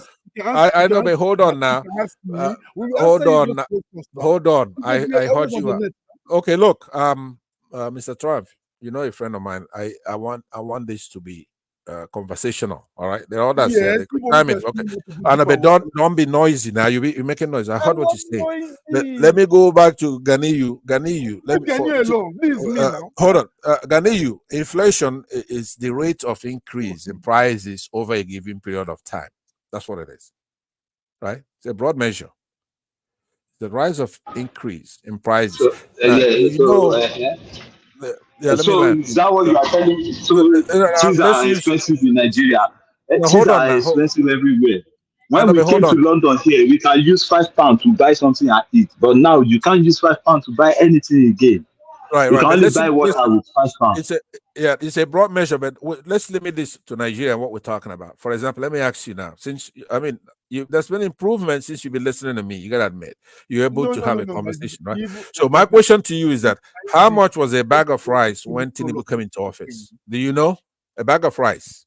Let's be specific in measuring this now. Rice is a staple that every family eats in Nigeria, right? So right, it's rice. It's important. Everything. How much was a bag of rice then? Yeah, let me tell you, in England here, when we came here, we buy a bag of rice, 10 kg, £3, £2. But now it's £17. So if you are talking about inflation is everywhere. You Okay, so understand? but hold on. From last year, from May of 2023, May 2023, when Tinubu, how much was rice in England? We're trying to measure just specific to Tinubu. You don't need to go there. How are you going to compare Tinubu government in Nigeria with Tinubu? Okay, fine. You were doing it. So let's go back home then. Hold on. Let's go back to Nigeria. In May of 2023, how much was a bag of rice? So May, June, July, how much was a bag of rice? Let me tell you something. You don't understand. We don't produce enough food in Nigeria. We do a lot of importation. Okay, so when you are comparing rice, you compare about where are they bringing it from. You understand? There's a lot of importation concerning rice. Okay, but we can So produce people rice that though. buy rice 20 pounds. Wait. People that buy 20-pound rice here, you want him to come to Nigeria and sell it for 20 naira? Is that what you want him to do? No, but I just told you that the president. When you people are talking, you say you have brain, and you are I don't know where your brain is. Forget about insults. Let's take a look at. We're talking here, right? We're trying to talk. What has he economic? Well, you give it to me, I give it to you. No, it's okay. We're talking economy, and by the way, I appreciate you at least trying to use your faculty. I'll just go back and be listening to you guys. No bagos today. No bagos, please. You people should go point. Just confrontation. You understand? Those simple ones. Don't go, Tayo. Please don't go, Tayo. Please don't go. All right. You know what? Maybe two of us, Ganiyu, will take a break. I don't know if Babati wants to talk or Folly B or Mr. Trump. Go ahead. Ganiyu will come back. I'll come back to you again. You said Go what ahead. has he done? Like now, he suspended the MFLA now as the CBN government. Yes or no? Yeah, but that's against the law. I just told you that he's a CBN governor. He's an independent agency. That's not what he's supposed to be doing. He can go on. He can arrest. No, he should arrest Buhari, right? Because there is nothing. Hold on. There's nothing MFLA can do without the authority of Buhari. You saw him always going in there. You saw Buhari giving him a bill of health, but even Buhari cannot do anything to MFLA because remember, you got to go to court and you have to prove your case. You cannot go past the first judge who's going to look at that case and say, look, this is an independent agency. It's none of your business what he did. Right? Go and read our constitution and look at the act that establishes the CBN governor, right? You cannot hold him accountable for policy. Mr. Trump, you cannot irritate it. I know you don't talk a lot, but you still have to conduct yourself with decorum, right? You have to behave yourself. This morning, Mr. No. You have to behave yourself. We're having a good conversation. I'm saying that because you're just meeting him. Why is only him? Okay, let's let Folly B or why is only Thomas Mr. Ganiyu you're doing head to head with? No, Ganiyu and I will disagree on major stuff, but I'm more interested in making him know how to argue his points without going tribal. Because every time he talks, he's known on these platforms, right? But today, at least, he's having a conversation and he's putting his points across. Some of them are legitimate points, but they should not be anchored in tribalism because that makes him look bad. It makes him. Let someone else talk now. Yeah. Good morning. Go ahead. Yeah. Good morning, Folly B. Good morning. Pastor, I was actually listening to the other side when you were talking about the interest, which I really love. your view on everybody's interest. And you now make mention of it that your interest is all about being a Pan-Africa. And if you are a Pan-Africa, I still want you to tell me the reason why you think will be the best Pan-Africa candidate for Nigerian youth for you to support. I'm still interested on your view and the reason why you think the bill that you are supporting is the best Pan-Africanist that you think you can support. Okay, so can you narrow that question down a little bit? Obviously, I will have a field there with that, but narrow it down to what exactly you mean. What do you mean? Yes. Let me tell you what he's trying to say. But the bill is the Shore man. And Shore, we know him as the Pan-African.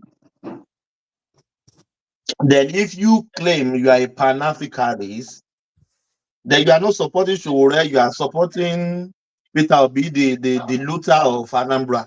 So that's what it is, the corner is coming from. Okay.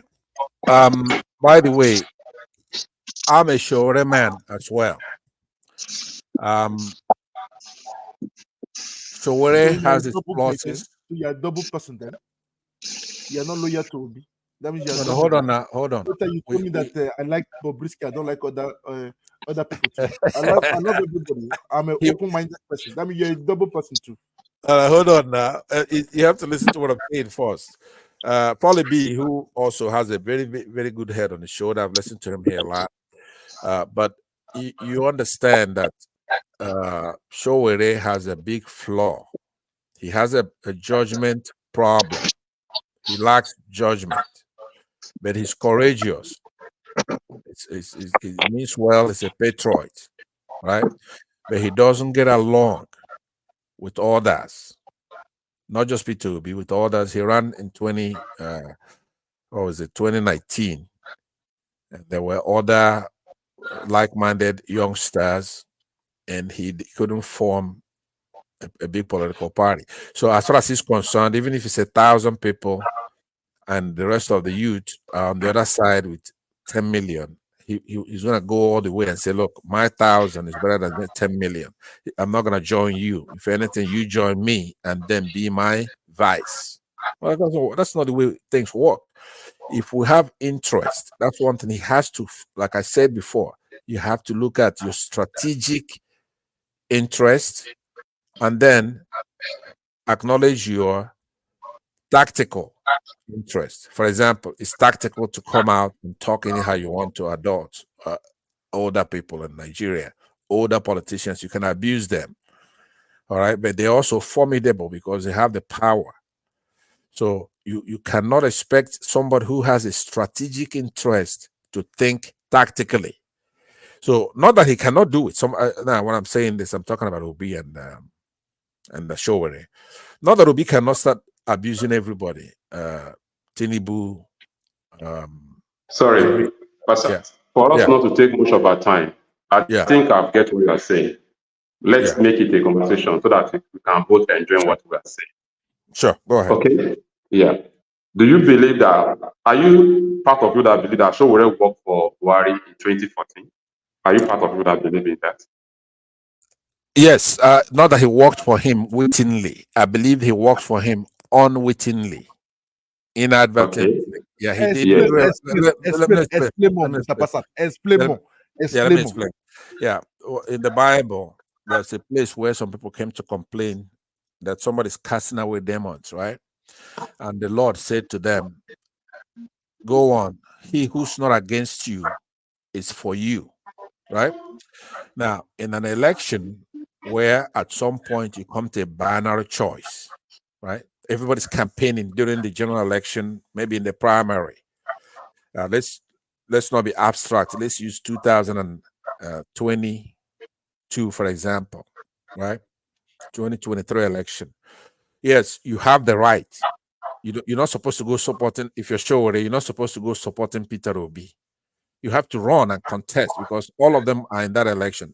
Showore is there, Peter Obi is there. But what you do, just like they do here in the United States between Republicans and Democrats, during that primary, during that general election primary, you go and you pitch the people.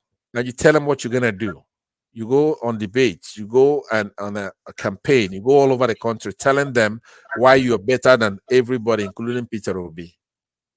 But if the people at some point don't want you for whatever reason, maybe they're not savvy, maybe they just don't like you being hot-headed, or maybe they think that somebody's better than you are, the electorate, the youth, the elderly, students, mom and pop. When you notice that, the election comes down to a binary choice. You have progressive forces and then you have conservative forces. It's at that point that you suspend your own campaign and endorse one of the other two, knowing that your candidature is going to hurt your interest if you have to pick the lesser evil in this case. So it's done here. During the primary, Democrats, they will maybe...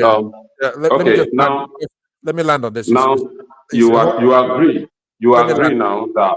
you agree now that Obi is lesser evil, right? That I'm saying in his eye, in the eye of that person, this time being Showore, when it comes down to Tinubu and Obi, right? You know your candidate is not viable, then you have to make a judgment call. Now, it happened. Wow. Hold on. Let me make it easy for you, because the same thing happened in 2019, right? Where you had or 2015, actually. In 2015, you had Jonathan and you had Buhari running. And then at that time, Showore was not a candidate, but he has influence as a media person, and the youth looked up to him. He had a lot more class and a lot more gravitas at the time. So Showore was talking and telling everybody that there's no difference between Buhari and Jonathan, right? He was saying that on the one hand, you have a civilian, incumbent, Democrat, educated, Christian, Southerner. And also Hold on, please. Excuse me. Also corrupt. Okay, and in his mind, corrupt, right? Okay, then on the other hand, you have a coup plotter, you have a military dictator, somebody who killed a lot of Nigerians, especially Yorubas, somebody who didn't go to school, a jackbooted thug, somebody who is even questionable if he's a Nigerian, somebody who is in his 80s probably, right? So he's an old man, way off, right? He's a Muslim, he's a Northerner. So it's a binary choice with stark differences. So now, what a rational actor would do is to come and then make a decision. You have to have judgment, right? If you elect this man that is going to probably put you in prison, if not you, your loved ones, he may actually kill you. If he doesn't kill you, he's going to kill a lot of people, right? So now, when he went through that, it actually bore out that Buhari actually put him in jail, put him in prison. Okay, thank you, Mr. Pastor. I said it earlier. I don't want it to be a kind of long conversation, so that we can make it short. And do you think 2014 election actually propelled Showore to come out in 2019, to come and champion the cause by themselves, by the people who actually understand the game better, to create a particular movement, which is a take it back movement, that gave birth to AAC, so that Nigeria can have another side of the coin to choose during the election? Do you believe in that? Yes, I do.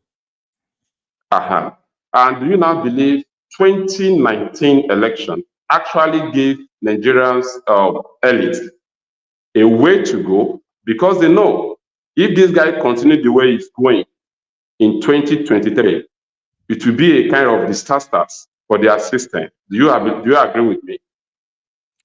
Say that again. What do you want me to believe after 2019 election? Yes. The elite, the politicians in Nigeria, yes, actually notice the movement and what it's coming to do on them in 2023. Do you believe that's why they are attacking big time, and they even actually to bring down the political party? Are you agree with me? Let me answer that. Okay, I do not agree with you. As a matter of fact, I vehemently disagree with you. As a matter of fact, somebody should mute. I don't know if it's you. Maybe Foley, because you mute when I'm answering, and then you continue when you're ready to come in. So now, there's a feedback coming from you, Foley B. Yeah, go on, Pastor. Thank you very much, co-host General Thomas. See, that's another flaw of Sowore. It's not his job to determine who is guilty or not guilty. He doesn't have that. Even as a journalist, if you see with your own naked eyes somebody taking a wolf and put it in his pocket, you have to report it and you have to make it alleged. It has to be an allegation. It be alleged. You're alleging that somebody put money in their pocket. See, he doesn't use the word allege. He thinks that he determines guilt and innocence. It's not his job. He's not trained for that. He's even barely trained to be a journalist. But in the modern era, everybody's a journalist, right? Electronic journalist. But he doesn't understand that he cannot come in the way he's talking about. They're going to clip his wings the very first day. The courts will clip. He doesn't have the right to determine who's guilty or not guilty. You can allege, but you have to prove it, right? You have to have proof. So what he's been doing, which I contacted him way back in maybe 10 years ago, right? He caused a lot of harm to a lot of good public servants by gossiping and making it look like those people committed a crime, right? For example, Ngozi Okonjo-Iweala, he has 151 articles. One of them is neutral. The rest are negative. Now, that's unfair. Asad, do you know what baffles me about this guy, Sowore? Yeah, go ahead. People will just call him, somebody is stealing money, blah, blah, blah, blah. He won't even verify. He will just throw it on the media. Exactly. And he wouldn't say an allegation. He would say that this crook, this thief, this eat a yam. No independence. I would love to call him. Is he a lie that the Senate stole Nigerian money? Is he lying? They're alleged to have stolen Nigerian money. Is he lying that what's it called? All this what's it called? This guy in Imo State, Ibori. Is he a lie that he stole money? Yeah, let me answer that because on the first one, I could probably answer you. On the second one, I have a caveat. I'm going to answer in a different way. Hear me out. Now, remember, I said I'm a Sowore man, right? Nobody's all good, nobody's all bad. Sowore is needed. It's very important in any administration, but he needs to be admonished so he could do the right thing in what we're trying to accomplish as far as our strategic interest. Listen to this. There's a courtroom. Okay, there's a responsibility by the press. In their case, they go with alleged. Even if you saw with your naked eyes, right? You have to be a responsible reporter. Now, there's a court of public opinion, like you and I are not talking, right? We are citizens, and we can have, and we do have opinion, and we could call them thieves, right? And we could say, yeah, they stole money and they're stealing our money, and we could do it because it's by only mere prima facie standard. You have to look that word up, Mr. Triumph.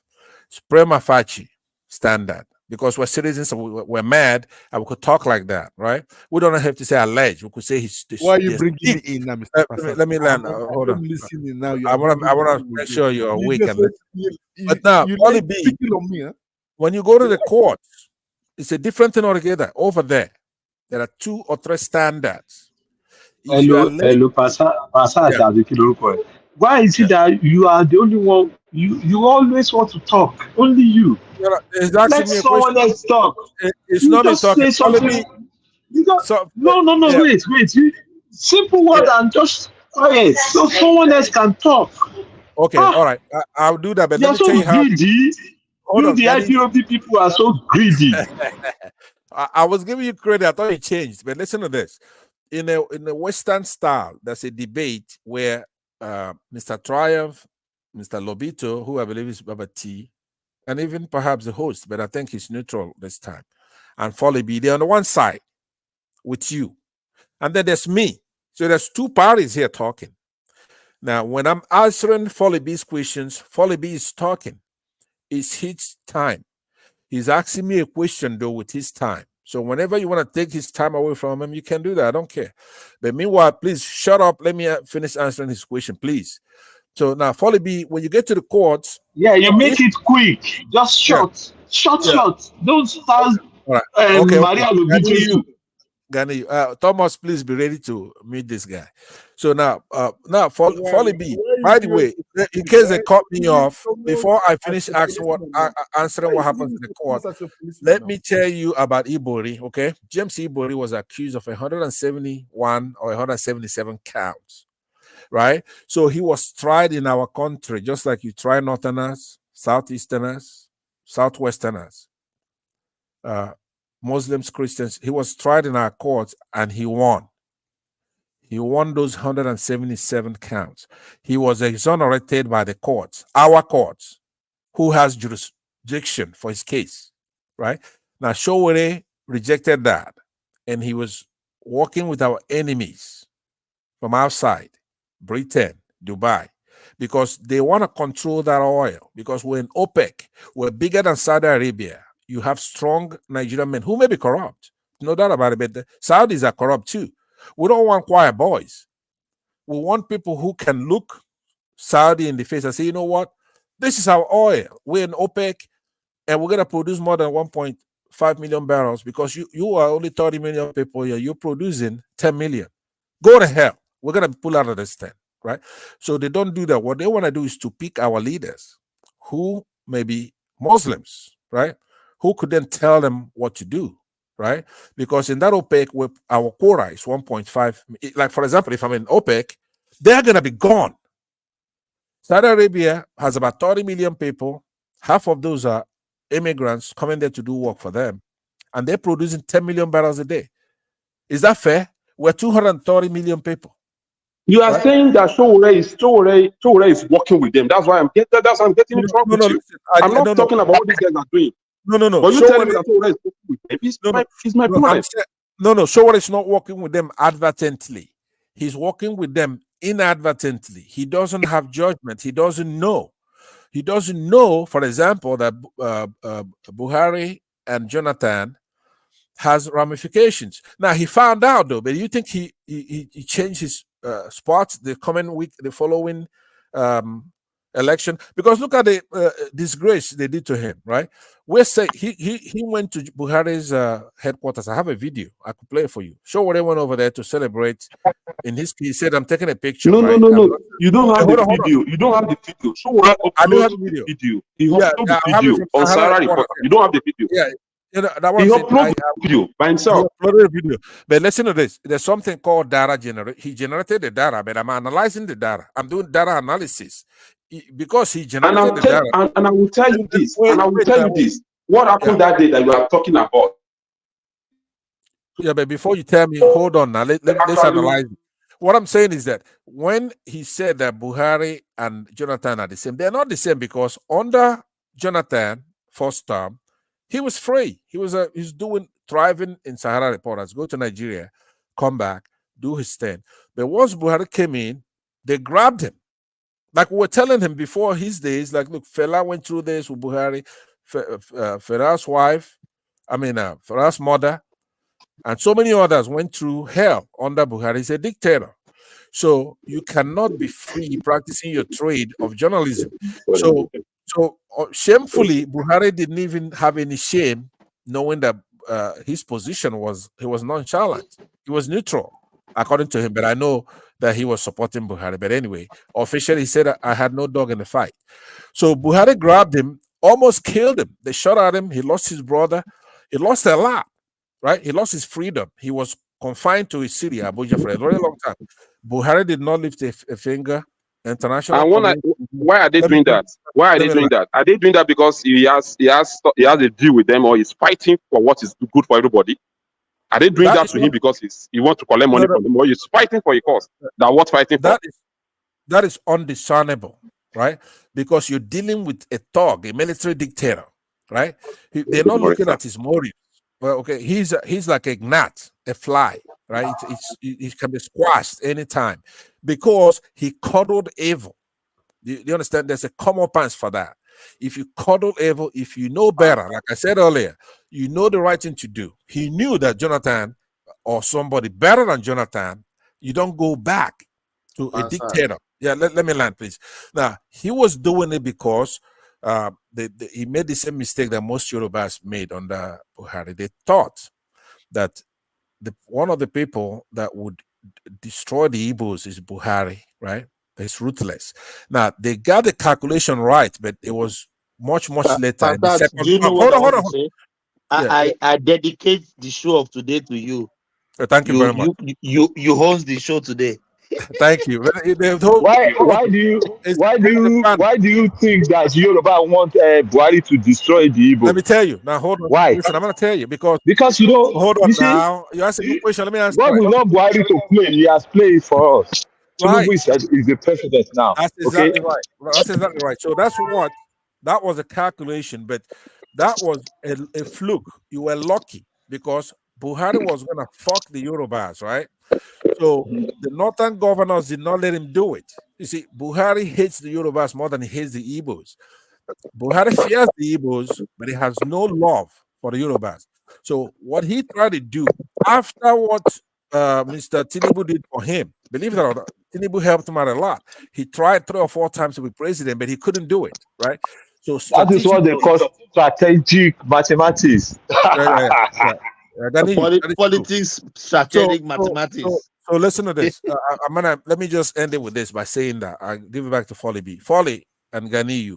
That is true. But after Tinubu came up with a strategic move for him, towards the end, when he's supposed to give it to Tinubu, he tried to renege on it. That's when Buhari was shouting Emilokan, right? So he tried to make Tinubu was shouting Emilokan. Yeah, right. Our local at the end, you talk about the end. Stop. I know, but hold on. You are talking too much. Because Thomas, guess who he wanted to use as president? Former Senate president. That's your story. That's your story. Everybody saw that. So the northern governors, 5 of them said, no, this is too much. You don't want the Yorubas mad at the same time that the Igbos, the Igbos are not going to put up with their bullshit, right? So they know us as a constant. We are there not to put up with any garbage from them. As you know, in the 1960s, when they had a big mouth Saduana that was running his mouth all over the place, insulting the Igbos, right? So the Igbos paid him a visit, and then he couldn't back it up, right?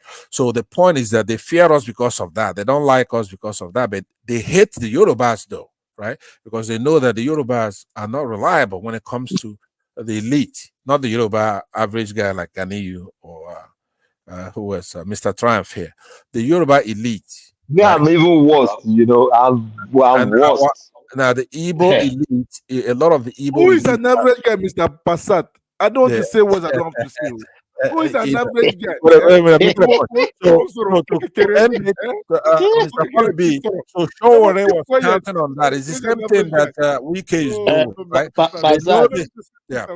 Passat, please, in 10 seconds, people want to talk too. Okay, you take all my session today, which is not bad. I yield back. It's true. It's true. Yes, yeah. I think yes. Ganiu, you see your brother Passat has given you woto tonight.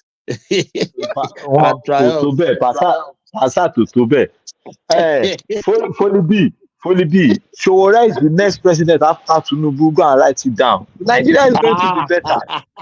Tinubu man, quiz you one man, get one see where and Showora will take over. Everything will be better. No. You want the northerner to kill all Yorubas and Igbos. After Tinubu 8 years, he's going to the north.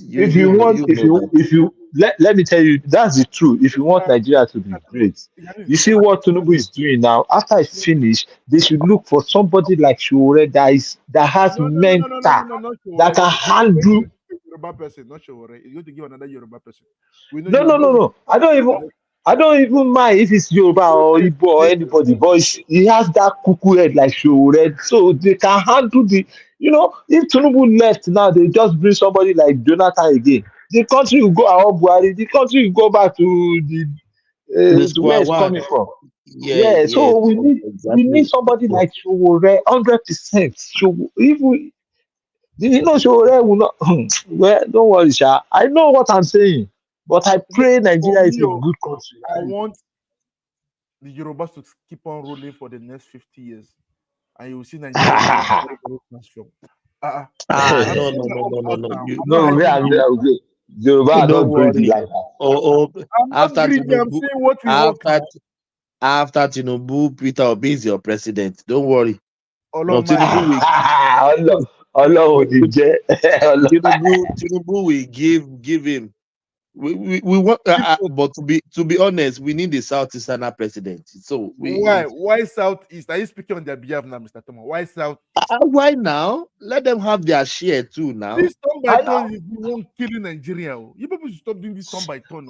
I don't mind Southeast or anybody, but they should bring somebody, not someone like Peter Obi.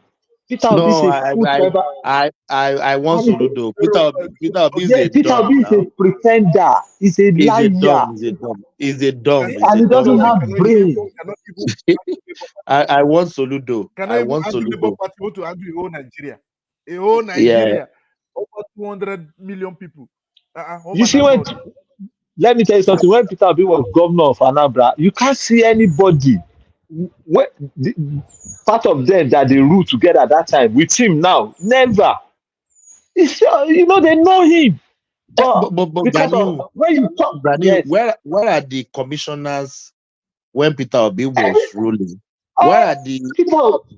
We never see anybody with him during the election.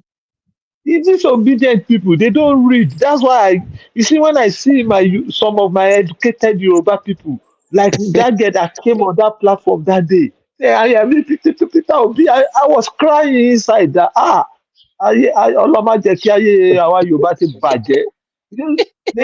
well-educated Yoruba lady. I love my God. You come out and speak your mind out. Not like others that are pretending. Many of us are pretending, You understand? You come like when I say that I'm a born Yoruba person, people laugh at me. I say, I stand for grand. My properties are in Lagos too. So one thing is that I used to tell people that if not that I'm married to a Igbo woman, I should have married to a Yoruba lady. That was show bank for me. I say it as why it is too. At least I'm eating better and we do an amala. Thank God for that. That's so you be. My Triumph, we want you, we claim you as a Yoruba man. We claim you. Claim me. I've claimed you guys already. That is it too. Oh, you see, honestly, General Thomas, let me tell you. Yeah. I came out of work. There's one Igbo guy. We worked together for a very long time, over 12 years now. Me and that guy, we've been working in one hospital and we moved to another hospital. The guy, he stopped when he saw me on the road. He was calling me to come that he want to take me. And I was just walking to the station. I told him, don't worry. You see, this type of Pasaka, all these people, election is finished, but they are still on Tinubu head. Like the man is stealing money. You can see what the guy is doing, but they will never appreciate that. Fine. If you don't appreciate him, then be quiet and let him walk. The man, Daniel, to be honest with you, I don't know, maybe you've been listening to me before election. I am not a Tinubu fan, but yeah, I know what they are doing now. It's I think they are trying to point Nigeria back to the right direction with many policies. No. You can you compare Buhari to this administration? What did Buhari give Nigeria? We can't even compare any president from the past. They are doing the right thing now. You see, by the time Tinubu, if you listen to one man before he started, he said he's so happy that by the time Tinubu will use 2-3 years, everybody will see the direction Nigeria is, which is my true. Brother. Some obedient don't they change their mouths. Wait. They don't change. put some meat on the table. Now, Folly B, you make it look like we have a tripartite discussion here where you are there for Showore. and Thomas and Ganiyu and perhaps Mr. Triumph is there for Tinubu, and perhaps me, I'm here for Peter Obi, right? Yeah, but that's yeah, not the case, because when I'm not talking, when they're praising and extolling the virtues of Tinubu, you're quiet, which is exactly representative of Showere. Somebody could make an observation and say that he's just a spoiler, right? Which you it's not a tripartite thing. It's two parties, right? So you have your animals, just like Showere, reserved for Peter Obi or Labour Party. What we are dealing with here is not Tinubu versus Peter Obi. There are progressive forces in Nigeria who have come together to say they want a new Nigeria. A lot of them are smart enough to lead the country on their own, right? But they all coalesced under the Labour Party against APC and PDP. And PDP, thank you. So it's tripartite in that case. Now, Labour Party, there's nowhere to be found now. You also know that it's a continuum. Government is a continuum. That is, you cannot differentiate Buhari from Tinubu. It's the same. APC. That we had the PDP years, 16 years, includes Obasanjo, Jonathan, and all that, right? You saw me get irritated when Ajan Lekoko one day was trying to compare. There was Kene was talking about PDP versus APC, but Ajan Lekoko interjected with competition of Obasanjo against Jonathan, and that was not proper. That was improper. When you talk about PDP, then Obasanjo and Jonathan are in the same camp. Anything you want to give to Obasanjo, you could give it to Jonathan as a PDP member. So now, when they're here extolling the virtues of Tinubu, you ought to be able to chime in. Folly B, if your Showere is different, you're supposed to say it doesn't have to be me all the time in this debate. So we know the inflation, first of all, is remarkable. I told Ganiyu that you could be looking at hyperinflation. Now, when that happens, you know, for example, that, and I expect it to happen, there are many things that are going to happen. A lot of simple minds, a lot of simple things, right? Jackasses, dunderheads, chumps, morons.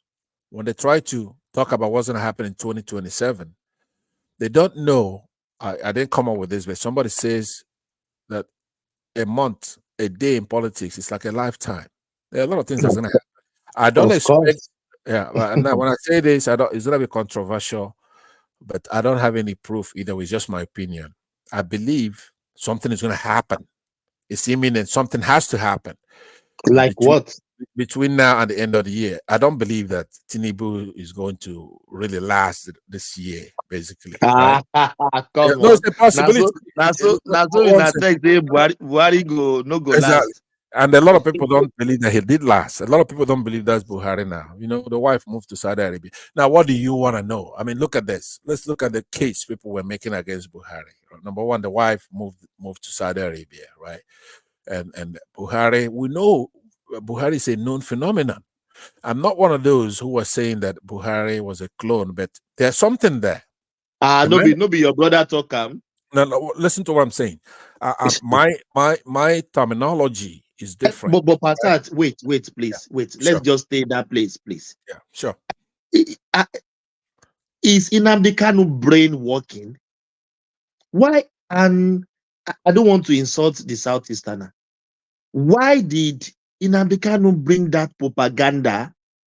And some of you guys lash on to it. We have a professor on this program, on this panel before, we still believe Nnamdi Kanu is a clone. Right. General Thomas. He has a question for me. Yeah, I'm gonna answer. Passat, you guys supposed to shot Nnamdi Kanu. Even now, you supposed to kill him yourself. Okay, so let me answer. Can you go ahead? Let me. They always believe any propaganda.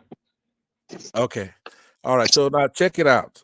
There is the Southeast, believe it or not, it's not a monolith, right? So when you make those statements, maybe you don't have a lot of Southeasterners responding to you because you're making yourself look stupid, right? You don't have a monolith of Southeasterners. There's a lot of Southeasterners that are working together with this APC government. For example, the last election, one of the actors there, Sanibo man, the second in command to Mahmoud, right? When you look at the EFCC, I mean not EFCC, not EFCC. What is the other organ? Yeah, EFCC, I believe it is. Oh no. What is like FBI equivalent in Nigeria? What do you call SSS? Their head spokesman there is an Igbo man. There's a lot of evil people who come from the southeast who are in the Nigerian state, the elite, the people who are ruling the country. You have a lot of Igbos there. So it's not a Southeasterner thing. Southeasterners are the conscience of the country. That's true. We brought independence. That's true. We're more mature. We're more educated. There are a whole lot more of us, right? I've said it before, and a lot of people take it as controversial. The Igbo population, Igbo population is probably double that of Yorubas, double, right? Now, what they've been doing is just running their mouths, right? Hear me out. It's not a Southeasterner thing. When you talk about Southeasterners, you're making a fool out of yourself. Passat, your name is Passat. When are you going to wake up from your slumber? When? Okay, now hold on. Let me land. Now that you talk, I hear you. I hear you. He has a question for me. Now, to answer your question directly, why are you preaching it this way? You are preaching it straight. This thing is not. You can't help this country. Do you talk? Okay, this thing let me answer Thomas, and I'll talk to you. Cannot move forward. He asked me a question that's important. He says, the way you talk is actually causing a lot of damage. Believe that Buhari was a clone, right? I just finished telling you that I don't use that word, right? But I know there's something wrong because Buhari, fortunately, is a known phenomenon. We know who he is. Northerners know him as Maigaskia, somebody who's not corruptible, right? Basically, it's not. He lives a life of not stealing money, even though it's a facade, we know. But they just that was his public persona. That Buhari that we know is like a military dictator. He could be unpredictable. He could go after anybody who's stealing money, no matter where you come from, right? That Buhari had some kind of aura around him, right? So almost even religious. They look at him some kind of messiah for the Northerners, but that's not the Buhari we got in that election. And he was very old, right? And then he started getting younger and younger. There's 3 or 4 or 5 versions of him. There's no doubt about that. Now you could say he has a body double. Now I suspect they were using 2 types of technology. The first day I appeared on this platform, I made the case, right? At that time, maybe 3 years ago, it was still rudimentary, artificial intelligence, hologram. Okay, we'll have that now. Brits, they use it. Even I suspect that the Queen in England died a long time ago, and they're using hologram and body double, doing all kinds of nonsense, right? But in Nigeria, they really tested it out really good. You could see that Buhari went away for like 91 days. 109 days, gone, incommunicado to Britain. Nigerians were outside marching. They didn't care, right? Because he needed an intrusive surgery. And then, of course, now Oyibo, don't play with them. They have been doing these kind of things for a very, very long time. But they now have the technology. If you want to go to a Michael Jackson concert, you can. You could go to Elvis Presley concert and you see Elvis Presley singing for you, dancing, responding, having a interactive communication with you. You could Google it right now. So they have those kind of technologies, but they're doing it together with body double, whereby if there's an event where you actually need him to shake hands, do stuff, but you notice he won't talk in those kind of, they will use a body double, maybe somebody from Niger. Because, you go to Niger, the half of the population are Hausas and Fulanese in all those countries, Chad, Mali, General all Thomas. General yeah. Thomas. Can So you now see what I'm they were Can you using now see what I'm two, telling you? but Nigerians are so dumb. These people Obviously, are somebody like Ghani, he doesn't even know what a hologram is. He doesn't know. He hasn't been to the you O2 guys, Arena in London, right? Or Hollywood thing here, or New York, or anything like that. He doesn't know. If you uproot let me tell you something. Ganiyu and Let put him in the let middle of New Passat. York City, right? Hold on, now, Passat. Ganiyu. If you, Passat, yeah. Ganil, the package Ganil. Okay, so Thomas has been bullied by Ganiyu. Passat. Yeah. Passat, let me tell you something. Yeah. You see, you keep on calling me all sorts of names. I'm dumb and this. Are you that is clever or smart as well you call yourself? You believe anything you people like Nnamdi Kanu, Peter Obi, people that doesn't have brain, Ojuku, they say you believe them. You see, you are the dumbest. If you All don't right. know, I'm just Aside telling from you the that now. insults, I Because think we also have a new guy here, Nigeria Force. I think he wants to say. Let's allow him to say something, and then we'll go back to Folly B. Mr. Triumph. Go ahead, Nigerian Force, if you want to say something. I think Thomas is back, but go ahead. Yeah, go ahead. Yeah. Yes, I said, Ganil. Yeah. Can I come in? Oh, yes. First Nigerian first. Yeah. Go on. How are you, my brother? I'm fine. The reason why Yeah, I called good. that Mr. Passat is a very well educated person. If he was a uneducated person, I would have understand the direction of his conversation. But because he's a very well educated person, I'm kind of shocked and surprised the way he reasoned. If we have well educated people reason like this, that means we are in serious problem as a society. Let me tell you first thing. Passat is a Igbo traditionalist. See, He's a Igbo I don't bygone. care. No, I don't care about that. Hold on. Let me learn first. See, sometimes we don't need to argue with reality or fact. You understand me? Or those things you cannot argue with it. But see, when it comes to issue of Nigeria, you can dislike and hate the leaders, but don't let that cloud your mind when we are discussing issue on fact basis or data and all the stuff. You understand me? You think the North will just fool almost 200 million population and try to bring someone else to body double the whole country? For what reason? Let's be realistic. Yeah, we may say okay, the past administration they failed in a certain area. Fine, we can at least criticize them on that. But trying to weaponize that it was a clone and all those things, it doesn't make sense. Okay, We are please not let me we respond are to you. Then you we are continue. doing It's service still your to it's still your turn, but let me say this to you, right? yeah. The way we do things here in the United States, I know you're in Nigeria as well, so I have talked to you before, and you are ubiquitous on the internet, so at least you're a step ahead of others. But you do have to determine to do things the right way.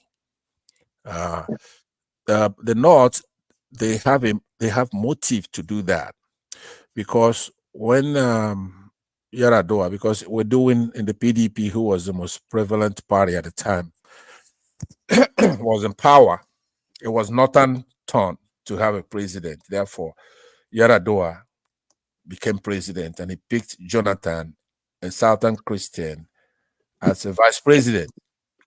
But then he died in office, right? And they blamed Obasanjo for that. They uneducated people, they always have this stand about them. We know who they say half education is dangerous, right? So they're playing that game of North and South. And they look at Obasanjo as somebody who planned it that way, that he picked an old man who he knew was gonna die and made him president, thereby shortchanging them. And then a Southerner, a Christian, became president. So now they're saying to themselves, we're going to show them. It's never going to happen to us again. So when Buhari came, he was an old man that was dying, but he was one of their best politician, quote unquote. So when he got sick quite early in his presidency, about 2017. It's alleged by Nnamdi Kanu and his propaganda that he died in 2017 and was buried somewhere in Saudi Arabia, right? Shallow grave in Saudi Arabia. Yeah, that's true. So now, what's the credibility? You begin to look at it. Somebody could allege anything. That's why you don't want to allege something because somebody can come in and poke some holes in it. But then when he makes that allegation, then you look at a president of a country not obeying the constitution. If you're going to be gone, you talk to Nigerians and say, look, I'm going to be gone. The constitution calls for me to pass over my power to my vice president. Right now, remember, under Yar'Adua, the North played the same game. Yar'Adua was died a long time. The wife was ruling the country pretty much, signing budgets, doing all kinds of things for a very long time. But anyway, this time they were determined. Like there are two things the North does. Number one, there's one they do whereby they don't care if you find out, like turning off the beavers, for example. It's a provocation for war. So they turned off that beavers to say, do your worst. We know that P2P won this election, but we're going to turn off the beavers. If you want, go to war. They did the same thing with Buhari, right? He did not give over power to his vice president. You understand? That would have been Osinbajo. As a matter of fact, just repeating. let me land. Osinbajo is a new name. I'm not talking about. So now, I'm not talking about Yar'Adua now. Please be quiet. So now, we have to forensically then look at Nnamdi Kanu's claims. We know who Buhari is. He's been the head of state before. He has mannerisms. He has a wife, right? He has age. You could look at somebody and tell their age. One thing that doesn't happen is the reverse of what is. By the way, you cannot fight this. This is one of the laws of physics, laws of nature.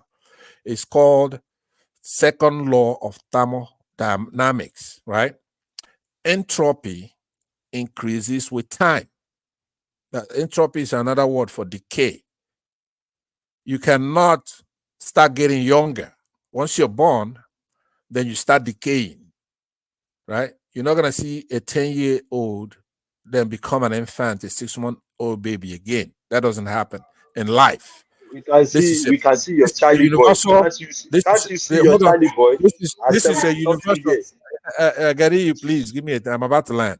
So it's a law of physics that won a Nobel Prize, right? It's a universal law. It's a constant, just like the speed of light.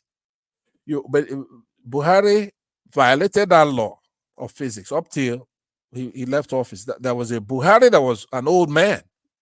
It's a lanky old man.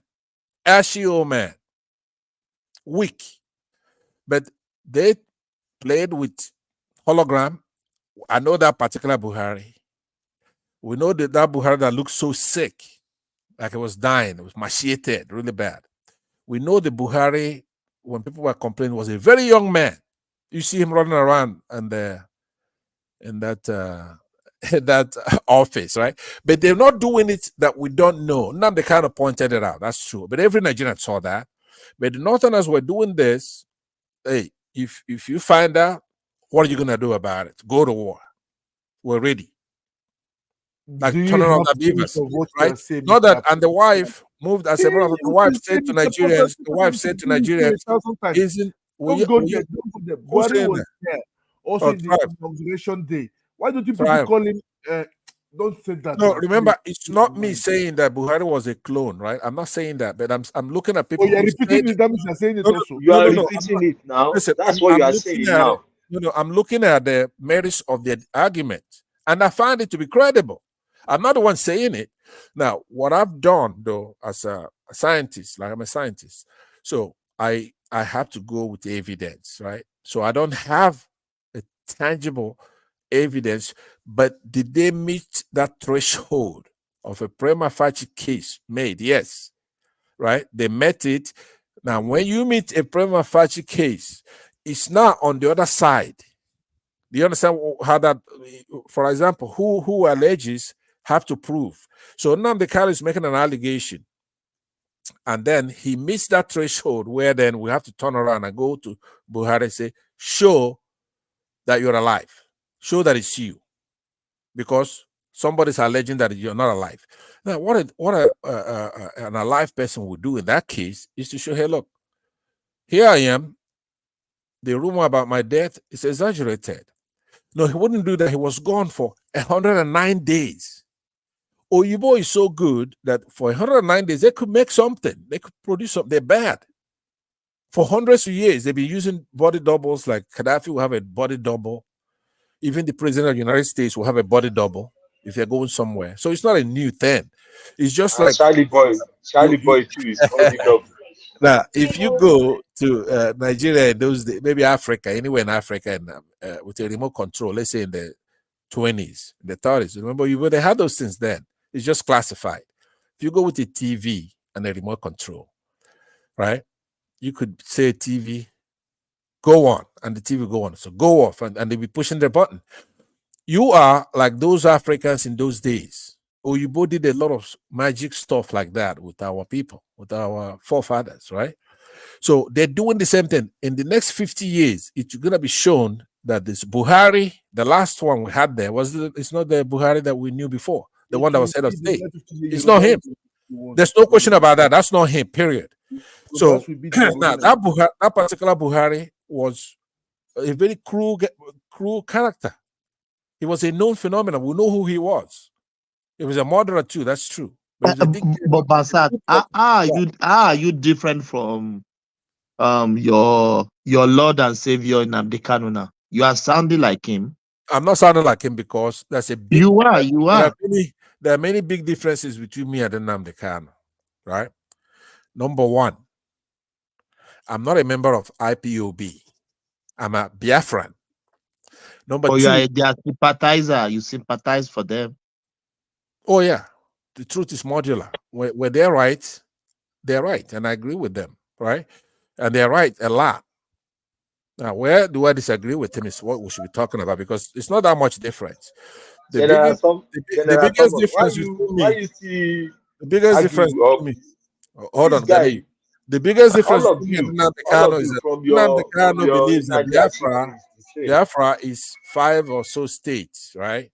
He has these 5 states that he believes are Biafra. No, to me, Biafra is much bigger. It's bigger than Nigeria itself. All of Nigeria belongs to Biafra. Some of Cameroon, some Cameroon is Biafra. Some of even Ghana. Can you stop all this, please? No, I'm telling you the truth. And that is the biggest difference between he and I.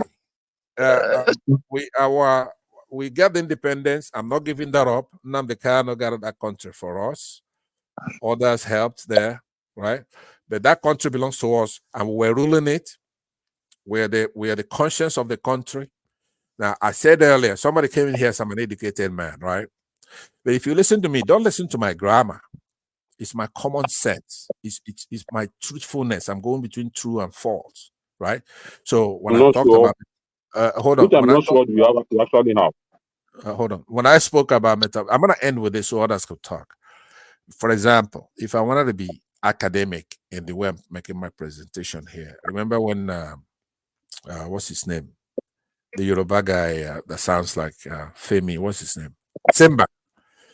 And Femi were here, and I was talking about the 2 types of Nigerians that we have, right? And I was saying the Southeastern and the Biafrans went through a type of metamorphosis that's called a complete metamorphosis. The entire cycle.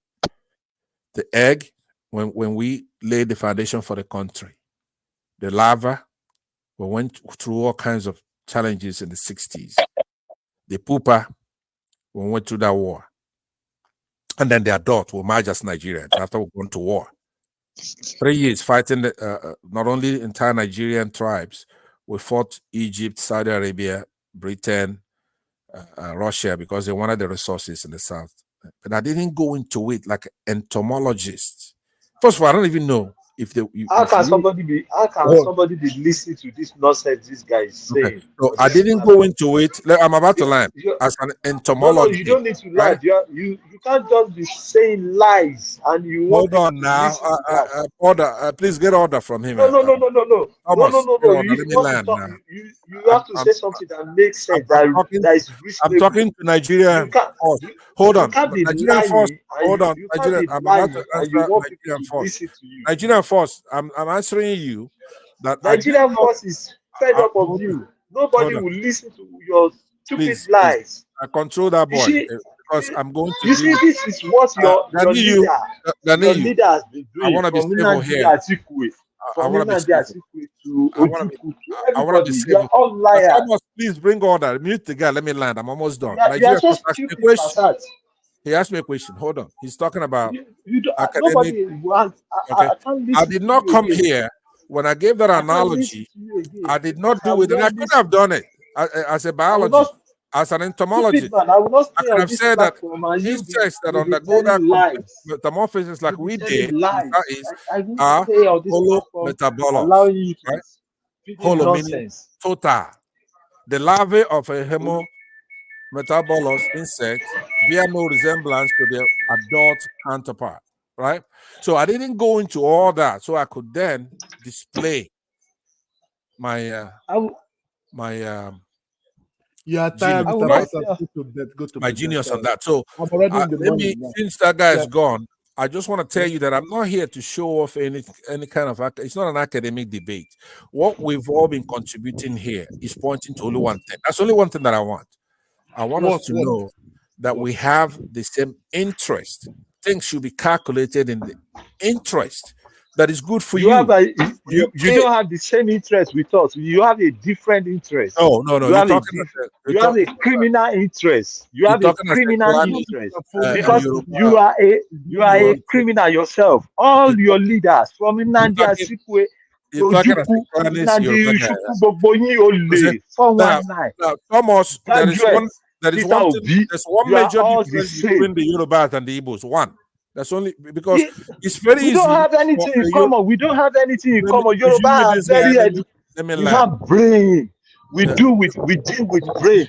We don't do propaganda. I'm not gonna tell you. I'm not gonna tell you the difference between the Yoruba and the Igbo unless you shut up. I wouldn't listen to you because you don't have anything upstairs. Please, you are standing. You started standing like the way Pashat is standing now. Please, can you just calm down? Don't speak too I much. don't want you to. No. You see, you don't need to listen to somebody lying. Some other people are listening. No, you don't make anybody make a fool out of you. Don't make anybody make a fool out of you. Pashat is known for what he's known for. Okay?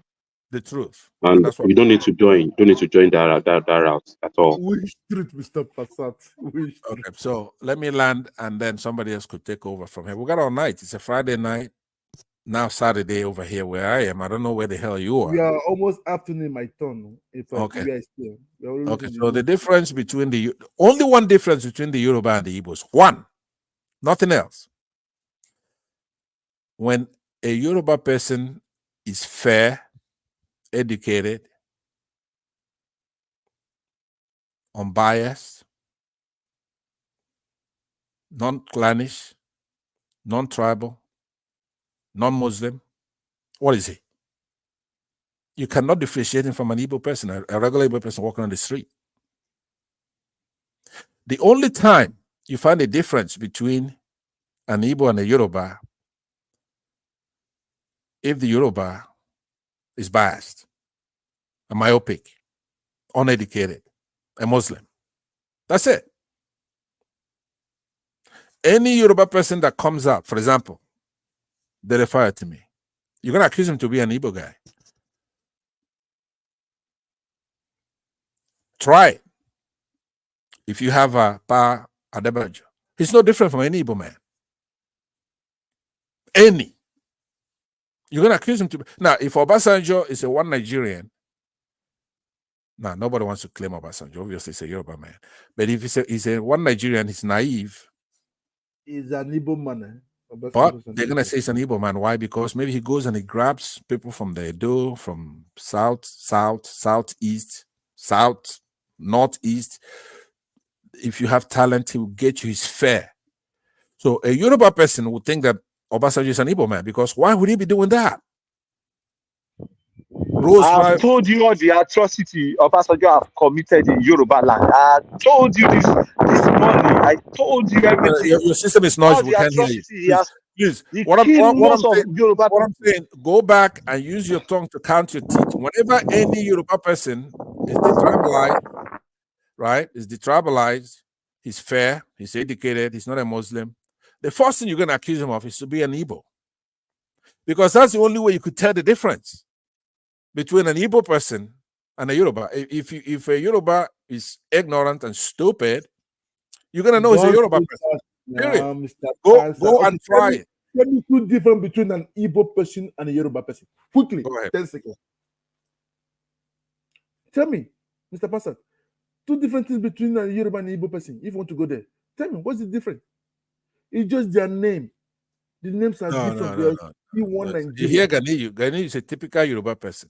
Now, generally, Thomas is a Yoruba person, but it's completely he gone neutral today, so you cannot tell. You cannot tell Thomas from me now, right? Thomas is being an Igbo man, and right? I'm not a criminal, but you are a typical Igbo man, but you are a criminal.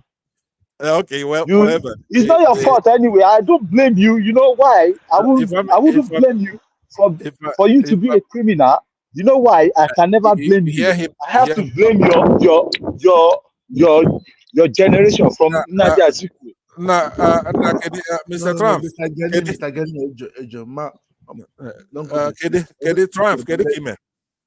Let me be neutral.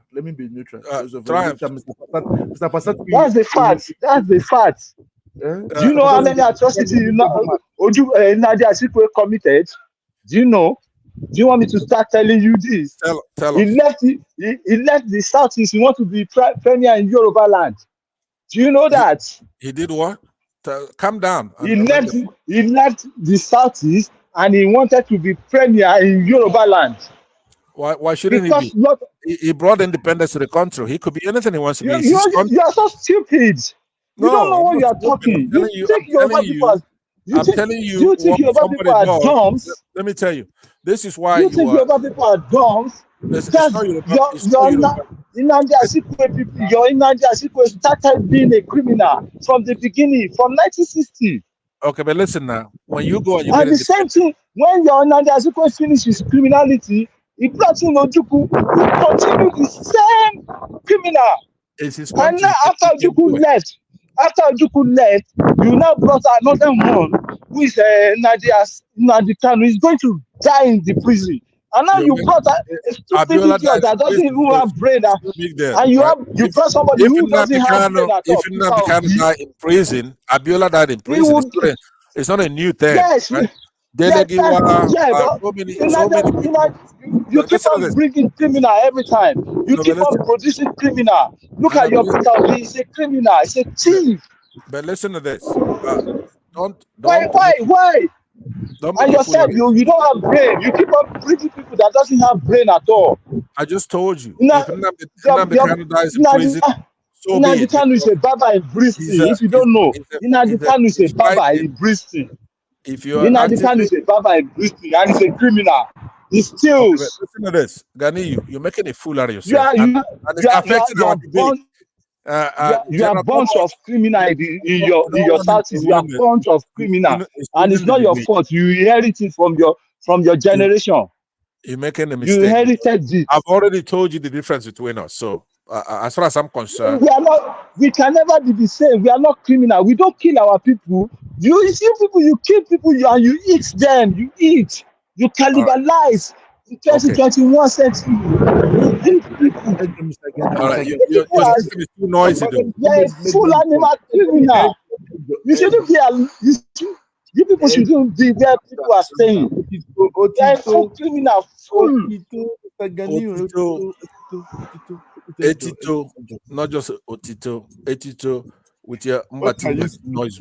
Making noise. You don't understand Yoruba. You're talking about but yeah, noise that is making. Now, Okay. look, Okay, now tell me just two different. Iṣẹ́ Passat, surely in continue suffer. Nobody will say it. It's people like me that will tell you. I will stand in 1 million of you people, Igbo like this. I will say it in your face. You inherit your criminal from your generation. I know that. Okay, you made We that point. are Omoluabi, we are Yoruba. It's up to the audience to agree with you. If you're right, you're right, right? But if you're not right, you're not right. You're wrong. I don't believe anybody. Boy, that system is so noisy, and you're noisy, right? Mute yourself, please. You are uneducated, and you're a noisemaker. Let him arrange himself before you start talking. Yeah, so please mute yourself, so that he will not listen, right? He has no integrity. He has no character, right? He doesn't know as you're talking. A lot of people are listening from Spain, South Africa, Congo. They're listening to you, and they're listening to me. Now, one thing you have to do when you are in a public forum is to make sense. Support whatever you're saying with some points. It's not about abusing somebody. Obviously, if I'm standing in front of you, you're gonna shit your pants. You're not gonna be able to talk to me the way you're doing, right? You know that. So you're on the social media and you're huffing and puffing. Now, I've watched the fights between the Yorubas and the Igbos. I know all of you have watched. I've never seen a Yoruba person beat an Igbo in a fight, physical fights I'm talking about, ever. So I know that you have these Onisha people. No, listen, it makes a lot of sense. Onisha people now, but if you go deeper in Igbo land, you go further east. There are Igbos that don't have time for all this bullshit that these are Onisha people tolerate from you people. People like Peter Obi and all that. If you go further east, we don't have time for any bullshit from anybody, right? That's why you. When are you going back home? When are you going back home? Look, I told you, Mr. Triumph. Here's why I'm not going back. Here's why I'm not going back, right? Why? I studied what's called Iraqi model. I believe that that's what we need to save Nigeria. We have to rescue Nigeria. We have to take justice back home. We cannot do it because Nigeria is so geographically located that when we say the North, it's not a geographical area. You have Saudi Arabia, you have Mali, Chad, all kinds of Saharan area. And those who are interested in stealing our oil, the latest suitor now is France, where you are, Mr. Triumph. Leave France alone. Leave France alone. So, France they've conducted surgery on Tinubu. He went over there for over 30 days. And he lay down there and they went through an intrusive surgery with him, right? So what we have there now is an empty head. They've already done it to him. He was there for 30 days incommunicado. Oyibo hate Africans more than anything. So one thing you don't do, listen to me, Mr. Triumph, you don't go and lay down and have Oyibo doing surgery on the president of our country. Because Michael Jackson used to do that. I used to be worried about it. I said, Michael Jackson's so stupid. Why are you going to go there and have this? Please hold on. So now what we have there is nothing but a shell, right? Remember, they were ordering him to go to war with he's a well and able man. He's doing the job well.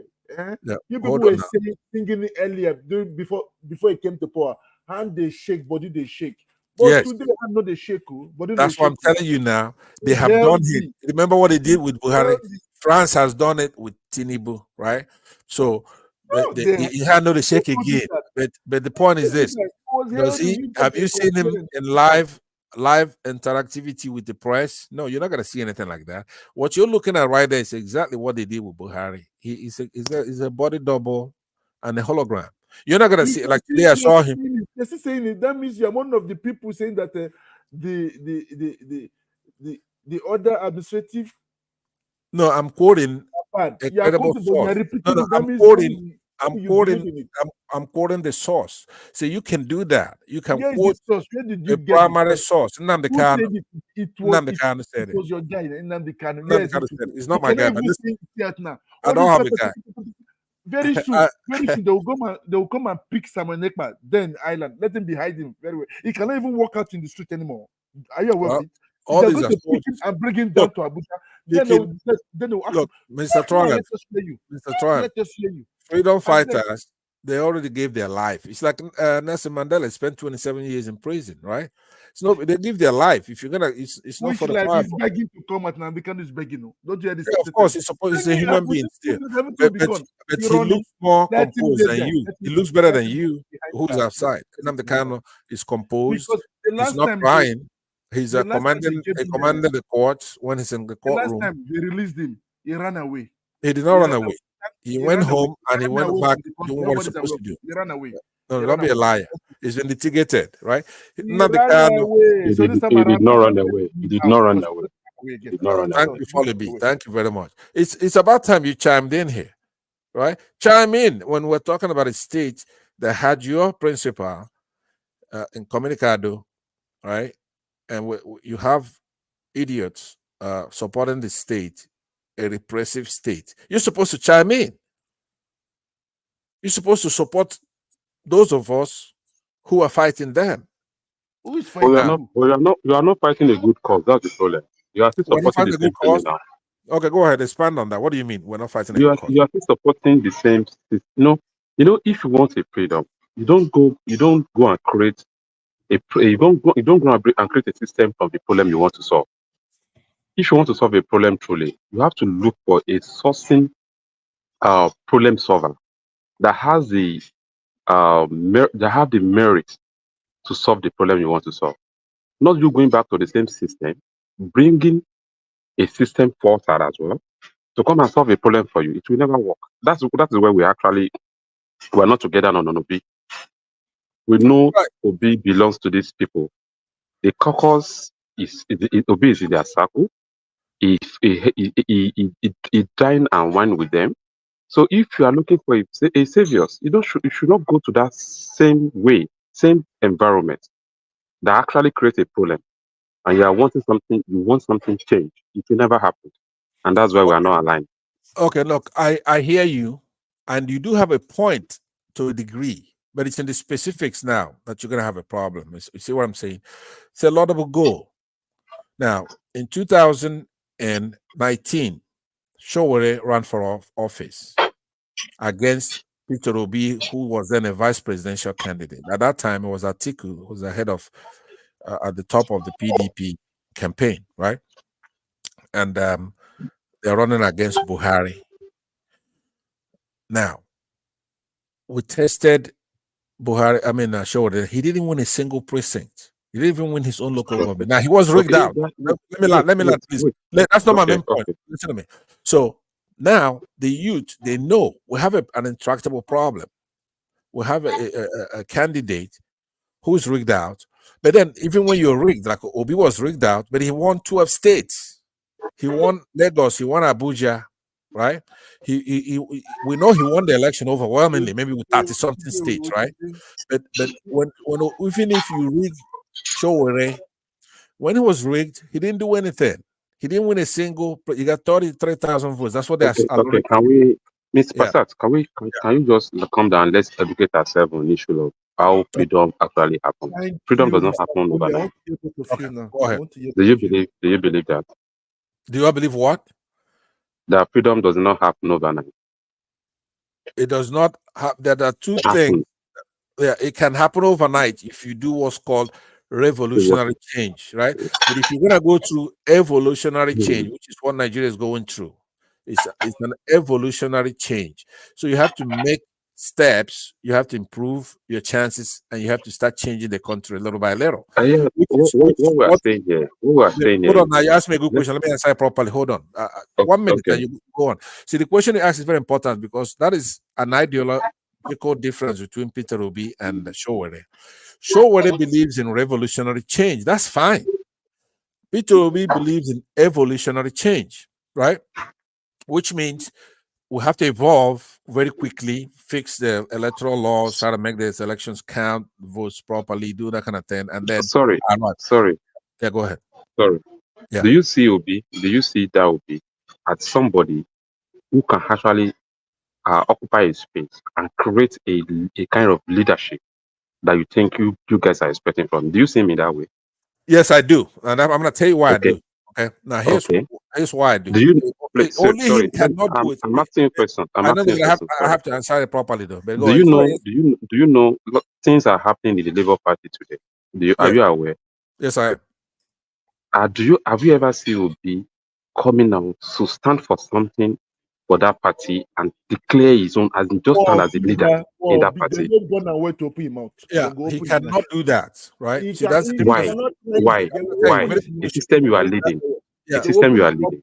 Right, but listen now. That's the difference Okay. between Peter Obi and Showore, right?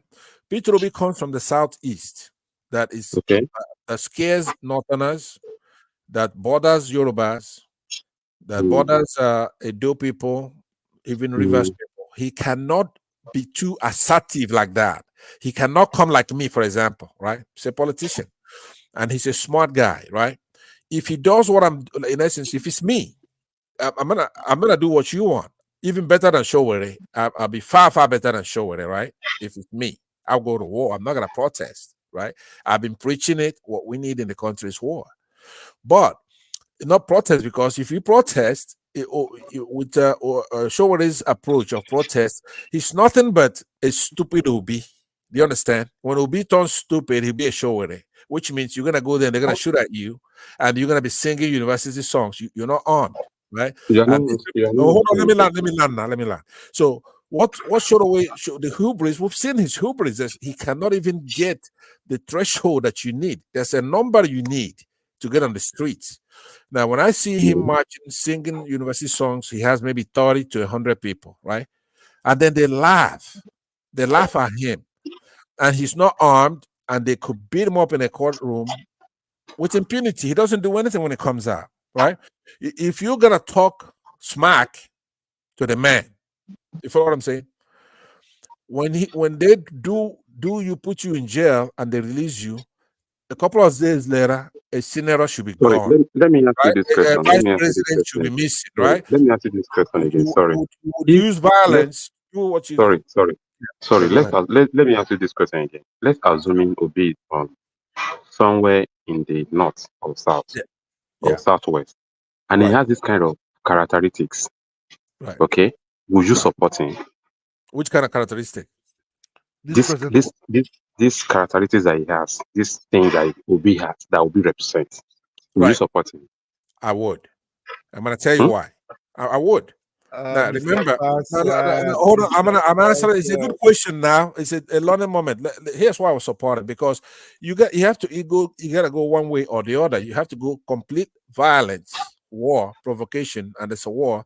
You kill my people, I kill your people, right? Kind of thing. Or you have to go with empathetic. You cannot be you have to be respectful, right? You have to be humble. You have to be everything. The Northerners fear about the Igbos. They fear. Hold on. They believe that.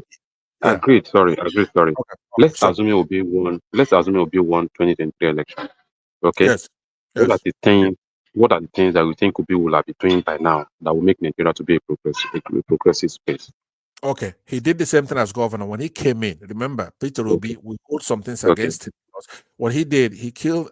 Apparently, he let a lot of Biafran agitators at the time. He was ruthless to clean out his state, right? He did not. He killed them, right? He killed them. Hold on. Listen to what I'm saying. Yes or no? He killed them. Yes or no? No, he did not. But I'm trying. It's a caveat. Mr. Fassad. Hold on now. Hold on now. We sent that body in the river. No. There's a caveat. Let me tell you. He claims that the people he's a politician, right? But what he did is that his demeanor was no nonsense, no violence. He cleaned out the state. There was kidnapping of the predecessor, one of the governors before he came in. There was rampant thuggery in the state.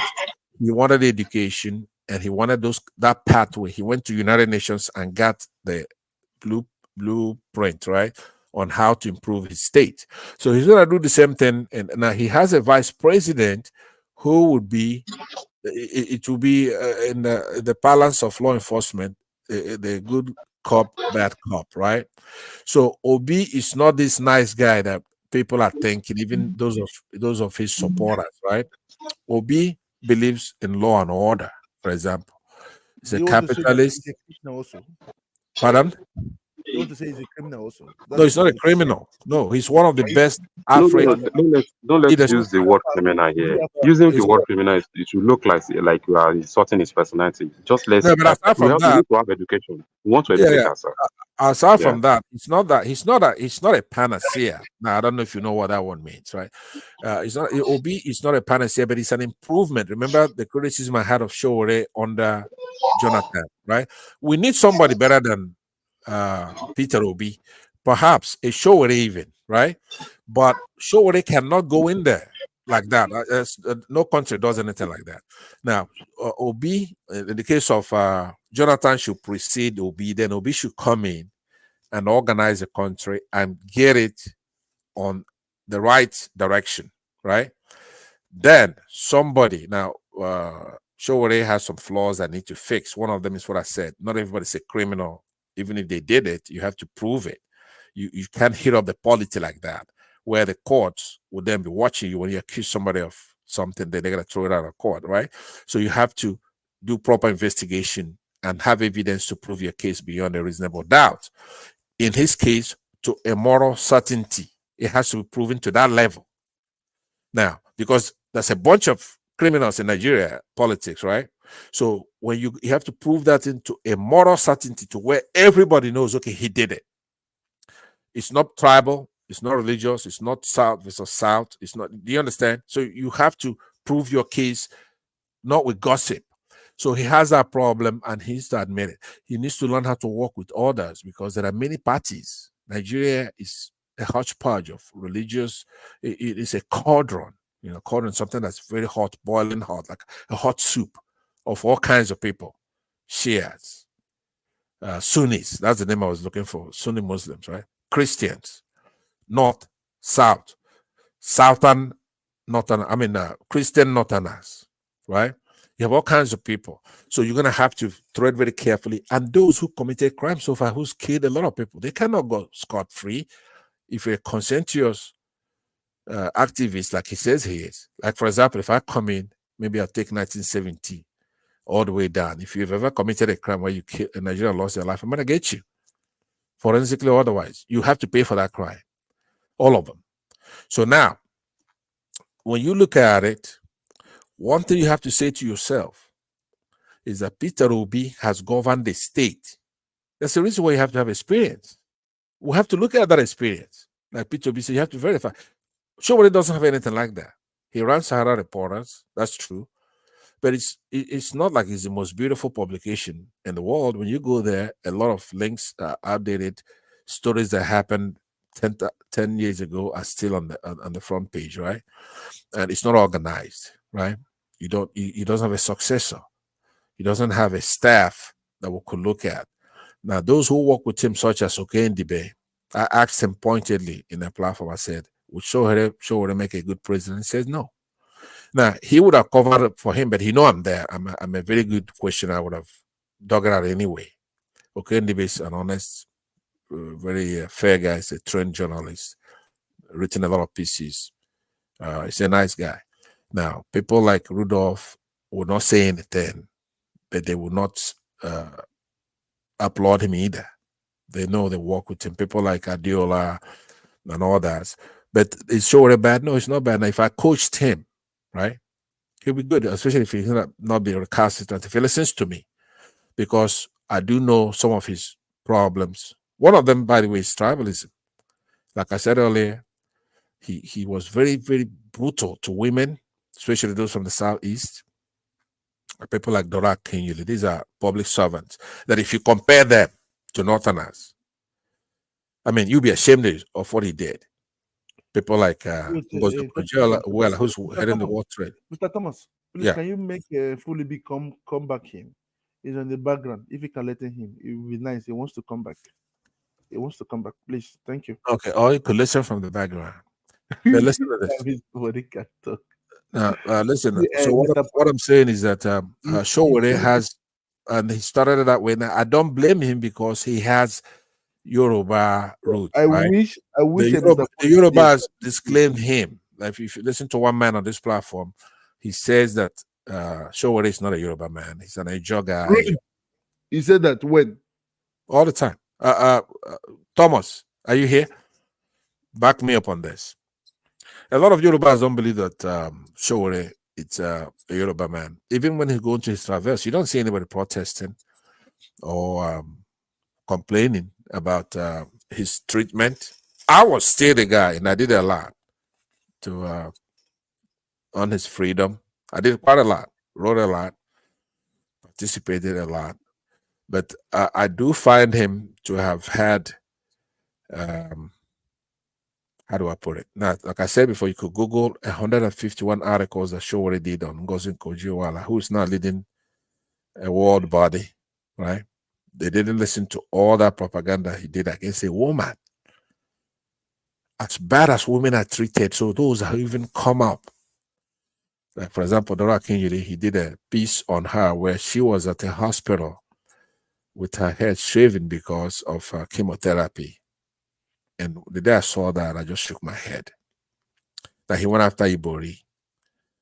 Ibori may have committed a crime, but if you try somebody under our laws and he's found to be not guilty, too bad. He's not guilty. You cannot go and conspire with others outside to go and kidnap him from Kuwait or wherever he was, take him to Britain and have Britain laughing at us, punishing him and doing all that because he's against them taking their oil, right? So they were able to play us. The jurisdiction where he committed a crime should be in Nigeria.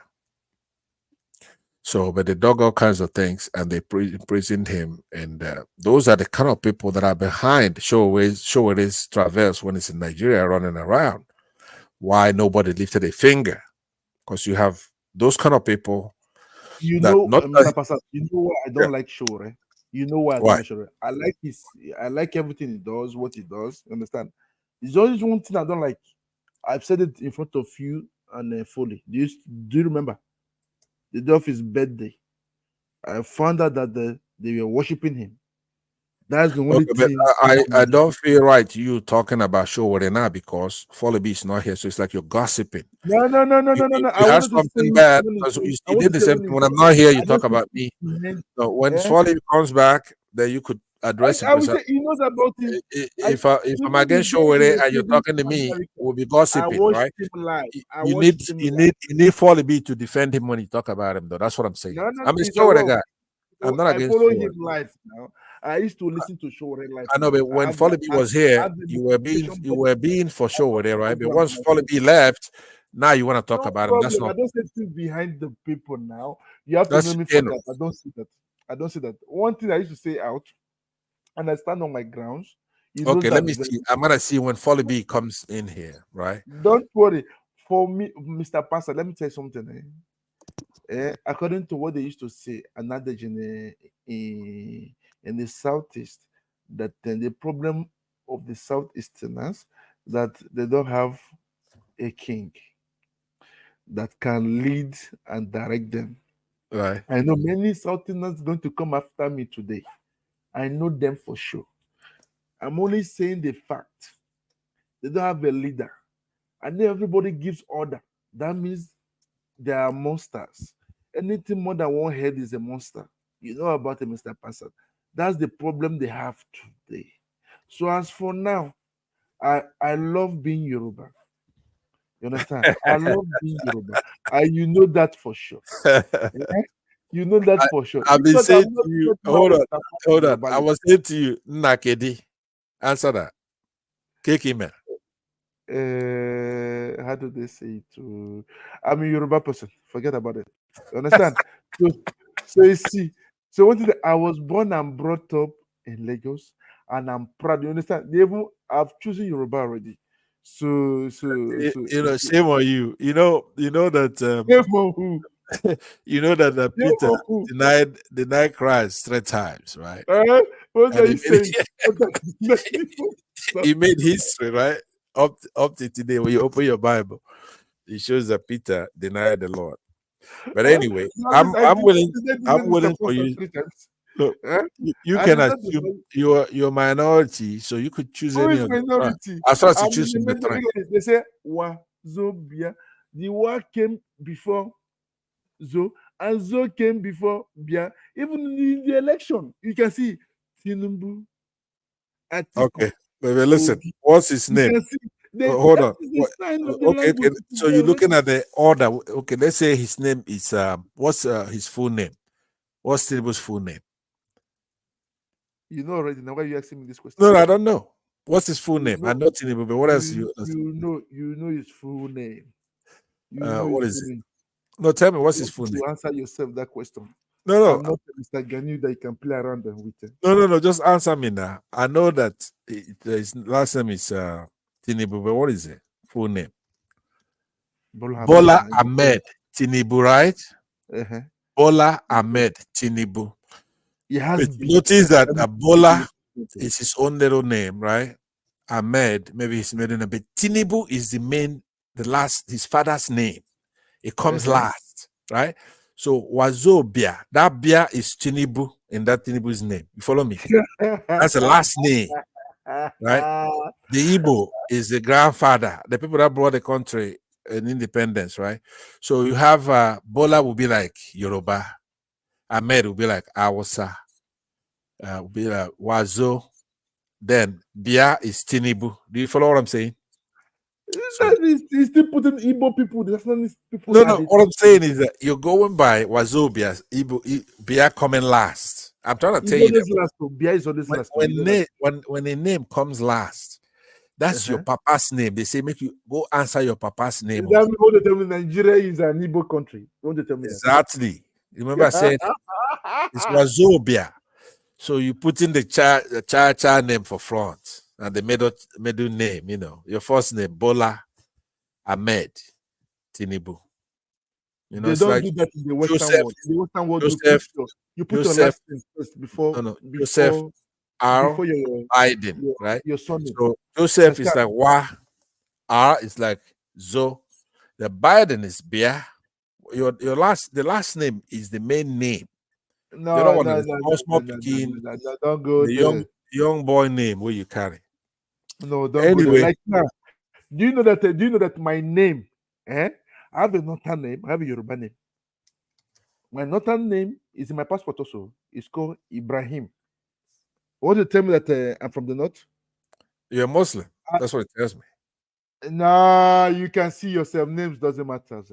It doesn't matter. Then Ibrahim, my Yoruba name, you cannot be Ibrahim unless you're Muslim. Jimo Balogun. Right? My Yoruba name is called Jimo Balogun.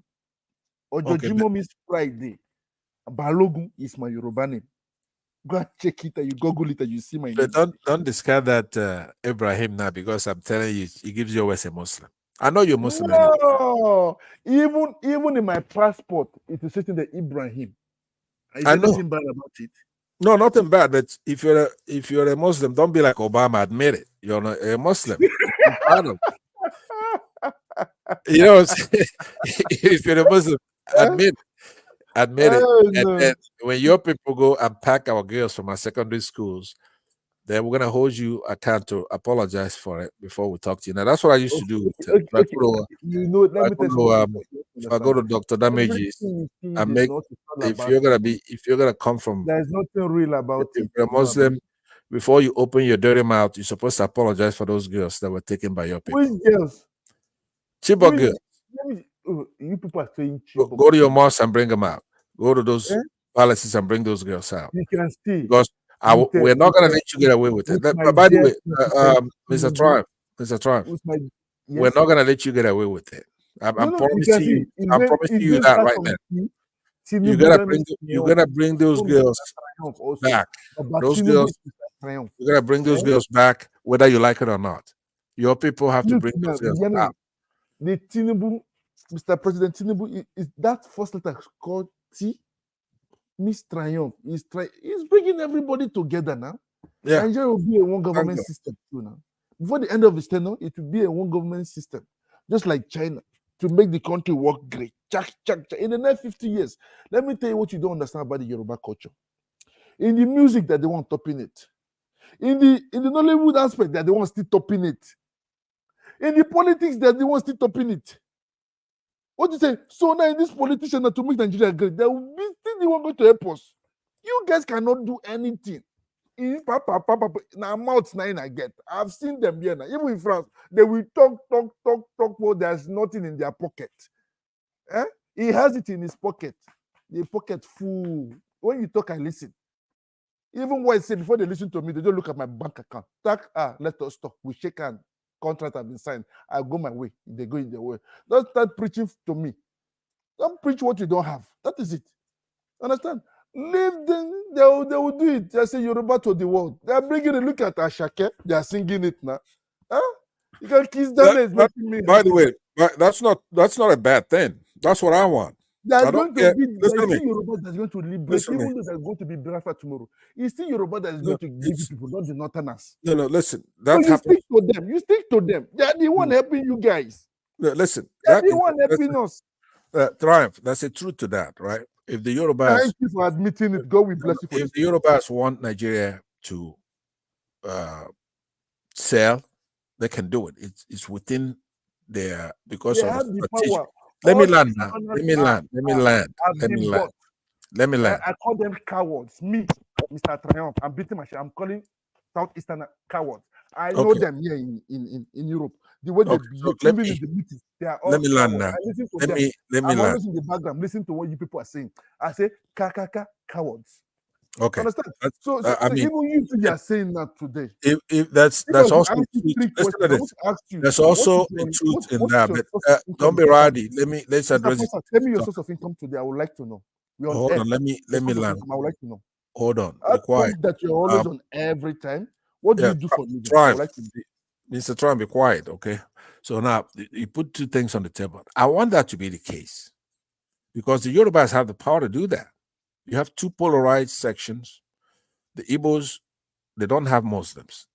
Any person that comes out and say, I'm a Muslim from Igbos, usually a Wayo man, is getting money from Northerners. Let me land. Hold on. You know that's for sure now. And that's a fact. We don't have a single. All Igbos are Wayo now. We know that for sure now. Any Igbo, especially that tell you it's a Muslim, it's a Wayo man. But listen, the Yorubas, they have already been conquered 50% by the Muslims, right? The Hausa is 100%. So you have a Muslim North, Hausas, who have been completely rendered effete. I don't know if you know the meaning of that word. I don't want to be using words you don't understand. But they've been effeminated in the North because Hausas are our brothers, they're indigenous Nigerians. A lot of them, but a lot of them also come from outside. It's a desert, they're roaming around. They don't want to mind their own business. I'm talking about their ancestors. They're running around the length and breadth of Africa from many areas. But let's give it to them that they're indigenous and the North up there. But the Fulanis came over there and for whatever, I don't know if it's the women or whatever, they conquered them and Islamized them. And then they turned their face towards, they wanted to come all the way down south, but Igbos are not going to put up with that nonsense, right? So when they conquered half of Europe, I even took their land, Ilorin and so many other, Kwara, others area, right? And then they, in the process of converting them, they converted about 50%. So 50% are Muslims, 50% are Christians. The Southeasterners are Christians. Now, the Yorubas can play a role because they really aren't considered to be real Muslims by the North. They don't lead in prayer or anything like that. Now imagine that. You convert them over, but you won't let them lead you in prayer. As far as Northerners are concerned, Yorubas are infidels. But that's none of my business. Now, the point I'm raising with you is that if Yorubas say, okay, you know what, we're going to do the right thing. We're going to do a secular country. We need a new constitution. And everybody has to be welcome in this constitution. It's not for Muslims. It's not for Christians. Why can't you guys let Tinubu to finish the job? You guys are the one criticizing him. You're interrupting a very good point. This guy is too nice. Sorry to say, Who's? Tinubu is too nice. Who is that? Mr. Tinubu. The way the Southeasterners talk bad about him. I was with a friend of mine You 3 cannot days do ago. anything. You can, if he does something, we're gonna provoke that. We're gonna take over the country, No. and he knows How that. do you want him to do the job? No, listen. If Tinubu gets mad and he keep Leave alone. provoking the Southeasterners, It's remember, normal. if Southeasterners are Yoruba is not provoked, the problem. Southeasterners Your leaders are can your take problem. over Nigeria in less than a It's month, a lie. and they've been Your more leaders, populated, Southeastern leaders are right? your problem, Because not the there are Yoruba. more Igbos than Northerners. all of the North and the Yorubas combined. There are more Igbos than that, especially young men, brave young men. We'll take over that country anytime. We should have done it the first time. I think Ojukwu made a mistake, right? Instead of him, once he passed on it, just start shooting everybody see after that place and taking over that place and make sure he secure that oil, right? But he didn't do that. We thought your people were part of it. We're talking about the progress. Later, Mr. Passat, you come to Ove's show. We are talking about I won't come there because they don't deal with it. Ove doesn't deal. He doesn't deal with the truth, right? And you're disrespectful on this platform. You're having respect. I'm not disrespectful. I'm only giving you facts. You know that when you ask a question, I bring you. You only ask because you saw that Mr. Gani is a bit nicer to you. And you started hitting him on his head, hitting him on his head. Even you're laughing. You know what we are saying. Even Mr. Thomas has to come to his rescue. It's unfair. It's unfair. No, the thing is that you have to be. Remember what I was telling you. I guess the last. After this, I have to go. If you have a point to make, you make it. I have to go. But here's what I'm telling you. I want to know. You cannot. A platform. Listen to now. Tell us. What's your income? Is there somebody in Nigeria, one of those politicians, assisting you in America? Tell us the truth. No, let me land. All right. I know what I'm saying. You cannot. Listen to me. You cannot. Go out on a platform and you're telling lies. It's a marketplace. You see, Mayegun is a Yoruba guy, right? But he's fair. He's talking about Nigeria. That's what you want to hear. It's all about marketing now. Mr. Passat, you're an Igbo man. If you want to sell a product, you have to convince them now for them to buy your product. That's what he's saying now. He's a Yoruba guy telling people that he just he's cashing in every day. Thank God for you guys. But do you see his following? Do you see his the number of people? 1,000 people following him now. Platform? I was laughing when I see it now. Every day. Yeah. People come and if we can do an open discussion like this as one man, you can't try to. Okay, but when you go against him. But one man who's doing a Yoruba platform, how many does he have? So that'll tell you the numbers. There are a lot of Igbos, right? Let me tell you something, Mr. Igbos are fair. They say even today you're a Christian. You call yourself a Christian. You sure there are many churches, but they have remnants. One man's person is just as a remnant. You are laughing. You can see you are laughing now. You're laughing. You understand what I'm saying now? I say things in parable because I don't want to offend people. Because the other day I said that I was asking the question: are Igbos cost? They are never doing that. Some people listening behind the scene. They say they were attacking me. As I look at it now, one thing that I follow history. You understand? I read things. I do my research. But what you're doing, look, you know what you're doing, Mr. Prime. You're okay, guy. You know the point is that you're not bad. But today I saw your animals, right? What you're doing? No, if I give you go it to you, Dr. Damages, you know it's an Igbo dominated platform. You insult the Yorubas and you speak Igbo. Then when you come over here, you insult the Igbos and you speak Yoruba. No, that's normally what minorities do, right? Minorities want to pit the tribes against one another. Because I'm supporting Bobriski. What to tell me? Is it because I'm supporting Bobriski? Your Bobriski is a Yoruba person. It's all about entertainment. Entertainment, they're giving us everything. Let Yoruba rule Nigeria more for the next 50 years. I bet it will be a Dubai, 10 times of Dubai. American more. Yeah, okay. Because people will not do anything. And you can look at Solodu. You may be right. Is it Solodu? I was shocked when they were showing me a street, a road, that is a street road. That guy is no good at all. At least you are making a second point. That is positive today. You can see the roads, and you people complain. I like China for one thing.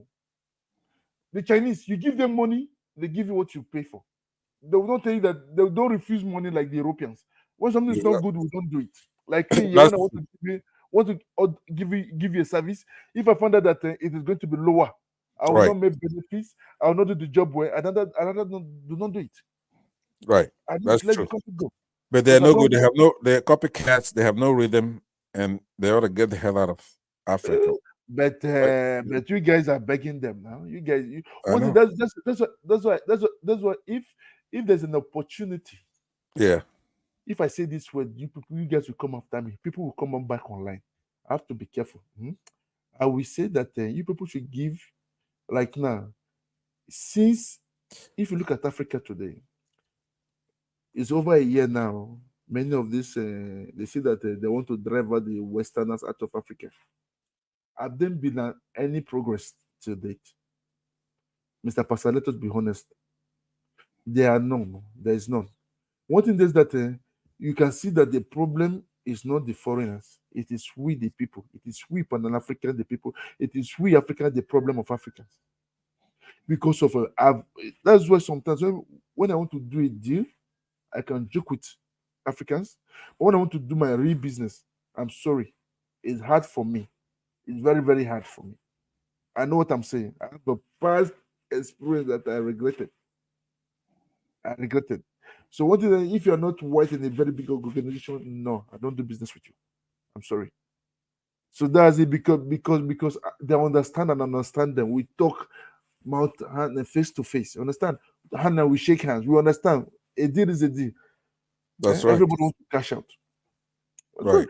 But the Igbos are good partners in business. I'm sure that. Yes. But they're also bad actors, obviously. Especially these many bad Yahoo boys. Like now, I'm making it out. We are building a forum that, or it will be out before the end of this year.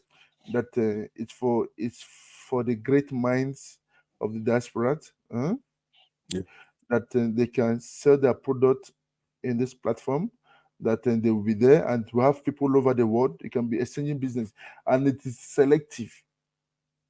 I don't want somebody to just come one day and carry somebody's money, run away, because it's my credibility that I put on the line, my integrity. The way I do my business here, I put my integrity, and I shake and I sign papers. I shake hands. So that's what we are planning for the next step, next phase of Nigeria, and I'm going to present it very soon to the government, and I believe they're going to accept it also. It's just to unite, because one thing is that we the diaspora, we are another way.